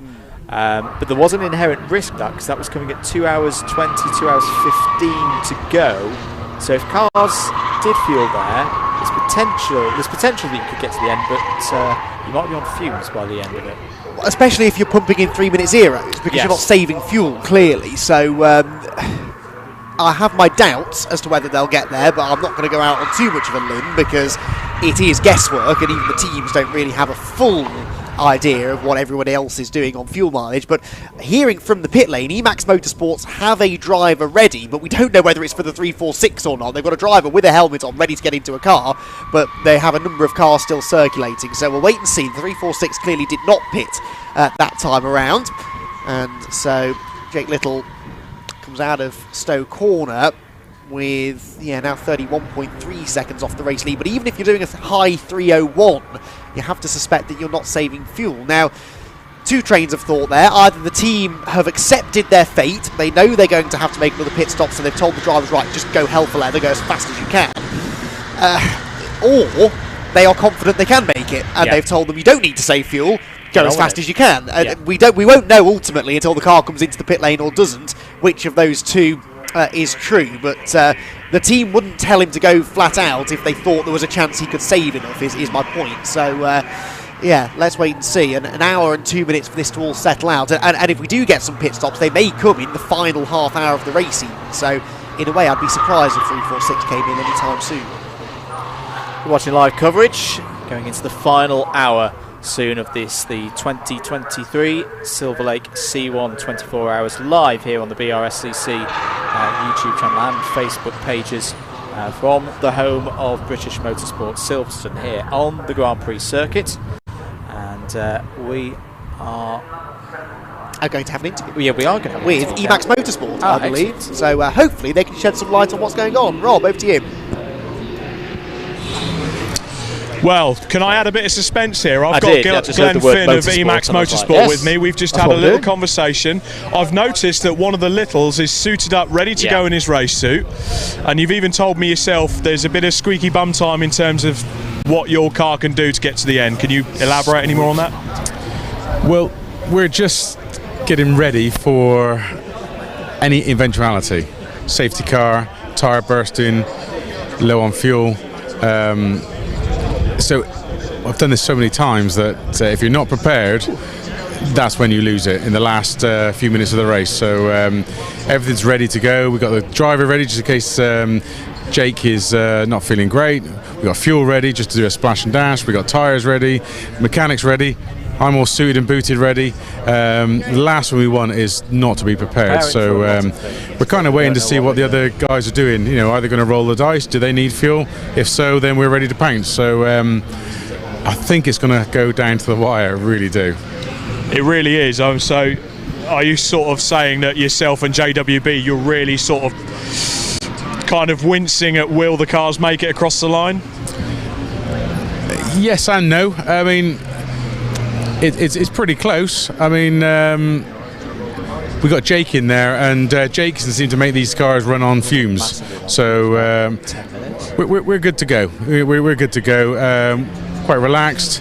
We want to be on the podium. We want to be on the top step if we can, and I guess time will tell. But we're quietly confident, shall we say? Quietly confident, I like that. And in terms of overall the whole performance of Emax Motorsport, Glenn, I mean, you've been doing this for quite a while now. You're a stalwart of the C1 Racing Series. How's this year generally been for you, not just the leading car? Oh, fantastic. The team which we've produced have done a fantastic job.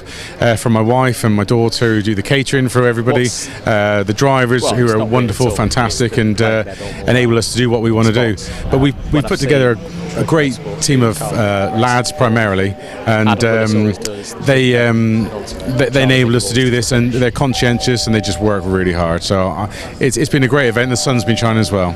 I suppose the drivers aren't too bad either, are they? No, they're really good, really good. And as I say, you know, they enabled us to do this. I mean, we come into this as a team, and all the drivers, whatever happens, wherever we finish, first, second, third, it's a team effort, and there's no blame if we don't do so well, and we celebrate if we do well. But Emax is just going from strength to strength all the time. In fact, we've got so many cars, you know, we need to start changing some colour schemes because we can't recognise half of them all the time. I think you have to go for some really dynamic wraps on them now. Yeah, with bright pink or I don't know, luminous orange maybe next time, so we can see them. But yeah, no, it's good. I mean, it's been a great event. The club do a wonderful event. I mean, it'd be nice to see a lot more cars out. The guys that have got cars in the garages at home, bring them out. You know, let's see you out there. And if anybody wants any help and advice with any of these sort of things, then just give us a message, give us a call. I mean, we want to see the old cars out. There's got to be 300 of them tucked away somewhere. You don't get an event like this anywhere in this country at all. And pound for pound, it's phenomenal. Appreciate obviously what Alan does at Silverlake. The guys down there providing us with all the parts that we need all the time, and up and down the pit lane we're all sharing and borrowing bits and pieces, but we just want more cars back out. That they're out there in the garages. Just urge you to come back out and have another go. Give Robin a bell. There's always things we can do to help out, whether it's extra mechanics, helping out with a team like ourselves, pitting next to us just to give the help and advice. So yeah, let's see some more cars out if we can. Fantastic. Well, I'll let you sit down and get prepared for what's going to be an exciting final stint of the race. So you've heard it from Glenn Finn, Emax Motorsport, a stalwart of the C1 Racing Series. It's going to be a bit of a nail-biter going into the final hours. And it's his 60th birthday. No, it's not. What we did hear that was of any particular use there, the card being kept quite close to the chest, I think. They're prepared for anything. Well, yes, you'd expect that, I suppose. We're not expecting them in anytime soon anyway, I suppose, but they're not going to tell us what their strategy is, let's be completely honest. So I think we're going to be left very much in the dark. Especially given as we've been walking up and down the pit lane, and Rob has as well. If there's almost like essential pieces of kit that each team has, the vast majority of them have got some form of screen, monitor, television, with some speakers and our stream on it. So thank you very much everybody for tuning in the pit lane. But it means that everything that we hear from teams in the pit lane in the interviews, everybody else hears as well. So yeah, now they're not going to tell us what their strategy is with 57 minutes of the race to go. And the lead is now 34.6 seconds. That is one of the BPC entries going through your shop. Just wanted to give a mention as well to Team Brit once again.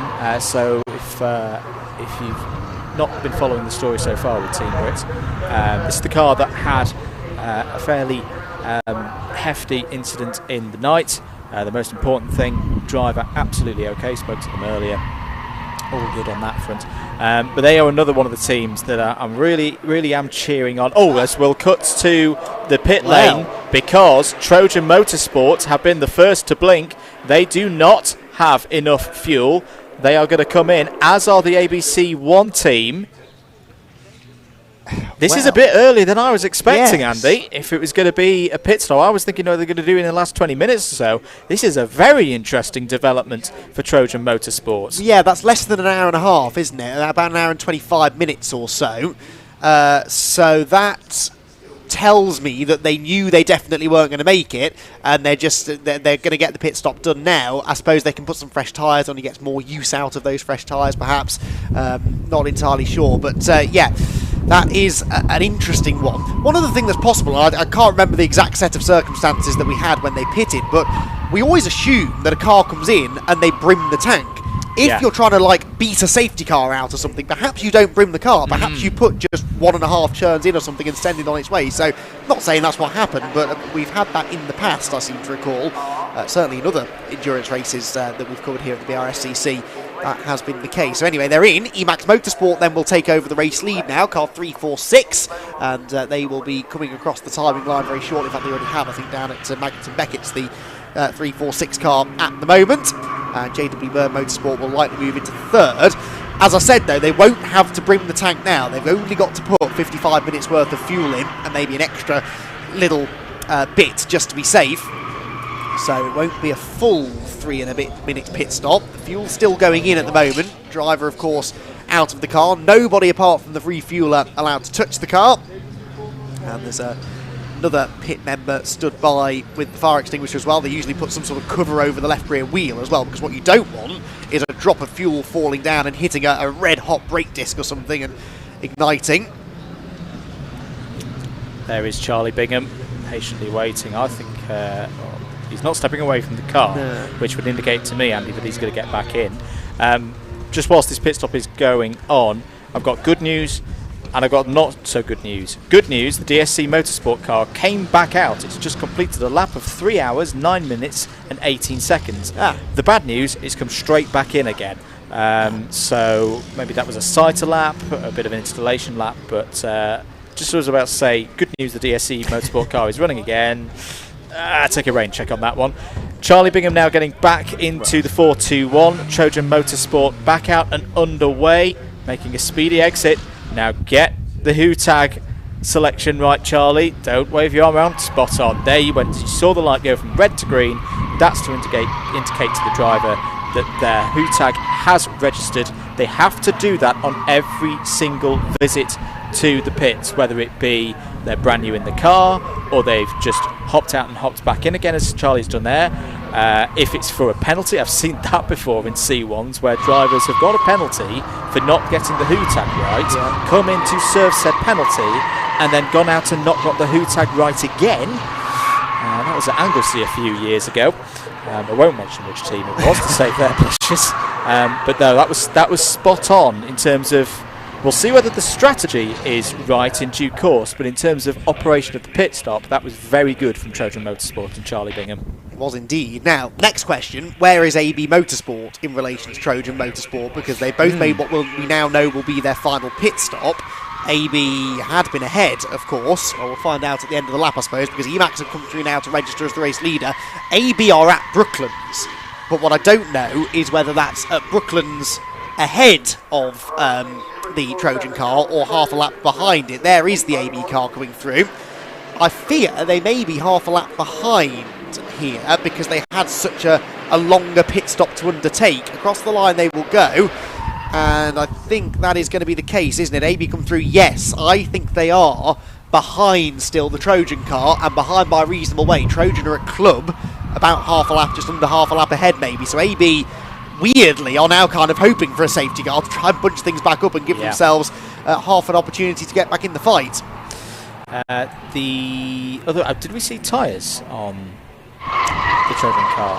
I don't think we did. Because that was the other element for AB Motorsport. They did change tyres. They put a set of scrubbed front tyres on, which at the time I thought, yeah, that makes sense. That, you know, instead of putting a fresh skimmed tyre with no wear on it which we know can do 2 to 3 hours, you know, stick a worn one on, because you're not going to need all of that tread to last you for the remaining, hour and 45 minutes. But is it a worn tyre that just hasn't got the performance in it at the moment?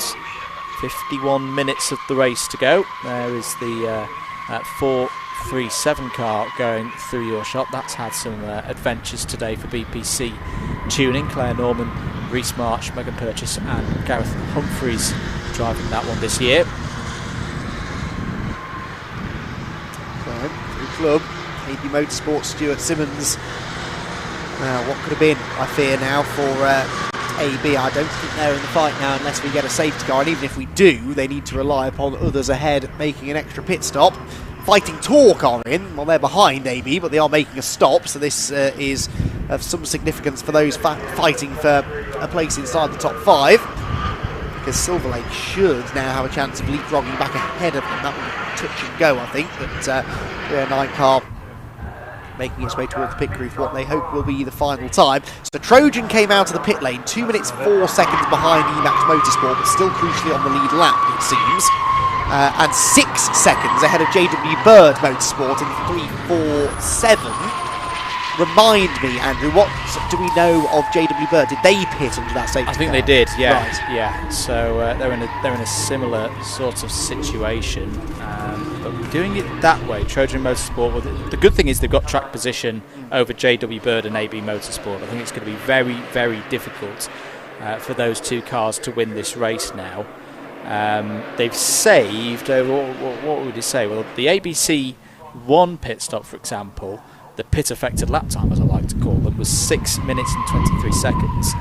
Trojan Motorsport was 5 minutes 39. You've got to think as well that ABC didn't necessarily put as much fuel and will have much service to do on their car. I reckon Trojan Motorsport have saved at least a minute 20 over a normal full service by doing it that way in the last. Now, what do you do if you're Emacs Motorsport? You now know the cards in the hands of Trojan Motorsport. You know you've got a 2-minute lead. There's a question over whether you need to splash or dash or not. for the grandeur of a victory here at Silverstone on the Grand Prix circuit, do you risk it and try and manage that 2-minute lead to the end of the race, knowing you might run out of fuel? You've got to commit to it now, haven't you? Because what you can't do is push for 20 minutes and then try and save fuel. Of course, the other thing is the driver doesn't know what's going on. The driver has no way of knowing what everyone else is doing on pit stops. They'll have a rough idea what their gap is, perhaps through the pit board. And of course, the teams can put messages out on the pit boards, as we've seen, about how to interact with the safety car, perhaps, if you find it on the track, or more to the point, whether you need to save fuel, whether you need to back off, whether you can put push laps in.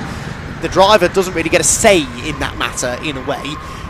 The team kind of have to commit to that either way, I think, now. And I suspect, based on the lap times they're putting in, they're in the low 302s, they've been in the 01s up until this point. I don't think they're saving fuel. I think they're pushing, and they will go as long as they possibly can. The one bit of information the driver has that the team doesn't have is how much fuel's left in the car. They've got the fuel bars, the digital fuel bars on the dashboard.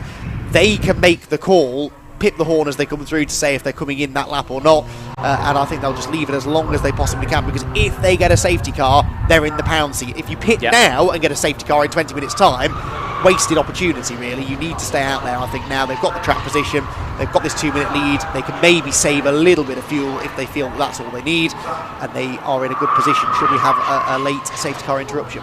Very easy to overthink these situations, but the other one that I'll just put in there that they do need to have a think about, because we have seen it trip up a couple of teams, and we had a little bit of a discussion about the penalty related to it earlier, is the case of a red light at the end of the pit lane or a safety car. So if they are going to pit on the safety car, they do need to remember that, just so they don't trip themselves up with the race stewards and the clerk of the course. If they end up in that scenario. I'm just putting it in there, because if there is a sudden call of safety car and you think, oh, get it in, now. Oh, as right on cue, there is an SEM Racing 501 car. Now, where is that? Is that down on driver's left at Beckett's? Oh, yeah. Yes, it is. Now, see, that's another one, Andy, where we saw a car in that region in the first 2 hours of the race. A safety car was triggered. If that looks like it's pulled off the road as opposed to it's had a loss of driver control to make it leave the circuit. Now, we're not going to get a safety car immediately, ladies and gentlemen, because we saw that with the M8 racing car down at Stoke Corner, what was it, about 30 minutes ago. Driver looks to be out of the car and safe. That is the most important thing.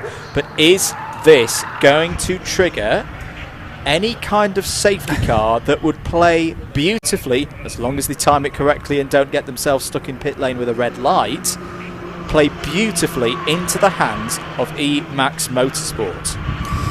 Yes.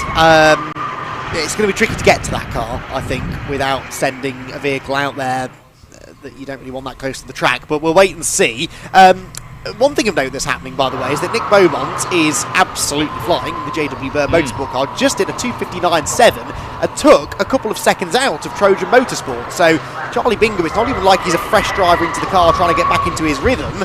He really should be able to get straight down to the sort of pace that he had earlier on. But JW Bird Motorsport, we, as I said, suspect they may have to pit again before the end, but they are catching Trojan. They're on a lighter fuel load, perhaps. If they can't make it to the end, they will be anyway. There is the Trojan car. Came out in second place then. With every lap that goes by, though, E-Max Motorsport's pit stop gets shorter, potentially, than the Trojan cars. Car's been cleared. Yes. Wow, brilliant work again from the marshals, and just at the point where it's going to be one garage where it's going to be like, please, safety car, safety car, safety car. The other saying, no, don't bring it out. It's the 421 Trojan Motorsport guys who will be very happy to see the 501 SEM racing car cleared on the entry through Beckett's, into Beckett's. That means we will not have a safety car. We'll stay green with 45 minutes to go. I almost wonder whether the car refired and drove off, because that was very quick to get it out of the way if it was marshal intervention. As good as the marshals are, don't get me wrong, it would still have taken a couple of minutes, I suspect, to get it out of the way. So we have seen a few cars, haven't we, that pull over seemingly with absolutely no power at all, and then the driver hits the reset button and off they go again. So back to Beckett's goes the second place car. There, the third place car that was fractionally slower on the previous lap, 3 minutes 0.9, which will was 9/10 slower than Trojan Motorsport. The Darken Taylor car, which, remember earlier on, was battling with ABC1, and ABC1 got past them. Well, they've both now made what should be their final pit stops, and there's 2 minutes 18 between them, so Darken Taylor have lost a lot of time somewhere. Not entirely sure where, because ABC1, Luke Pullen handed over to Cameron Hawes, and that car, yeah, well in front now, nearly a lap ahead of the Darken Taylor car. There goes Nick Beaumont, up the inside through Stowe Corner on the 451 machine, and in relatively clean air now, as is the Trojan car ahead. We'll get a real comparison of their lap times, but JW Bird Motorsport have done well just to be back in contention, quite frankly. They lost 3 laps in this car during the night after a spin into the gravel, and here they are, temporarily at least, back more or less on the lead lap and well and truly in contention for a podium. I think it shows for just how competitive this race has been that no one's had a perfect run through this year's Silverlake C1 24 hours. Emacs have had their issues. Trojan Motorsport, as mentioned, had a penalty since sunrise. With that spin that you mentioned, Andy. News as well for 5th place. Fighting Talk have been in. That is their final pit stop. That promotes Gary Preble and the Silverlake number 398 back into the top 5. That'd be a cracking result for that team, which they brought a good number of cars, a lot of support of this event, of course. With the majority of their cars, it's been a really, really tough race, and a top 5 for their one sole remaining soldier or group of soldiers out there on the racetrack. I think that would be well deserved. News coming in from Rob Lewis from the pit lane. I was asking a question about Trojan, well, 2 questions about Trojan. First of all, did they take tyres? No. Second of all, why did they pit early? Apparently the fuel was low, so I think they had maybe short fueled it at the last pit stop. It was a splash and dash, fuel was low because they'd had a long stint. It wasn't a particularly long stint as far as we were aware, so I think maybe they'd short fueled it last time it was in, under safety car, conscious of the fact that they had to get out in front of the safety car, and well before the safety car really, because that red light goes on probably when the safety car's at pit entry, and you've got to get out as soon as you can, so I'm suspecting that's what that was all about. So that's why Trojan pitted, which now begs the question, what fuel did Emacs put in when they came in at a similar point? Same true of JW Bird Motorsport, all 3 of whom are on the same lap at the moment, 2 minutes covering the top 3, but we suspect at least one of those 3, the leader, owing us one more pit stop. Can you get in and out with a splash and dash in under 2 minutes? If you can, Emacs have still got a chance here, haven't they? They do indeed. Quick sight of the Rab Sport Racing 432 there. They're another one they've impressed me, that they've just kept plugging away. Started in 40th position yesterday. Just trying to work out who's in for them at the moment. It's going to be Arthur Simonde driving to the end, but looking at a top 20 for Rab Sport, which again, another team who've brought multiple cars here, have had hardship with other entries. Good to see them running well in the last hour. MLP Development with their very distinctive NASCAR stock car style numbering on the side of their C1, going through Stowe Corner. Here is the Trojan car, Charlie Bingham still on the wheel, moving past the second of those 2 Silverlake cars. Yeah, had to have some pretty quick hands there, jink up the inside. In the background you can see the 347 car, the red fronted JW Bird Motorsport machine, which again on the previous lap was a bit slower than Trojan, who were dipping into the 59s. It's a bit more overcast out there at the moment, isn't it? I wonder whether maybe the track temperatures are coming down, because we're seeing these 3-minute zeros, 2-minute 59s coming in with a bit more regularity now. It is 4:45 in the afternoon, so the track temperature will be dipping slightly. And that, and the fact that everyone's just giving it everything now. There's no point saving the car inside the final 40 minutes, is there? So they are very much pushing as fast as they can. Now, hearing news from the pit lane that Emacs Motorsport are out in the pit lane, almost as if they are readying themselves for a pit stop. Now, they did tell us earlier on that they're ready for any eventuality, and they may just be trying to psych out some of the other teams maybe, but they've got fuel ready, and we are assuming that if a car comes in for Emacs, it will be that 346. The question is, how much fuel do they need? indeed. Holding on to that 2-minute lead at the moment. Once again is the Alpha, the Trojan Motorsport car, just going past the Jelly Snake Motorsport with Liqui Moly entry.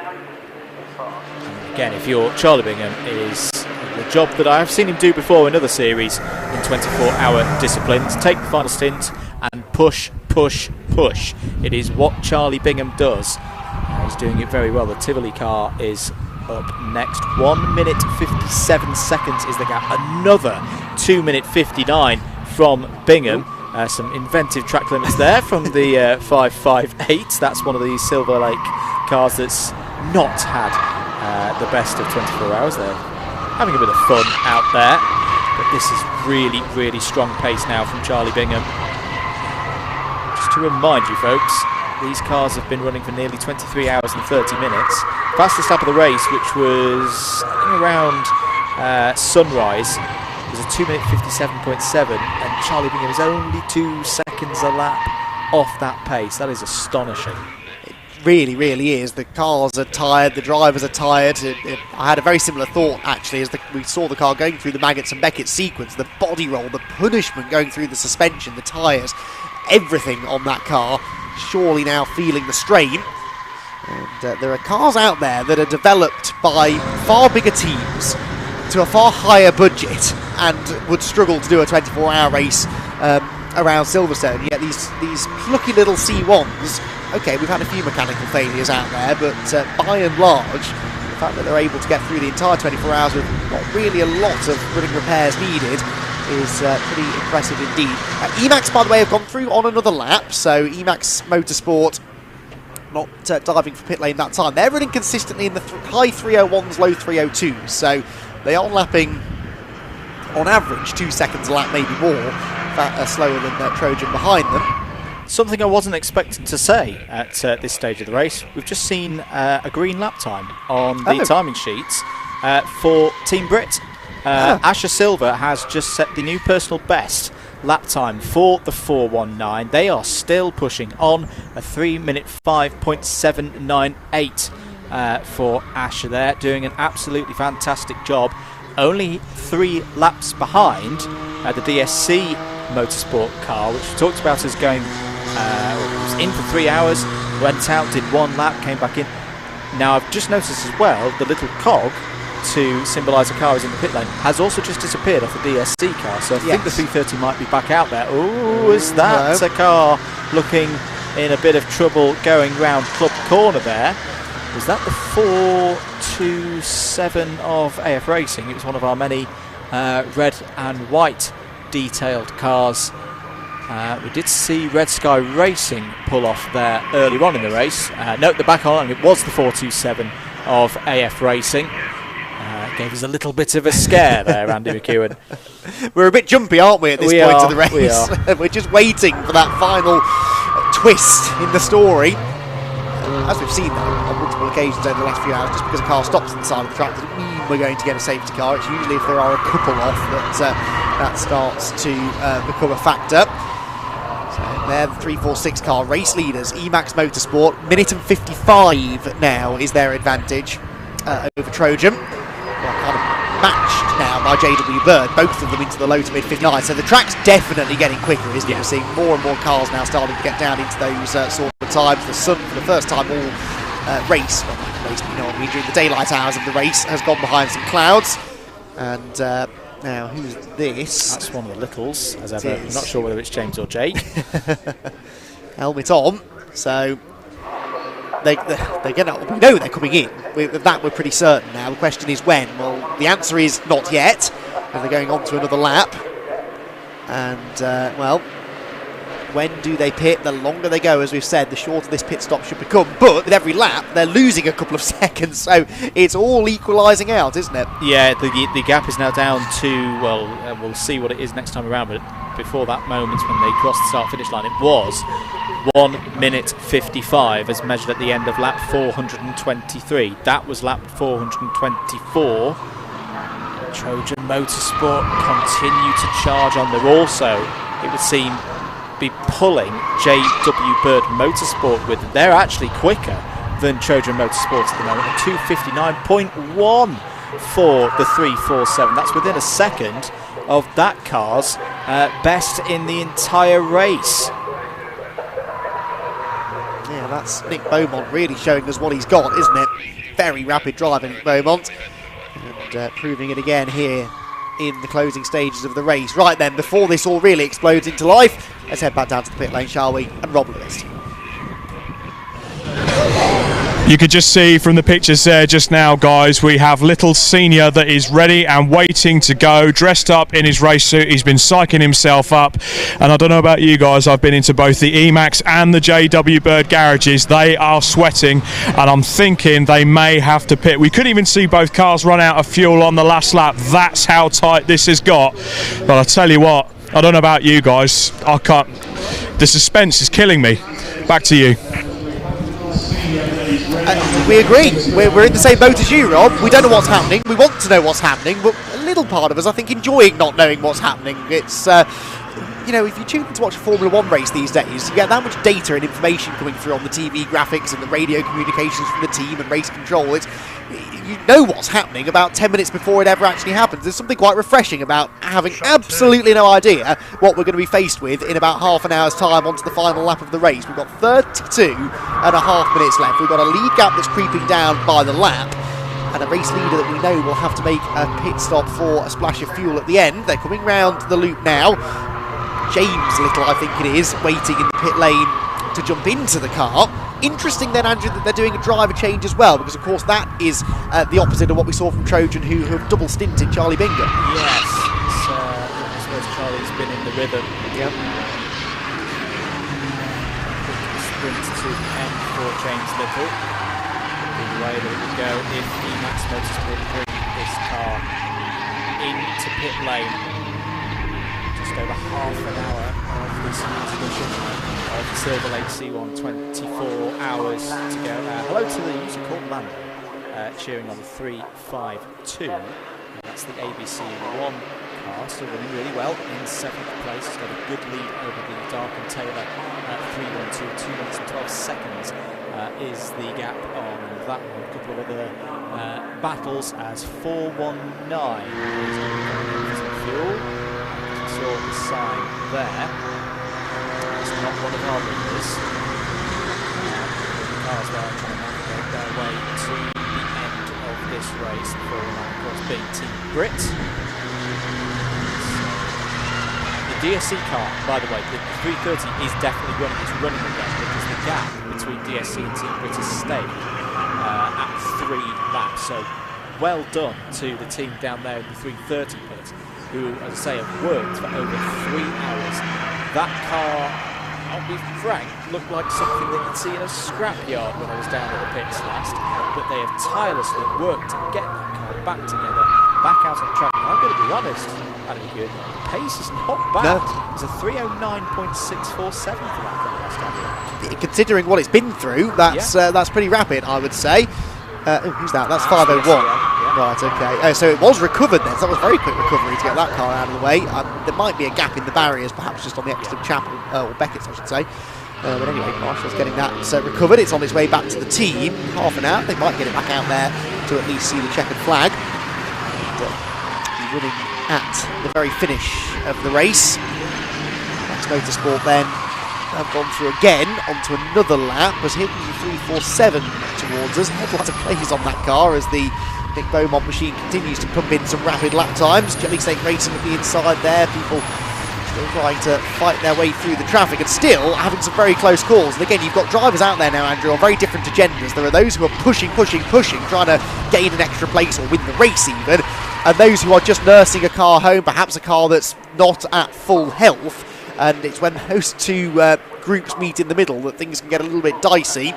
And even if you are just coasting home, you've still got to be very aware of what everyone else is doing around you, because that closing speed can be pretty significant and can very easily cause a bit of a tangle. So, got to have full spatial awareness at a time where really your brain is already massively overstressed. So easy to have that momentary lapse in concentration. You've got to avoid it. This is probably the stage of the race where we're getting the closest to a more of a multi-class endurance race of those who are absolutely pushing hell for leather and those who are not. Sort of versus power car there, so they're winning in the top 10. They won great 24 this year. The Emax Motorsport car is going to come round the last couple of corners one more time at least. A lot of traffic ahead of it. Would this be a good time to make the pit stop if you're going to have to under green flag conditions? No, they're going to carry on, but the gap continues to come down. It was 1 minute 52 seconds last time around. Trojan, that was a huge lap actually from Trojan last time around, 2:59.4. For the first time they were quicker than JW Bird, so the gap second to third is now back up to 6.3 seconds. I'm just going to tune in as well with the 5:03 of SCK Motorsport. They're pushing on, trying to close in on Bianca Auto developments in 12th place for the first time in a while. The gap for 13th to 14th, 12th to 13th place there is less than 10 seconds. It's AB Motorsport, 4th place, and sadly not likely to get much better than that now it seems. They come through a minute and a half or so behind JW. Well, actually I say it won't get any better. They could get 3rd if JW Bird have to pit again. I don't think they're going to be able to do anything about Emax even if they have to come in, but 3rd place, a podium, would be a good result. Been on the podium in this event before, of course, but to have been on the top step this time around. TSR Racing just recovering there on the inside line. I'm not quite sure what was happening with them. But currently winning in 20th place. A team that have got a big delta of positions from where they started. 5:30 on Saturday evening. 2:45. Further down the order, this was the car that had the drive shaft failure in the middle of the night, and the exuberant, shouty driver, according to the eyewitness reports of Scott Woodwis. And 2 little helpers to get it from one end of the paddock to the other as well. Yes, I decided to do a bit of manual labour for once in my life. It doesn't happen often, yeah. It's something infectious about that spirit of the C1 paddock. You just want to help people, and yes, we were able to lend a hand to a team in need. Bianca Auto Development are in from 12th position. That will cost them a place because SDK Motorsport were only 7 seconds behind them. So Bianca Auto Development will fall out of the top dozen, unfortunately, as that lead gap comes down under 1 minute 50 now, minute 49 between Emax and Trojan. And on that lap, 2.5 seconds quicker was Charlie Bingham than the race leader Jake Little. So it's kind of all or nothing now for Emax, isn't it? They're banking on either not having to stop again or it being a very, very quick pit stop. And if it's a splash, and I mean literally, we're getting 25 minutes to go, it's not going to be much fuel needed if they come in now. They won't change tyres, they won't change the driver. The time-consuming bit, in a way, is getting the driver out and back in again. How quickly can they do that? It's a very slow pit lane speed limit as well, so the transition time down the pits is not all that rapid either. 1 minute and 49. I mean, if I was going to hazard a guess as to how long all of that would take, I'd say somewhere between 1.5 minutes and 2 minutes. And that's exactly what their gap is going to be, it seems. More good news. MH is alive. Ah. The MH racing car that was stranded on driver's left at Stoke Corner is running again. Saw it on the screen very briefly. To be fair, they haven't lost too many positions with all of that. They're in 33rd place now, so well done to the MH racing crew for turning that one around. It was slightly bizarre place in which it finished perpendicular, pointing towards the circuit, but no matter, they're back out and it's to see the checkered flag. As Charlie Bingham, another 2:59 last time around, a 2:59. We couldn't see a 2:58 in the last half an hour of the race. Ooh, that was from a long way back, and SCK thankfully saw them coming. The 503 car has Brewster at the wheel now, doesn't it, for the final stint of the race, and thankfully Stephen Brewster it is, saw that car coming. More really good info from Rob from the pit lane. James Little fully suited up again. He says again as if maybe James was considering he unsuited himself in some way. Half a fuel churn ready, so then no more than half a churn of fuel going into that car that leads the way. It's not pitted this time. It's down at Stowe Corner now as Trojan come through Brooklands. But this is going to be a nail-biter, isn't it? An absolutely nail-biting finish to the C1 24-hour race in 2023. We thank you all for sticking with us until the end here. It's been a fantastic race. We've never been lacking for something to talk about, have we, really, at any point during the race? In the early part, that was helped out by the safety cars shuffling the order a little bit, but even through Sunday, which can sometimes drag if we have these long periods of green flag running, people getting separated, it's not been the case at all, and it's one of those perfect storms where the safety cars have happened at the ideal time to really put us on edge, and teams have gone two different ways with their strategy in those late safety cars, and it's now almost the time to figure out who got it right. Gain for SCK Motorsport, but through pit stops, Bianco Auto Developments had to come in and have a splash and dash with 23 minutes to go, so that means the 5:03 is now back up into 12th place. We've also seen a change from 9th place. This one has been on the circuit. Burton Power, I think, is just nursing the car home. Just wanted a top 10. He wants a top 10. So I don't think they'll be too bothered with the Max Motorsports 355 car going through past them into 9th place. It's still able to hold that title almost. They were in the top 10 teams this year. We've got 2 laps over the Auto Farm 521 machine. So yes, that's a good gap to be having with 22 minutes to go. Another lap notched up by Emax Motorsport. You almost want to put this race on fast forward, don't you? Because it's going to happen. The key moment is coming. We just don't know when. 22 minutes. My maths are going to fail me again here, but it's not many laps, is it? Of fuel that they're going to have to put in. 3, 6, 9, 12. Yeah, 8 laps, 7, 8 laps or so. So it's probably well under half. If you think 2 full churns of fuel will get you over 2 hours worth of running, you probably don't even need half of a churn here, so it's going to be a short stop, and this is where we hope that they practice their driver changes as much as they have everything else. AB Motorsport coming through, Stuart Simmons, I think, well, I was going to say sort of stroking it home now. That was a 3:01, which is not a slow lap by any means, as he's found himself a group of cars, I think, running at a similar pace to him. 4 laps they are ahead of Silverlake. The top 4, really the class of the field, haven't they? I mean, there were others who could have been up there amongst it, fighting for podium places, but those top 4, despite the fact none of them have had a trouble-free race, I mean, 2 of the top 4 have had penalties of 3 minutes. One of them has been in the gravel. Emax really have had the cleanest race of the top 4. No great surprise, therefore, that they're leading with 21 minutes to go. But those 4 have really distanced themselves now from those further back. And it makes you think, doesn't it, if those drivers, if those teams at the front have had problems, what a troubled race it's been for those outside of the top 4. The stories they'll have to tell tonight.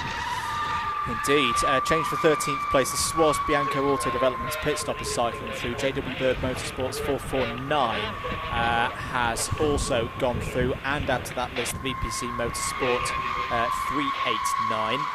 So Bianco Autosport I think will cycle back out in 15th place because they did have a 4-minute gap over Radsport Racing to the next car up. There are AB Motorsport, the second car in the queue. White car with the deep purple details on it. I really hope that the team don't put too much weight on themselves, but I do fear that they will be kicking themselves with the mistake that was made. Not during the last pit stop, it was the one before that, wasn't it? Where they picked up a 3-minute penalty, which at the moment is going to be the difference between them being in 4th place or on the podium.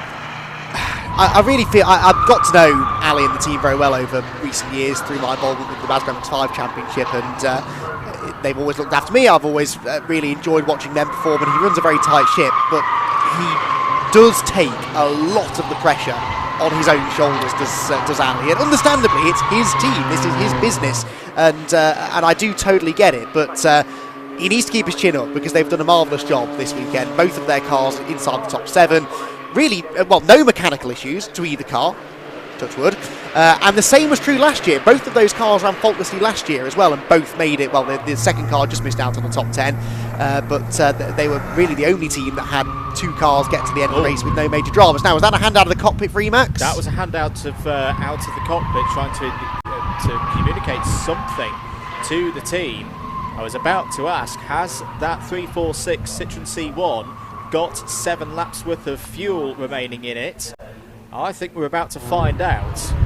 Now, when I was down in the pits earlier with the AB Motorsport crew, folks at home may have been able to hear out, particularly at night, with the stick that Paul Trustwell covered for us. Little pips on the horn. That tends to be the universal symbol for "I'm coming in," ladies and gentlemen. I'm not quite sure what that gesture was from Emax Motorsport. It could be as simple as he didn't want to pip the horn because then everyone knows he's coming in. It doesn't actually matter, but he might not realise that everyone else has sort of played their hand already. So it may be that he's trying to be as secretive as he can do, really. But I can't think what else it would be. There doesn't appear to be a problem with the car that he's letting them know about. Another interesting thing that's going on at the moment, Andy, I've just noticed the JW Bird Motorsport car, we know it can do 259s, has now dropped back. It's doing 301 to 9.6 seconds is now the gap between second and third. Have they changed tack? Are they now trying to save fuel to get to the end of the race? Because I don't think they're in traffic either. The tracker is indicating they're in clean air, so we can't blame that. But the other problem as well, it's such a long lap for the C1s. It's not one of those cases of like, oh, I'll risk it, we're on a Brands Hatch Indy circuit, it'll take me a minute or so to get round. No, you're on the full Grand Prix circuit here at Silverstone. It's a whole 3 minutes to get round that if you're on fumes, just stop at any moment. There is the car that we know has no problems with fuel. Charlie Bingham pushing on, second place, 1 minute 42 seconds is now the gap up the road to Emax Motorsport in the 346. Another 259.3 from Bingham. Even if it's a win or not a win, what a drive, what an effort it has been from the Trojan Motorsports team this year. They have battled through to the very, very end. They took pole position on Friday night in the night qualifying. Are they going to be the champions this year? Well, no, in the next 18 minutes or so.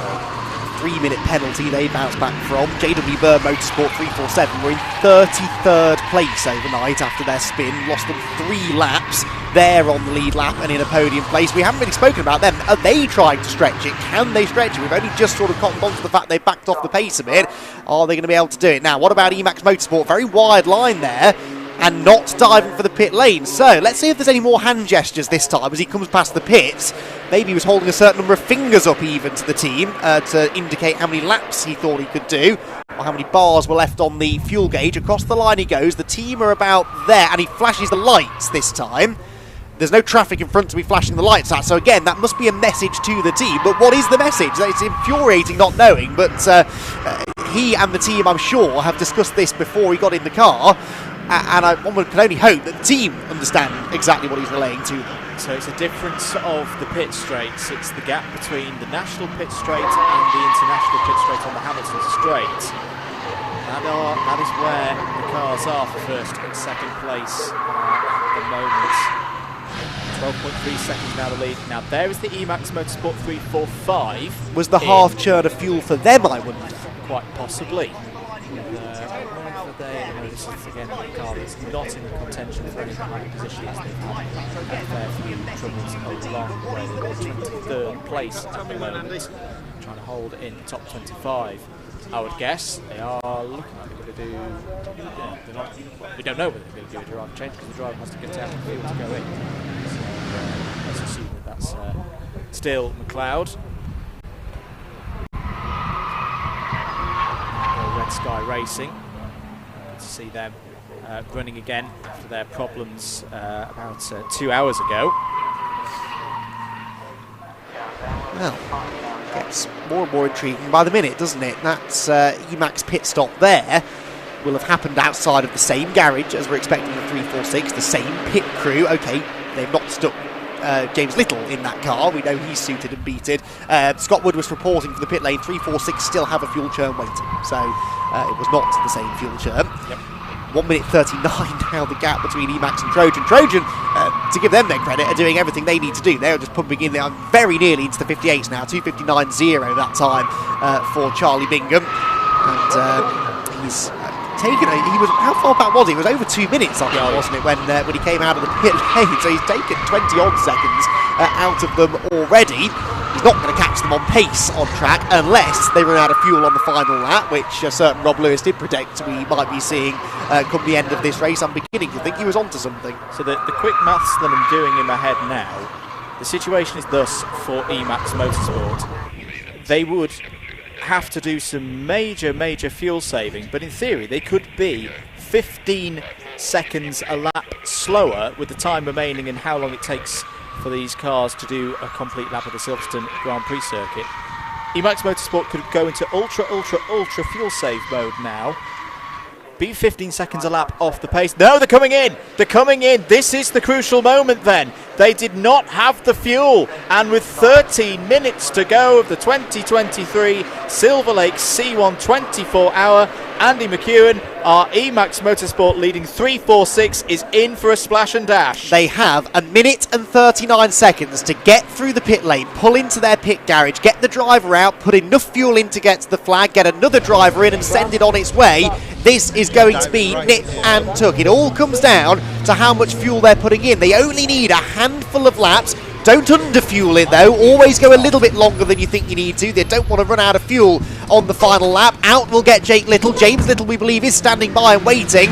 A very quick chat between the two of them as they quickly relay to each other what's going on, as the team are getting ready to get James plugged into the car. A decent amount of fuel going in here. Quite a decent amount of fuel. It doesn't go in very quickly, of course, does it? That's kind of the problem, really. They're double-checking the tyres, but I can't think for a moment they're going to bother changing them. The 421, per our predictor, is coming onto the Wellington straight. It's going down that straight at speed like the bomber animation does in the museum next door. It's going as quickly as it can. They've got a little bit of traffic in the form of one of the BH Motorsport cars that very dutifully gets out of the way of Charlie Bingham. This is it, ladies and gentlemen, round Luffield. They're still in the pit lane. Now the job is trying to get the driver back in as quickly as possible. This is going to be very close. It's a good stop for Emax Motorsport. They're going to head down pit lane at a very slow 40 miles an hour, if that. 11 and a half minutes to go. Have Emax Motorsport. They've got to get the Who tag. They've got to get the Who tag right, but they've got it done. Is it going to be Emax Motorsport out ahead of Trojan Motorsport? This is it to potentially decide the race. Where are Trojan Motorsport? They're going to be nearby. They're ahead. There is Trojan. There is Trojan. It's 2 or 3 seconds at most, but we know the Trojan car has been going quicker. This is why they've changed driver, because I was just saying to Rob Lewis, I don't understand why they're putting James Little in to do an 11-minute stint at the end of the race. They must think that he's a bit quicker than Jake, and he's got half a chance of keeping the Trojan car behind. So, 11 minutes of racing to go. A full 24 hours of racing around the Silverstone Grand Prix circuit, and the top 2 cars are there, in shot together, making their way down the Hangar Straight with only a handful of laps to go. Now, James Little needs to get up to speed, even for a driver of his experience and ability. That will take a lap or so. Charlie Bingham, we know, is fully up to speed already. He's gaining visibly, I'd say, over the first sector of this lap. James Little needs to get a move on here. We've also heard, Rob just whispered in my ears, the JW Bird car did also pit on the same lap as the Emax Motorsport car, so surely they've got to come in. But they've got a lap over AB Motorsport, so they should be able to hold on to third place. Well, we started the weekend, we started the Brscc streams here with 20-minute Fiesta Championship and Challenge races. We've now got a 24-hour race that's turned into a 10-minute sprint here at Silverstone. That is the gap. Emax Motorsport versus Trojan Motorsport. They head down the Hamilton Straight now.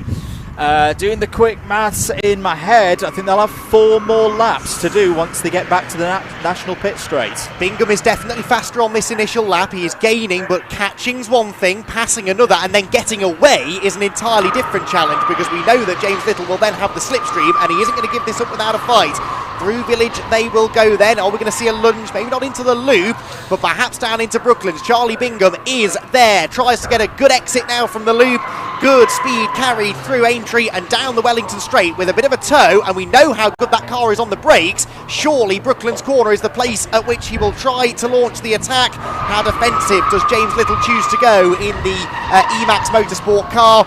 that after this late splash and dash has given itself at least a chance of the victory. He's not defending yet. Bingham's looking to the inside, commits to the move, but late on the brakes, Max as well. They almost lean on each other. There is paint traded at the apex, and Trojan have gone through. Charlie Bingham into the lead of the race with 9 minutes to go. And Charlie Bingham, the driver that he is, he's always going to go for that. I remember him being involved in a super 24-hour kart race a few years ago that was decided on the last lap. This one's not done, folks, because remember, James Little is getting himself up to speed. Apologies, it'll be 3 laps to go. Forgive us, it's been a pulsating 24 hours here at Silverstone, and if James Little can get himself up to speed, this is almost like a repeat of what we saw at the very start of the race. 2 different teams, but we know how powerful the slipstream is around this circuit. We saw Scuderia Polo Rosso and JW Bird Motorsport trade the lead back and forth within the first hour of the race.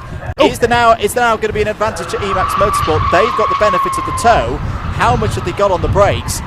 This is a really unbelievable finish to this year's C1 24-hour. 8 minutes to go. We just don't know at this stage, Andy McEwen. Didn't get a great exit there onto the hanger straight, did James Little, but he's still close enough that the slipstream will save him a little bit. But I don't think he's going to be close enough to have a go into Stowe Corner.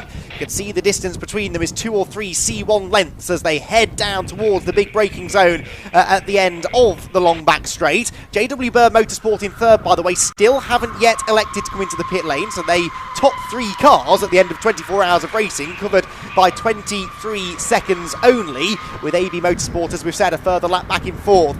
Just appears now, doesn't it, that Charlie Bingham is settling himself out in the lead. Not a lot of traffic around them either. There's no traffic really on the horizon. They might catch 1 or 2 cars before the flag, but this is a straight race between the two of them. No cars in front to get in the way. 7 minutes to settle it, and so far so good for Bingham.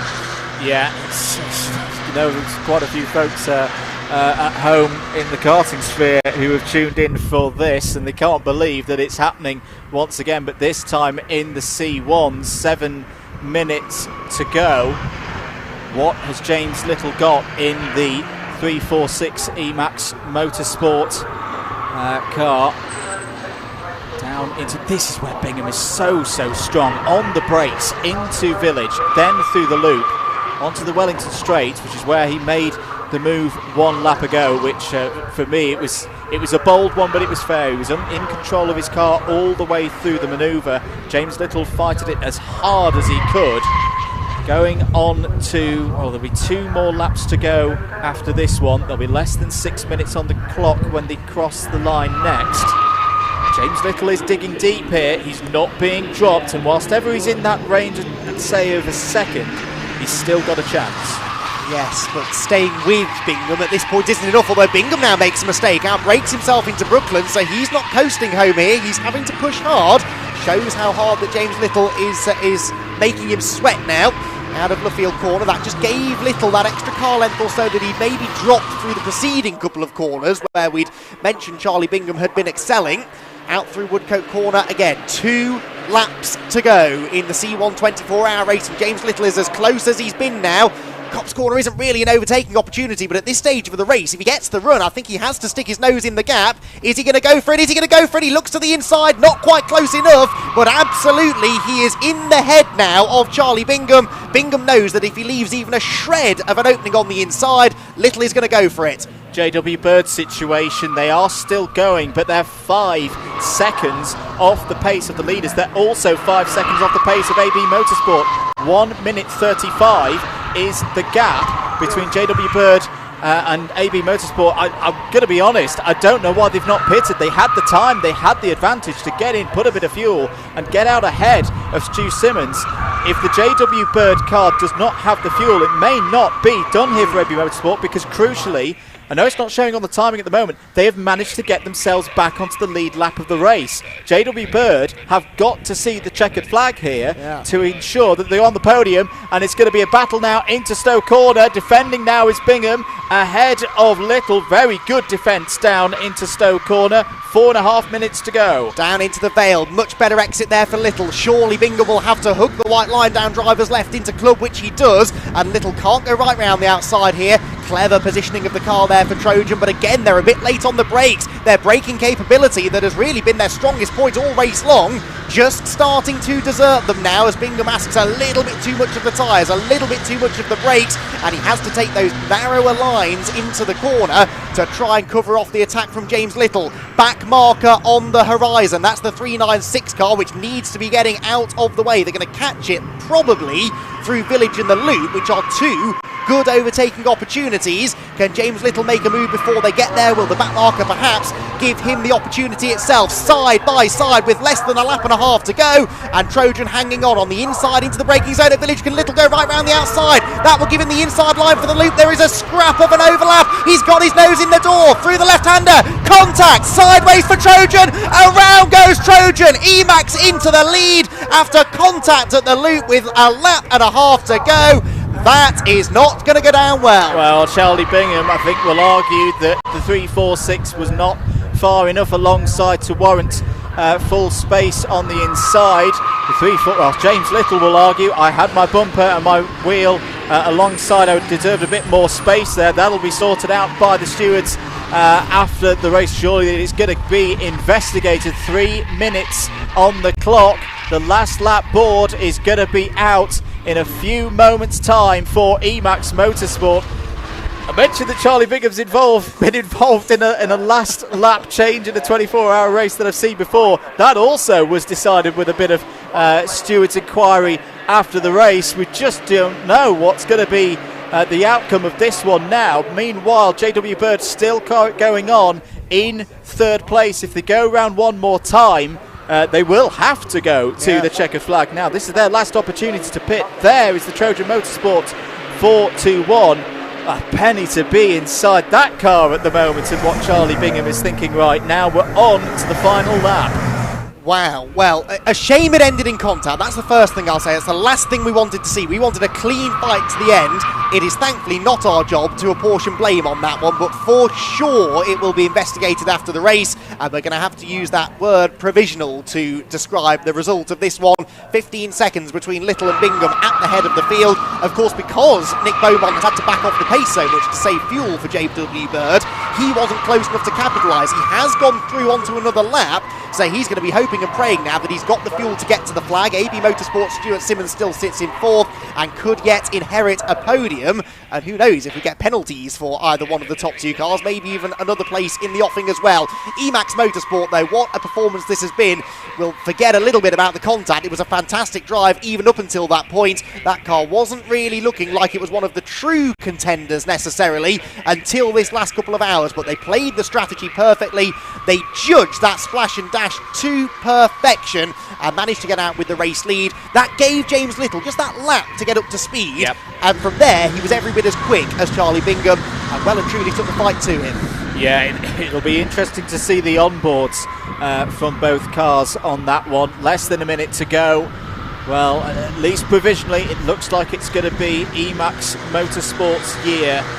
What a race this has been. Once again, the Silverstone 24 Hours for the C1s delivers like it did in 2019, like it did in 2021 and 2022.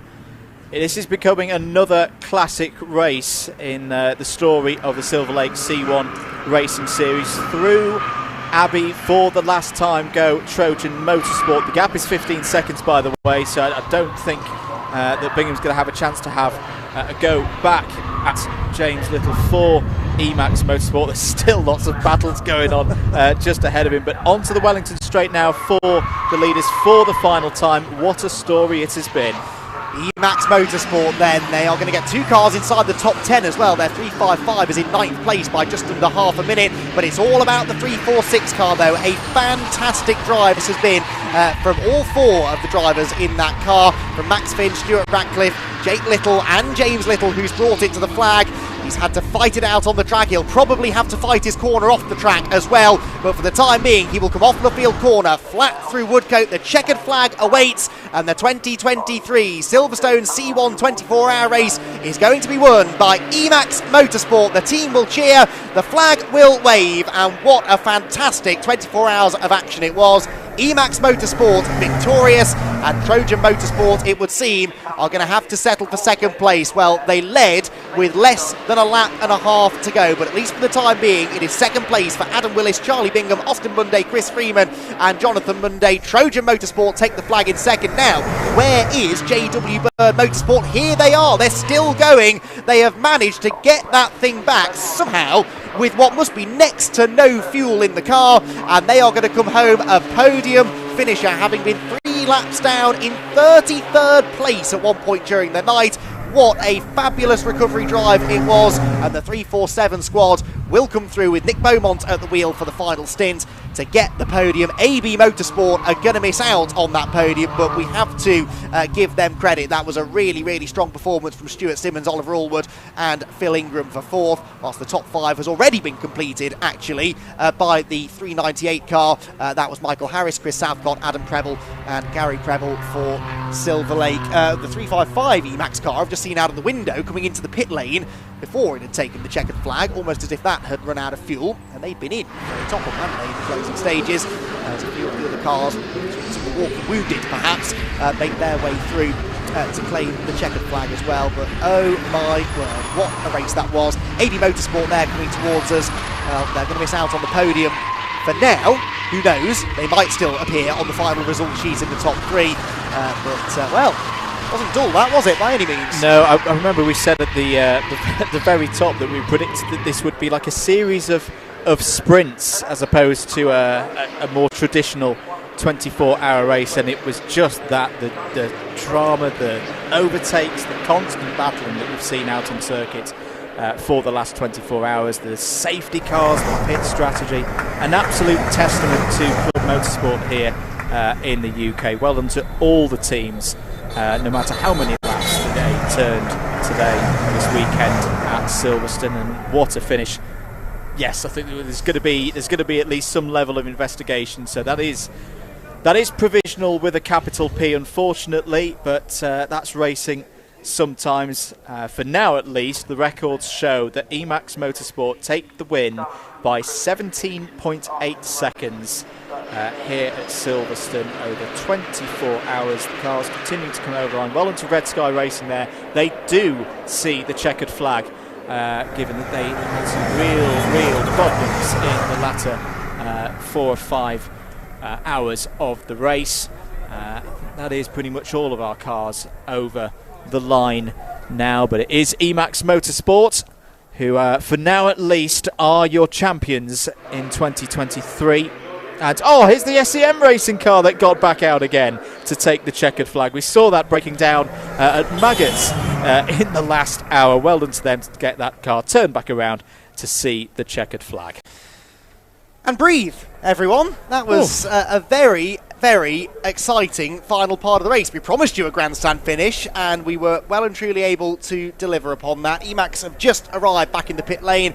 Now, they're going to park up underneath the podium. Who's going to come and park next to them? Charlie Bingham. Yes. I suggest we get a camera down there, because this could get rather tasty underneath the podium. There is the Emax car, which is piloted by James Little in that final stint. And, well, I'll be interested to see what his reaction is. I mean, regardless, really, he saw the checkered flag first, and that is a massive achievement for the team, and they are going to be incredibly happy with that. Well, a fairly subdued exit from the car. We'll put some of that down to tiredness, maybe, at the end of a grueling 24 hours of racing. Rob Lewis is down there. I don't know whether he's going to be able to grab an interview. Rob, if you can, you're a braver man than me. Well, a very exciting end to the C1 24-hour race, and before I speak to any of the drivers, I'm actually going to speak to the head honcho of the C1 Racing Club, Robin Welch. That was a bit of a dramatic end to what was a very good motor race overall. Just describe the whole event. Crazy, isn't it? 24 hours of racing, and we have 3 cars on the lead lap for the last 10-15 minutes of the race. So essentially we had a sprint race at the end of a 24-hour race. It's remarkable, isn't it? You don't get that in endurance racing much anymore. No, you really don't, and we're always trying to tighten the rules and sort out the little bits of the regulations where everyone thinks we're being really petty, but what we're trying to achieve is the cars being really closer than anything possible, and what we're achieving is a result. We're getting that after 24 hours for them all to be this close. It's working. Absolutely, and the one thing I do want to mention, the difficulties leading up to the 24-hour race, a lot of cost of living going on at the moment, but to still get 51 cars here is a testament to the series. Yeah, it's extraordinary, really. There's the 51 cars, and they're willing to put everything that they've got, all the effort involved in a 24-hour race. It's insane. It really is, and just can't thank them enough for the support. And yeah, just it's fantastic. We really, Silverlake Racing is still helping us on board. Sponsorships going on again for another year, so they're on board. So really grateful for that. But everyone here deserves. Look at the gratitude from everyone. All these teams, all these people, all deserve this gratitude, even just to finish this. He's just got out of a car, but I think it's worth quickly just grabbing a word with Silverlake MD Alan Preble. Alan, I'm just talking with Robin before we interview the drivers after a fantastic 24-hour race. Even in tough times, cost of living crisis and everything, we've got 51 cars here and probably one of the best motor races we've ever had. What's your thoughts? Oh, it's just fantastic to have everybody turn up in these difficult times. And as for the race itself, it didn't go very well for you, but it's just the spirit up and down the paddock is just second to none, isn't it? Oh, it's fantastic. Great camaraderie as always. Fantastic. Great to be part of it. Fantastic. Well, thank you for your thoughts there, Alan. I'll let him finish off and get a drink. A very hot and sweaty driver. And eventually we're hoping to get JW Bird arriving from third place. If I could get some drivers at all, is Jake Little. I'll interview what is probably provisionally on the road, Jake Little. We have to sort of look at they're still looking at the incident on the last lap. Jake, your thoughts on the race overall and going into the last lap? Race overall was great. Such a shame that we had to splash and dash at the end. I thought we might just get away with it, but I flashed for a couple of laps, so I thought I'd come in. Came out, saw Trojan behind me. They've been quick all weekend. I knew they were going to catch me. They caught me. He put what I'd have said was quite a questionable pass on me, which he didn't need to do, forcing it down the inside, and I gave him space. I was then alongside him the corner before, and he then just squeezed me, didn't give me any room like I gave him, and it turned his car around because he turned across the front of me. So we'll see what comes of it, but great race other than that. Yeah, a bit unfortunate the contact did happen, and I'll have to stress that results very much provisional at the moment. But overall, just talk a bit about your team, Emax Motorsport. We spoke to Glenn earlier on, a great bunch, aren't they? Best team in the paddock, without a shadow of a doubt. Glenn's little red book's got all the magic, as you know. Which one? Well, all of them. He's got a selection. I think he's got a bookcase of red books at home, but he brought the right one today. Just see what happens. Fantastic. Now, I am going to grab a quick chat with the third place driver, Nick Beaumont, before I grab a chat with Charlie Bingham. Nick, you look absolutely exhausted. You gave that everything, but after the spins last night, what you went through, are you so happy to get it on the podium? Yeah, I didn't think we were going to make it. It's just saying that it cut out on the last lap. It's cut out twice on the way in. And it cut out just here again. We've got no fuel left at all, so unbelievable. Didn't expect to finish. So you basically finished on fumes?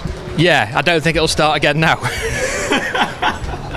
So basically what you got to do, have your drink, have a breath, because you're going to have to push the car back to the garage, I guess. I can't do that. Nick, go and celebrate with the team. They're very, very well done on that podium position there. Now, I must go and have a chat with Charlie Bingham of Trojan Motorsport.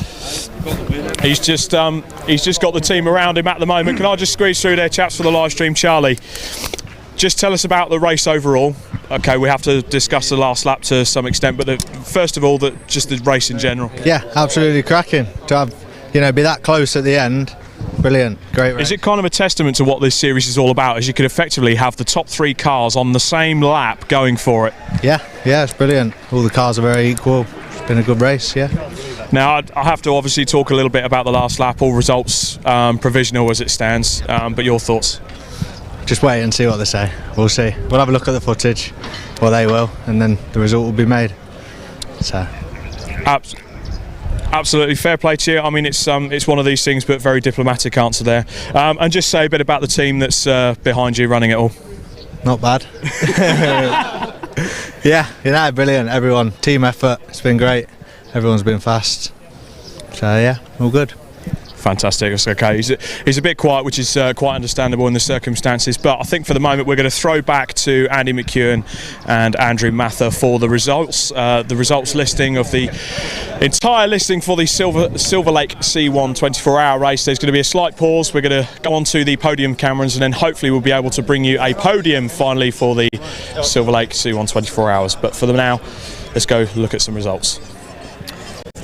Well, I have news, because whilst we were hearing from our podium finishers, we received a message on our timing screen telling us that car 346 has received a 3-minute stop-and-go penalty. Now, clearly it can't serve a stop-and-go penalty because the race is finished. That most likely will be converted to a 3-minute time penalty to be added onto their race. So it will not be car 346 that claims a victory. It's not yet actually been added onto their time, so the results at the moment say they won, but it is our understanding that Trojan Motorsport will be handed victory in the number 41 car. So Jonathan Munday and Austin Munday, Chris Freeman, Charlie Bingham and Adam Willis, we think, are victorious in the C1 24 hours for 2023. JW Bird Motorsport, will be second, and AB Motorsport will be third because they were within 2 minutes of the overall race leaders. So AB get back on the podium with this penalty. Of course, this is all subject to appeals and further discussions, etc. But at the moment, car 346 being given a 3-minute stop-go penalty that we believe will be converted into a 3-minute post-race time penalty. It will still be fourth for Emax Motorsport on that basis, with Silverlake coming in fifth. Fighting Talk will be sixth. The second ABC car, the ABC1 car, Cameron Hawes, Luke Pullen and Tim Dahl will be seventh. Eighth place then for the Dark and Taylor car, who remember brought about our first safety car at the end of lap 1 with a bumper that had come loose, and they will finish inside the top 10. Emax still get another car inside the top 10 as well. The number 355 will be ninth, and the top 10 completed by Burton Power. So they did get that top 10 finish that they were really hoping they would get. But to reiterate, at the moment, we believe that it is a race victory for Trojan Motorsport. Charlie Bingham might now, when he hears that news, Andrew Mather, have a bit more of a smile on his face. He might do. It's a shame, but I think at least from the view that we had, I can understand why the stewards have made that decision to give that 3-minute stop-go penalty to Emax Motorsport. I don't think it takes away from what was an absolutely unbelievable 24-hour race, a testament to the C1 Racing Club and the job that they do and the platform that they give for teams to come and race at such venues as this. That we had four cars after 435 laps on the Silverstone Grand Prix circuit. 4 of them were all on the lead lap, and it's a shame in a way that it was 4 and not 3, because they all deserved, I think, to be on the podium. But 4 into 3, it doesn't go sometimes. And the story doesn't just end there. Looking up and down the order, Dark and Taylor, as you say, they're brilliant. Drive back from a difficult start at the top 10. Burton Power getting a result that they should be really happy with. Auto Farm, who started way down the order. They finish in 11th. The story of SCK and them, they didn't maybe get into the top 10, but they had some great pace, were always good fun to watch out on circuit. I'm just going further down and looking at other great stories along the way. Has Been Racing and the team of drivers who've been away from racing for a long time, getting a top 30. And then, of course, you get further down the order and the stories and the teams that definitely deserved to be in the top half, but had problems. The 318, the WRC developments, were both of the WRC developments with CB Auto Services car.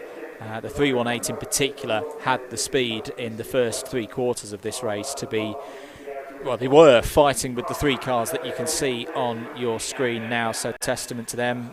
Team Brit as well, after their roll in the middle of the night and coming back. We thought that car had retired. We told everybody as we came back on air that they had retired, but no, they came back. They saw the checkered flag. Same with DSC Motorsport. They were a car that, never mind rolling in the middle of the night, they rolled in the last 5 hours of the race. Yes. They came back out and saw the checkered flag. You could wax lyrical about every single one of the 51 cars. I've not even mentioned Scuderia Polo Rosso and their 3 engine failures. There, I've mentioned it now.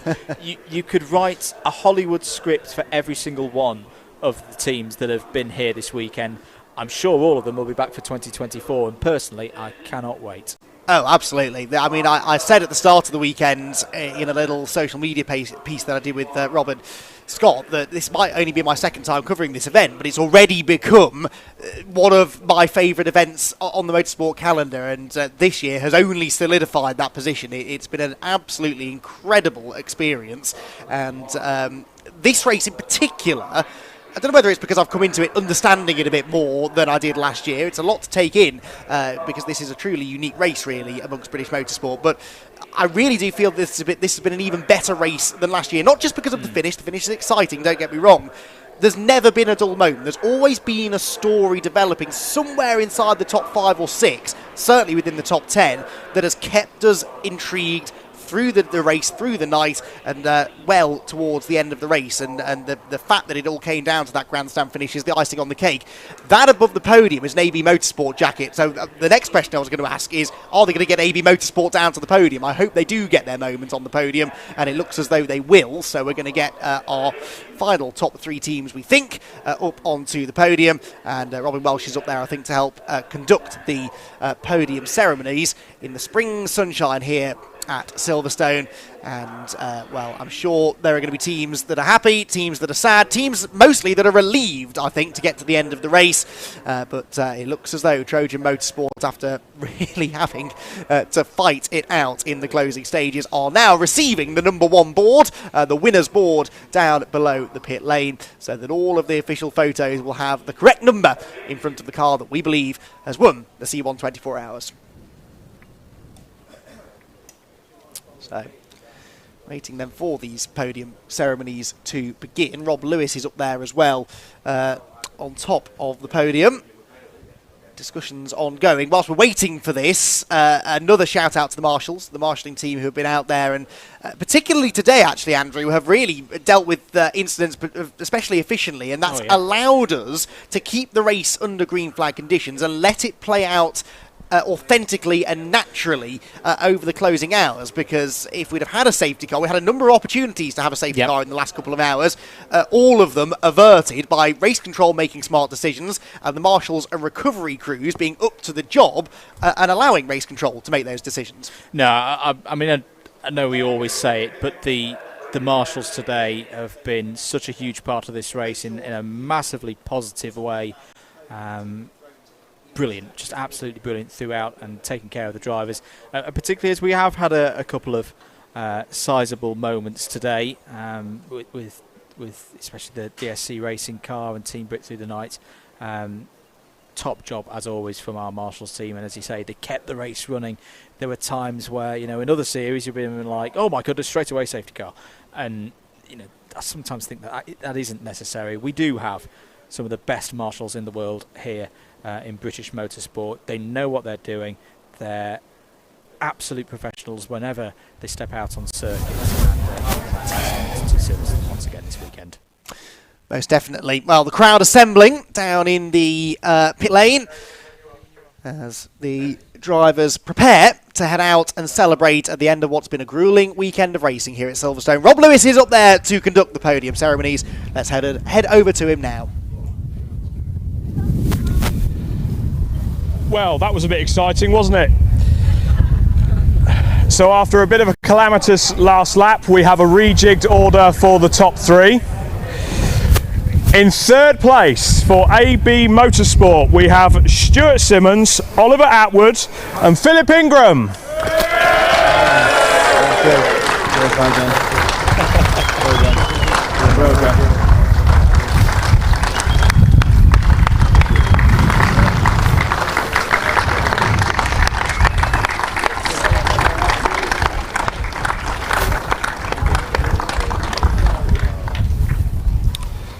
I'll try not to make any bridesmaid quotes this time. In 2nd place, driving for JW Bird, Tony Prendergast, Matt Wilson, Phil House and Nick Beaumont.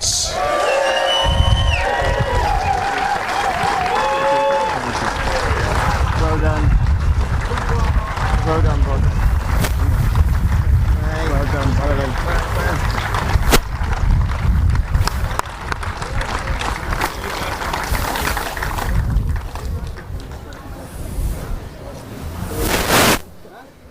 we'll just wait for them to get sorted and settled. Entry go next year. Come on, you lot. And finally, in the brightest car in the paddock, Team Trojan, with Jonathan Mundy, Chris Freeman, Austin Mundy, Charlie Bingham and Adam Willis.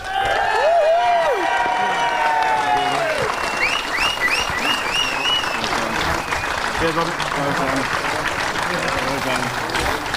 Well done.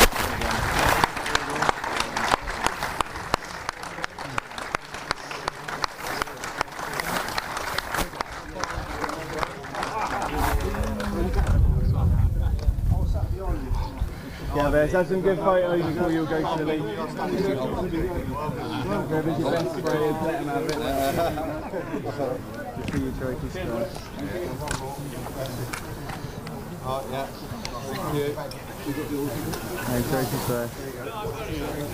Let's get some nice pictures first, guys. Yeah, it's picture time, everyone. Best smiles, happy breathing. I'm breathing. It's only 24 hours work. We'll just let them get the nice photos out of the way, and then unfortunately I've got to step in and interview some of the winners. Have you done yet? Wait for the spray for me as well. Just wait. Can I do it yet? You get your champagne ready. Wait. Adam, I'll have a quick chat with you. Albeit a bit of contact on the last lap, but ultimately just improved. It's you guys that win the 24 hour. How do you feel? Over the moon, to be honest. Yeah, good result. Quite happy with that. The car's been fast all weekend, really. So yeah, we had a penalty earlier on which didn't help, but yeah, clawed it back. So really happy. Fantastic, well done, guys. I do want to get an interview with each of us, each of our podium winners here. So, Nick Beaumont, you look absolutely exhausted when you got out of the car. You're probably even more knackered now, and you're probably about to cover us all in champagne, but ecstatic, you've moved up a further spot. Yeah, P2 again, eh? Always a bridesmaid. I know. Well, I'm happy with this one, though. This one's all right. You know, we've come back from a long way down. I think we lost about 3 laps, I think, in the night, and we've all worked so hard to get back here. It's great. Fantastic. Well done, guys. They're a great second place there for JW Bird. Now, AB Motorsport. Stuart Simmons, did you expect to be here? I expected to be there. we were winning quite comfortably with about 3 hours to go, and got a penalty we thought was pretty harsh, put us down here. But you know, is what it is. Well done to the winners. They drove really well. They were really fast all weekend. So yeah, but yeah, disappointed. For a fantastic effort, guys. It's good to see you up here on the podium at least, and come back next year for some more, maybe try and get on the top step. Yep, hopefully we're determined to win this, so we won't give up until we do. So yeah. Fantastic. That Team Trojan lot are quite hard to beat, aren't they? Well, we were beating them until until we got a penalty, so yeah, but no, they did really well. They were really quick. We couldn't match their pace, but we were kind of ahead on sort of strategy and stuff at that point, but yeah, back to the drawing board, and we'll be back again next year. Fantastic. Right, I'm going to step out of the way before I get absolutely soaked, but I think it's time for some champagne from our winners. I present to you your podium for the Silverlake C1 24 hours.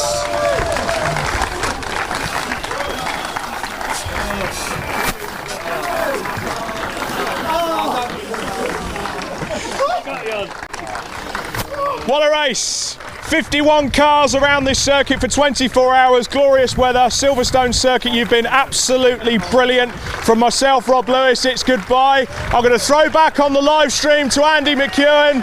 We love the C1 paddock.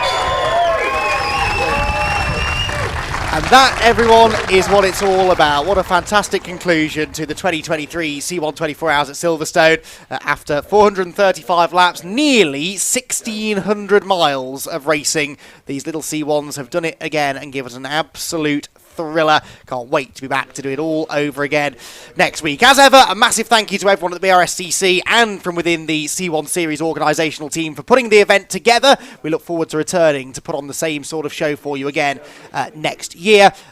In the meantime, lots more live action coming your way on the Brscc channels. Next weekend, we'll be back at Snetterton. And if you're a fan of endurance racing, well, make endurance racing, then you're in luck because the Fun Cup Endurance Championship will be in action for, I believe, a 4-hour race around the Snetterton 300 circuit alongside the Evolution Trophy, the Audi TT Cup Racing Series, the Compact Cup there, as well as the MG Metro Cup, the Club Sport Trophy, and the National Formula Ford Championship. So a real racing bonanza there at Snetterton in a week's time on both the Saturday and Sunday. For now, though, all that remains for us to do here from Silverstone, I think, is say once again a big thank you to you all for tuning in. We hope you've enjoyed the show. I'm pretty sure you probably did.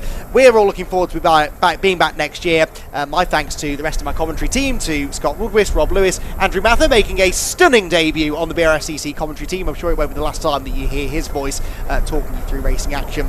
And myself, Andy McEwen. It's been a real pleasure to bring you the action from the C1 24 Hours. And we'll do it all again in 2024.